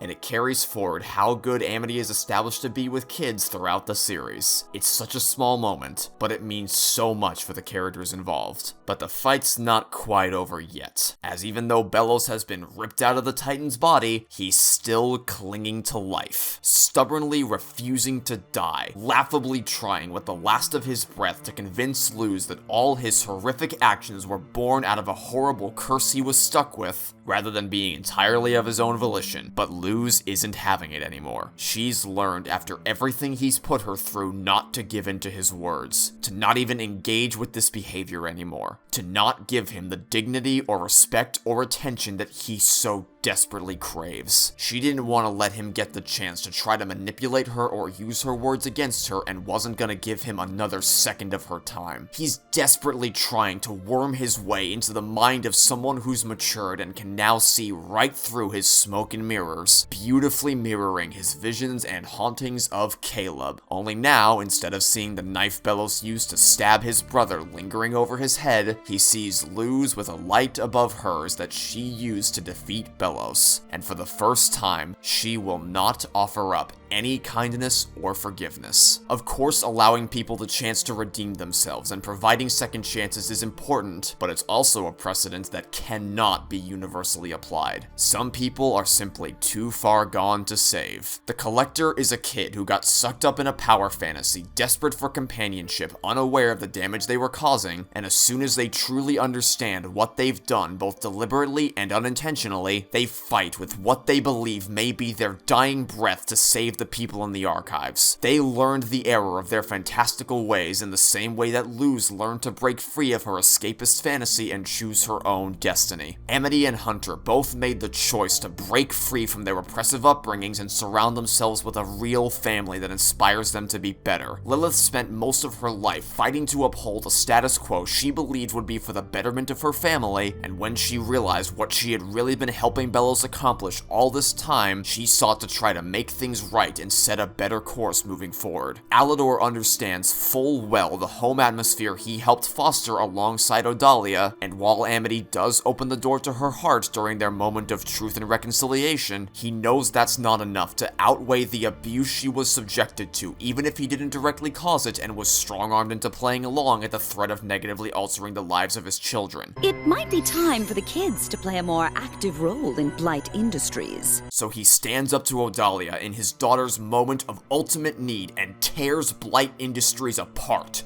brick by brick, because he's no longer content to let her rule over their family and cares far more about the health and safety of his children than whatever affluent lifestyle he could be otherwise promised. Alador chooses to cut Odalia out of his family entirely and dedicate his life to helping to undo all the damage his abomatons helped Belos cause, and to spending time with his kids trying to make up for all the years he lost. But Belos couldn't do that. Characters like him and Odalia are given multiple chances to set things straight, and at no point do they ever course correct. And growing up in an era of witch hunting and intolerance where bigotry was accepted as normal isn't an excuse, because Caleb was from that time period as well, but he still saw the light. Belos is evil because of the choices he consciously made, not the world he was brought into. He's not a misguided individual born into a horrible situation. He's a vile person who who voluntarily chose to sow that level of destruction. And so we get a payoff for the boiling rain introduced all the way back in The Intruder as it comes down from the heavens to finish the job, making this not one, but 2 times they paid off Luz loving to catch the first raindrops in her hair based on that one seemingly completely innocuous line. A storm that may seem to come out of nowhere in the moment, but is extensively supported by previous episodes because we know that the Titan has the power to manipulate the weather. This isn't a natural rainstorm that appeared out of nowhere for the exact amount of time needed to kill Belos. It was summoned into existence by the Titan because the boiling rain disappears at the exact same moments that the Titan starts to leave Luz's body. They used the last bit of power and strength they had before passing on to the next life to finish the job for Luz to ensure she wouldn't have to live her life with that blood on her hands. And I honestly cannot think of a better way Belos could have gone out than this. It's perfectly poetic for him to be destroyed by the very nature of the world he hated so much. Belos is a pathetic man who dies an appropriately pathetic death at the hands of the land he sought to destroy. He didn't deserve to be killed in a big climactic battle that would only serve to further feed into his martyr fantasy of being the savior of humanity. He always thought of witches as pathetic, subhuman creatures who were well beneath someone of his caliber, and now he's the one beneath them, getting crushed like the vermin he is. He's no longer recognizable as Philip or even Belos, but instead as the monster he created, crying out that,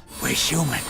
We're better than this!" as he slithers around like a worm in a pile of mush. He ultimately ends up with nothing and nobody. He has no powers left and nobody around to manipulate anymore. In his final moments, his bravado is gone. His smoke and mirrors have evaporated. He's now nothing more than a sad, strange little man who refused to evolve with the times, melting away in a world he had no place ever being in. And as it turns out, Belos' only weakness was, in fact, dying, and the finishing blow is dealt not by the outsider, but by the actual residents of the Boiling Isles, the ones he was expressly targeting. Then the boiling rain ceases, the skies clear up and return to a color not seen since Elsewhere and Elsewhen, prior to Philip meeting the Collector and the beginning of his rise to power. And with that, the Titan no longer has any reason to stick around. Exercising their powers from Luz's body and finally giving King a chance to see his dad, albeit in a very unconventional way, King said, "Well, I'm not going to him.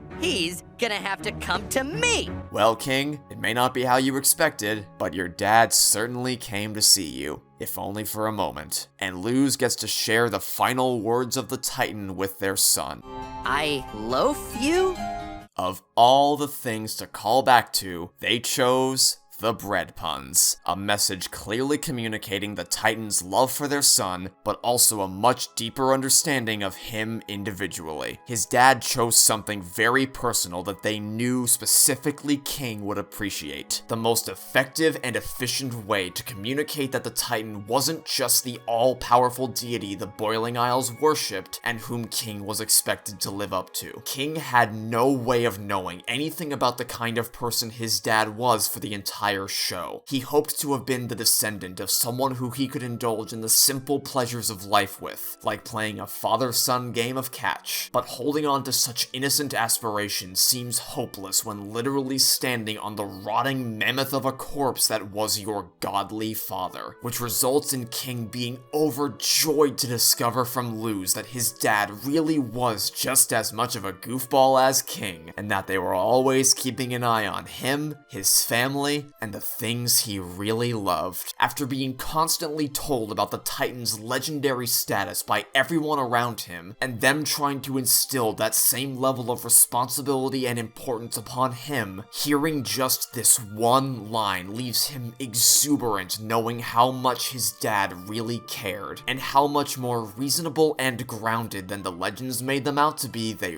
really were. It brings him peace. Everyone is brought peace in these final moments. Having liberated the world from Belos after all this time, the Owl family can take this moment to be in this place together, basking in the sunlight alongside each other, a silent acknowledgement of how far these three have come over the series, how much they've learned and grown, and all thanks to the unbreakable and beautiful bonds they've formed with each other. And at last, our heroes can finally rest and watch the sunrise as the Collector works to free all the puppets, the Hex Squad is reunited with their families, and the reconstruction of the Boiling Isles properly gets underway. Now, was this perfect?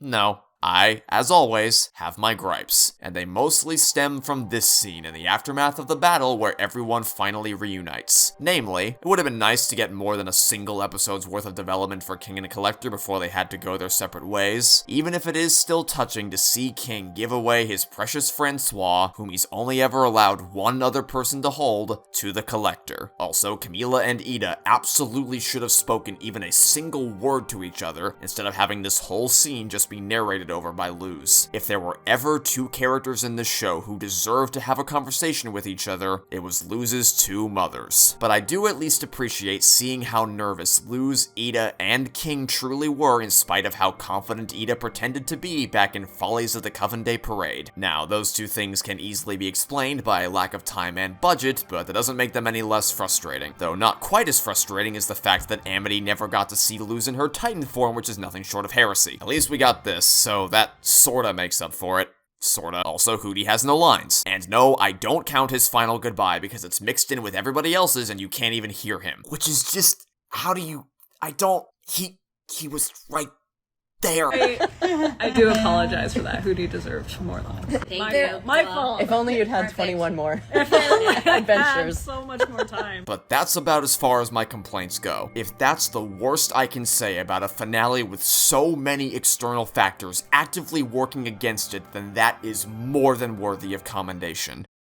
Besides, anything's better than literal fucking genocide. And then there's the time skip epilogue, which is the perfect way to wrap everything up with a neat little bow on top. And is also cut out of all versions of the episode that broadcast on network television because Disney hates you. It is payoff after payoff after payoff for every single character, no matter how minor. At the end of the show, where's your palisman? Where's my palisman?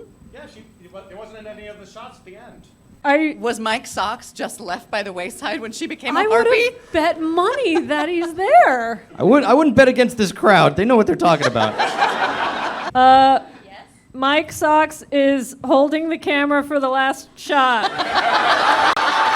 Okay, well, almost every single character anyway, including animated cameos from staff members, including Dana Terrace herself, donning the purple colors of the Oracle Coven because she was always able to see the future of this show, all while a serenely beautiful remix of the end credits theme from the first two seasons plays in the background, starting with Hunter, who has dedicated his life to making palisman for the people whose palisman he helped Belos rob in the first place, a profession he said he wanted to partake in but nearly lost the chance to forever. He's working to replenish Palistrom forests and restore the tradition of carving palisman because he has a genuine love for the creatures and knows how much they can mean to people and how impactful they can be in their lives. Were it not for Flapjack, he never would have broken free from the Emperor's Coven and found his true family, making it all the more fitting that Hunter has designated a cardinal in Flapjack's likeness to be the mascot for his business, never wanting to forget him. And now he has a new bluebird palisman carrying just as much symbolic significance as Flapjack did, representing a connection between the living and those who have passed away. And it is so touching to see each and every one of the Hex Squad kids getting a Flapjack tattoo in honor of the adorable little bird that changed his life forever, with Hunter specifically choosing to have his inscribed over his sigil as a permanent replacement. Speaking of which, we can see that Alador has worked together with the best and the brightest of the old covens to figure out a way to remove every last sigil, every last trace of Belos' rule. Some say that the sigil should have automatically stopped working when the Titan died because the sigils were Belos' creation and all his magic spawned from the Titan, but that's not true. The members of the covens are capable of giving you a sigil without any fancy technology. This guy in convention does so with no assistance from any special artificial Belos magic or any fancy technology technology he made for them or anything else. He does it purely through his own magic. And since the witch's internal biosac-powered magic didn't stop working when the Titan died, there's no reason why these should either. And speaking of that kid, one of the best things about this is that he, as the very first person we ever saw get a sigil inscribed upon him in convention, is also the very first one to get it removed here in this epilogue.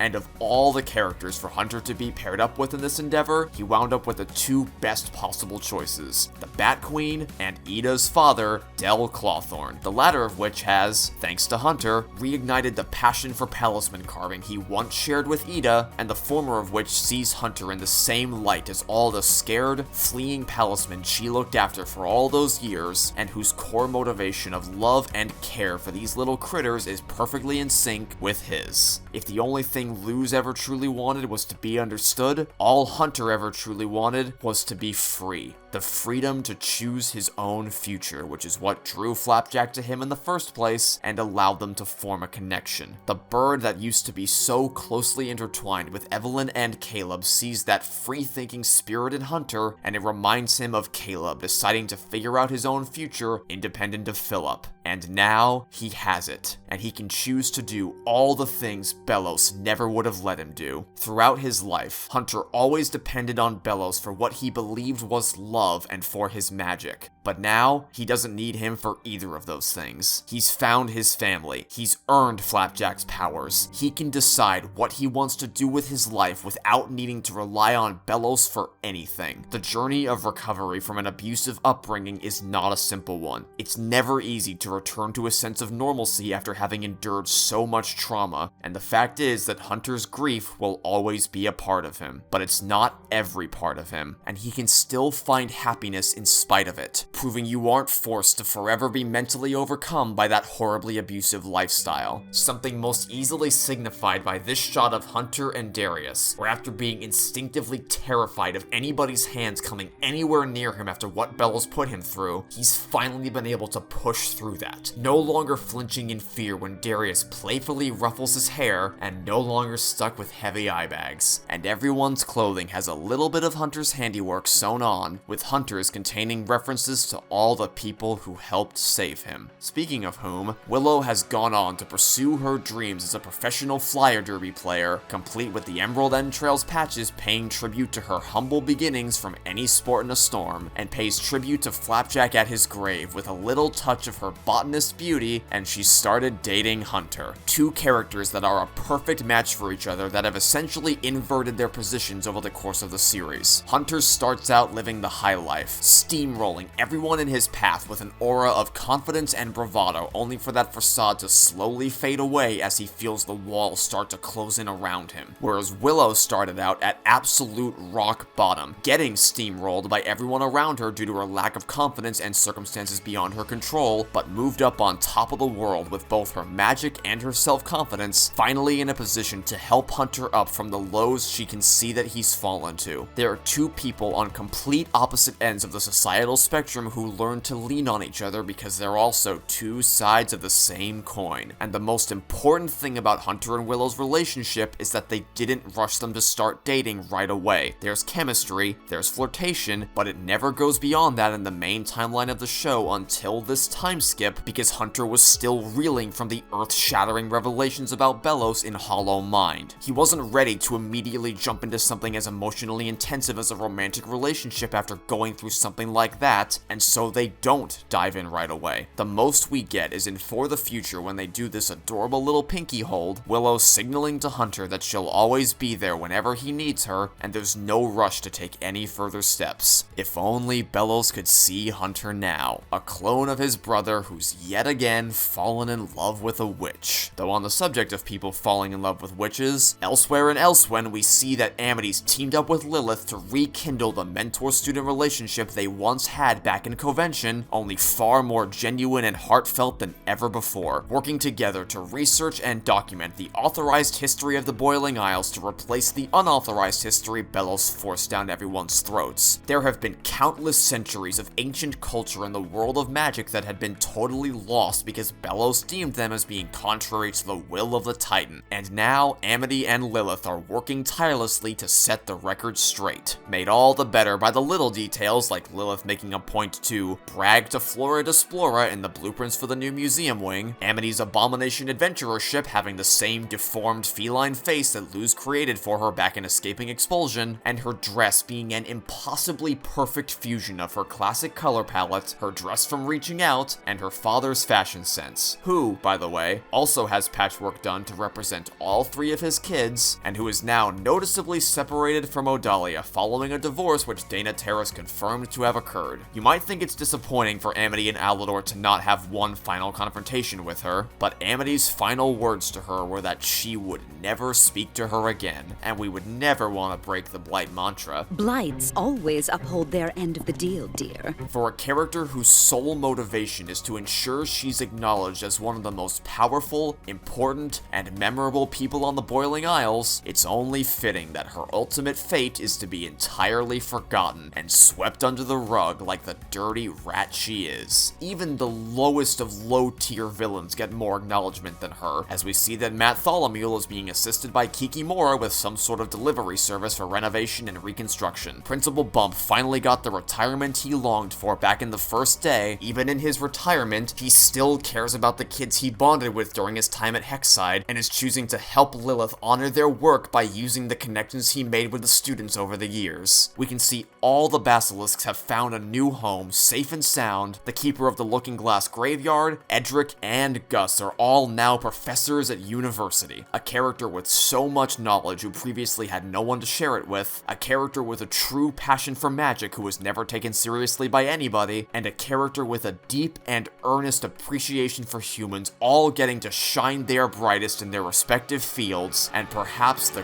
greatest payoff of them all.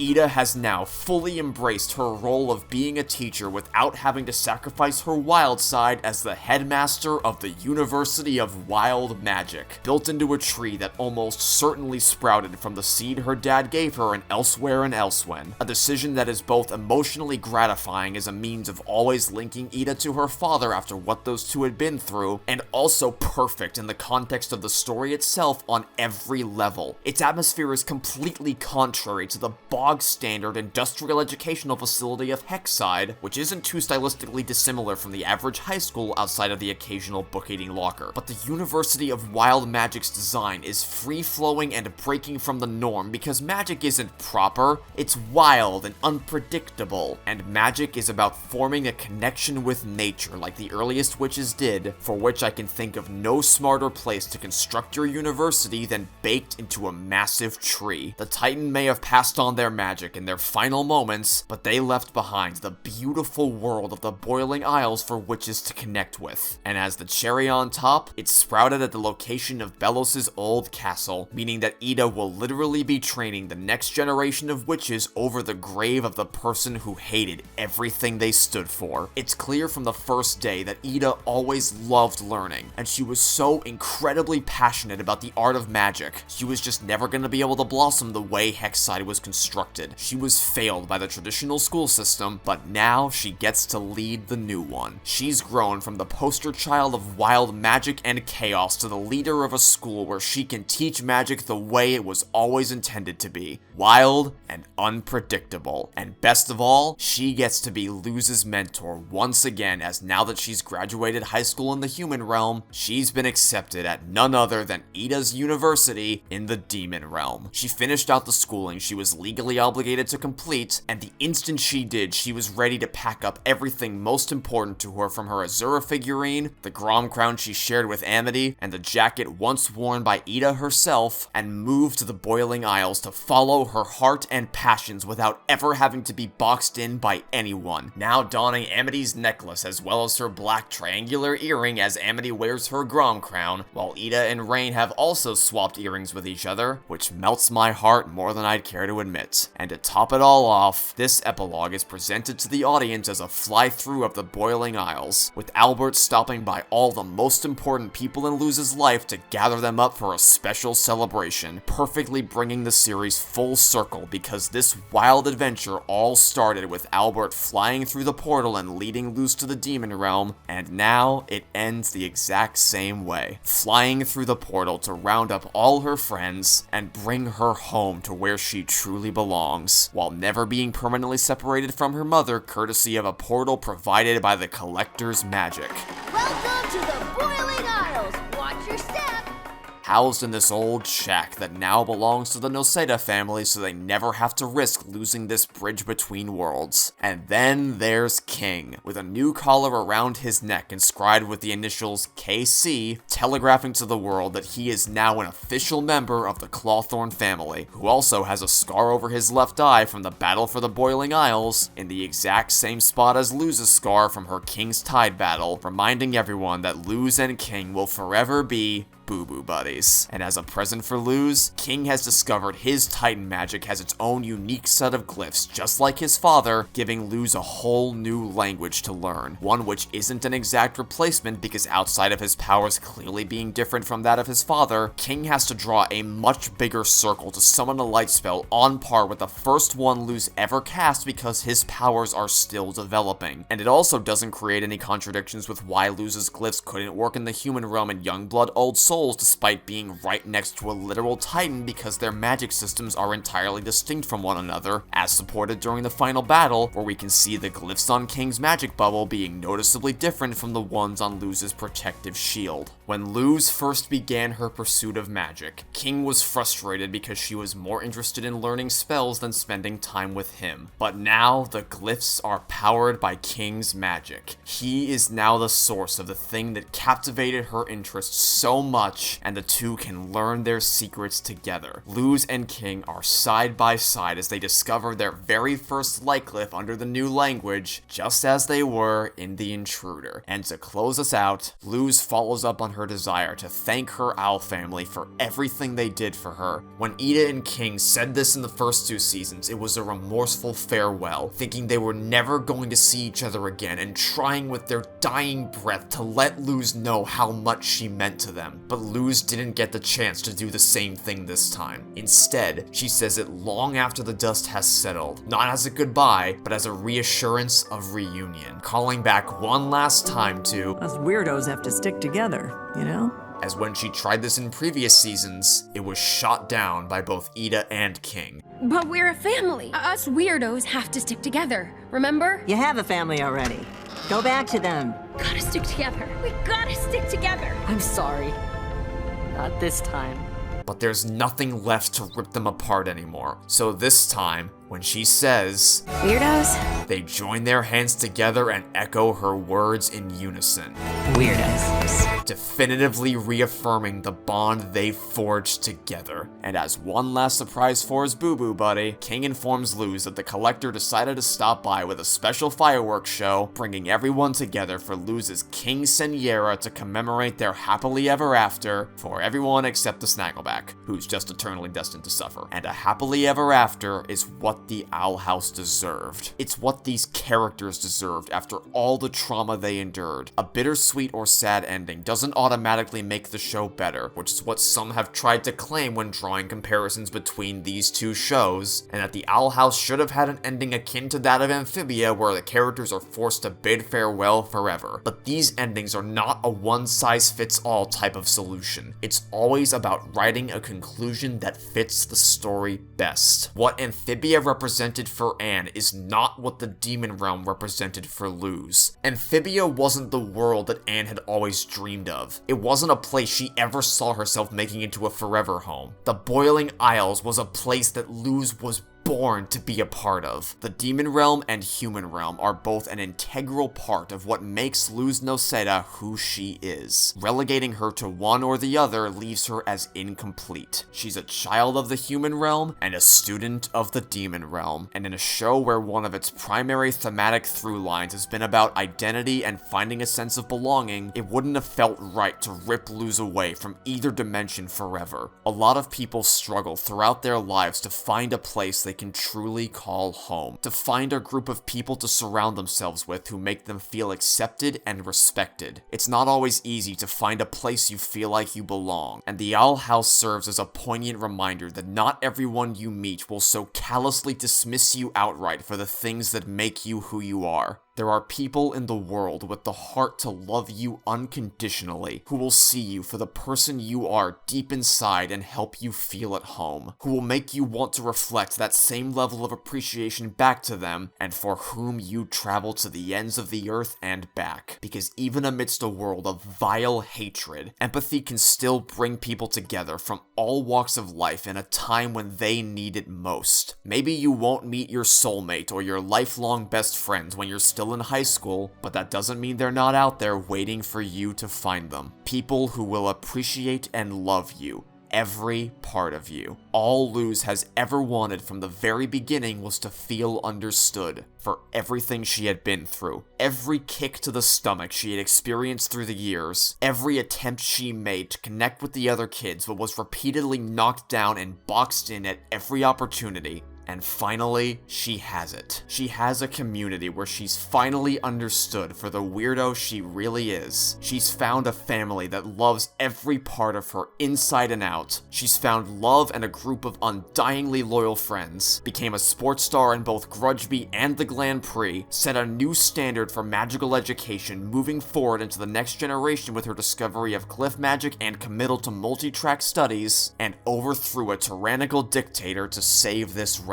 The Boiling Isles is where she belongs. It is her home. Luz still had to finish high school in the human realm, and obviously her adventures in the demon realm wouldn't have magically erased all the struggles she'd still have to wrestle with during those final years. But she was able to pull through it and emerge on the other side in one piece because she's not a lonesome cowgirl anymore. She's found a support system in the demon realm and forged a new bond with Camila that allowed her to power through even the hardest of times. And as extra motivation, she has the knowledge that after she graduates high school, she has a bright future waiting to welcome her with open arms in the demon realm. The Boiling Isles is no longer a fantasy that Luz runs away to as a means of escape from her home. It's a place full of people she can at long last feel truly at home with, while her mother is always one portal hop away whenever she wants to visit, because at the end of the day, us weirdos have to stick together, and stick together they will. Luz will always have her newfound family to keep her company for infinity and beyond.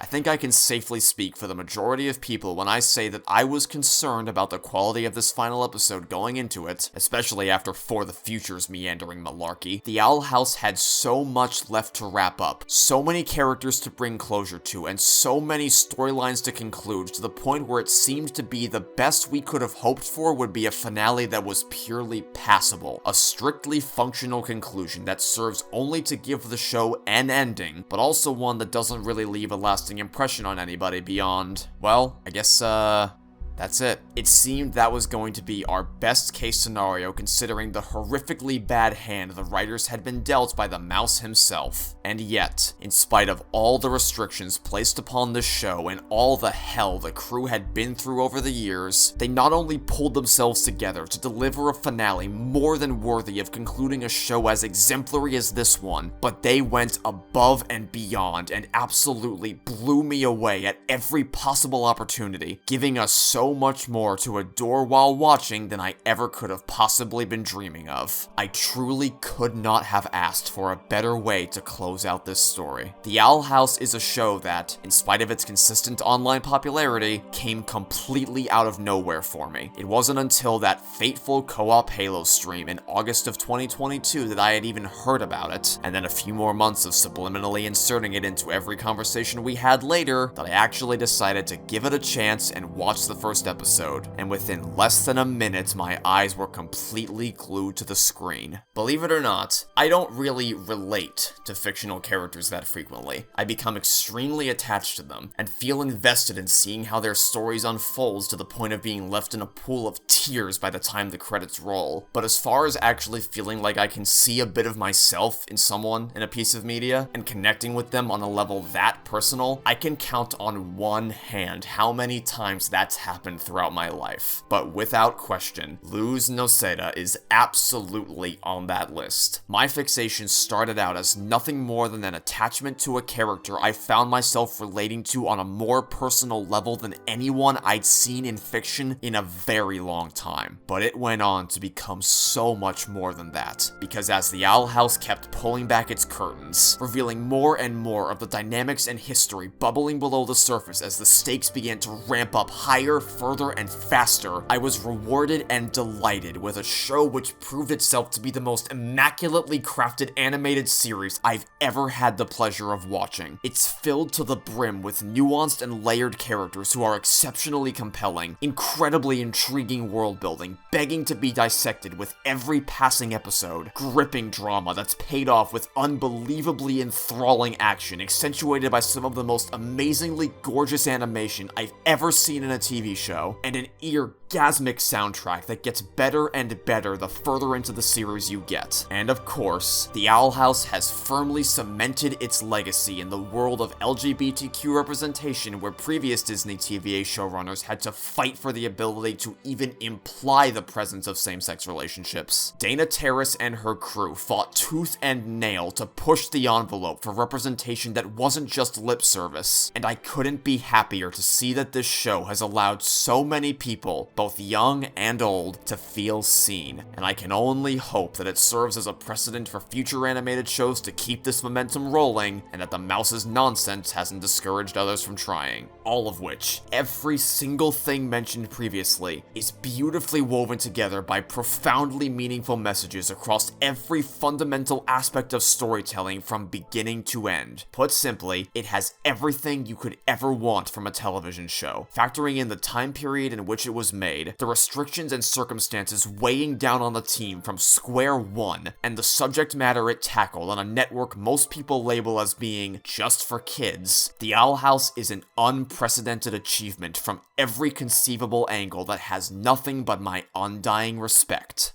I've cried at TV shows before. Many times, but usually only when the final episode rolls around, or during the occasional season finale when the writers can really tug on your heartstrings. The Owl House, on the other hand, has brought out more emotions than I ever knew I had in me, from as early as season 1, and then basically every other episode, all the way from early season 2 until the final seconds of watching and dreaming. I cried for what felt like a full hour after the credits rolled on the finale because of how beautiful this story had been and how much I knew I was gonna miss it. And I felt like Luz standing out on the edge of the boiling sea, having to let go of something that helped define who she was after all her time in the demon realm. Of course Luz will keep moving forward, and she has a brand new language to master, but she knows it's never gonna be the same, because Luz's glyphs carried more significance than just the special powers they granted her. They're from a time in her life when she was looking to live out an escapist fantasy, and the glyphs were what she used to do that. But now, the Boiling Isles is her home, and she doesn't need magic to belong here anymore, so she can finally let them go and move on to new horizons. They were more than just pieces of paper with magical drawings inscribed upon them. The glyphs are what gave her meaning and importance in a world entirely unfamiliar to her, and they helped her find her place. In the same way that, for millions of people all around the world, the Owl House was so much more than animated drawings on a screen. For the ones who've built a deep emotional connection to these characters and this world, this was something far more personal and important. And the magic this show has brought to so many people can never be recaptured. The beautiful melding together of so many different components which would be seemingly impossible to juggle is simply inimitable. We can keep watching the episodes on YouTube and Disney Plus and dreaming that maybe Disney will greenlight more content for the Owl House in the distant future, but the original 3 seasons will be forever locked in history as a special time that cannot be replicated.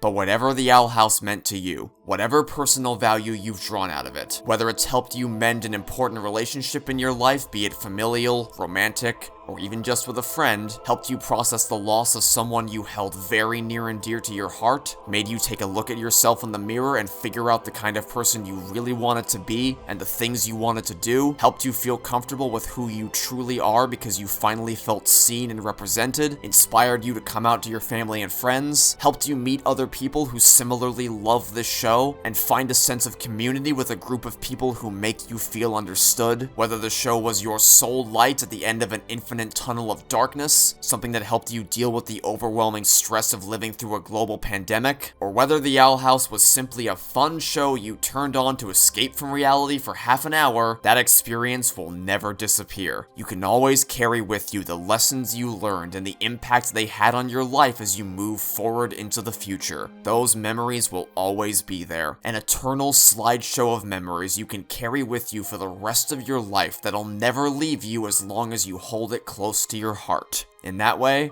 this whole chapter of your life will never truly be over. I've done my absolute best with this video to do this show justice and break down as extensively as I can what about it works so well and why it's so amazing, but I cannot possibly cover every last detail. I could dedicate an entire video to any given episode because of how densely packed with character, world building, and theming they all are. I can only say that I've put my best foot forward and hope that I've helped shine a light on what makes the Owl House work as well as it does. Whether you came into this video already loving it or thinking it wasn't all that it was cracked up to be with the desire for someone to try to convince you otherwise, I hope I've been able to sufficiently demonstrate why it's such an outstanding work of fiction and that I've given you something valuable to take with you after we're done here. I also hope that I've helped you truly understand all the things about the Owl House that make me love it so much after all the subtle and not so subtle praise I've sung for it throughout my videos over the past year.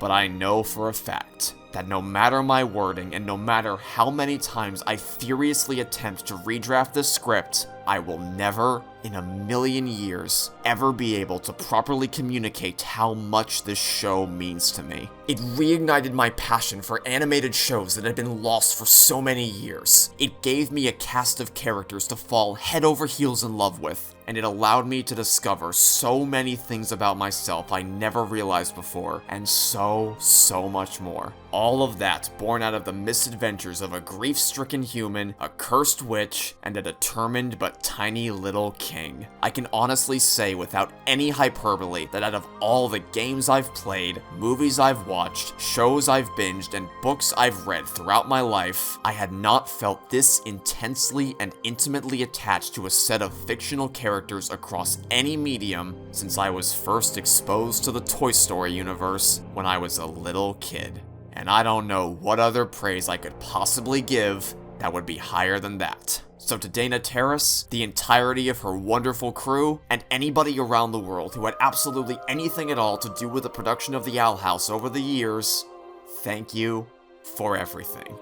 And thank you, every single last one of you. Thank you all so much for finding me.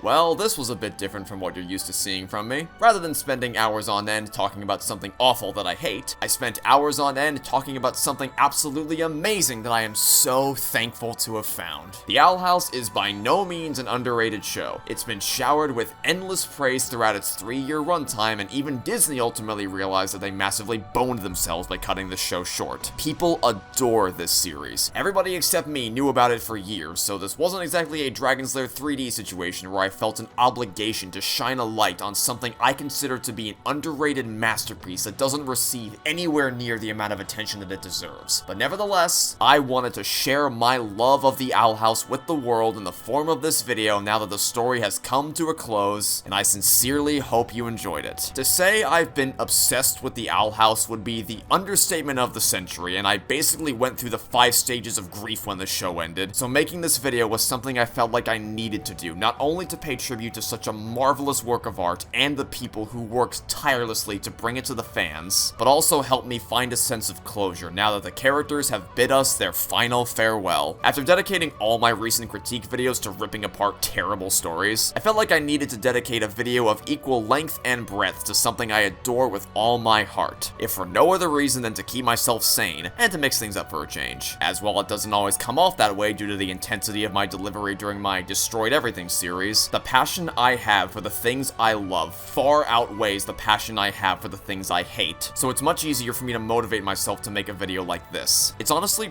really refreshing being able to talk about how much I love something instead of exclusively dunking on crappy stories for a change, and I'd love to do more of these moving forward, so please let me know if you enjoyed this in the comments. And if you did, you may also want to consider checking out that Dragon's Lair 3D video I alluded to a second ago. It was my first attempt at creating a proper analysis on the channel, and yet in spite of that, it is still among my proudest projects out of everything I've worked on over the years. I still, to this day, receive comments from people telling me that before watching they never even heard of Dragon's Lair 3D, but the video convinced them to give it a shot, and they walked away from the game having a really fun time. And out of everyone I've personally recommended it to, I have yet to see someone come away from it without an overall positive rating, even if they don't love it quite to the same extent that I do. So I highly encourage you to check out that video and possibly even give the game a shot. I also have a praise video for Halo Combat Evolved, but watching that video is nothing but pain for me nowadays because I hate how it's scripted, I hate my delivery of the narration, I hate the lackluster editing, and I hate,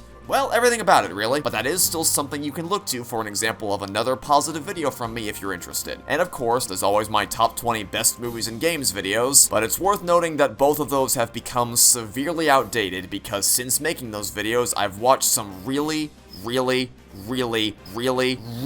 great movies, and have also played some truly fantastic games that captivated me in a way unlike anything I'd played in a long time. In addition to reassessing my feelings on a lot of games I previously didn't think that highly of, which I've now come to appreciate a lot more and really deserves to be mentioned the first time around. But they are still a snapshot of what my favorites were at the time, so if you're looking for more praise, there are places on my channel you can go to find it. Of course, I know some people are more entertained by seeing me decimate the worst of the worst, so if you're new to the channel and that type of content is more your style, then I'd like to direct your attention to things like How Toy Story 4 and Incredibles 2 Destroyed Everything, Danganronpa 3 The End of My Sanity, and one-off breakdowns of things like Indiana Jones and the Dial of Destiny, fucking shoot me, and Cars on the Road. These are of a very different tone and style compared to what you've seen in this video today. My commentary is far more aggressive, and in the case of Danganronpa 3, far more vulgar, but if a heated, passionate breakdown of extremely poorly constructed stories is more your thing, you have hours upon hours of that type of content to look forward to on the channel. I should also mention that I have a Patreon page. If you would like to help me turn this channel from being a part-time commitment to a full-time commitment, then please consider supporting me over there. Every little bit helps contribute to that dream, no matter how small, especially when dealing with YouTube's broken copyright system and its scattershot AdSense program, and when these videos take as much time as they do to create. This one was admittedly a bit of a special case because of reasons I'll talk about shortly, but even under normal circumstances, it legitimately takes months from beginning to end to script, record, and edit something of this scale and with the level of almost hyper-intense frame-by-frame matching that I do. Of course, as I've said many times before, and as I will continue to say into the future, I have absolutely zero interest in locking away exclusive Patreon benefits behind any of the tiers on this page to try to guilt people into donating by saying, "Don't you want an exclusive shiny badge on my Discord server?" I don't want people to feel like they're missing out on something by not giving me money. The Patreon page is there as something you can participate in only if you are financially able to and if you want to support me, but you should not feel forced in any way to do so. I also want to give a special shout out to Avert, Gugonic, OJ, Brooks, and FG for lending their vocal talents to this video, both in the form of cameos, be it as themselves or other characters, and for recording the reaction clips you saw spaced out over the last few hours. In fact, here's a couple more for good measure. The child's demented games! You want to play a game that brings Dark Souls into the room? beat it with the keyboard and mouse. Yeah, we probably should talk over this. Copyright and stuff. Haven't you learned from the Cars commentary that I'm not afraid of that anymore? Yeah, no, nothing could be worse than that. Propeller hoodie. Oh my god, I did not know I needed propeller hoodie in my life. Like, I got it. This is already the best episode. What the fuck are you talking about, sir? This is like the best episode. Yeah, hold on to that thought. No! No, hoodie! Wow, this is the worst fucking episode. I hate this episode. All of my homies hate this episode. This episode fucking sucks, dude. And another huge thanks to Anonymous, Avert, Kuganic, and OJ for helping proofwatch this video prior to release to catch editing mistakes, navigate the process of selecting clips from shows and movies I know absolutely nothing about, but which served as valuable visual references for what I was saying, and generally provide any feedback or suggestions they had in the interest of making this the best that it possibly could be. The video would undoubtedly have been worse off without them, and I am eternally grateful to be able to record with such an incredible group of people and to have them in my life. All their channels will be linked in the description below where applicable, and I want to draw special attention to two specific people among the cast, Avert and FG. Avert, because recently he's launched a channel of his own. Or, well, it was recent when I first finished editing this video anyway. It's something he's been wanting to do for quite some time, and now he has officially made it a reality, with videos talking about a lot of recently released Nintendo properties from F-Zero 99, Super Mario Bros. Wonder, and Mario Kart 8 Deluxe. So, if you're interested in regular coverage of video games, maybe they were fully intending on bringing it to the game, they ported the model over and they're like, oh my god,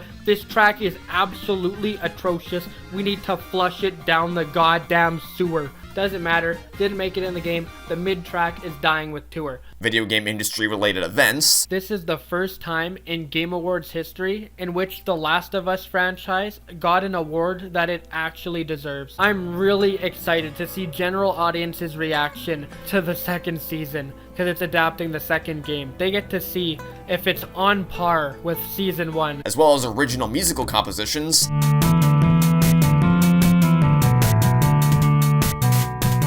And I definitely recommend checking out his stuff. He's got mountains of passion for the things he talks about and is now able to share that passion with all of you in the same way that I've spent the last 8 hours sharing my passion with you. It's one of the things I value most in a content creator because it is always extremely transparent when someone is just covering something because they feel obligated to, as opposed to someone whose heart and soul is 100% in the project. I've never played F-Zero 99 before. It's not something that's ever really appealed to me, but it doesn't matter that I'm not that interested in it when the person I'm watching is extremely invested in the game. When someone has the passion to talk about something, and that comes through in their scripting and delivery, it literally doesn't matter what the subject is. I can listen to them talk about it for hours on end. Avert has been an absolutely invaluable member of the commentary team, as well as a great friend to chill out and chat with, and the absolute least I can do for him is profoundly encourage you all to go show his channel some support for thoughtful insight on video games, films. Elemental is the best film that Pixar has made in years.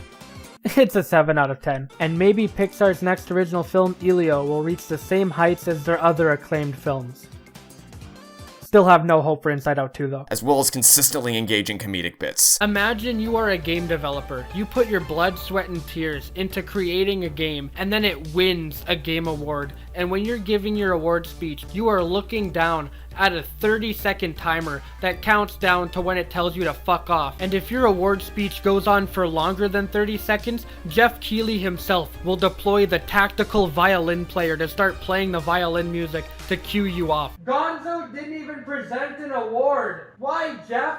Why would you do this to me? Why? And FG because, outside of being someone very special and dear to my heart, without her, I probably never would have discovered this beautiful television show, and this video never would have existed in the first place. You have her to thank for that just as much as me, and in a way, you could even say this video is dedicated to her, not just for introducing me to the Owl House, but for every other way she's made such a tremendous difference in my life. So go subscribe to their channels or else you're never getting to light your video. Actually, on that note, now seems like a good time to talk about what's going to be coming up next for the channel. After months of research and writing, a week and a half of recording and editing my commentary, upwards of 3 full months of editing the visuals, and then another 4 to 5 months of pushing through technical issues, sorting out copyright, and generally polishing the video in the interim, my love letter to the Owl House is finally complete. And now that I can finally check this off on my ever-growing list of massive video projects, I'm left with a rather unsettling feeling of, Now what?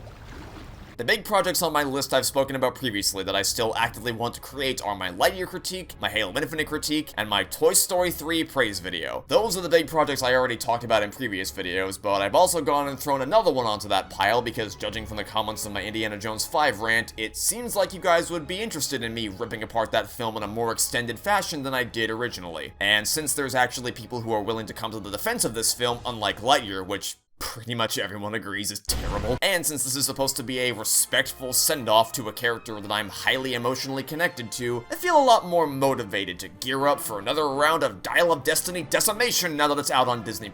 But, I'm not ready to commit to that just yet. I'd like a little more time where I don't have to think about that horrible movie, please and thank you. Or hey, maybe I'll wake up tomorrow morning feeling particularly miserable and masochistic and decide I actually do want to jump headfirst into eviscerating this rancid embarrassment of cinematic excrement in excruciatingly extensive detail. Maybe I'll want to take a more balanced approach and make some headway on my Halo Infinite critique. Or maybe I'll want to keep riding the emotional high that making this Owl House video gave me and go full steam ahead on my Toy Story 3 praise video. For the first time in a while, I genuinely do not know what I'm going to jump into now that the Owl House is finished, so I can't definitively say what the next thing you can expect from the channel will be. And to be honest, I'd prefer to keep it that way, because as my videos keep getting longer and longer, so too does the amount of time it takes to produce them. I began early work on this Owl House video all the way back in February of last year when I was first watching this show, then slowly developed an outline over the course of the next couple months and started to really hit the accelerator with recording and editing as summer rolled around, before encountering a significant amount of setbacks, not the least of which included my computer's battery literally exploding and forcing me to get an entirely new setup before I could resume working. The entire project file becoming corrupted beyond the point of repair and forcing me to essentially start editing again from scratch and rebuild months worth of work, all while fighting back against the most relentlessly aggressive copyright bots that I've ever had to face. Then, over on the Lightyear side of things, following the writing of my Lightyear critique in October of 2022, I have since discovered two other pieces of media that sparked enough passion in me to warrant either a positive or negative comprehensive breakdown, both of which have knocked Lightyear down on my priority list for projects I want to work on. For Halo Infinite, because the multiplayer side of things is a live service game, with each passing season 343 would either fix something that I previously criticized, which is good, or they break a million more things and give me even more stuff to talk about, which is less good. So I was constantly having to redraft and re-edit anytime an update released that eventually led me to burning out and taking a break from production on that video, as well as keeping up with new updates in general. But now, with 343 announcing their plans to halt regular seasonal updates, which I have mixed feelings about, it seems like the game has finally settled into a somewhat consistent state that I'll be able to analyze to its fullest extent in a video. And, the game has changed a lot over the course of 2023, and not necessarily for the better. So I've got a lot to look into and figure out how best to approach it. Now, what's my point with all these anecdotes? Well, my point is that not only do videos as long as this naturally take an absurdly long amount of time and a lot of energy drinks to create, but because they take so long, it increases the chance of something happening along the way that could shift my priorities away from it, or straight up prevent me from making progress on anything for a while. So, when the production of these projects is as tumultuous as that, instead of promising you that I'm working on one specific video that I might lose interest in or be otherwise pulled away from, or promising you a release date that could end up getting pushed back for reasons beyond my control, I'd much rather just tell you that I am working on videos. Constantly. I know it's often hard to believe that given the infrequency at which I upload, but not a day goes by where I'm not actively working on some aspect of a video project, whether it's writing, recording, editing, or some combination of the three. And that is the most I'm willing to offer you at the moment. The reassurance that I still love doing this just as much as I did when I started, I have no plans of slowing down anytime soon, and I've got plenty of stuff in the works that I am so excited to share with you all. At some point. I just need time to be able to do that, and I can't say for sure what the next big thing is going to be. I'm gonna do what I always have done, follow wherever my passion takes me, and see where I end up. To keep you occupied in the meantime, this is the part where I encourage you to join my Discord server, linked in the description below. We have a fun little community over there discussing all sorts of movies, games, TV shows, and plenty more. Plus, that's also where I will somewhat regularly post updates or teasers for projects that I'm currently working on, so if you want to stay updated with the progress progress of my videos, that's the best place to do it. This is also the part where I remind you that critiques and reviews are not the only type of content I produce on this channel. I also make audio commentaries for movies and TV shows along with my friends. I know the commentaries aren't everybody's cup of tea compared to the main analysis stuff, but I will once again highly encourage you to check them out because aside from being a blast to record, I'm always really happy with how the editing turns out in the end, and am pretty damn proud of those videos. What the fuck? Come on! What the fuck? What? Was that kerosene? I love the thought that Kevin knew. He was like, okay, what's Harry gonna do when his head's on fire? I know, he's gonna fucking handstand over the goddamn toilet. Not only did he handstand perfectly, he holds the pose after the nuke goes off. That's the best part. God, what a pathetic voice delivery.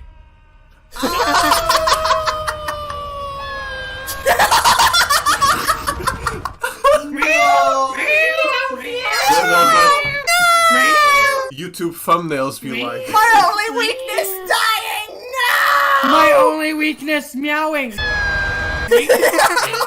Oh my god. What? This is so dumb! Wait. This is so stupid! Barrel lighter? What? There's so much stupidity on my screen right now!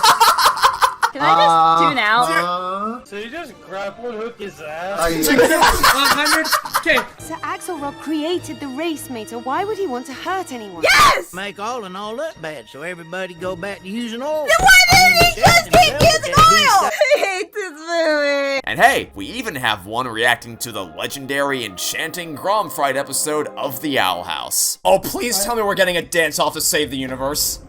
Yeah! Oh my god, we're actually doing this. Perfection. It becomes Guardians of the Galaxy. Wow.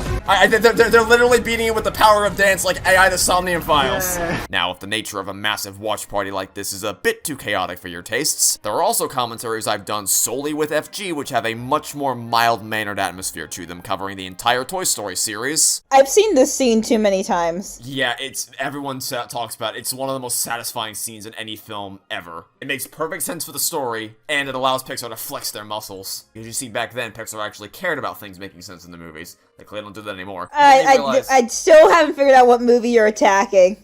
Yeah, no clue. I don't know what you're talking about. I have no clue what you're talking about. You can find a full playlist of commentaries for movies and TV, both good and bad, on my channel, and I highly recommend you give them a shot. We have plans to cover many more things in the future, both good and bad, so between that and any other surprise smaller videos I may have up my sleeve in the coming months, rest assured, there will still be plenty more content to come between now and whenever my next big project is finally released. You can also find a playlist in the description with a complete collection of every single background track I use throughout the entirety of this massive video. Whenever I use background music in previous projects, I would always get comments from people asking where they came from, so this time I decided to be proactive about this and provide you with the sources for every last one of those tracks, as well as a Google document that cites the exact timestamps during which each track plays. I'd have put it in the actual description, but unfortunately, character limits are a thing that exists, so if you liked any of the music I used in this video, feel free to check out that document and the playlist. Oh, and by the way, no, your ears weren't playing tricks on you. I did indeed reference some of my favorite Owl House inspired community songs in the script for this video, and I wasn't exactly sophisticated or subtle about it. So be sure to comment below with how many song references you spotted. I'll be really interested in seeing if anyone noticed them all. And please, go check out community-made Owl House songs. The Starcross Trilogy by Meals, Make Believe by Jake Neutron, Two Worlds Apart by Lily Rabbit Sings, and literally anything created by the band recently rebranded as OG's Not Again. I discovered them through their Wilder album last year, shortly after the finale aired, and have since gone on to listen to everything they've ever made and across all their albums, from songs inspired by The Owl House, Amphibia, the art of animation in general, or their most recent singles as they've started to move away from TV-based music. They have legitimately created some of my all-time favorite songs with beautiful melodies and lyrics that can connect with everyone on a universal human level, whether you're a fan of the show or not. Oh, looks like I'm almost out of time. Alright guys, let's wrap this up. Once again, I'd like to thank you all for watching. I hope you enjoyed seeing me praise something I love for a change, and I hope to see you all soon for whatever it is you decide to watch next. Now say it with me everyone, on the count of 3. 1, 2, 3. Bye!